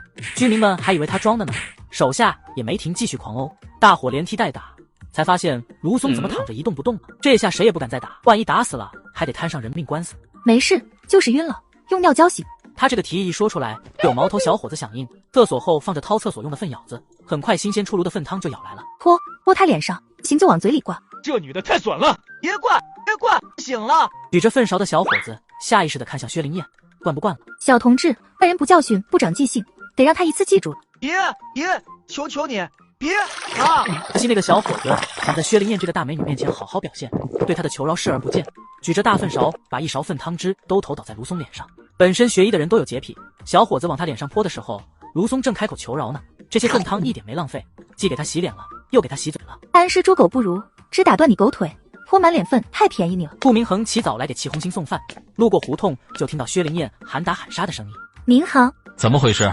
抓住趴厕所的了。说实话，那人是卢松。卢松，这不是齐红星的徒弟吗？那就打得清了。我给齐老头送饭，这小子逼师傅把医书给他，不给他就威胁要害师傅身败名裂，那就绝了他害齐红星的机会。我也这么想。薛灵燕点头，他考虑是不是找机会弄死卢松，这是最好的办法，一劳永逸，省得这小子害师傅。怎么能这么轻易就放过流氓？必须杀一儆百，把他送到派出所去，找到他们单位反映情况，这样才有震慑力。对，送派出所去。到他们单位。他在医院上班，我见过他。走，走。被人揪起来时候，他看到了顾明恒和薛灵燕，已经被封喉的眼睛猛地瞪大。原来是他，那女人和他是一伙的，他们陷害我。薛灵燕看着卢松绝望的样子，笑眯眯的对顾明恒竖起大拇哥，这招好，永绝后患。顾明恒又帮他们想了个办法，让他们找竹竿木棍把卢松架住。再看被架起来的卢松，像极了要送去屠宰场的猪，惨死了。明恒，走吧。好，我们一起找你师傅去。宿舍里，齐红星正在收拾残局，弯腰捡东西，一个没主文骨上摔在地上。我真是瞎了眼，怎么收了这么个孽徒？齐叔，明恒，你别再来了，孽徒还要害我，快走，我怕连累你们。齐老头，卢松已经被我收拾了，他再也不能害你了。什么？怎么可能？卢松那么阴险，小燕怎么收拾他的？你打了他了，坏了，一定把事情扩大，然后让他那个在阁会的亲戚抓你。明恒，快把小燕藏起来。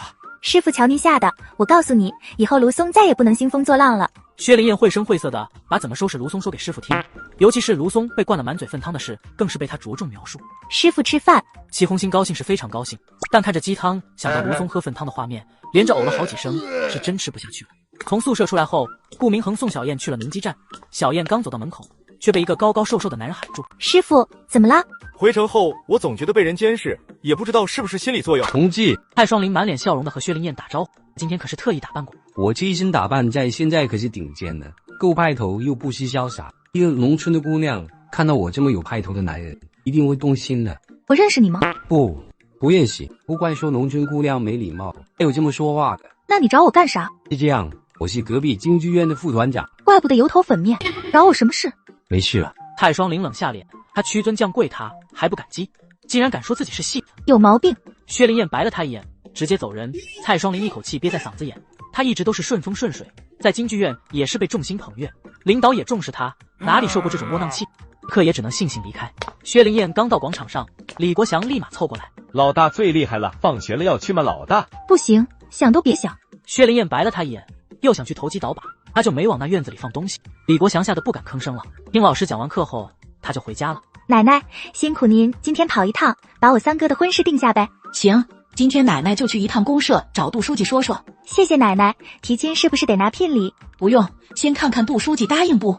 我最近也打听了一下，杜书记很宝贝这个闺女，一直供她念书，然后又安排在公社上班。我就怕她嫌弃长海文化低，还怕杜书记想给闺女找城里女婿。只要不是这两样，长海要长相，要有长相，要能力有能力，杜书记应该能答应。奶奶您尽管去，我三哥一表人才，杜书记肯定能相中。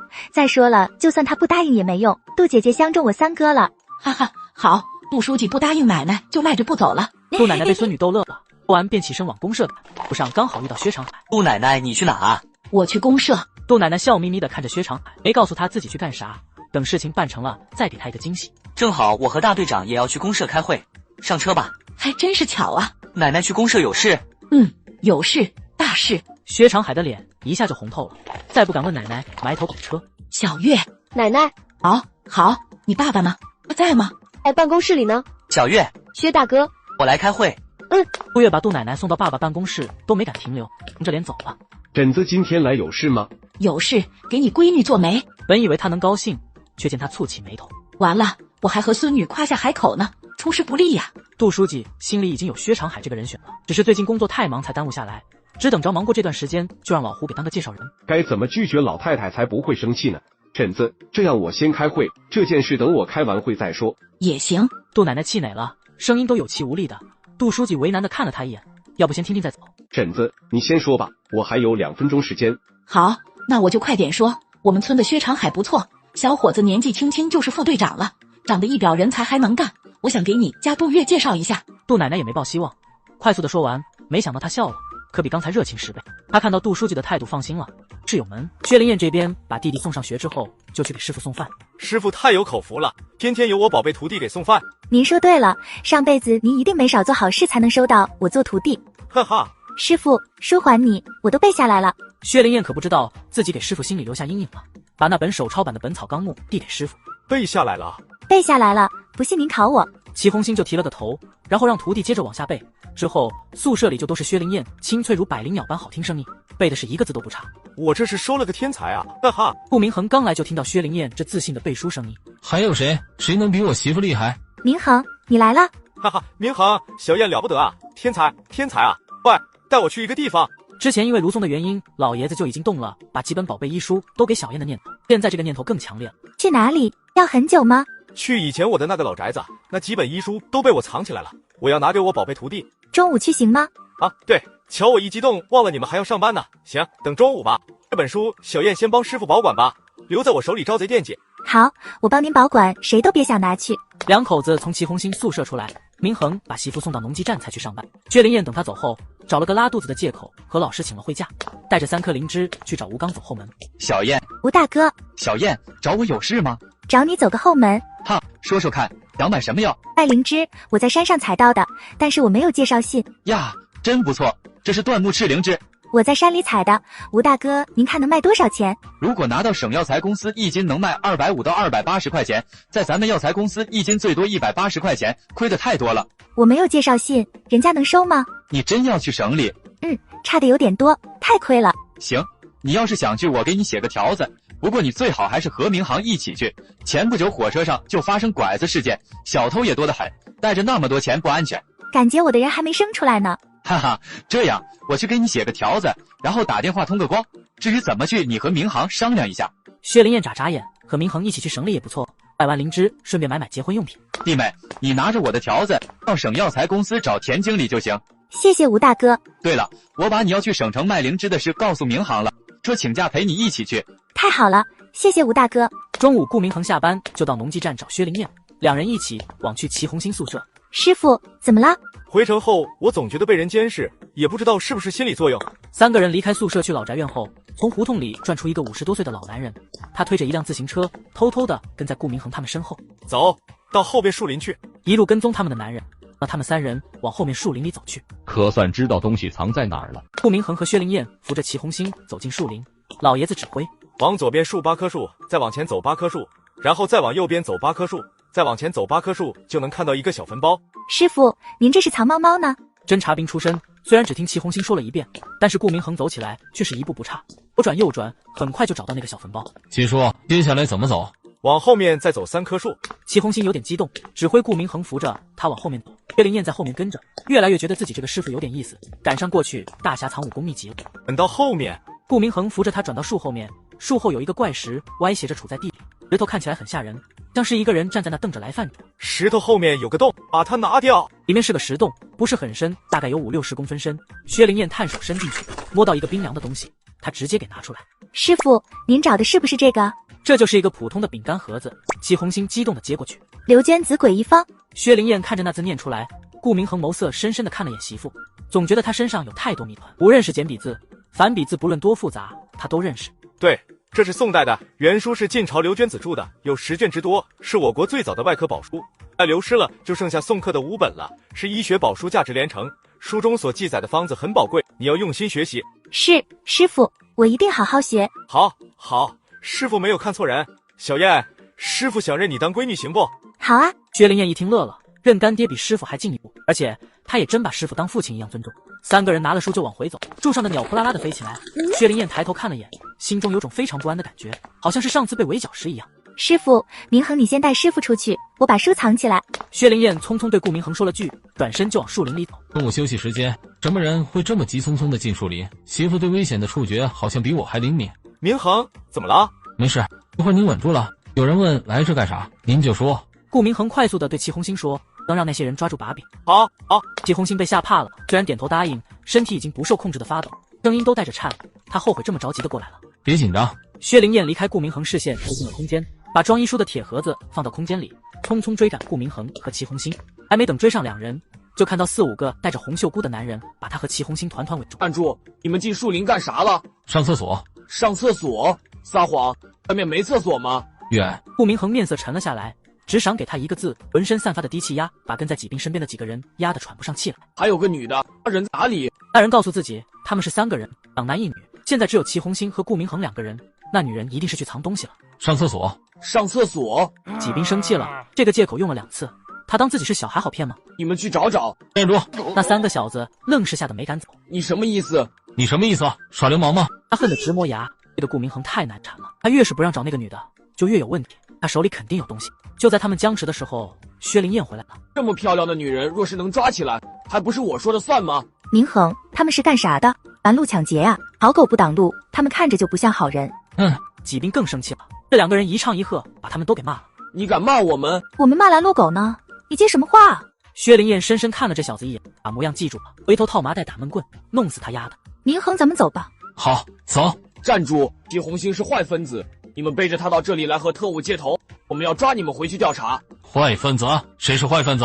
市里都下了落实政策平反的文件了，你不知道？还是你以为自己比市领导大？几兵背对的一愣，这帽子扣得大，现在他们都得夹着尾巴做人。市里新来的领导还说要解散他们呢。滚开！几个，他们手里什么都没拿，证据真是来上厕所的。放屁！还能一起上厕所？几兵恨得咬牙切齿，把那小子一顿臭骂，真不甘心就这么放过顾明恒他们，一双鹰眼扫过三人。夏天衣服单薄，身上藏东西一眼就能看到，他们都空着手，衣服也没有凸起的地方，东西应该不在他们身上。几兵想到这一点，磨磨牙，等找到东西再收拾他们。你去跟着他们，看看那女的住在哪里，小心点，别被发现了。如果赶到没人的地方，你就这样。女人胆子小，等顾明恒不在她身边的时候，抓住她吓唬一通，既能拿到医书卖给那个人换大钱，又能让这女的咬出顾明恒，把她抓起来，再顺藤摸瓜把老顾家都收拾了。小燕，你把书藏哪了？能不能被他们找到？师傅放心吧，他们就是把地挖一遍也找不到书。薛灵燕说的自信满满，明亮的大眼睛闪着笑意。别说这辈子，就算是下辈子，他们也别想找到书。那几个人医书找不到，找到的是其他好东西，嘿嘿。小燕，什么东西啊？你放了什么？薛灵燕没有回答，嘴角浮出一抹坏笑。李兵带着几个手下在树林里指，也不是漫无目的的瞎找，而是循着顾明恒和薛灵燕他们才倒的草整过去。寻来寻去，还真让他找到祁红星藏书的那块石头。你俩蹲下，把两个手下要踩在他们肩膀上去，用尽全力才把石头拔出来。结果用力过，猛摔了个四仰八叉，被他踩着的两个手下也摔倒了。血啊！叫什么？不就出点血吗？蹲下！脑袋破了的小子很生气，憋屈的看了他一眼。是不把我当人看啊？跟着你这么多年，给好处的事都是你的，出了问题就骂我们，还不把我们当人看，来喝去像个太上皇一样。妈的！奈何人在屋檐下，他没敢反驳，乖乖的蹲下，是恨意却在心里蒸腾。李兵满怀希望的探手到石洞里，脸上挂着兴奋的笑。结果下一秒，他脸上的笑容就被恐惧替代。他猛地把手抽回来，看到咬着他手指的毒蛇，吓得大叫一声，摔倒地。两个手下早就吓得跑到一边躲着去了，没能不要命救他。李兵也是够狠，低头咬住蛇身，把蛇咬下来丢到地上，看着青黑的手指已经肿起来，脑袋一阵昏厥，眼前一黑晕过去了。两个手下互相看了眼，救还是不救？再说薛灵燕和顾明恒把祁红星送回宿舍，又安慰了一会儿才离开。书藏到哪里了？藏到一个秘密地方，谁都找不到。薛灵燕笑眯眯地对他卖关子，现在还不是把空间告诉他的时候，万一把少帅吓跑了，自己不是空欢喜一场吗？我们回去看一眼。他们到的时候，正好看到几兵的两个手下抬着他从里面出来，人昏迷不醒，右手食指不见了，包在手指外的破布条都浸透了，再一滴一滴的往下滴血，看着有点惨。这条毒蛇可是我在山里抓的，现在看来它发挥的作用可比泡药酒好100倍。怎么回事？这人把我师父害得那么惨，我给他点教训。怎么做到的？毒蛇。你怎么敢抓毒蛇？咬到你怎么办？太危险了。嘻嘻，我这么漂亮，毒蛇才舍不得咬我呢。以后不许再干这么危险的事。知道了。厂里还有事，明恒把薛灵燕送到路口就回去了。家路上他感觉不对劲，回头一看，后面一个男人猛追自己呢。这不是中午在树林里抓我们的那伙人吗？跟着我想干什么？找你们还找不到呢，自己送上门了。他不紧不慢地在前面走着，把这人往更偏僻的地方。跟踪他的男人见薛灵燕越走越偏僻，眼里闪过喜色。你会先把他睡了，滋味一定很爽，等睡完之后再吓唬他，问东西藏在哪里。这头正想着美事呢，回头看着他，笑盈盈的对他勾勾手指，那笑容可真美。小妹妹一个人寂寞不？哥哥来陪你。薛灵燕在男人凑近的瞬间，抓住他的胳膊，扔进10几米高的山坳里。啊！他的动作太快了，男人都没反应过来就被丢下山了，只来得及发出一声惨叫，救命都没喊全，人就掉进山坳里。怪石林立，这小子摔下去多半没命。薛灵燕不觉得自己残忍，对坏人就得狠一点。收拾完就朝着家赶去。奶奶有喜事。大喜事，杜书记答应了，找一个黄道吉日去他家过彩礼就行，结婚的日子让咱们这边定。太好了，我去告诉3哥。吃完饭再去吧。杜奶奶喊孙女都没来得及，小燕像风一样飞走了。薛灵燕朝着二爷公家飞跑，王菊拖着疲惫的身体，带着一身臭味从牛棚里走出来，看到薛灵燕这喜上眉梢的样子，觉得分外扎眼。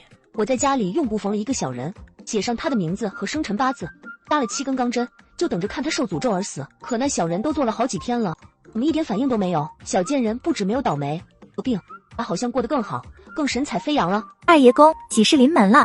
哈哈，咋回事？二爷公，杜书记答应三哥和月姐姐的婚事了，马上就可以过彩礼会、亲家、定结婚的日子了。薛灵燕迫不及待地把喜讯告诉二爷公，一家人听到后可高兴。隔壁郑家却是愁云密布，郑建设病得很重，半边身体偏瘫，躺在炕上，嘴角不时地流出口水。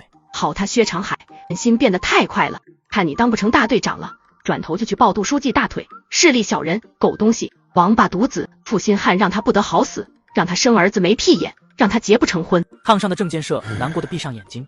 病了之后，他想了很多，越来越觉得家里变成这样，自己也有责任。打死你这个恶毒的女人！老太太拿着扫炕扫帚，对着儿媳妇劈头盖脸的打下去。死老太婆，你敢打我！吕大妮从老太太手里抢过扫帚，对着婆婆打回去。一辈子对婆婆的恨意，这会儿都报复了，打得一下比一下，恨不得把老太婆弄死。没见过你这种奶奶，把孙女往火坑推，谁让你答应张大春的？让你坏，让你损，打死你个死老太婆！命啊，儿媳妇打婆婆了。郑建设在炕上看到媳妇打老娘，挣扎着爬起来去抢吕大妮手里的扫帚，只是半边身体动弹不了，失去平衡人从炕上摔下地。来人啊，儿媳妇打婆婆了，伤天害理啊！这也顾不得家丑不可外扬了，哭喊着跑出屋。薛长海听到身为副队长不能不管，忙跑出去，一出门就看到吕大妮举着扫帚追打婆婆，老太太跑得急被门槛绊倒，吕大妮骑在婆婆身上，又是抓头发又是抽耳光。干什么呢？虐待老人！要你多管闲事。我是咱村副队长，你归我管。是他先打我的，新社会不兴虐待媳妇，新社会也不许虐待婆婆。把老太太打得浑身伤，还是人吗？他打我，打建设，长海大队要给我做主啊！老太太打定主意，这个儿媳妇说啥也不能留了，今天就得把她赶出门。长海还等什么？把吕大妮送到公社去，告她虐待老人。把吕大妮送到公社去，不能轻饶了她。打死他，打死虐待老人的狗东西！郑家的闹剧结束后，吕大妮被送去公社，村里人议论着离开，没一个不骂吕大妮的。日子过得太舒坦了，总作妖，把家都作败了。薛灵燕和二爷公告别回家，过彩礼的事定在星期天，由杜奶奶和薛长海的父母一起去。薛灵燕才刚到家，又听到一阵喊声：“救命啊！快救命啊！”她走出去，隔壁的孙翠红也跑出来了。小燕，快，咱们看热闹去。薛灵燕摇摇头，婶子这爱八卦的毛病算是改不了了，不过自己也没比婶子好哪里去，这不是也跑出来看热闹了吗？救命啊！建设，你不要吓娘啊！郑老太太抱着儿子哭，郑世明用枕巾看着爸爸流血的手腕，可还挡不住血往外流。老太太浑身发抖，哭成了泪人。炕上摆着一个掰开的剪子，剪子上还有血迹。郑建设也是真的不想活了，谁能想到他该是有多大的决心，硬是把自己的手腕硬按在剪子封口上，割破了血管。一个偏瘫的病人做这一切得多吃力，可见他寻死的决心有多大。薛灵燕赶到的时候，薛长海已经组织人把郑建设抬上毛驴车了，一刻不耽误就赶车去市里。第二天一早，薛灵燕给师傅送饭的时候说起来这件事。小燕，我想看看郑队长，你告诉我他在哪家医院？在人民医院呢。齐叔，出什么事吗？郑建设昨晚自杀。薛灵燕简单的说了一遍。顾明恒蹙了蹙眉，和郑建设到底是合作了一场，理应去看一看。三人一商量，就去了医院。小燕，叔，给您买了点吃的。老郑，你放心，你这病我能治，别再想不开了。郑建设闭上眼摇了摇头，他不相信自己这病还能好。叔，我的脸就是师傅治好的，你要相信他。郑建设看着他的脸，有一种希望的光在闪烁。能活着，谁想死？薛灵燕和顾明恒待了一会儿，就起身告辞，扶着齐红星一起离开。另一边，被薛灵燕放蛇咬伤的纪斌从死亡线上又活过来，醒了之后，看着自己被砍断的食指，眼底都是恨意。斌子，你醒了。纪斌目光阴鸷的左右看了看，没看到自己手下的几个人，就让媳妇把人找过来。这一次我一定要把齐红星、顾明航还有他那个小媳妇整得死死的。很快他媳妇把人找来了，纪斌扫了一圈，没发现自己派去跟踪薛灵燕的堂弟纪祥。纪祥呢？纪祥出事了。什么？还指望着堂弟把医书拿回来，他却出事了。昨天我去食堂吃饭，看到有个老农民送纪祥到医院抢救，伤得很重，到现在还昏迷不醒呢。那个老农民怎么说？纪祥在哪里摔的？堂弟是跟踪那个女人去了，怎么可能自己摔伤呢？肯定是顾明恒打的，只要证明是他打的，堂弟的身份现在可还是集会的人，就可以大做文章抓顾明恒了。你们这样，他招手喊来那两个手下，压低声音命令他们：你们去把那个女人抓住关起来审问，一定让她供出来是顾明航要杀了纪祥。那他不说咋整？不说就打，打到他说为止。那女人长得不错，建议你俩好好享受。纪斌眼神阴狠，从牙缝里说出来的话透着股杀气。他没时间了，必须尽快弄到医书。好嘞，我们保证让他供出顾明航。而这一切刚好被进来给病人换药的齐红梅听到了，就跑回办公室给丈夫打电话，让他赶紧通知顾明恒，一定要小心。薛灵燕还不知道自己被纪斌惦记上了，正在农机站里和老师学修车。中午放学，李国祥又来缠着薛灵燕，之前赚的钱都还债了，尝到赚钱的滋味，停下来太难受了。明天中午你去小屋取货。老大，太好了！李国祥激动的都想把薛灵燕抱起来，刚伸出手就吓得缩回去。小燕，有人找你。薛灵燕听到有人找自己，走了出去。你找我？有个叔叔让你过去。叔叔？薛灵燕抬眸看了眼这人指着的胡同，那胡同她知道，以前想进空间的时候去过，是个死胡同，只有3户人家，平时白天都铁匠具锁门，很偏僻。如果是明恒找我，不可能把我约到胡同去，找这人来通知我，明显是怕我认出来，没安好心。薛灵燕艺高人胆大，倒要看看是谁想暗算她。她快速的来到那条胡同，蹲在屋顶往胡同里看。2个男人藏在胡同两边，其中一个男人手里拿着闷棍，另外一个手里拿着麻袋。哟呵，这不是土匪的招数吗？俗称打闷棍，绑票经常用。薛灵燕在看这2小子，认识啊，这不是老熟人吗？看来那伙人还是贼心不死，就算你们不找我麻烦，我也不会放过你们。薛灵燕蹙眉，思索该用什么办法收拾他们。大白天的人多眼杂，肯定不能用在山里的手段，这也没山坳能扔人，该怎么办呢？薛灵燕眯起眼看着他们，心里想坏招。怎么回事？那丫头怎么回去了？是不是那人没有传明白话？我说找大一点，你非图省事选那么个小屁。大的太精明，可不是一瓶汽水就能哄住，万一引起他的怀疑，找警察来抓人，咱们可说不清楚。有啥说不清楚的？咱可是偷偷来抓人的，阁会里没有备案，除了这个别人都不知道，师出无名。薛灵燕听完他们的话，这才注意到这2人把胳膊上红袖箍扯了，那就不是代表官方抓人了，这就好办啊。他耐心等待机会，突然眼前一亮，轻飘飘的跳下墙，悄悄地走到拿着麻袋男人的身后，一脚把人踹出去。另外一个拿着棍子的男人被突然的动静吓了一跳，看到薛灵燕急忙举着棍子来敲他头。薛灵燕抓住他手腕把人丢出去，他手里的棍子正好落在那男人的肩膀上。2个人一个拿着麻袋要套人，一个拿着闷棍打人。那男人吓得大喊一声，就跟拿棍子的小子搏斗起来。附近走动的人都被吸引过来，一个拿着皮包的胖子大喊：他们要抢劫，我们是阁会的。阁会的怎么没有红袖箍？薛灵燕在人群后用男人的声音喊了句，然后大喊：抢劫的别让他们骗了。对，他们就是抢劫的，要套我麻袋还打闷棍。这下群众们不再犹豫，把这2小子按在地上打得鬼哭狼嚎的。抢劫是刑事罪，把人送刑警队去。对，送公安局去。大伙连同苦主一起把这2个小子扭送公安局。这2个小子已经被打成猪头了。是他把我们推出去的。你在说什么？薛灵燕一脸迷茫，周围的人才不可能信他们。这小姑娘一看就是手无缚鸡之力，再说她推你们出去，那为啥你们一个人手里拿着麻袋，一个拿着棍子打人？他们在转移视线，证据确凿还敢狡辩，赶紧送公安局去。打这2个狗东西还敢诬陷人！大伙一听更气愤了，于是这2个小子又挨了一顿打，大牙都打掉了，满嘴的血话也说不出来，只觉得自己冤死。我跟着去看看，你赶紧回去。好啊。薛灵燕嘴上答应着，转身就乔装打扮和李国祥进了黑市。他看着一个穿着打扮不俗的大娘跟了上去。请问有野生蜂蜜吗？薛灵燕继续跟着他，大娘问了很多人都没找到野蜂蜜，她看起来很着急，眼底隐隐有泪水浮动。大娘，您要野蜂蜜？对，姑娘，我要野蜂蜜，你有吗？我有。你有首饰吗？我想买点金货。就一个金戒指。行吧，我有1罐野蜂蜜，现在野蜂蜜很稀缺，你一枚金戒指可换不去。我手里还有白面，想换点结婚用的金首饰，您要是认识的人，谁手里有，麻烦帮我换一点。姑娘，你跟我来。突然稽查来了，他看到稽查队追上来，就先一步跳上屋顶。大娘吓得脸都白了，看到薛灵燕上房了，她也上不去，只能跌跌撞撞的跟着人流跑。快拿出来吧，有几条小黄鱼呀！大娘不给，这2人马上就变脸，上手就来搜身。住手！住手！你们不能抢走，你们抢走了我怎么给老头子看病？求求你们，求求你们，不要抢了！很快，这2个小子就在大娘的口袋里翻出2根小黄鱼，2人兴奋地往自己兜里装。你们比我还像土匪！少他妈的多管闲事，再逼逼歪歪就把你抓起来。 2人还没等转过去呢，就被人扳着他们俩的脑袋对撞到一起。他们俩想喊人过来救自己，却发现一句话都喊不出来，想爬起来跑却动不了，胳膊腿仿佛都不是他们的似的。遇到狠人了，该不是要我俩的命吧？死在这都没人知道。你们听着，再欺负大娘，我要你们全家的命！今天的事要是敢说出去，我就抽了你俩的坏筋。我想杀你们，只是动动手指。薛灵燕从他们兜里翻出大娘的小黄鱼还给了他，然后又把这2人上上下下翻了一遍，把他们兜里的钱和粮票全没收了，这才罢休。您家在哪？我去取蜂蜜，取完给您送过去，千万不要再来黑市了。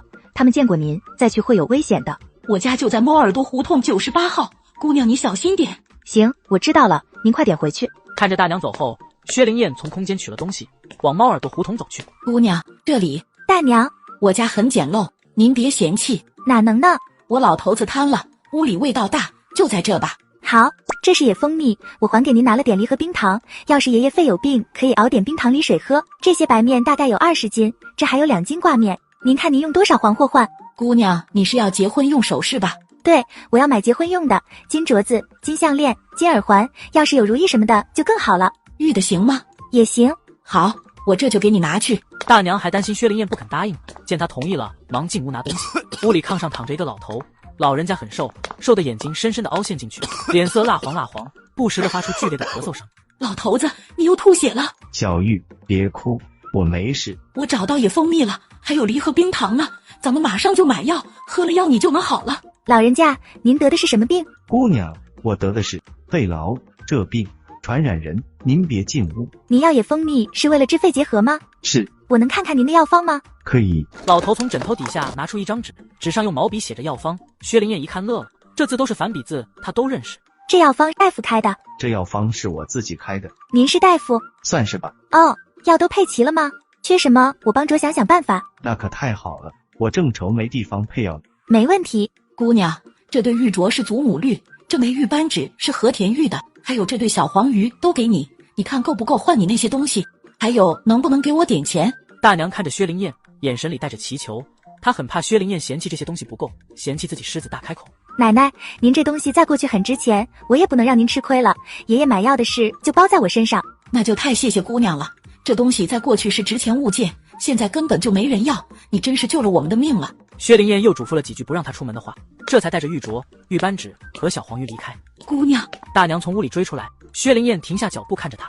姑娘，你结婚要金首饰，我有很多，只是不敢去拿。行，您告诉我地方，我去拿。大娘压低声音，把藏首饰的地方告诉薛灵燕。没问题，您就等着吧。离开猫耳朵胡同，薛灵燕就往回走。这么多金银首饰和字画，赚大了呀！不过怎么没有找到徐元九说的医书？难道纪斌把书烧了？不行，得问问这小子。救命啊！救命啊！遗书呢？老大，你可出来了！我担心死了，一直盯着胡同口呢。要是稽查把你抓了，我就抢人。谁能抓住我？前世的老三就忠心耿耿，李国祥和他一模一样，都对自己忠心不二。接下来的一下午，薛灵燕在农技站老老实实的学习，等放学铃声一响，她就跳起来往自行车棚跑，找齐老头去。师傅，找到银针了。是呀，明恒下午送过来的。小燕，师傅要把祖传的针灸医术传给你。好，师傅，我想请您看一个药方。什么药方？薛灵燕根本就没拿那张药方，凭着记忆直接背给师傅听。齐红星越听神情越凝重，听完之后严肃地看着徒弟。小燕，这药方你从哪里看到的？是一个老爷子。薛灵燕简单的给师傅讲了一下。齐红星听完脸色很不好，眼底隐隐还有水色。师傅，您认识这个老爷子？小燕，那个老爷子叫什么名字？我没问。小燕，你能带师傅去看看他吗？行。师徒两个来到老爷子家，一进门就看到大娘端着刚刚熬好的冰糖梨水要送进屋里去。嫂子，是红星吗？是我。3年了，3年没有音信，还以为哥嫂都不在了呢。红星，你来了元九就有救了。小燕，扶师傅看看你大伯去。九哥啊，3年不见您怎么病得这么重了？红星，没想到九哥还能活着见到你。老人家也激动的落下眼泪，哥俩抱头痛哭。齐红星让薛灵燕回家取针，今天他就要给老哥哥针灸。此时公安局里，邢国庆匆匆从审讯室里走出来。怎么样？招了，他们几个手里都有命案，这些年做了很多伤天害理的事，可以抓纪斌了。谢了。谢啥？你给我送了一个破大案的机会，我还得谢谢你呢。明恒，那2个小子说是小燕把他们踹出去的，是真的吗？他们是为了自保胡编。那个2个小子该死，小燕踹他们出去是为民除害，但这是不能承认，好朋友也不行。我看也是，不过也挺奇怪的，你嫂子在医院听到纪斌让他们去抓小燕，这2小子怎么临时起意去抢劫了呢？几千块钱总比小燕重要吧？你这么说也对，马上要清算了，这2个人也许害怕罪行败露，抢笔钱好逃跑。得了，去抓人。纪斌躺在医院的病床上，眼神阴鸷的看着屋顶，他在等2个手下把薛灵燕抓住。纪斌，你杀人的案子犯了，跟我们走一趟吧。纪斌听到杀人2个字，脸色大变，自己做过什么自己最清楚，查出来几条命都不够枪毙的。纪斌第一时间就是想逃走，他也真这么做了。那些抢来的珠宝古董都被他藏到郊外一个老宅子的地窖里，他拎着钩子从地窖里爬上来，正准备赶紧离开这里。不错，东西不少。什么人？要你命的人。来人冷冷的说完，一根木棍就带着破空声朝着纪斌头上砸过来。纪斌以前就是好勇斗狠的混混，抡起打架来还挺利落，偏头躲开木棍，奔着说话声音响起的地方恶狠狠扑过去。哟，挺能打啊！他一脚踹在他肚子上，纪斌被踹得飞射出去，好巧不巧的落进了地窖中。这么多金银首饰和字画，赚大了呀！不过怎么没有找到徐元九说的医书？难道纪斌把书烧了？不行，得问问这小子。救命啊！救命啊！医书呢？纪斌脑袋里快速的转动，这男人是谁？咋知道自己拿过医书？我说出来，他会不会杀人灭口？什么医书？我不知道。为了保命，纪斌装傻充愣。薛灵燕也不着急，到院外找来一块大石头，巨石足有几十斤重，他毫不费力的拎起来走回屋内。纪斌刚爬出地窖口，就被薛灵燕一起踹回去，然后大石头扔到地窖上，严丝合缝的盖了个严严实实。不知道那就好好想想，明天我再来问你。之后就是死一般的宁静，纪斌大喊大叫的喊救命，喊的嗓子都哑了，也没人听到。薛灵燕离开老宅子，才想起来自己光顾着黑吃黑，没有告诉家里一声，赶紧朝家赶去。小燕，小燕，我在这呢。小燕，你干什么去了？怎么这么晚才回来？明航呢？他没送你回来吗？我们没在一起，我去师傅家了，跟他学针灸。薛灵燕说的一半真话一半假话，针灸是学了，可没用多少时间。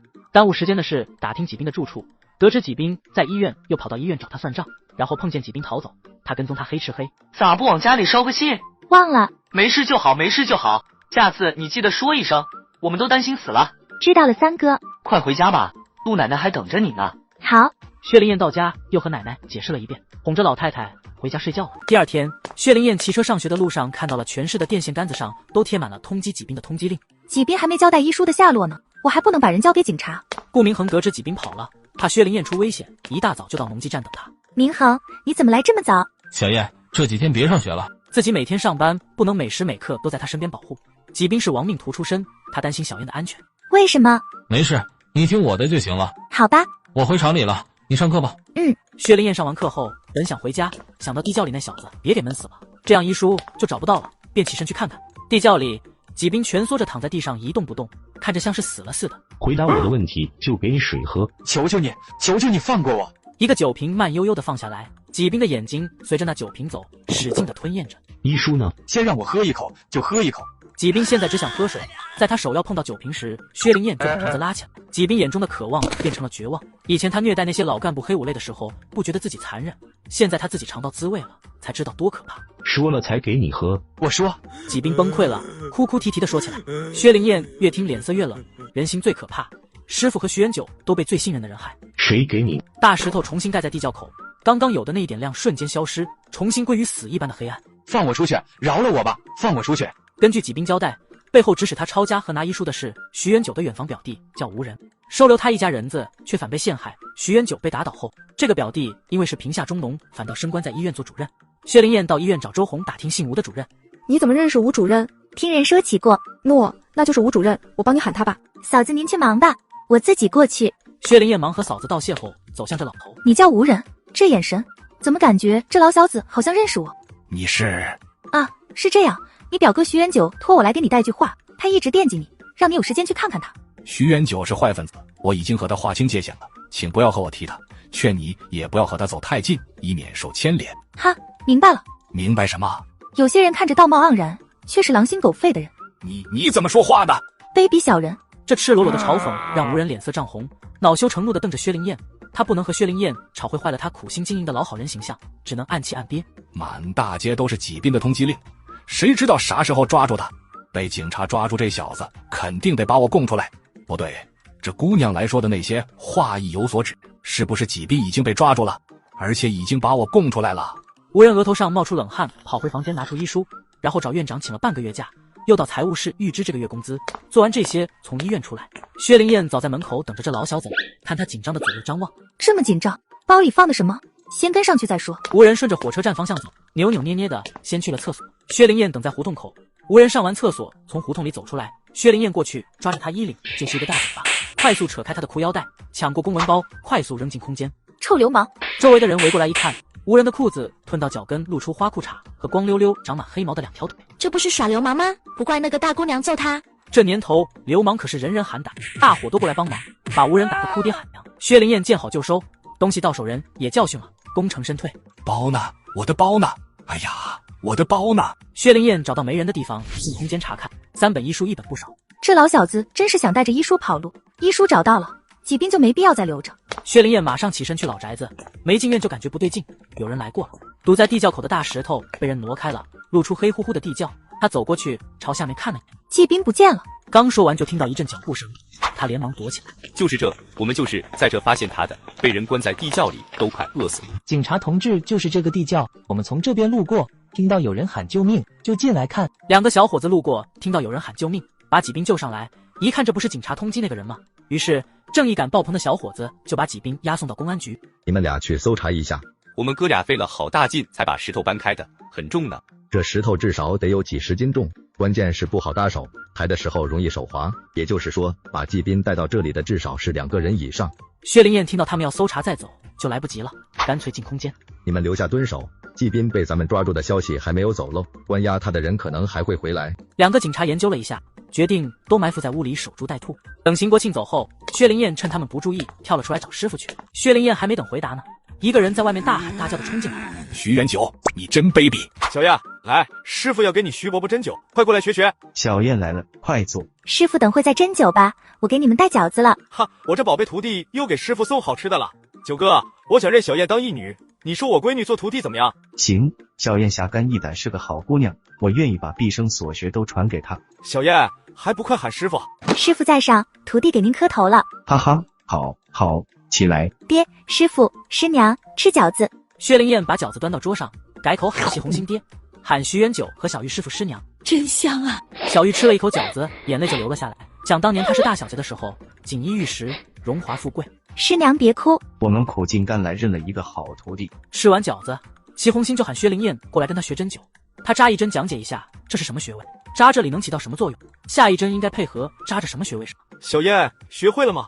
薛灵燕还没等回答呢，一个人在外面大喊大叫的冲进来。徐元九，你真卑鄙！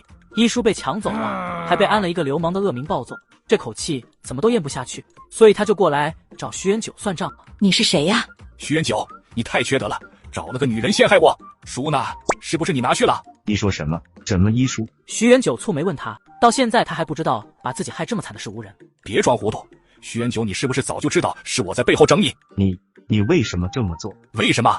我从小到大吃的住的都比你低一等，你能继承徐家的医术，我想学就不教我，还给我娶了一个下人的闺女做媳妇，你们把我当下人一样对待，就别怪我不仁不义。无人咬牙切齿地指着徐元九，当初他也相中了小玉，可因为身份的原因，只能眼睁睁看着徐元九把小玉娶回来，做了他的表嫂。爸，别和这个老东西废话。老东西，把医书交出来，不然我打死你们！医书已经不在我们手里了。徐元九悲愤交加地看着表弟，早知道他是条毒蛇，就不该收留他们，也不该掏心掏肺地帮他娶妻生子。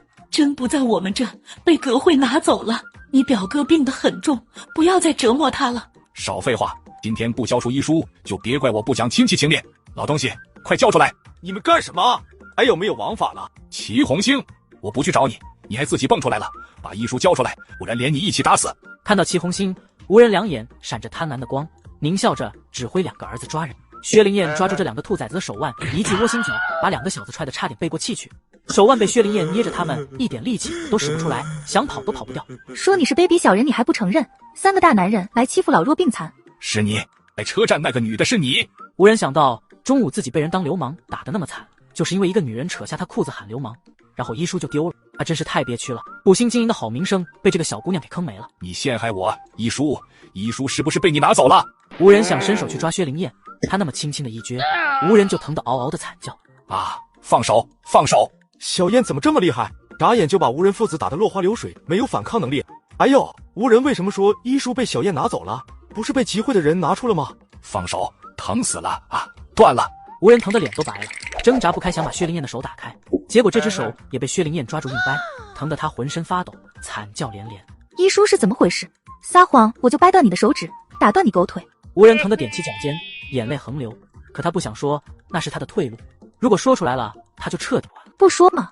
薛灵燕手下一使劲，无人的2根手指被生生掰断，无人发出一声凄厉的惨叫，十指连心，疼得浑身发抖，豆大的冷汗顺着脸颊往下淌。不说我就继续掰了。无人只是稍微晚了1秒钟回答，2根中指又被他抓在手中轻轻一撅，嘎巴一声脆响，那锥心刺骨的疼就又一遍。这个女人是什么人啊？咋这么狠？这若是不回答，不得把我所有手指都掰断了。我全都说。原来无人一直不甘心只做一个养人鼻息的人，他总想从徐家得到更多。背后人给他1000块后，指使他联络几兵，正好齐红星的徒弟也有野心几人，一起狼狈为奸，一起把医书抢了后，就把徐元九打倒，扔到农村受罪。齐红星也被下放改造。怎么有这么可怕的人？怎么有这么可怕的阴谋？把你说的全写下来，跪着写。薛灵燕一脚踹在吴人腿弯，让他跪在师傅和义父面前写。见他不动笔，就一嘴巴扇过去，吴人被打得摔倒在地上，鼻血顺着鼻子流。你不写，今天你们3人都别想活。于是吴人哆哆嗦嗦的把所有事情都写下来。薛灵燕拿起那份供词皱眉，那个人给吴人钱，给他出主意，但是吴人竟然连他住在哪里都不知道。那人只是告诉他，如果不能来拿书，就让吴人在每个月的最后一天到省城望月楼等他。你把那人的外貌特征说一遍。齐红星和徐元九再次震惊，小燕还会画画？大概就是这个样子。他比我高一点，喜欢戴一顶黑色的礼帽，穿中山装。薛灵燕拿到想要的东西，就把吴人父子3人连同他们写的供词一起送到刑警队，交给了邢国庆。小燕，你自己把他们3个都打了。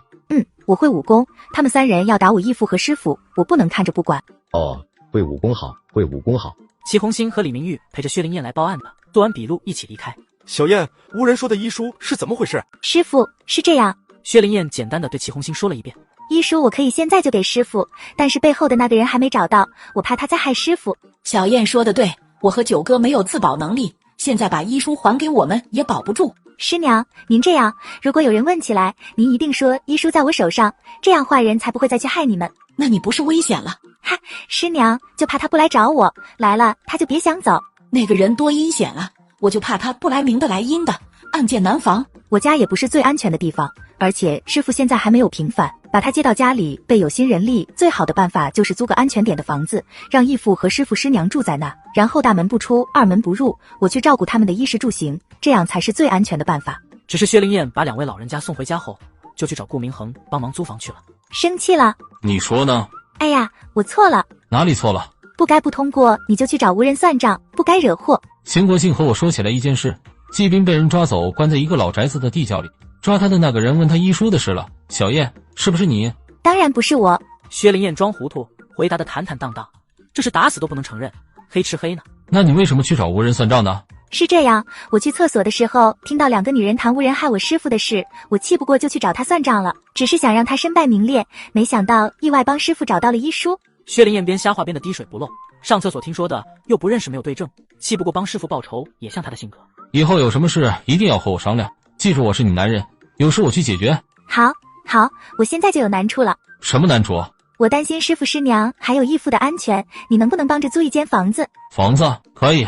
太好了，晚上奖励你吃烤羊。不许再进山打猎了，太危险。我跟你说，上次王国强挖的那个陷阱被我利用上了，没事就能去捡猎物，你就说想吃啥吧，除了老虎黑熊之外，我都能给你弄到。那也不许去，要去我陪你。好啊，既然答应了小燕找房子，下午顾明恒就去落实，他朋友多，认识的人也多，不到晚上就传来好消息。哈哈，小燕，你真是天才，我一说你就懂了，这脉把的不错。谢谢师傅夸奖。小燕，明恒你来了。明恒来了。徐叔叔，阿姨，我去做饭，晚上在这吃饭吧。阿姨别忙了，我来接你们搬家，咱们现在就走。好。李明玉和徐元九下午就听薛灵燕说了要给他们找个安全地方的事，2口子也是真不敢再住在这，当下马上收拾东西。师傅，明天我给您送2床被。不用，这个就行。他们一行人刚出门就碰到那个收留徐元九的丫鬟。这是要去哪啊？秋菊，谢谢你收留我们，给你们添麻烦了。李明玉过去和秋菊说话，顾明恒背着徐元九走出了院门，薛灵燕拎着2个包裹在后面跟着。李明玉和秋菊寒暄了几句，也跟上来。送师傅一行人去新房后，小燕准备赶回家。此时顾明恒接到了一个电话。小燕，出了点事，你得跟我去一趟公安局。啥事啊？整得这么严肃。纪祥醒了。谁是纪祥？季斌的弟弟，咱们边走边说。路上顾明恒简单给小燕说了一遍情况，原来那个叫纪祥被送到医院后很长时间处于昏迷状态，昨天总算清醒了，开口就喊救命。虽然他叫不出薛灵燕的名字，但能说出是和顾明恒在一起的女人把他丢下悬崖的。就这事啊？谁看到我扔他了？凭着他一张嘴冤枉人吗？2人来到公安局，邢国庆看到薛灵燕来了，就让顾明恒先回避。国庆，我把小燕交给你了，别让人冤枉她。放心吧，警察办案讲证据的。邢大哥，你有啥话就问吧，我还有好多事等着办呢。那好，咱们就开始吧。9月10号这天你还记得吗？不记得，都过去那么长时间了。那纪祥你认识吗？知道一个纪斌，纪祥是谁不认识？薛灵燕再次否定，事实上他的确不知道那小子叫什么。想整死的人还需要问名字吗？纪祥说他跟踪你，然后被你扔下山坳里了，你想要杀了他。不认不识我疯了，杀人这么可怕的事我说都不敢，哪敢做啊？可他为什么要这么说呢？那您得问他了，我连这人是谁都不知道。好好的大姑娘被安了个杀人的罪名，我太可怜了。没有证据，又问了半天，薛灵燕回答的都是滴水不漏。最重要的一点是，纪翔被扔下山的地方很偏僻，没有人看到事情经过。队长，纪翔改口了，说是他自己掉下去的，怕没钱治病，才说薛灵燕把他推下去的。好，我知道了，弟妹，事情已经调查清楚，你可以走了。薛灵燕都准备好，还得接受几轮狂轰滥炸呢，没想到就这么轻松的过关了。小燕，你没事吧？没事啊，我是清白的，邢大哥又不会冤枉我。谢谢弟妹理解我的工作。隐患有惊无险的度过去，薛灵燕也松了口气。10月1，风和日丽，艳阳高照，正是结婚的好日子。小燕啊，你嫁到城里了，还能回来看我们吗？这也是我的娘家，我肯定会回来啊。小燕，我来接你了。妹夫，我把妹妹交给你，可不许给她欺受，不然我可不饶你。听到没？敢欺负我，我3个揍你。我没说揍，就是找她谈谈。喇叭匠看到新娘子出来了，更加卖力的吹起来，欢快的唢呐声传到村口。一个瘦弱的女人踉踉跄跄地走进村子，听到唢呐声，她停住脚步，竖着耳朵听，眼神羡慕极了。她的脸上、胳膊上都是伤，新伤盖着，这伤多得吓人。她走路的姿势很奇怪，2条腿不敢合拢，劈开着走路。呀，那不是郑美娇吗？她回来可没好事，快去告诉老薛家。世民看着你妹妹，别闹得大家难堪。郑世民急忙跑出去，看到妹妹正拉着村里人问呢：谁结婚？谁结婚了？是不是薛小燕？是不是她？她跟谁结婚了？跟谁结婚了？郑世民过去捂住妹妹的嘴，拽着她的胳膊，把人拖进院子里。大哥，放开我！放开我！郑美娇见大哥不肯放开她，眼中闪过疯狂，低头对着大哥的胳膊上狠狠地咬下去。疯了！郑世民急得在后面追上去，刚追出门就看到张大春扯着妹妹的头发，把人拽倒在地上，拖着往村口走，好像是拖牲口一样。你干什么？怎么这么对美娇？她水性杨花，出来偷汉子，我揍她都是轻的。你再拦着我，连你一起打。张大春除了在薛灵燕面前俯首贴耳之外，在外人面前那也是个滚刀肉泼皮。看到大舅哥过来拦着，他张嘴就骂，不止骂，还当着郑世民的面对郑美娇拳打脚踢。没人要的破鞋，还想给老子戴绿帽子？打死你！打死你！看你还敢跑！住手！郑世民看不下眼，过去护着妹妹。张大春真就连他一起打。郑世民平时老实巴交的人，哪里会打架？他被张大春一拳打倒在地上。郑美娇根本就没管他大哥，趁着张大春打他大哥的机会，撒腿就往薛灵燕家跑。给老子站住！死婆娘真把小燕的婚事搅了，小燕非把我的腿卸了不可！救我！救我！别打了！别打了！死丫头，你给我回来了！郑美娇现在已经红了眼了，一把将她奶奶推倒，疯了一样往薛灵燕家跑。干啥？干啥你？郑美娇好不容易跑到薛家门口，孙翠红出来一眼就看到了她，马上过来拦着，扯着她胳膊往外拽。小燕的大喜日子可不能让你搅和了！放开我！放开我！顾厂长，顾厂长，我是美娇啊！敢在我妹子大喜日子闹事！孙翠红伸手把她嘴捂住，粗暴地扯到树林里。她也是有损招，把郑美娇的裤腰带拽下来，把她绑在树上。等小燕出门了，我再放开你。狗，你是小燕的一条狗，你们全家都不得好死！臭娘们，你放开我！你还以为你爸是大队长呢？在这作威作福，没有小姐命得了小姐病，你就是个大破鞋，再过去就得去游街，还以为自己是什么好东西，到这来大喊大叫。惯得你臭毛病，还骂我把你屎打出来。新娘子出来了，顾厂长，顾厂长，救我，救我！郑美娇急忙大声喊，孙翠红气坏了，脱下脚上的布鞋塞进郑美娇嘴里。让你喊，我让你喊！郑美娇恶心的只想吐，哪里还喊得出来？而薛灵燕这边在一片祝福声中坐上了迎亲的车，她的嘴角扬起甜蜜的笑。老子嫁出去了。婚后2人日子甜蜜蜜。这天，薛灵燕端着豆腐和豆花从空间里出来，心匆匆地走进厨房，看到厨房里忙碌的顾明恒傻眼了。他啥时候回来的？小燕，你什么时候回来的？我怎么没听到声音？你什么时候回来的？你慌什么？顾明恒多敏锐的观察力，发现媳妇的神情不对，太慌了。从来都是伶牙俐齿的小燕，这会儿咋磕磕巴巴的？今天这一关不好过啊！我咋解释自己凭空出现？咋解释这还冒着热乎气的豆腐和豆花呢？他想到自己刚刚进厨房的时候门是关着的，薛灵燕眼眸就是一亮，瞎话想好了。你关着门，当然没听到我回来了。怎么？你在怀疑什么？咱家住的是2楼，我可飞不上来。哈哈，我是想给你惊喜。你看我买豆腐了。他差点就想和他坦白了，只是现在还没孩子呢。如果自己跟他说是从60年前穿过来附在小燕身上的游魂野鬼，他会不会大义灭亲，把他烧死啊？明恒，你做鱼呢？我来吧，正好鱼炖豆腐，可好吃了。不用了，我来做，我学了。顾明恒淡淡的说了句，之前满心欢喜的想给小燕惊喜，可惊喜没有，反倒多了分郁闷。这豆腐是在哪买的？在。明恒，我坦白，这豆腐不是我买的，是我自己做的。原来是这样，你怕我知道你自己做的豆腐？薛灵燕不敢相信的看着他，这是脑补了什么？这有什么？会做豆腐不丢人啊，媳妇啥都会，我还骄傲呢，和老爷学的吧？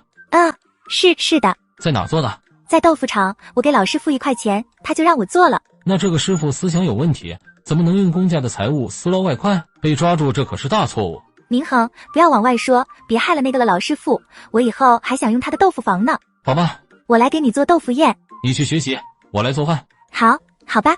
薛灵燕只得回到卧室休息去了。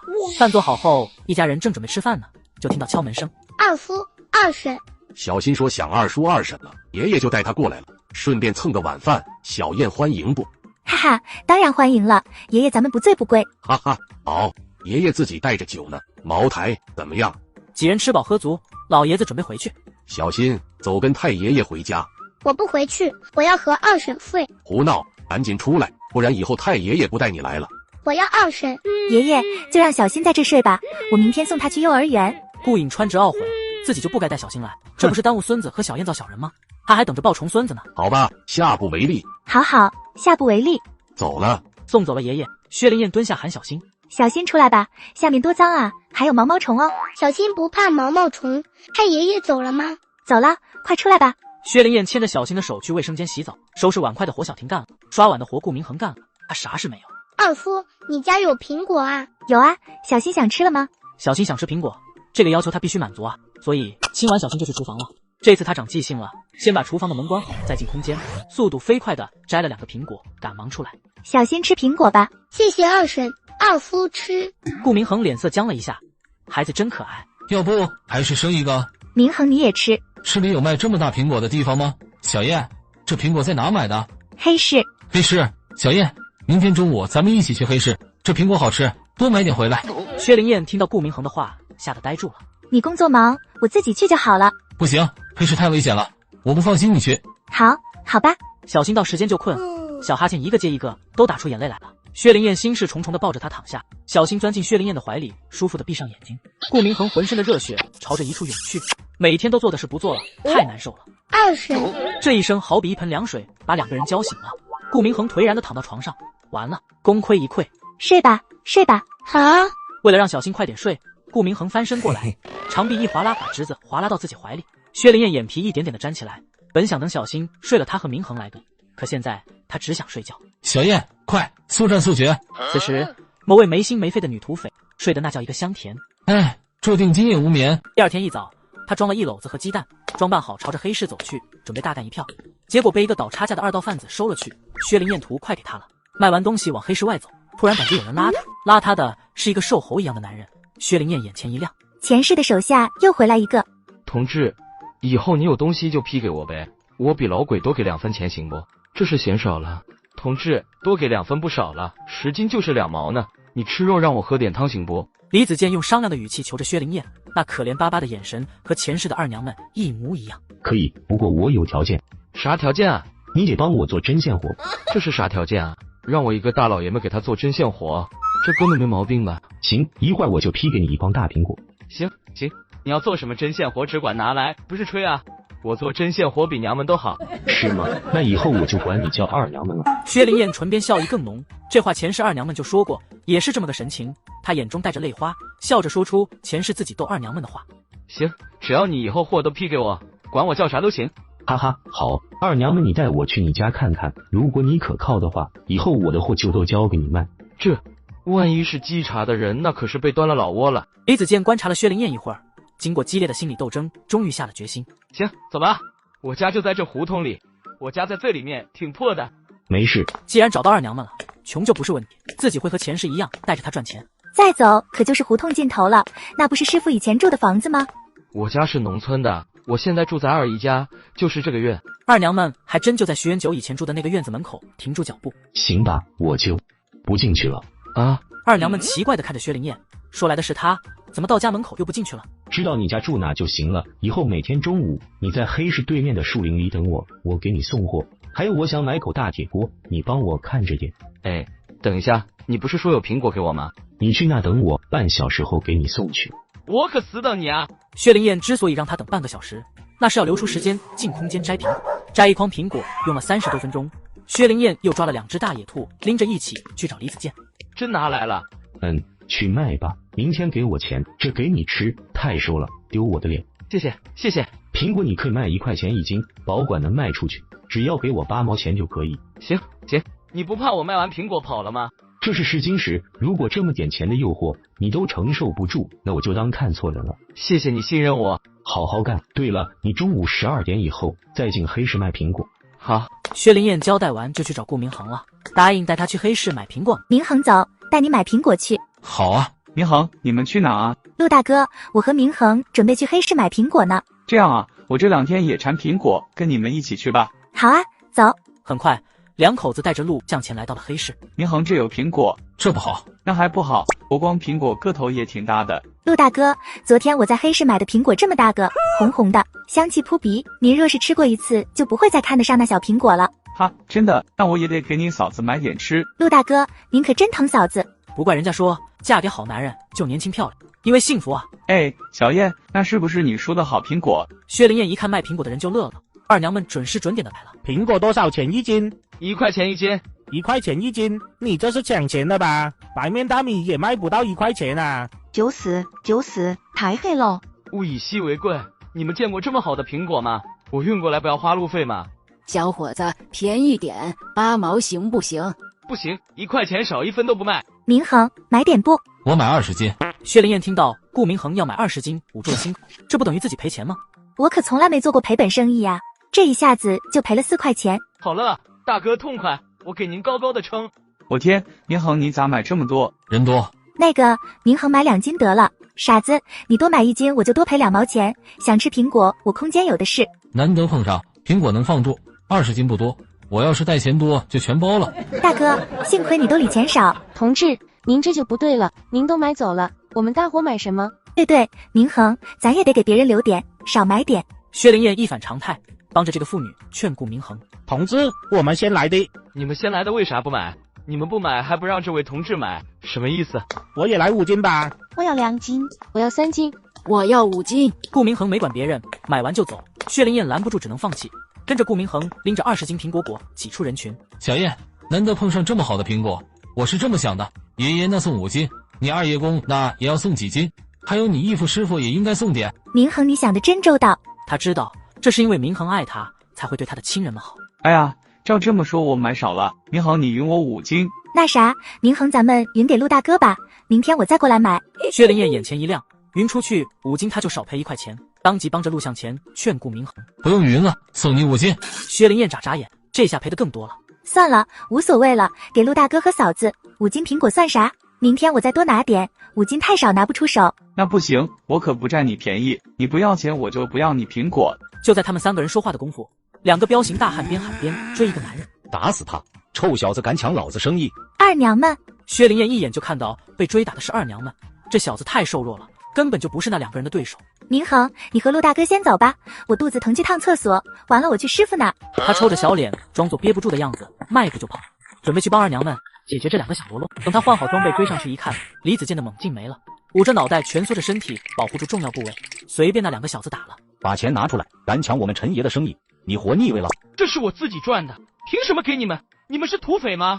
哈，爷爷今天还就是土匪了，不服你去公安局告啊，看谁被抓起来。土包子，这几天没搭理你还蹬鼻子上脸了，抢了陈爷的货源你是找死呢。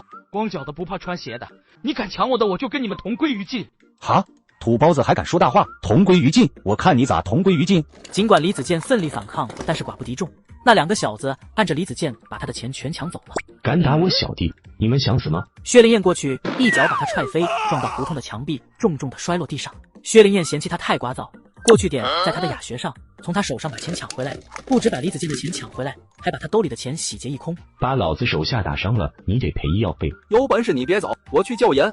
只是他的大话还没说完，薛灵燕捡起一个石子弹出去，正中这小子腿弯，他咕咚跪在了地上。大哥，要命！你就当我是个屁，把我放了吧。你还没赔钱呢。这小子怕挨揍，赶忙掏钱。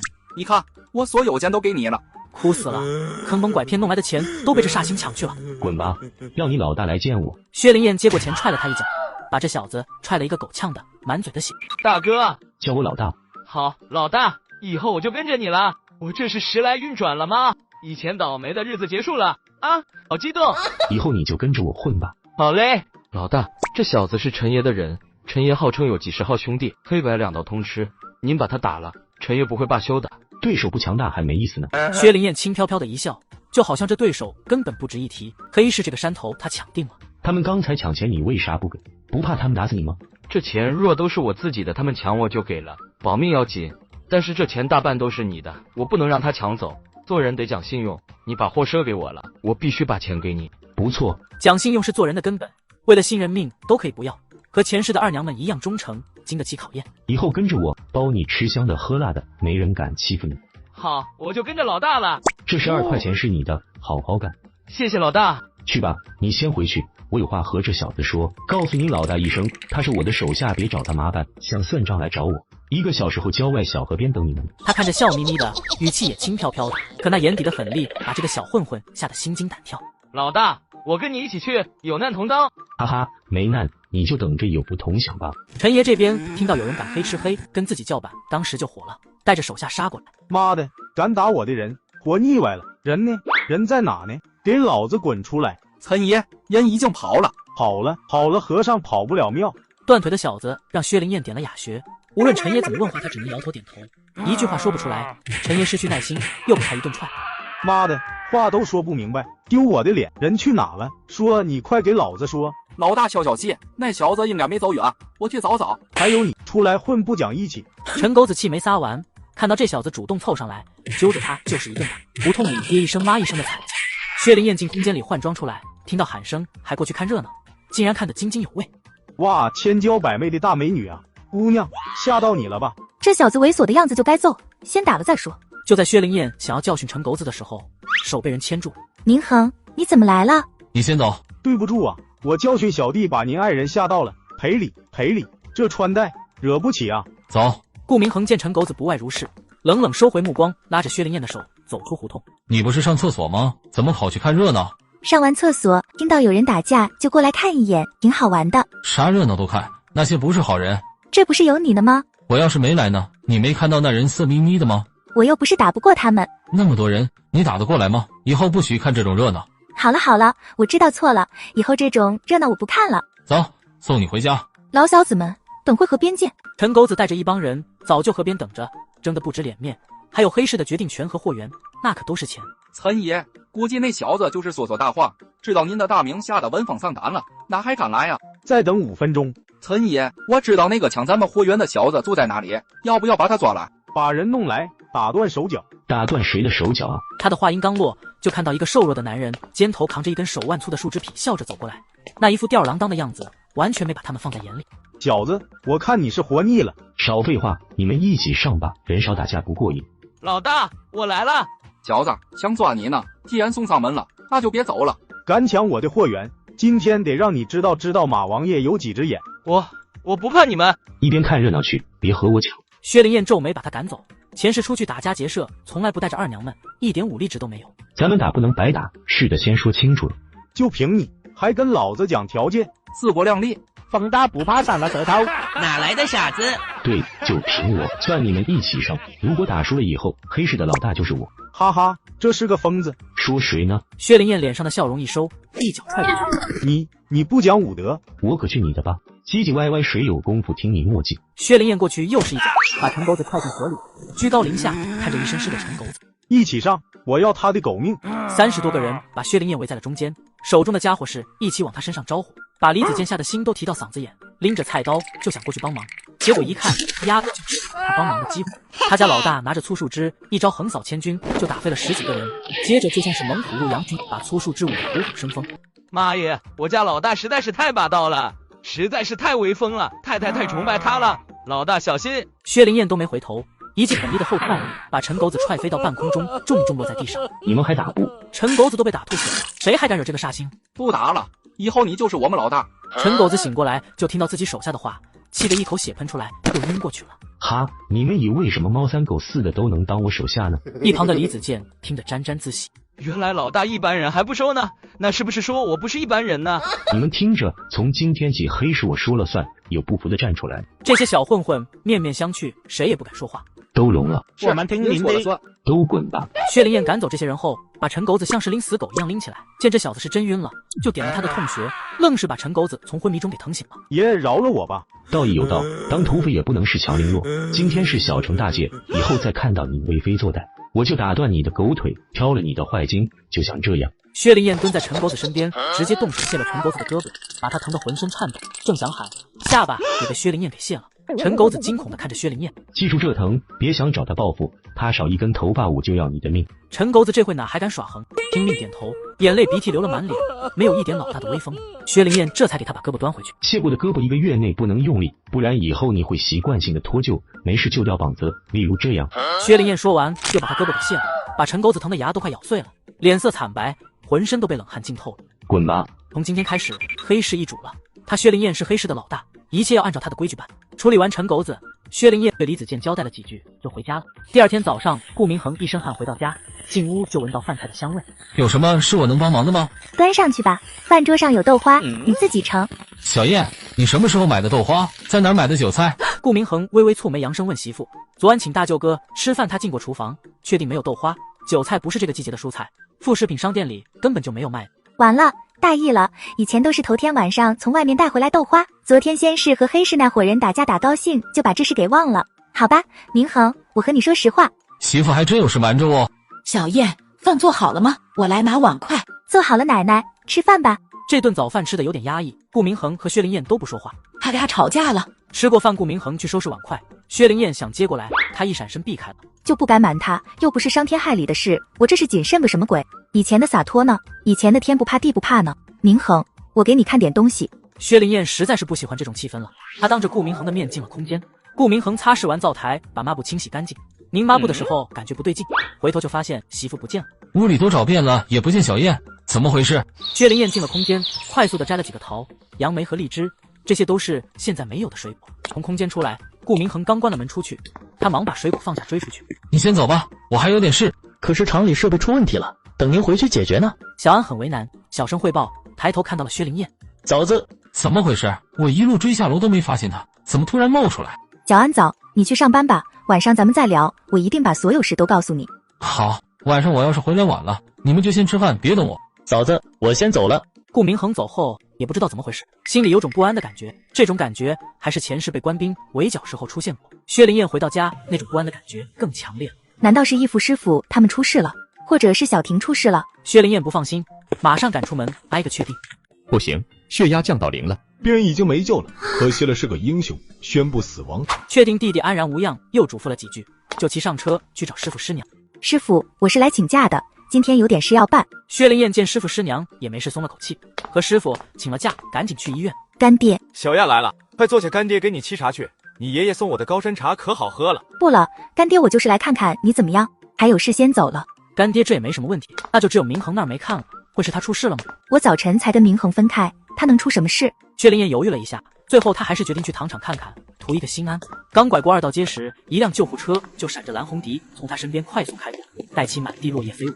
嫂子，嫂子，小安，嫂子，快走，厂长出事了。明恒出什么事了？明恒在哪？厂长在救护车里。薛灵燕听到这个消息，马上往医院狂奔。等救护车医护人员刚把车厢门打开，他就一步就跳上车，看到躺在担架上面如金纸的顾明恒，他心如刀绞，眼泪瞬间滚落。明恒，我是小燕，你快睁开眼睛看看我，我来了。同志，您快让一下，我们得赶紧救人。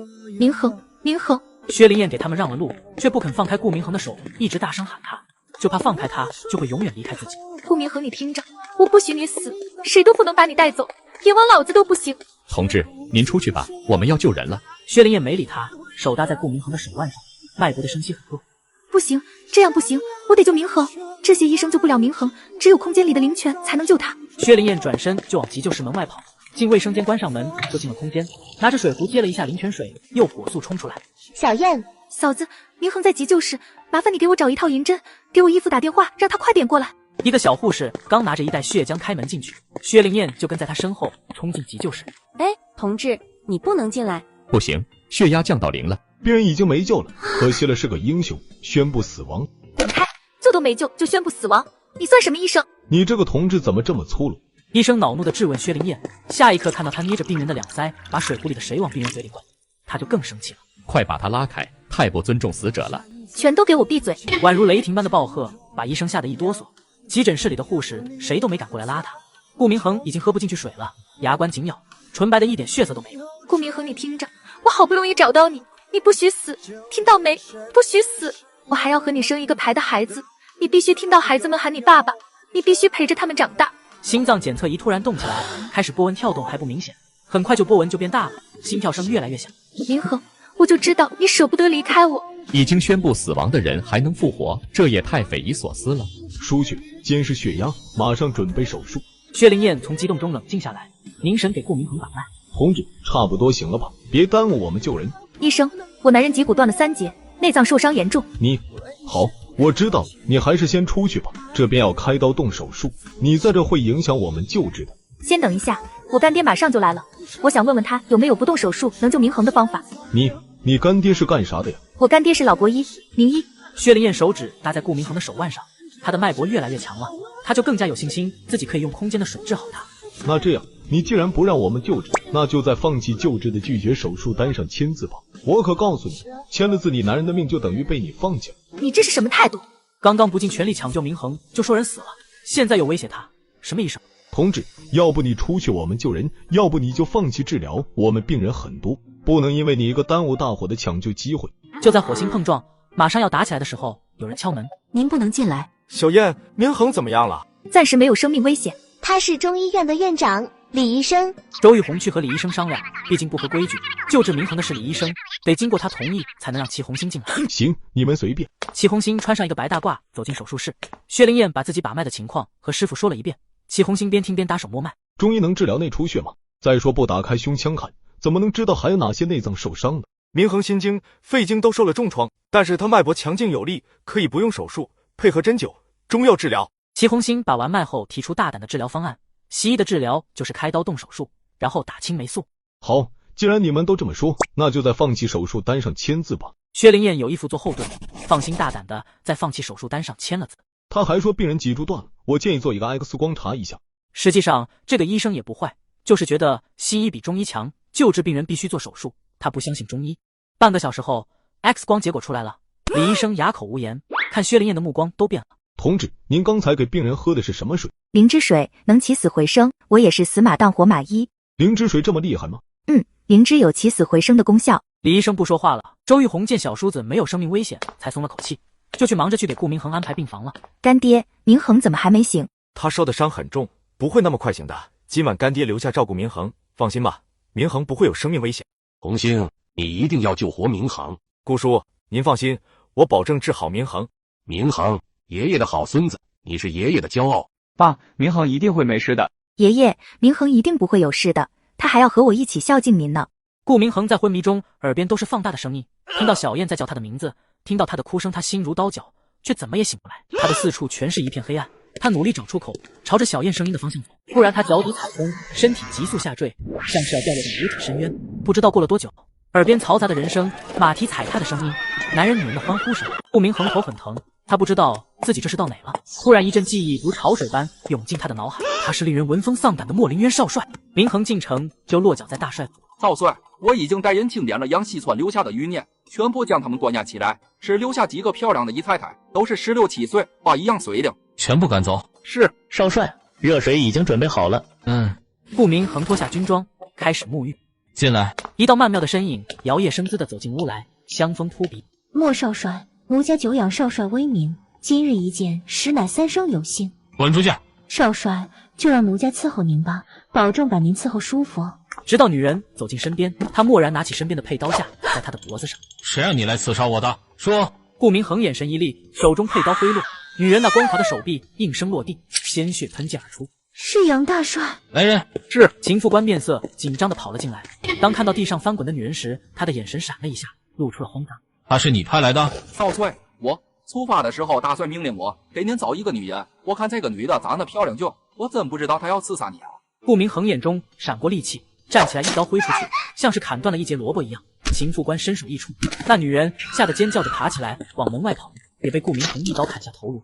我出去喂野狗，把水换了。是。顾明恒看到手中滴血的佩刀，才反应过来，我刚才干什么？我砍了2个人的脑袋，我根本就无法支配这具身体。沐浴完，小安进来请少帅吃饭，每次都是一样的菜谱，顾明恒吃腻了，一点胃口都没有，眉头紧蹙，脸色不悦。少帅，我听说平原有一家豆花店不错，要不咱们去尝尝？好，视察一下民情，点灯去。客官楼上请，客官想吃点什么？您来了，想吃什么我请客。被慢待的男子也不恼，更不觉得难堪。去换一壶好茶，茉莉花茶怎么能招待贵客？是，老板。小弟姓薛，字凌云，是这家豆花店的老板。今日3位贵客光临，让小店蓬荜生辉。朋友，您叫什么名字？启开，我们公子吃饭的时候不喜欢被人打扰。是，那您坐着，有什么吩咐喊我一声。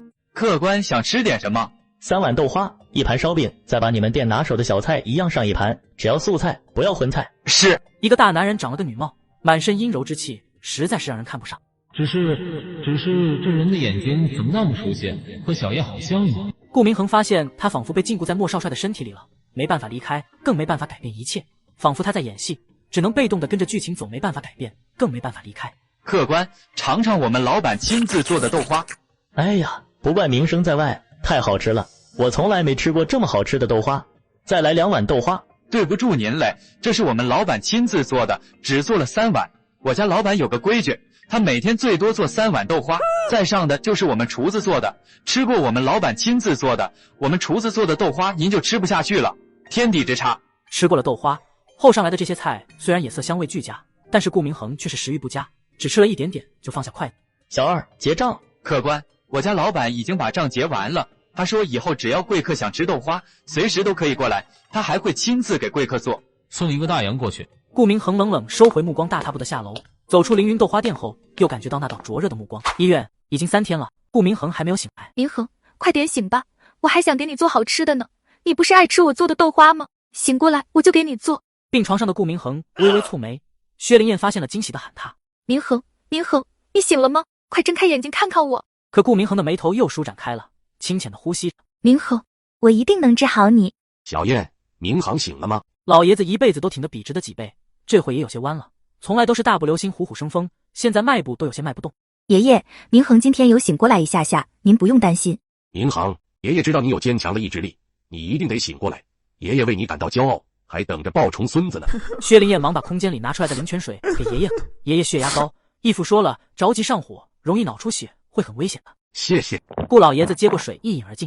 这水咋这么甜呢？甘露一样，入口生津，喝一口沁心清凉。此时顾明恒还在那个梦境一样的时代，他就在少帅身边，无法离不开。自从在凌云豆花店吃了一次豆花后，少帅就念念不忘的，连着3天都去喝豆花。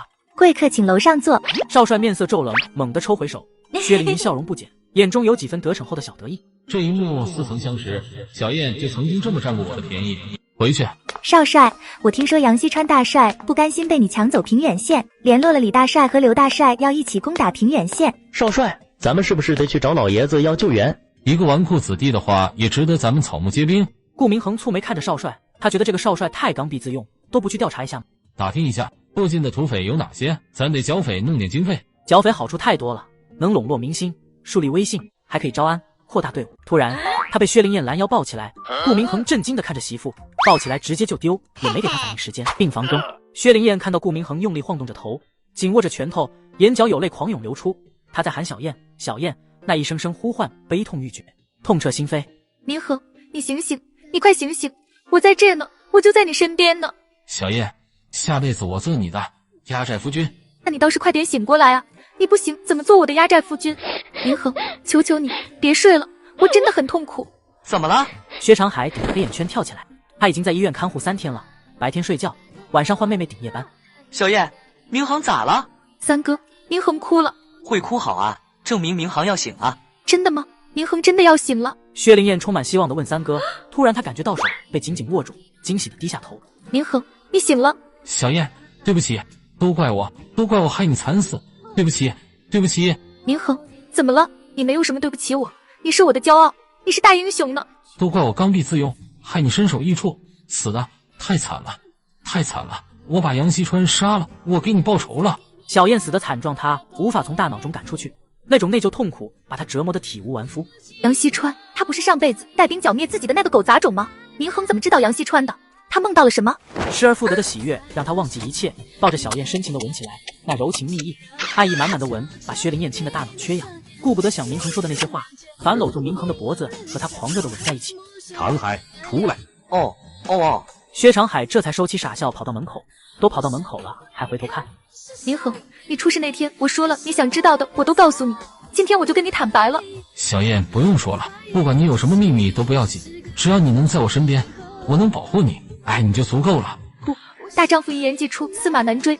我说了要坦白就一定坦白。明恒，你看着。薛灵燕推开顾明恒站起来，然后就在他的注视下走进空间。顾明恒惊愕地瞪大眼睛，一瞬间之后，他以为刚刚的一切都只是幻影，小燕真的死了，刚刚只是一个美好的梦。小燕，你回来，你不要死，我不能失去你，我愿意用我的命换回你，不要死，不要对我这么残酷，没有你，我活着还有什么意义？明恒，你干啥呀？怎么了？出什么事了？没事，明恒情绪不稳。没事就好，我没事。二夫，给你果果，好好吃的。好，谢谢小新。爷爷、爸妈，你们先回去吧，我还有话和小燕说。好，都走吧。中午爷爷给你送小笼包。好。很快，人都走了。薛灵燕第一时间和他道歉。对不起，明恒，我只是想让你看看我的空间，没想到把你吓到了。空间？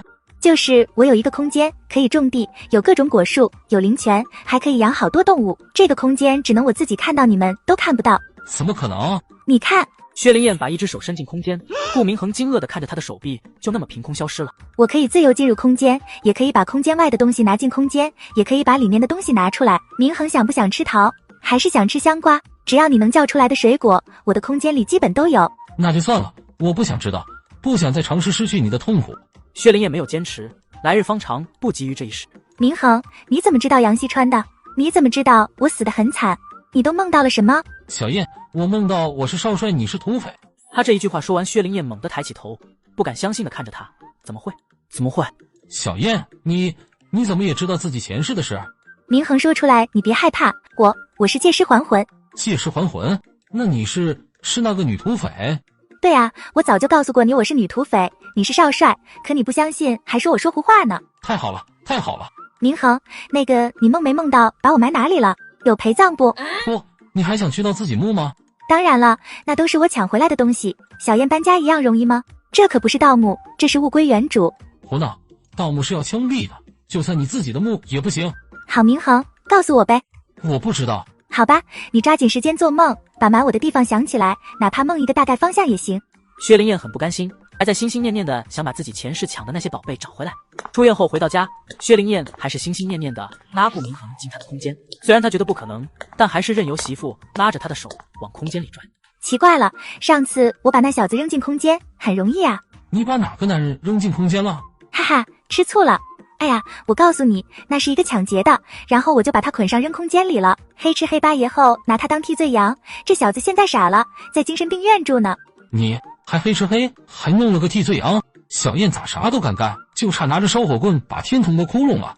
虽然觉得进小燕空间这小子惨了点，但还是嫉妒只有他能进小燕空间。当土匪那时候这是做多了，这算什么？以后不要做这种冒险的事了，这是新社会，不是你当土匪的时代了，黑吃黑也是犯法的，抓起来你可就见不到我了。把心放在肚子里，我做事滴水不漏，怎么办呢？这么好的空间不能和明恒分享，哎呀，太苦恼了。进不去就进不去，别愁眉苦脸了，去空间洗澡吧，我也去洗洗，然后咱们早点睡。突然他被薛灵燕拦腰抱起来，顾明恒震惊地看着媳妇，抱起来直接就丢，也没给他反应时间。落地的时候他才发现有点不对劲，他都做好准备摔在冰冷的水泥地上，结果落地的地方松松软软。我就说哪里不对吗？原来得用扔的，看这不是进来了吗？下次先说一声。哈哈，好，下次我先说一声。薛灵燕不好意思地笑了，过去牵着顾明恒的手，领着他参观自己的宝贝空间。这里好不好？好，真的和你说的一样好。能和媳妇在这里住一辈子都不会腻。明恒，我教你呼吸吐纳，打坐半个小时，你的疲惫就会消失。好。顾明恒点头，他非常聪明。薛灵燕只是讲了一遍要领，示范了一下他就懂了，做出来一点不差，很快就进入入定状态。10几分钟后，他身上开始往外冒黑色的墨水，和薛灵燕第一次打坐时候一样。太好了，明恒身上的病都泡出来了，怎么样？很好，非常好。2口子相扶上岸，顾明恒看着满地乱跑的小鸡和山羊，还有野兔子微微蹙眉。当兵的人做事都井然有序。小燕，我打算搭一个鸡圈一个羊圈，把鸡和羊都放在里面养，这样会整洁规范一些。好啊，那今天就干起来吧。今天不行的明天，垒圈需要很多土坯，我明天找人做一个土坯筐，还得买点羊草和泥才行。走，继续给你看我的宝贝。小燕，你这空间里东西还怪全的，锅碗瓢盆、生活物资、吃的用的，啥都不缺。何止啊，还有呢。薛灵燕说完，走到货架子后面，拽出来一个古色古香的小盒子，打开后金光耀眼，珠光宝气，全是金银珠宝。小燕，你不会真去挖坟掘墓了吧？想什么呢？那种缺德事我会做吗？不管哪朝哪代挖坟掘墓，都是损阴德的事。好吧，我是说过要挖自己的墓，但那都是我的东西，不是别人的。我挖我自己的东西没毛病。把自己尸体挖出来，得有多强大的心理？满世界都找不出来拥有这么强大心理的女人。好吧，好吧，我不去挖了，行不行？行。那可是他打家劫舍好些年积累下的宝贝，他不挖别人就不挖了吗？先胡乱答应再说。不对啊，明恒，我前世的骑驴归司徒还有乌金鞭可都回到我手里了，这2样当初你给我陪葬了吗？乌金鞭没有放进去，少帅拿回去留作纪念了。夜深人静的时候，他经常拿着乌金鞭睹物思人。至于画，我记得都放到墓里了，但是不知道有没有骑驴归司徒。我怀疑我那个墓已经被人盗了，不然你带我去看看，他奶奶的谁盗姑奶奶的墓，老子抽掉他脑袋。又来了，媳妇的匪气时不时的就冒出来，有时间我回去看看。带我一起去好不好？不行。我保证不挖墓还不行吗？让我去看看少帅前世给我做的墓地行不？我还不知道自己被埋在哪里呢。棺材合不合心意？穿的衣服是不是我喜欢的？我死得那么惨，你舍得让我见不到自己尸体吗？他就那么想看看吗？好不好？好吧。空姐也看得差不多了，2口子就回家睡觉。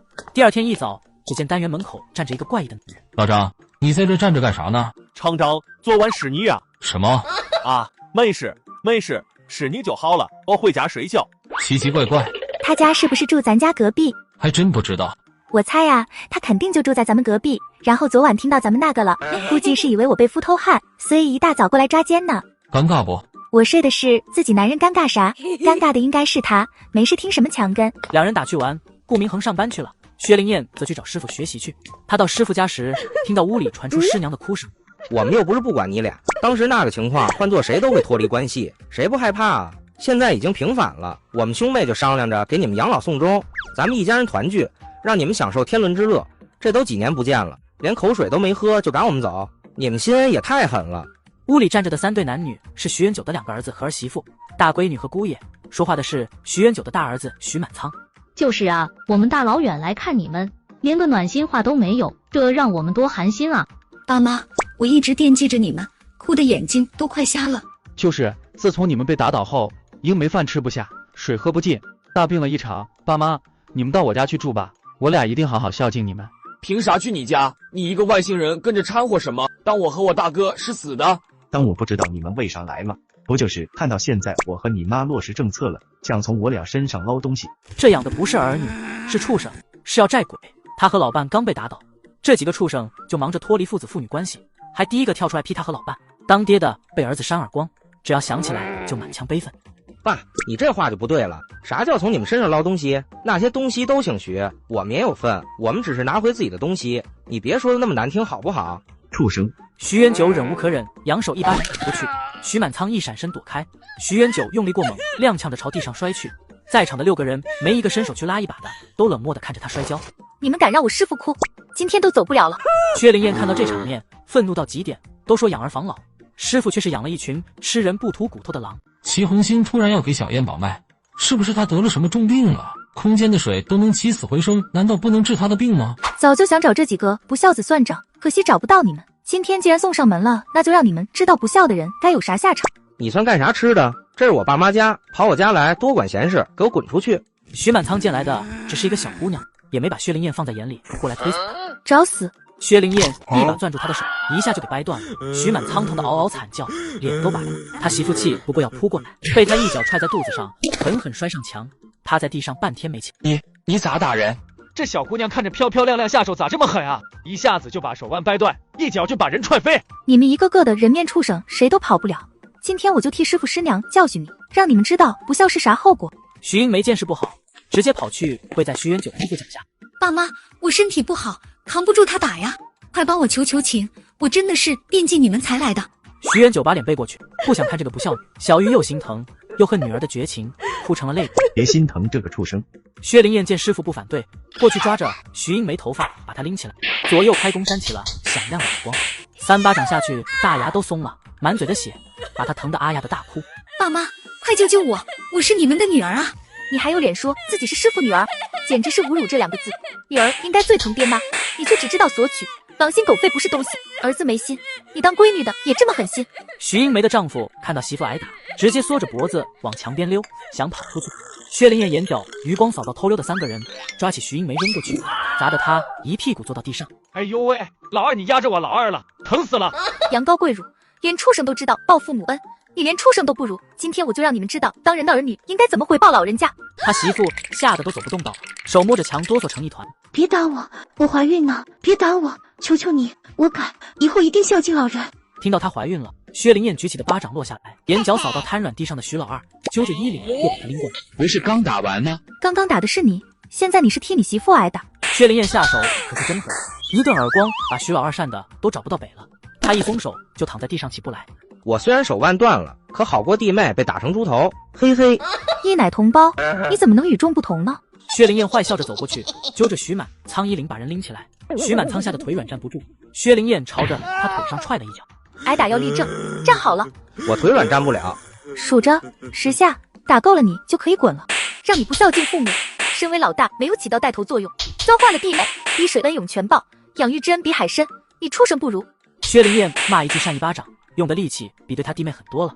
徐满仓大牙都被打掉2颗，哭得跟孩子似的。10个了，你说就打10个的。对，老子说话算话，说打你10个耳光就打10个。去给师傅师娘跪下，自扇耳光。什么时候他们说停才准停？徐满仓兄妹3人怕再被薛灵燕打，都规规矩矩的跪在徐元九夫妻面前，自己打自己耳光。爸妈，我错了，原谅我们吧。徐元九面色疲惫，无力的挥挥手，不想再看到他们，一眼都不想看。现在你们可以滚了，记住了，看到你们一次打一次，只要你们不怕打，随时欢迎来我师傅家。这3对男女爬起来，头都没赶回就跑了。徐元九和媳妇抱头痛哭，为有这群不孝子难过，为自己凄凉的晚年哭泣。2位老人家一哭可把薛灵燕心疼坏了。师傅师娘别哭，以后我给你们养老。谢谢谢谢。徐元九2口子哭得泣不成声，小燕是他们唯一的安慰。看着他们这么伤心，薛灵燕想到让大家伙聚一聚，让师傅师娘放松一下心情。说完马上行动，找顾明恒把大家聚在国营饭店。哎呀，菜都上齐了，来来来，咱们大碗喝酒，大碗吃肉。小燕，先等会，干爹给你把个脉，把完脉再决定你能不能喝酒。干爹好好的，把什么脉啊？我身体好着呢。听话。最紧张的人是顾明恒，2只大手紧紧地握着，手心全是冷汗。齐红星突然要给小燕保脉，是不是他得了什么重病了？空间的水都能起死回生，难道不能治他的病吗？包间里其他的几个人也都一脸紧张，谁都没心思吃饭了，全等齐红星把完脉说出结果。就看到齐红星先是很严肃，然后眉梢挑起来，再然后嘴角咧到耳根了，一脸的喜气洋洋。哈哈哈，小燕有了。同时医生徐元九看到齐红星这神情的转变，就猜出来了，笑着问齐红星：是有了1个多月了，哈哈，从今天起我们喝酒你看着，滴酒不能碰。薛灵燕得知自己怀孕，高兴的都快跳起来了，太好了，她一直盼着早点怀孕，总算得偿所愿了。小燕，太好了，她要当爸爸了，小燕就是她孩子的娘。好什么呀？10个月不能喝酒。没事，我陪你，我也……你也不喝啊？不喝，陪你。哈哈，双喜临门，值得庆祝。小燕这孩子比杜月的小2个月，就是不知道是小姐俩还是小哥俩。是呀，喜事太好了。满屋子欢声笑语。吃过饭，齐红星详细的给干闺女讲了一遍怀孕需要注意的事项。3个月内夫妻不能同房，不能吃寒凉的食物，不能累到，抻到要多吃葡萄、排骨，荤素要搭配好。顾明恒听得比薛灵燕都仔细，生怕忘了，还拿出笔认真的做笔记。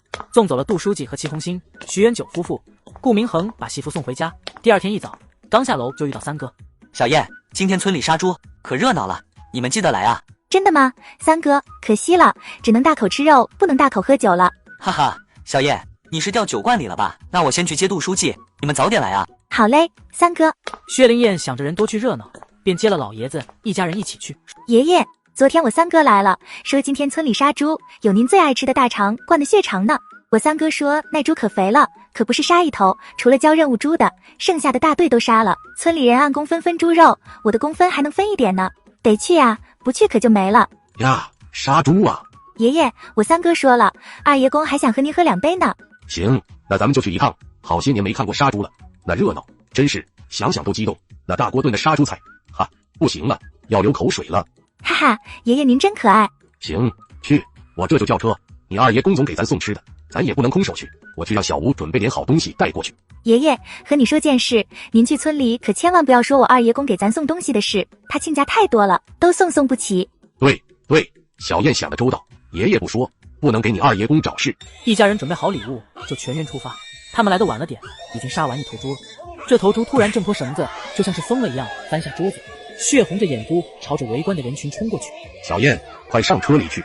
眼看着黑猪朝这边过来，薛灵燕飞起一脚朝着猪头踹过去，黑猪被踹得飞起来，直飞出去，跟幸灾乐祸王国胜来了一个嘴对嘴最亲密的接触。小燕，不就是我家国胜不要你吗？你也不能这么歹毒，想要他的命吧？王菊看到薛灵燕婆婆和爷公公来了，故意这么喊，让婆家对薛灵燕有意见，以后没她好日子。哈哈，这猪长眼睛了，真是同类啊！他俩臭味相同。小燕，你欺人太甚，打坏了人还骂人。谁看到我打你儿子了？明明是猪自己去找他临终告别的，关我什么事？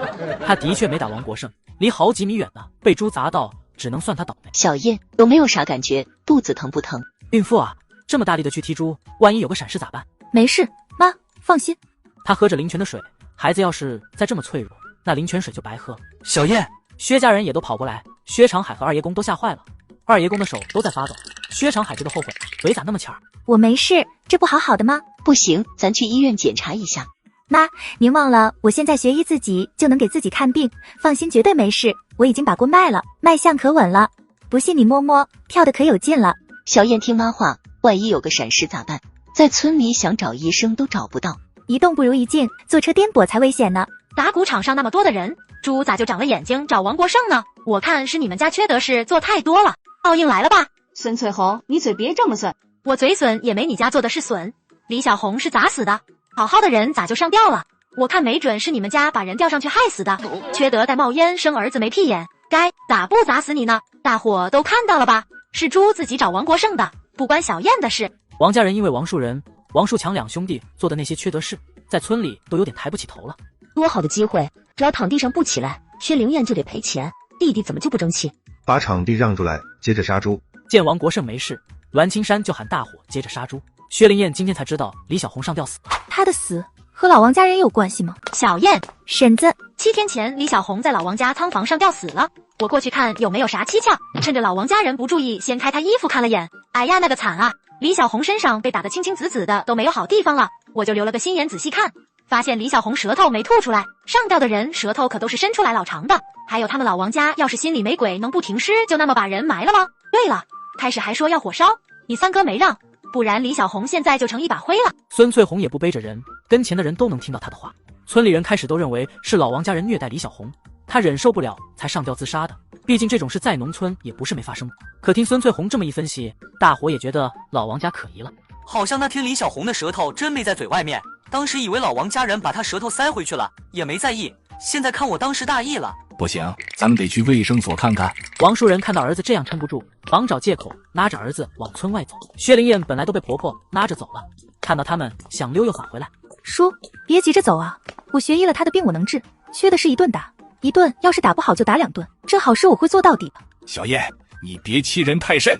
王国胜呆呆地看着薛灵燕，她可真好看啊，唇红齿白，眉眼如画，自己当初怎么就瞎了眼，和李小红搞一起去了？这么个娇滴滴的大美人，本来是我的女人，得给我生儿子的。叔，我姐死的不明不白，你们不给我一个解释吗？我说揍王国胜没毛病，他连偷带摸的把我姐骗去了，又这么不明不白的就给弄死了，我不得找他算账吗？薛灵燕可算找到机会，明目张胆的揍王国胜，而且这次貌似可以将他整死。至于给李小红报仇，那就是屁话，他是罪有应得，活该。你干啥？大队长他欺负人，你还管不管了？小燕，这是交给警察处理，你别动手，小心肚里的孩子。孩子！王国胜愣愣地看着薛灵燕，眼圈酸胀酸胀的。大队长，我怀疑他们害死我姐姐，把他们关起来吧，别让他们跑了。对，先把人压起来。薛长海第一个过去，王国胜看到他过来，腿都哆嗦上了，下意识的转身就跑。放开我儿子，你们公报私仇，你们害人。没天理了，打完人还害人，仗着有权有势，不给老百姓活路啊！打我三个！薛灵燕一个箭步过去，把江彩莲的头发抓住往下一拽，江彩莲被拽成大虾米，咕咚躺到地上，哇哇的就哭起来了。打死人了，救命啊！关起来！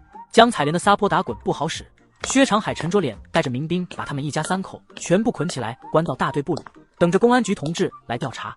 小燕，几个孩子可想你了，还想小婷，你们一搬走，我觉得一点意思都没有，想说话都找不到人。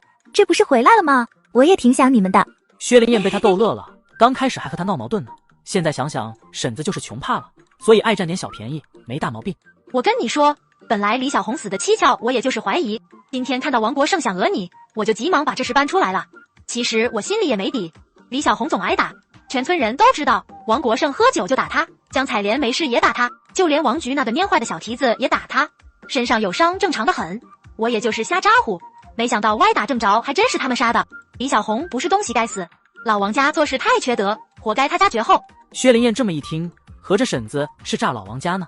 哈哈，这是不是老王家自己多行不义，报应到头了？燕呀，进屋说吧，看在灌一肚子风。对对，进屋说，进屋说。一进门，满桌子杀猪菜都准备好，大家开始热热闹闹吃饭。小子，农村真有意思。你是没看到我们吃糠咽菜的时候，看到了你就哦。孙翠红眼睛盯着盘里的肉，嘴里嚼着块带筋头的肉，着急咽，可嘴里的肉块大不好嚼，咽不下去。听到顾婷婷说话，他还急着搭茬，结果那块肉呛进气管了。孙翠红，你咋地了？是不是呛到了？快喝点水，你慢点吃，没人跟你抢。这家伙好像几辈子没吃过肉似的。孙翠红憋得直翻白眼，脸色由红转紫眼，看着人就完了。怎么回事？是不是卡住了？吐，快吐啊！薛灵燕听师傅说过，如果是吃东西呛到了，可以从后面抱住被堵的人，用手顶着他的胃，一下一下勒着，使劲往怀里抱，把堵住的东西顶出去。几个颠簸，孙翠红吐出一块肉，孙翠红哎呀一声喘上气了，大伙松了口气，人算是就过来了。小燕，你没事吧？这么抱着人正好撞他肚子，刚刚踢猪，这又来抱人。小燕是真不把自己当孕妇啊，肚子里的孩子哪里受的了？妈，我没事，放心，我喝着干爹给开的安胎药呢，我儿子福大命大，不会有问题。灵泉的水能起死回生，保胎跟玩似的，上次三嫂有流产危险都见红了，只喝了一点灵泉的水就没事了。咱们回去吧，我得带你去医院看看。高红艳哪里还吃得下去，坚持回城。顾老爷子酒喝得没尽兴，但为了重孙子，也决定赶紧回城。哎，我咋就这么急性子呢？小燕，你是婶子的救命恩人，没有你我儿子就该有后妈了。婶子不用谢，谁也不能见死不救。小燕，快走吧。这事不走不行了，薛家人也不敢硬留，真出问题，谁担得起责任？亲家母，对不住啊，我们没照顾好小燕。是我们没照顾好小燕，和您没关系。放心吧，小燕她干爹师傅都是最有名的老国医，不会有事的。那就好，那就好。匆匆告别完，一行人赶紧赶了回去。牛棚大黄看到车要开走了，哞哞叫得厉害，使劲挣脱牛缰绳，迈开蹄子就追。王菊吓得往后躲，老牛就冲到跟前，用牛角顶起来。王菊用力一甩，你们老王家人只配吃我们的屎！牛跑出来了。大黄迈着有力的四蹄奔跑过来，大大的牛眼珠看着薛灵燕，眼神那个急切啊，哞哞的一直叫。哈，大黄，快走，快走，太吓人了。妈，没事，大黄来和我告别的。牛还懂告别？啥时候畜生有这么高智商了？结果下一刻就让他长见识了。大牛头贴在薛灵燕伸出来的手上，温柔的摩擦，嘴里发出哞哞的低叫，听着特别委屈。对不起，忘了去看你了。大黄大眼睛都湿润了，哞哞叫得更委屈了。好了好了，回去吧，我下次回来一定去看你。薛长海过来拉住牛缰绳，大黄才恋恋不舍地往后退，不过一双眼睛一直盯着薛灵燕，哞哞的叫着和他告别。太神奇了，连牛都崇拜我二嫂。别看了，走吧。连牛都喜欢小燕，我咋觉得这么骄傲呢？顾明恒这边接到消息，也匆匆赶到医院和小燕一行人会合。出什么事？小燕咋地了？老齐，快给小燕把脉，看孩子有没有事。啊！小燕，快躺床上，先稳稳心神。齐红星招呼薛灵燕躺到床上，然后凝神静气的给薛灵燕把脉。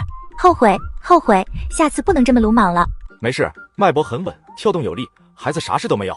万幸万幸，祖宗保佑。太好了，小燕跟妈回家，这几天哪都不许去，在家静养妈给你做点营养品。对，开点保胎药。薛灵燕满脸苦涩呀，这就是他忽悠爷爷，不听顾明恒话的惩罚啊。开好药出了医院，顾老爷子和高红艳一起劝顾明恒和薛灵燕搬回去住，实在是不放心小燕。小燕，可不可以不让我担心？我以后不让你担心，复习功课哪都不去了。这样吧，马甲，你师傅家还有中医院你想去哪，提前和我说，早晨我送你去，晚上接你回来。好，明恒，明天我想去一趟公安局找邢大哥。找老邢干啥？李小红，我那个季姐你还记得吧？我得给原来的小燕报仇啊！李小红可是我季姐，我作为家属理应为她伸冤。好，明天我带你去。顾明恒听薛灵燕说过原来的小燕惨死的经过，对李小红、王国胜这种杂碎，有机会收拾了就绝不会手软。第二天一早，顾明恒就带着薛灵燕到公安局找邢国庆。我知道这件事，昨天红星村已经把人送到派出所了，因为涉及到人命，这案件已经交到刑警队了。邢大哥，你一定要对我姐姐做主啊！她死得太惨了。媳妇演戏的功夫见长啊！放心，我们一定会调查清楚，不放过一个坏人。好，邢大哥是包公在世，一定能帮我姐报仇。是，放心，已经派人去挖出你姐的尸体了，等尸体回来就让法医验尸。挖坟验尸，过去对坏人仇人都是挖坟鞭尸才能解恨，不过那还能给留个全尸呢。李小红这个连全尸都留不下，这也是他罪有应得。从公安局出来，顾明恒看到媳妇笑得和小狐狸一样，挺会演戏啊。你知我知，天知地知。送你去师傅家。行。接下来的2天，顾明恒每天都把他送到徐元九家。今天是公安局出验尸报告的日子，邢国庆拿到报告的第一时间就给顾明恒打电话。明恒，验尸报告证明李小红不是自杀，系被利器敲打后脑致命，死亡制造了上吊自杀的假象。我们已经正式立案了，告诉小燕放心吧，一定能还她姐姐一个公道。谢谢。顾明恒看时间还早，他准备去一趟徐元九家，把这个好消息告诉薛灵燕。师傅，我才想起来，之前有个朋友找我要管气管炎的药，我都给忘到脑后去了，我得出去给他送药。薛灵燕这是编的第 N 个借口了。徐元九看了徒弟一眼，小燕一双大眼睛真诚地看着他，倒是没看出撒谎来。行，你把地址写下来，师傅帮你送药。师傅不用了，这冰天雪地的，再把您摔倒了。那就等明恒来，让他去送。薛灵燕一听让顾明恒陪他去，顿时泄气了。本来就是编出来的谎话，明恒那么聪明，马上就得知道他撒谎。二娘们啊，不是老大不管你，是你姐夫看得太紧了。忽然有人从外面走进来，听脚步声人至少3个人。就是他把我男人手指头掰断了，还把我们打成重伤，抓他！同志，跟我们走一趟吧，你打伤人犯法了。上次没教训老实，又蹦跶出来了。同志，请您配合一下。同志，你们搞错了，是这几个不孝子来打我们，小燕打抱不平才出手教训他们。徐元九的姑爷幸灾乐祸地看着薛灵燕，这些日子他们都来刺探好几次了，他们3家轮流过来蹲点，就等着死丫头过来呢。爸，咱们才是一家人，我大哥被他打成重伤，现在还在医院躺着呢，您不能里外不分啊！你放屁！爸，您干啥打我？我打死你这个畜生！这次他大姑爷可没有老老实实等他打，一把抓住老爷子手腕。爸，我们是办正事，您别胡搅蛮缠。你放手，放手！看着这个情形，薛灵燕还能惯着吗？民警再也不行。他打我师傅，我要是看着不管，就不配做人。说完也没等民警回答，揪住大姑爷的衣领，将人按在墙上，抡拳头就打。同志，你住手！别碰她，她怀孕了，把孩子碰伤了，你们负不起责。民警听到薛灵燕怀孕了，还真不敢硬拉拽她，只得在一旁劝阻拦着，但是根本就拦不住猛虎下山一样的薛灵燕。孕妇打架还这么凶猛。徐元九大儿媳妇见警察在这儿，也没挡住薛灵燕打人，吓得就想往外跑，被薛灵燕一把抓住头发扯回来，按在墙上一起打。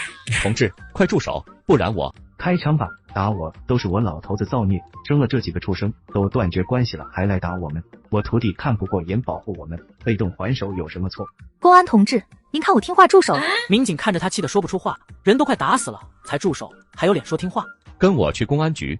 同志，我这叫除暴安良，就不用您给我颁发见义勇为的红旗了。2个民警同志脸上的肌肉一阵抽动，这小丫头想啥呢？同志，请你配合我们的工作。同志，请您明辨是非，不要给小人当打手。唯女子与小人难养。2个民警同时想到这句话，女人胡搅蛮缠起来真要命。明恒，他们要抓我。明恒，你来的正好，快和民警同志说说情。呀，顾厂长，是这样，有受害者到公安局报案，说是这位女同志为了抢他们家的宝贝把人打伤了。我们也是来调查的，这位女同志不但不配合，还当着我们面把人打成这样。同志，我爱人怀孕了，受不得惊吓。这样吧，我带她去找你们局长，亲自把事情说清楚，您看可以吗？2个民警看了薛灵燕一眼，这是个烫手山芋，丢出去也好。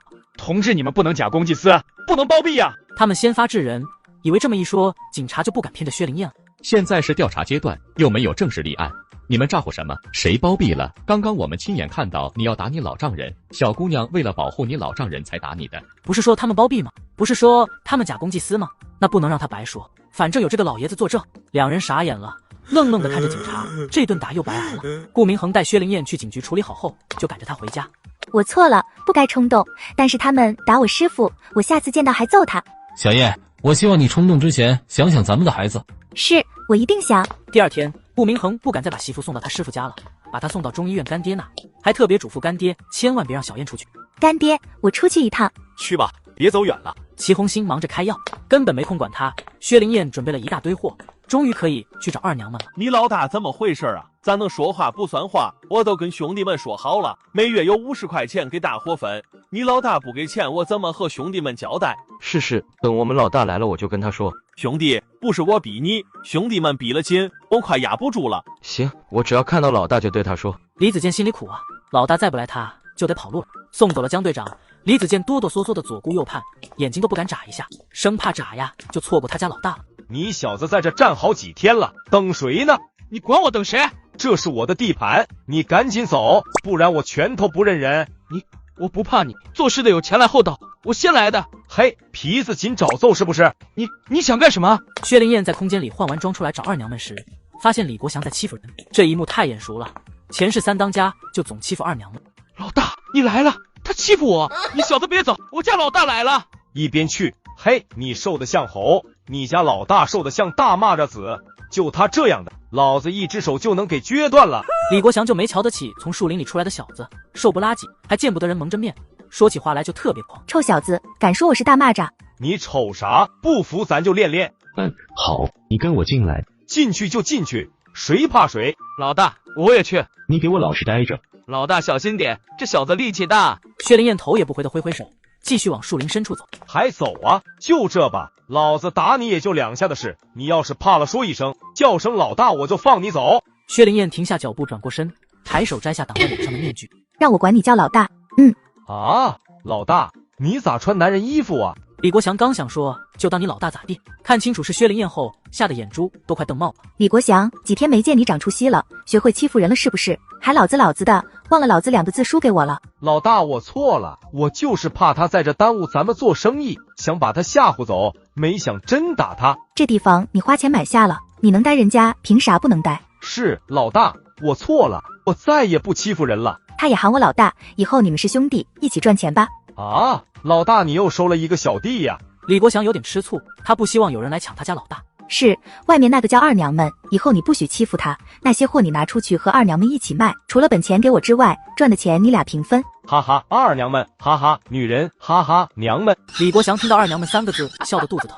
那小子受的风一吹都得爆电线杆子，可不就像个女人吗？好，去吧，二娘们不知道我真实身份，不许说走嘴。还有，告诉二娘们给江队长50块钱，再给他一只老母鸡，让他说老大对江队长雷厉风行的工作作风很欣赏，这只老母鸡是感谢他的。好，我一定完成任务。现在看老大还是更信任我，二娘们都不知道老大是女人，只有我知道老大的真实身份。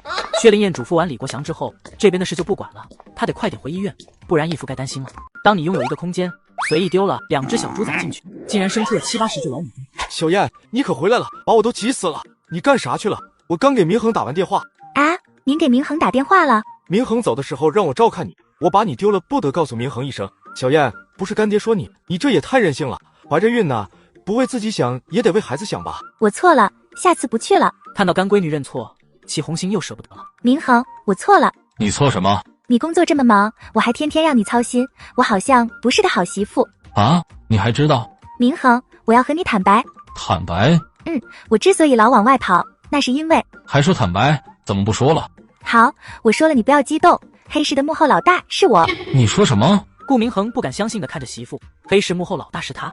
媳妇真是要把天捅个窟窿，咋啥事都敢干啊？你先别急，是这么回事。薛灵燕就把自己怎么遇到江队长和陈爷密谋要害自己，他怎么把事情反转，怎么把陈爷抓起来，怎么做了黑市老大，全告诉顾明恒了。我能指望土匪媳妇安分守己吗？不能够啊，这都快上天了，我的天啊！我呢，找到了前世为了替我挡子弹惨死的二娘们，李国祥也是我山寨的手下，所以他们俩现在帮我卖货。让我静一静。顾明恒还真就接受不了这么多的怪异事情，前世的手下也找回来了。那个，快过年了，买卖的做，咱空间里那么多东西，不卖也浪费不是？回家后，他也一直在想这件事，让小燕放弃黑市那块大蛋糕，他肯定舍不得。自己要是严令禁止，小燕明面上答应，架不住他那颗蠢蠢欲动的心。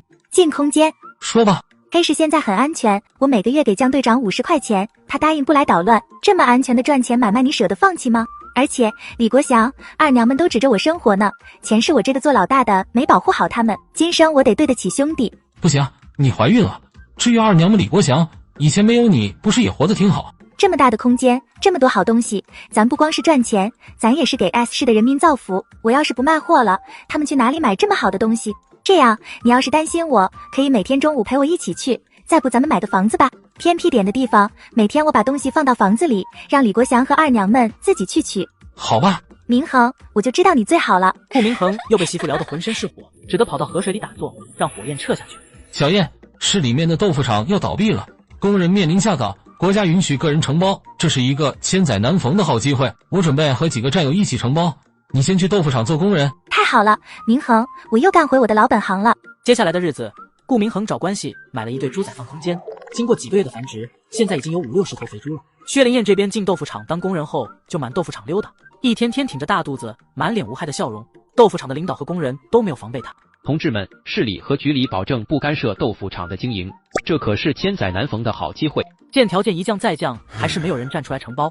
原来豆腐厂的厂长叫鲁大海，他自己不愿意承包豆腐厂，也不希望别人承包，只要没人包，那他就能一直当豆腐厂的厂长。局长，这公家工厂承包给个人，不是和过去资本家一样吗？万一再来运动，那不得被打倒啊？国有资产还是国家说的算好。鲁大海，你别打搅乱，国家现在给的好政策，你没本事让厂子赚钱，就换有本事的来。豆腐厂积重难返，一个破风车还想赚起来，我看谁能承包，除非是傻子。大家别被鲁大海的话吓到，国家给的好政策要抓住了，过这个村可就没这个店了。我承包。小薛，这是讨论工厂的大事，不到人家胡闹什么？赶紧回家生孩子去。张主任，主席说过妇女能顶半边天，咋地？你还瞧不起女人？那行，你来承包。一群男爷们没一个有气魄有胆量的，还好意思说？薛灵燕嘲讽地看了眼顶着一圈地中海头发、死猪般肥胖的鲁大海，大脸盘子快和脸盆有一拼了，红光满面，肥得流油。我是为你好，这可不是逞强的事。这么大的厂子，你管得了吗？就算你能管，老师傅能服你吗？我不能眼看着厂子晃你手里吧？就是，小薛同志，你刚来豆腐厂不知道情况，咱们厂里的老师傅可是老观念人，不能允许女人骑在他头上，他是绝对不会听你的命令，到时候造成停产，那可关系到全市人民吃饭的大问题，你担不起这责任。不听话就开除，没道理拿着工资不听指挥。那都是厂里的老人，你承包就想把人开除了？咱们是社会主义国家，工人老大哥为国家做贡献，怎么可以说开除就开除呢？农村出来的人啥都不懂。我是农民出身，没你那么多花花肠子，我就知道在我们农村干活才得工分，不干活就没工分，劳动吃饱饭，不劳动就饿着。国家说的按劳取酬，可不是说让你当大爷还得养着你，啥也不干还给你开工资，那你就是地主老财吸国家的血。扣帽子，张志斌还想扣过薛灵燕，那是鲁班门前班门弄斧，装逼装错地方了。我是好心劝你，既然你不听劝，那就随便你吧。承包的事你说的不算，我说的也不算，得领导做决定。别说我没提醒你，承包费2000，可是不能拖欠的。一个女人还想抢我们的饭碗，没钱我看你怎么承包。谢谢张主任提醒，领导没有说女人不能承包这一条吧？没有规定女人不可以承包。那好，我承包，但是也有条件。哦，什么条件？这些天我在豆腐厂转了转，发现很多问题。豆腐厂之所以赔钱是人祸。一个从农村出来的妇女好像懂得还挺多，咋这么难斗呢？说说看。市里领导和工业局领导都被薛灵燕挑起兴趣，薛灵燕公公现在是市里领导，所以对薛灵燕肯定是要照顾的。梁市长，他一个妇道，人家能说出来个啥？这是管理厂子，不是小孩子过家家，难处多着呢。他刚到厂里，啥都不知道，信口雌黄说大话呢。能人面前没有难事，啥都不是的人才喊难。你说谁啥也不是？说你管不好厂子，你让豆腐厂赔钱，那是你无能，我可不像你这个酒囊饭胆。你粗俗不堪。鲁大海被骂得脸都青了，浑身发抖，心脏病快气出来了。梁市长，这种出言不逊的人怎么有资格承包豆腐厂？梁市长有点为难，老首长这个孙媳妇嘴咋像刀子一样锋利，看把鲁大海气的都快抽了。梁市长，我可以立军令状，1年内让豆腐厂盈利，给国家交税。梁市长，既然小薛要立军令状，那就让他承包吧。不过这是国有资产，不是给他小孩子过家家闹着玩的。如果他实现不了承诺，必须严惩。梁市长、局长，如果我不能实现盈利，那么亏损的钱我自己补上。梁市长，既然小薛同志这么有信心，那我就让贤退位，把正厂长位置让给他，我做副厂长，小薛管理豆腐厂。哈，不用，我可用不起你大家。好，那我就看你怎么把豆腐厂发扬光大的。那你可得多活1年，别早死了看不到。梁市长和局长扶额，顾明恒这媳妇嘴损了点啊。梁市长、局长，我还有条件没说呢。说吧，我看看能不能答应。梁市长、局长，你们先看看这份材料，这是我这几天在厂里发现的毛病，然后这上面我写了一个名单，凡是在名单里的人我都不要。你们是把他们调走，还是开除在我承包之前解决完？然后我要3个开除指标，不听话、不能产生价值的工人我有权开除。薛林燕一番话说完，原本看热闹的工人们都毛了，咋地？还开除啊？小薛，如果你能保证1年内让豆腐厂盈利，你提出的条件我都答应。只要您答应我的条件，我这就立军令状。1年后我让您看到欣欣向荣的豆腐厂。哈哈，好，来人，立军令状。刘会计，你把厂里的账拿出来，我们要查账。这次查账一点准备都没有，很快就查出大问题。鲁大海大吃大喝铺张浪费是造成亏损的一大原因。梁市长和局长震怒，让保安把保管员贾玉梅抓起来。豆腐厂清理完蛀虫，消停了一段日子。红星村那边却出事了。三嫂怎么了？她摔了一跤，肚子疼出了很多血。小燕，你来的正好，快看看你三嫂去。薛林燕顾不得多问，快步走进屋里。进屋看到杜月捂着肚子躺在炕上痛苦的呻吟，裤裆处是一片嫣红的鲜血。三嫂，所有人都出去，我给三嫂针灸保胎。7活8不活，现在三嫂正好是7个多月，有她的灵泉水保驾护航，三嫂和孩子都不会有事。小燕，我留下吧。三哥，你留下我会分神，出去等着吧。多烧点热水，把孩子的衣服包被都准备好。放心，我会把三嫂和侄子都平平安安的交给你。小燕，保孩子。薛灵燕眼圈红了，把人赶出去后，迅速进空间接了灵泉水出来，抱着三嫂喂她喝。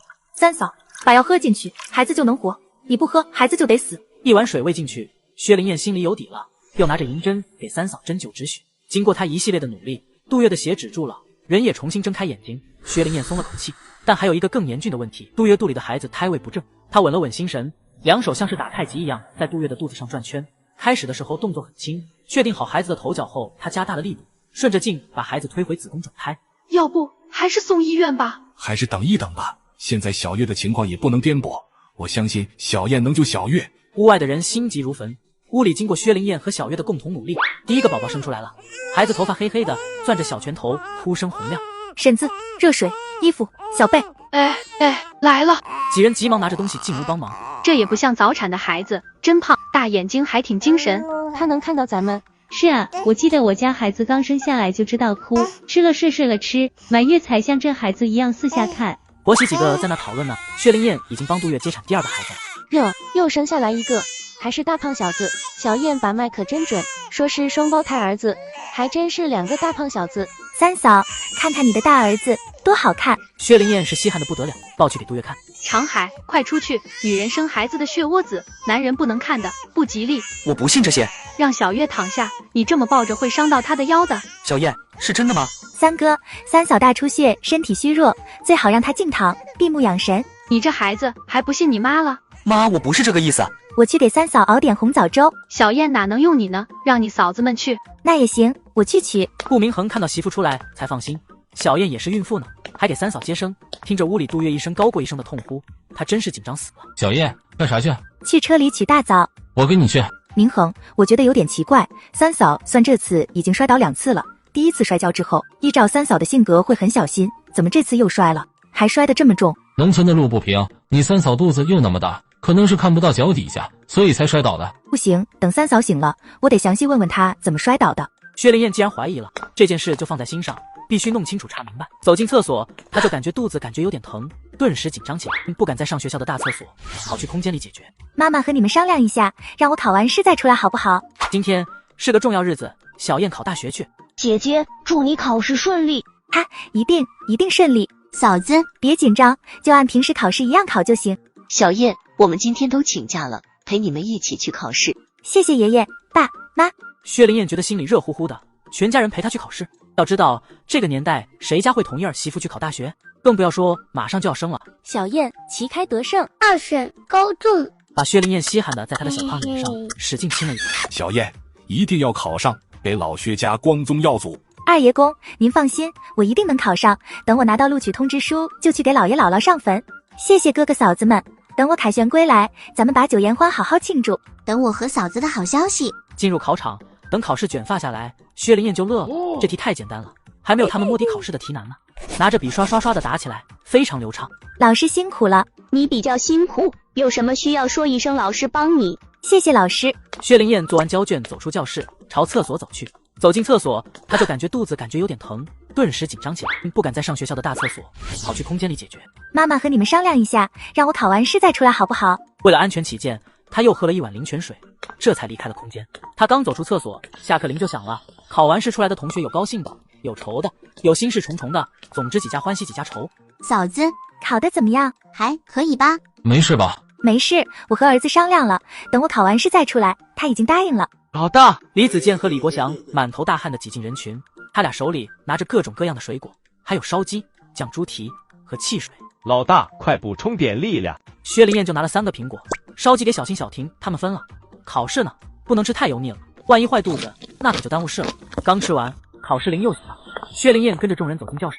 这次考试的时候，肚子就一阵一阵的紧着疼，但她能忍，愣是忍到全部考完才和老师举手。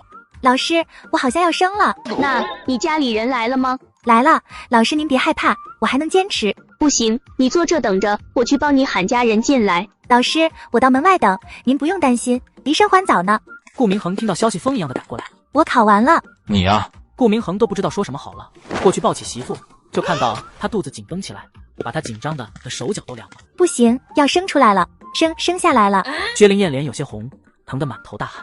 到那边树林里。齐红星赶忙喊顾明恒，学校有一处茂密的树林，眼下也没有别的地方遮挡。高红艳跑去车上拿下来给孩子们准备的接生物品，等她回到树林的时候，就听到婴儿的哭声，很响亮。给我孩子，给小燕扑到身底下。她是真佩服自己这个儿媳妇，别人生孩子都惊天动地，又哭又喊，小燕生孩子一声不吭还贼快，一会儿都不等，孩子自己就生出来了。嫂子又要生了，小燕，孩子已经冒头了，使劲使劲。薛灵燕跟着嫂子的指挥用力，第2个孩子又生下来了，还是儿子。哎呀，双胞胎，真是双胞胎。顾老爷子和齐红星他们在树林外等着，可把老爷子急坏了，光听到重孙子哭，没看到抱出来。爸，您看2个大胖小子，这2孩子可真好，听听这哭声多洪亮。还有一个不对呀，我把脉是双胞胎小子。哎呀，太好了，咱们顾家这下可出名了，3胞胎啊，太好了，别人得用3年生孩子，小燕1年就解决了。树林里传出婴儿的哭声，和孩子哭声一起响起来的是考试结束的下课铃声。嫂子，男孩还是女孩？你别动，别乱动，胎盘还没拿出来呢，快点躺下。薛灵燕的眼睛一直看着老三，但看到没有小鸟时笑了。闺女，闺女，哈哈，我小燕有继承人了。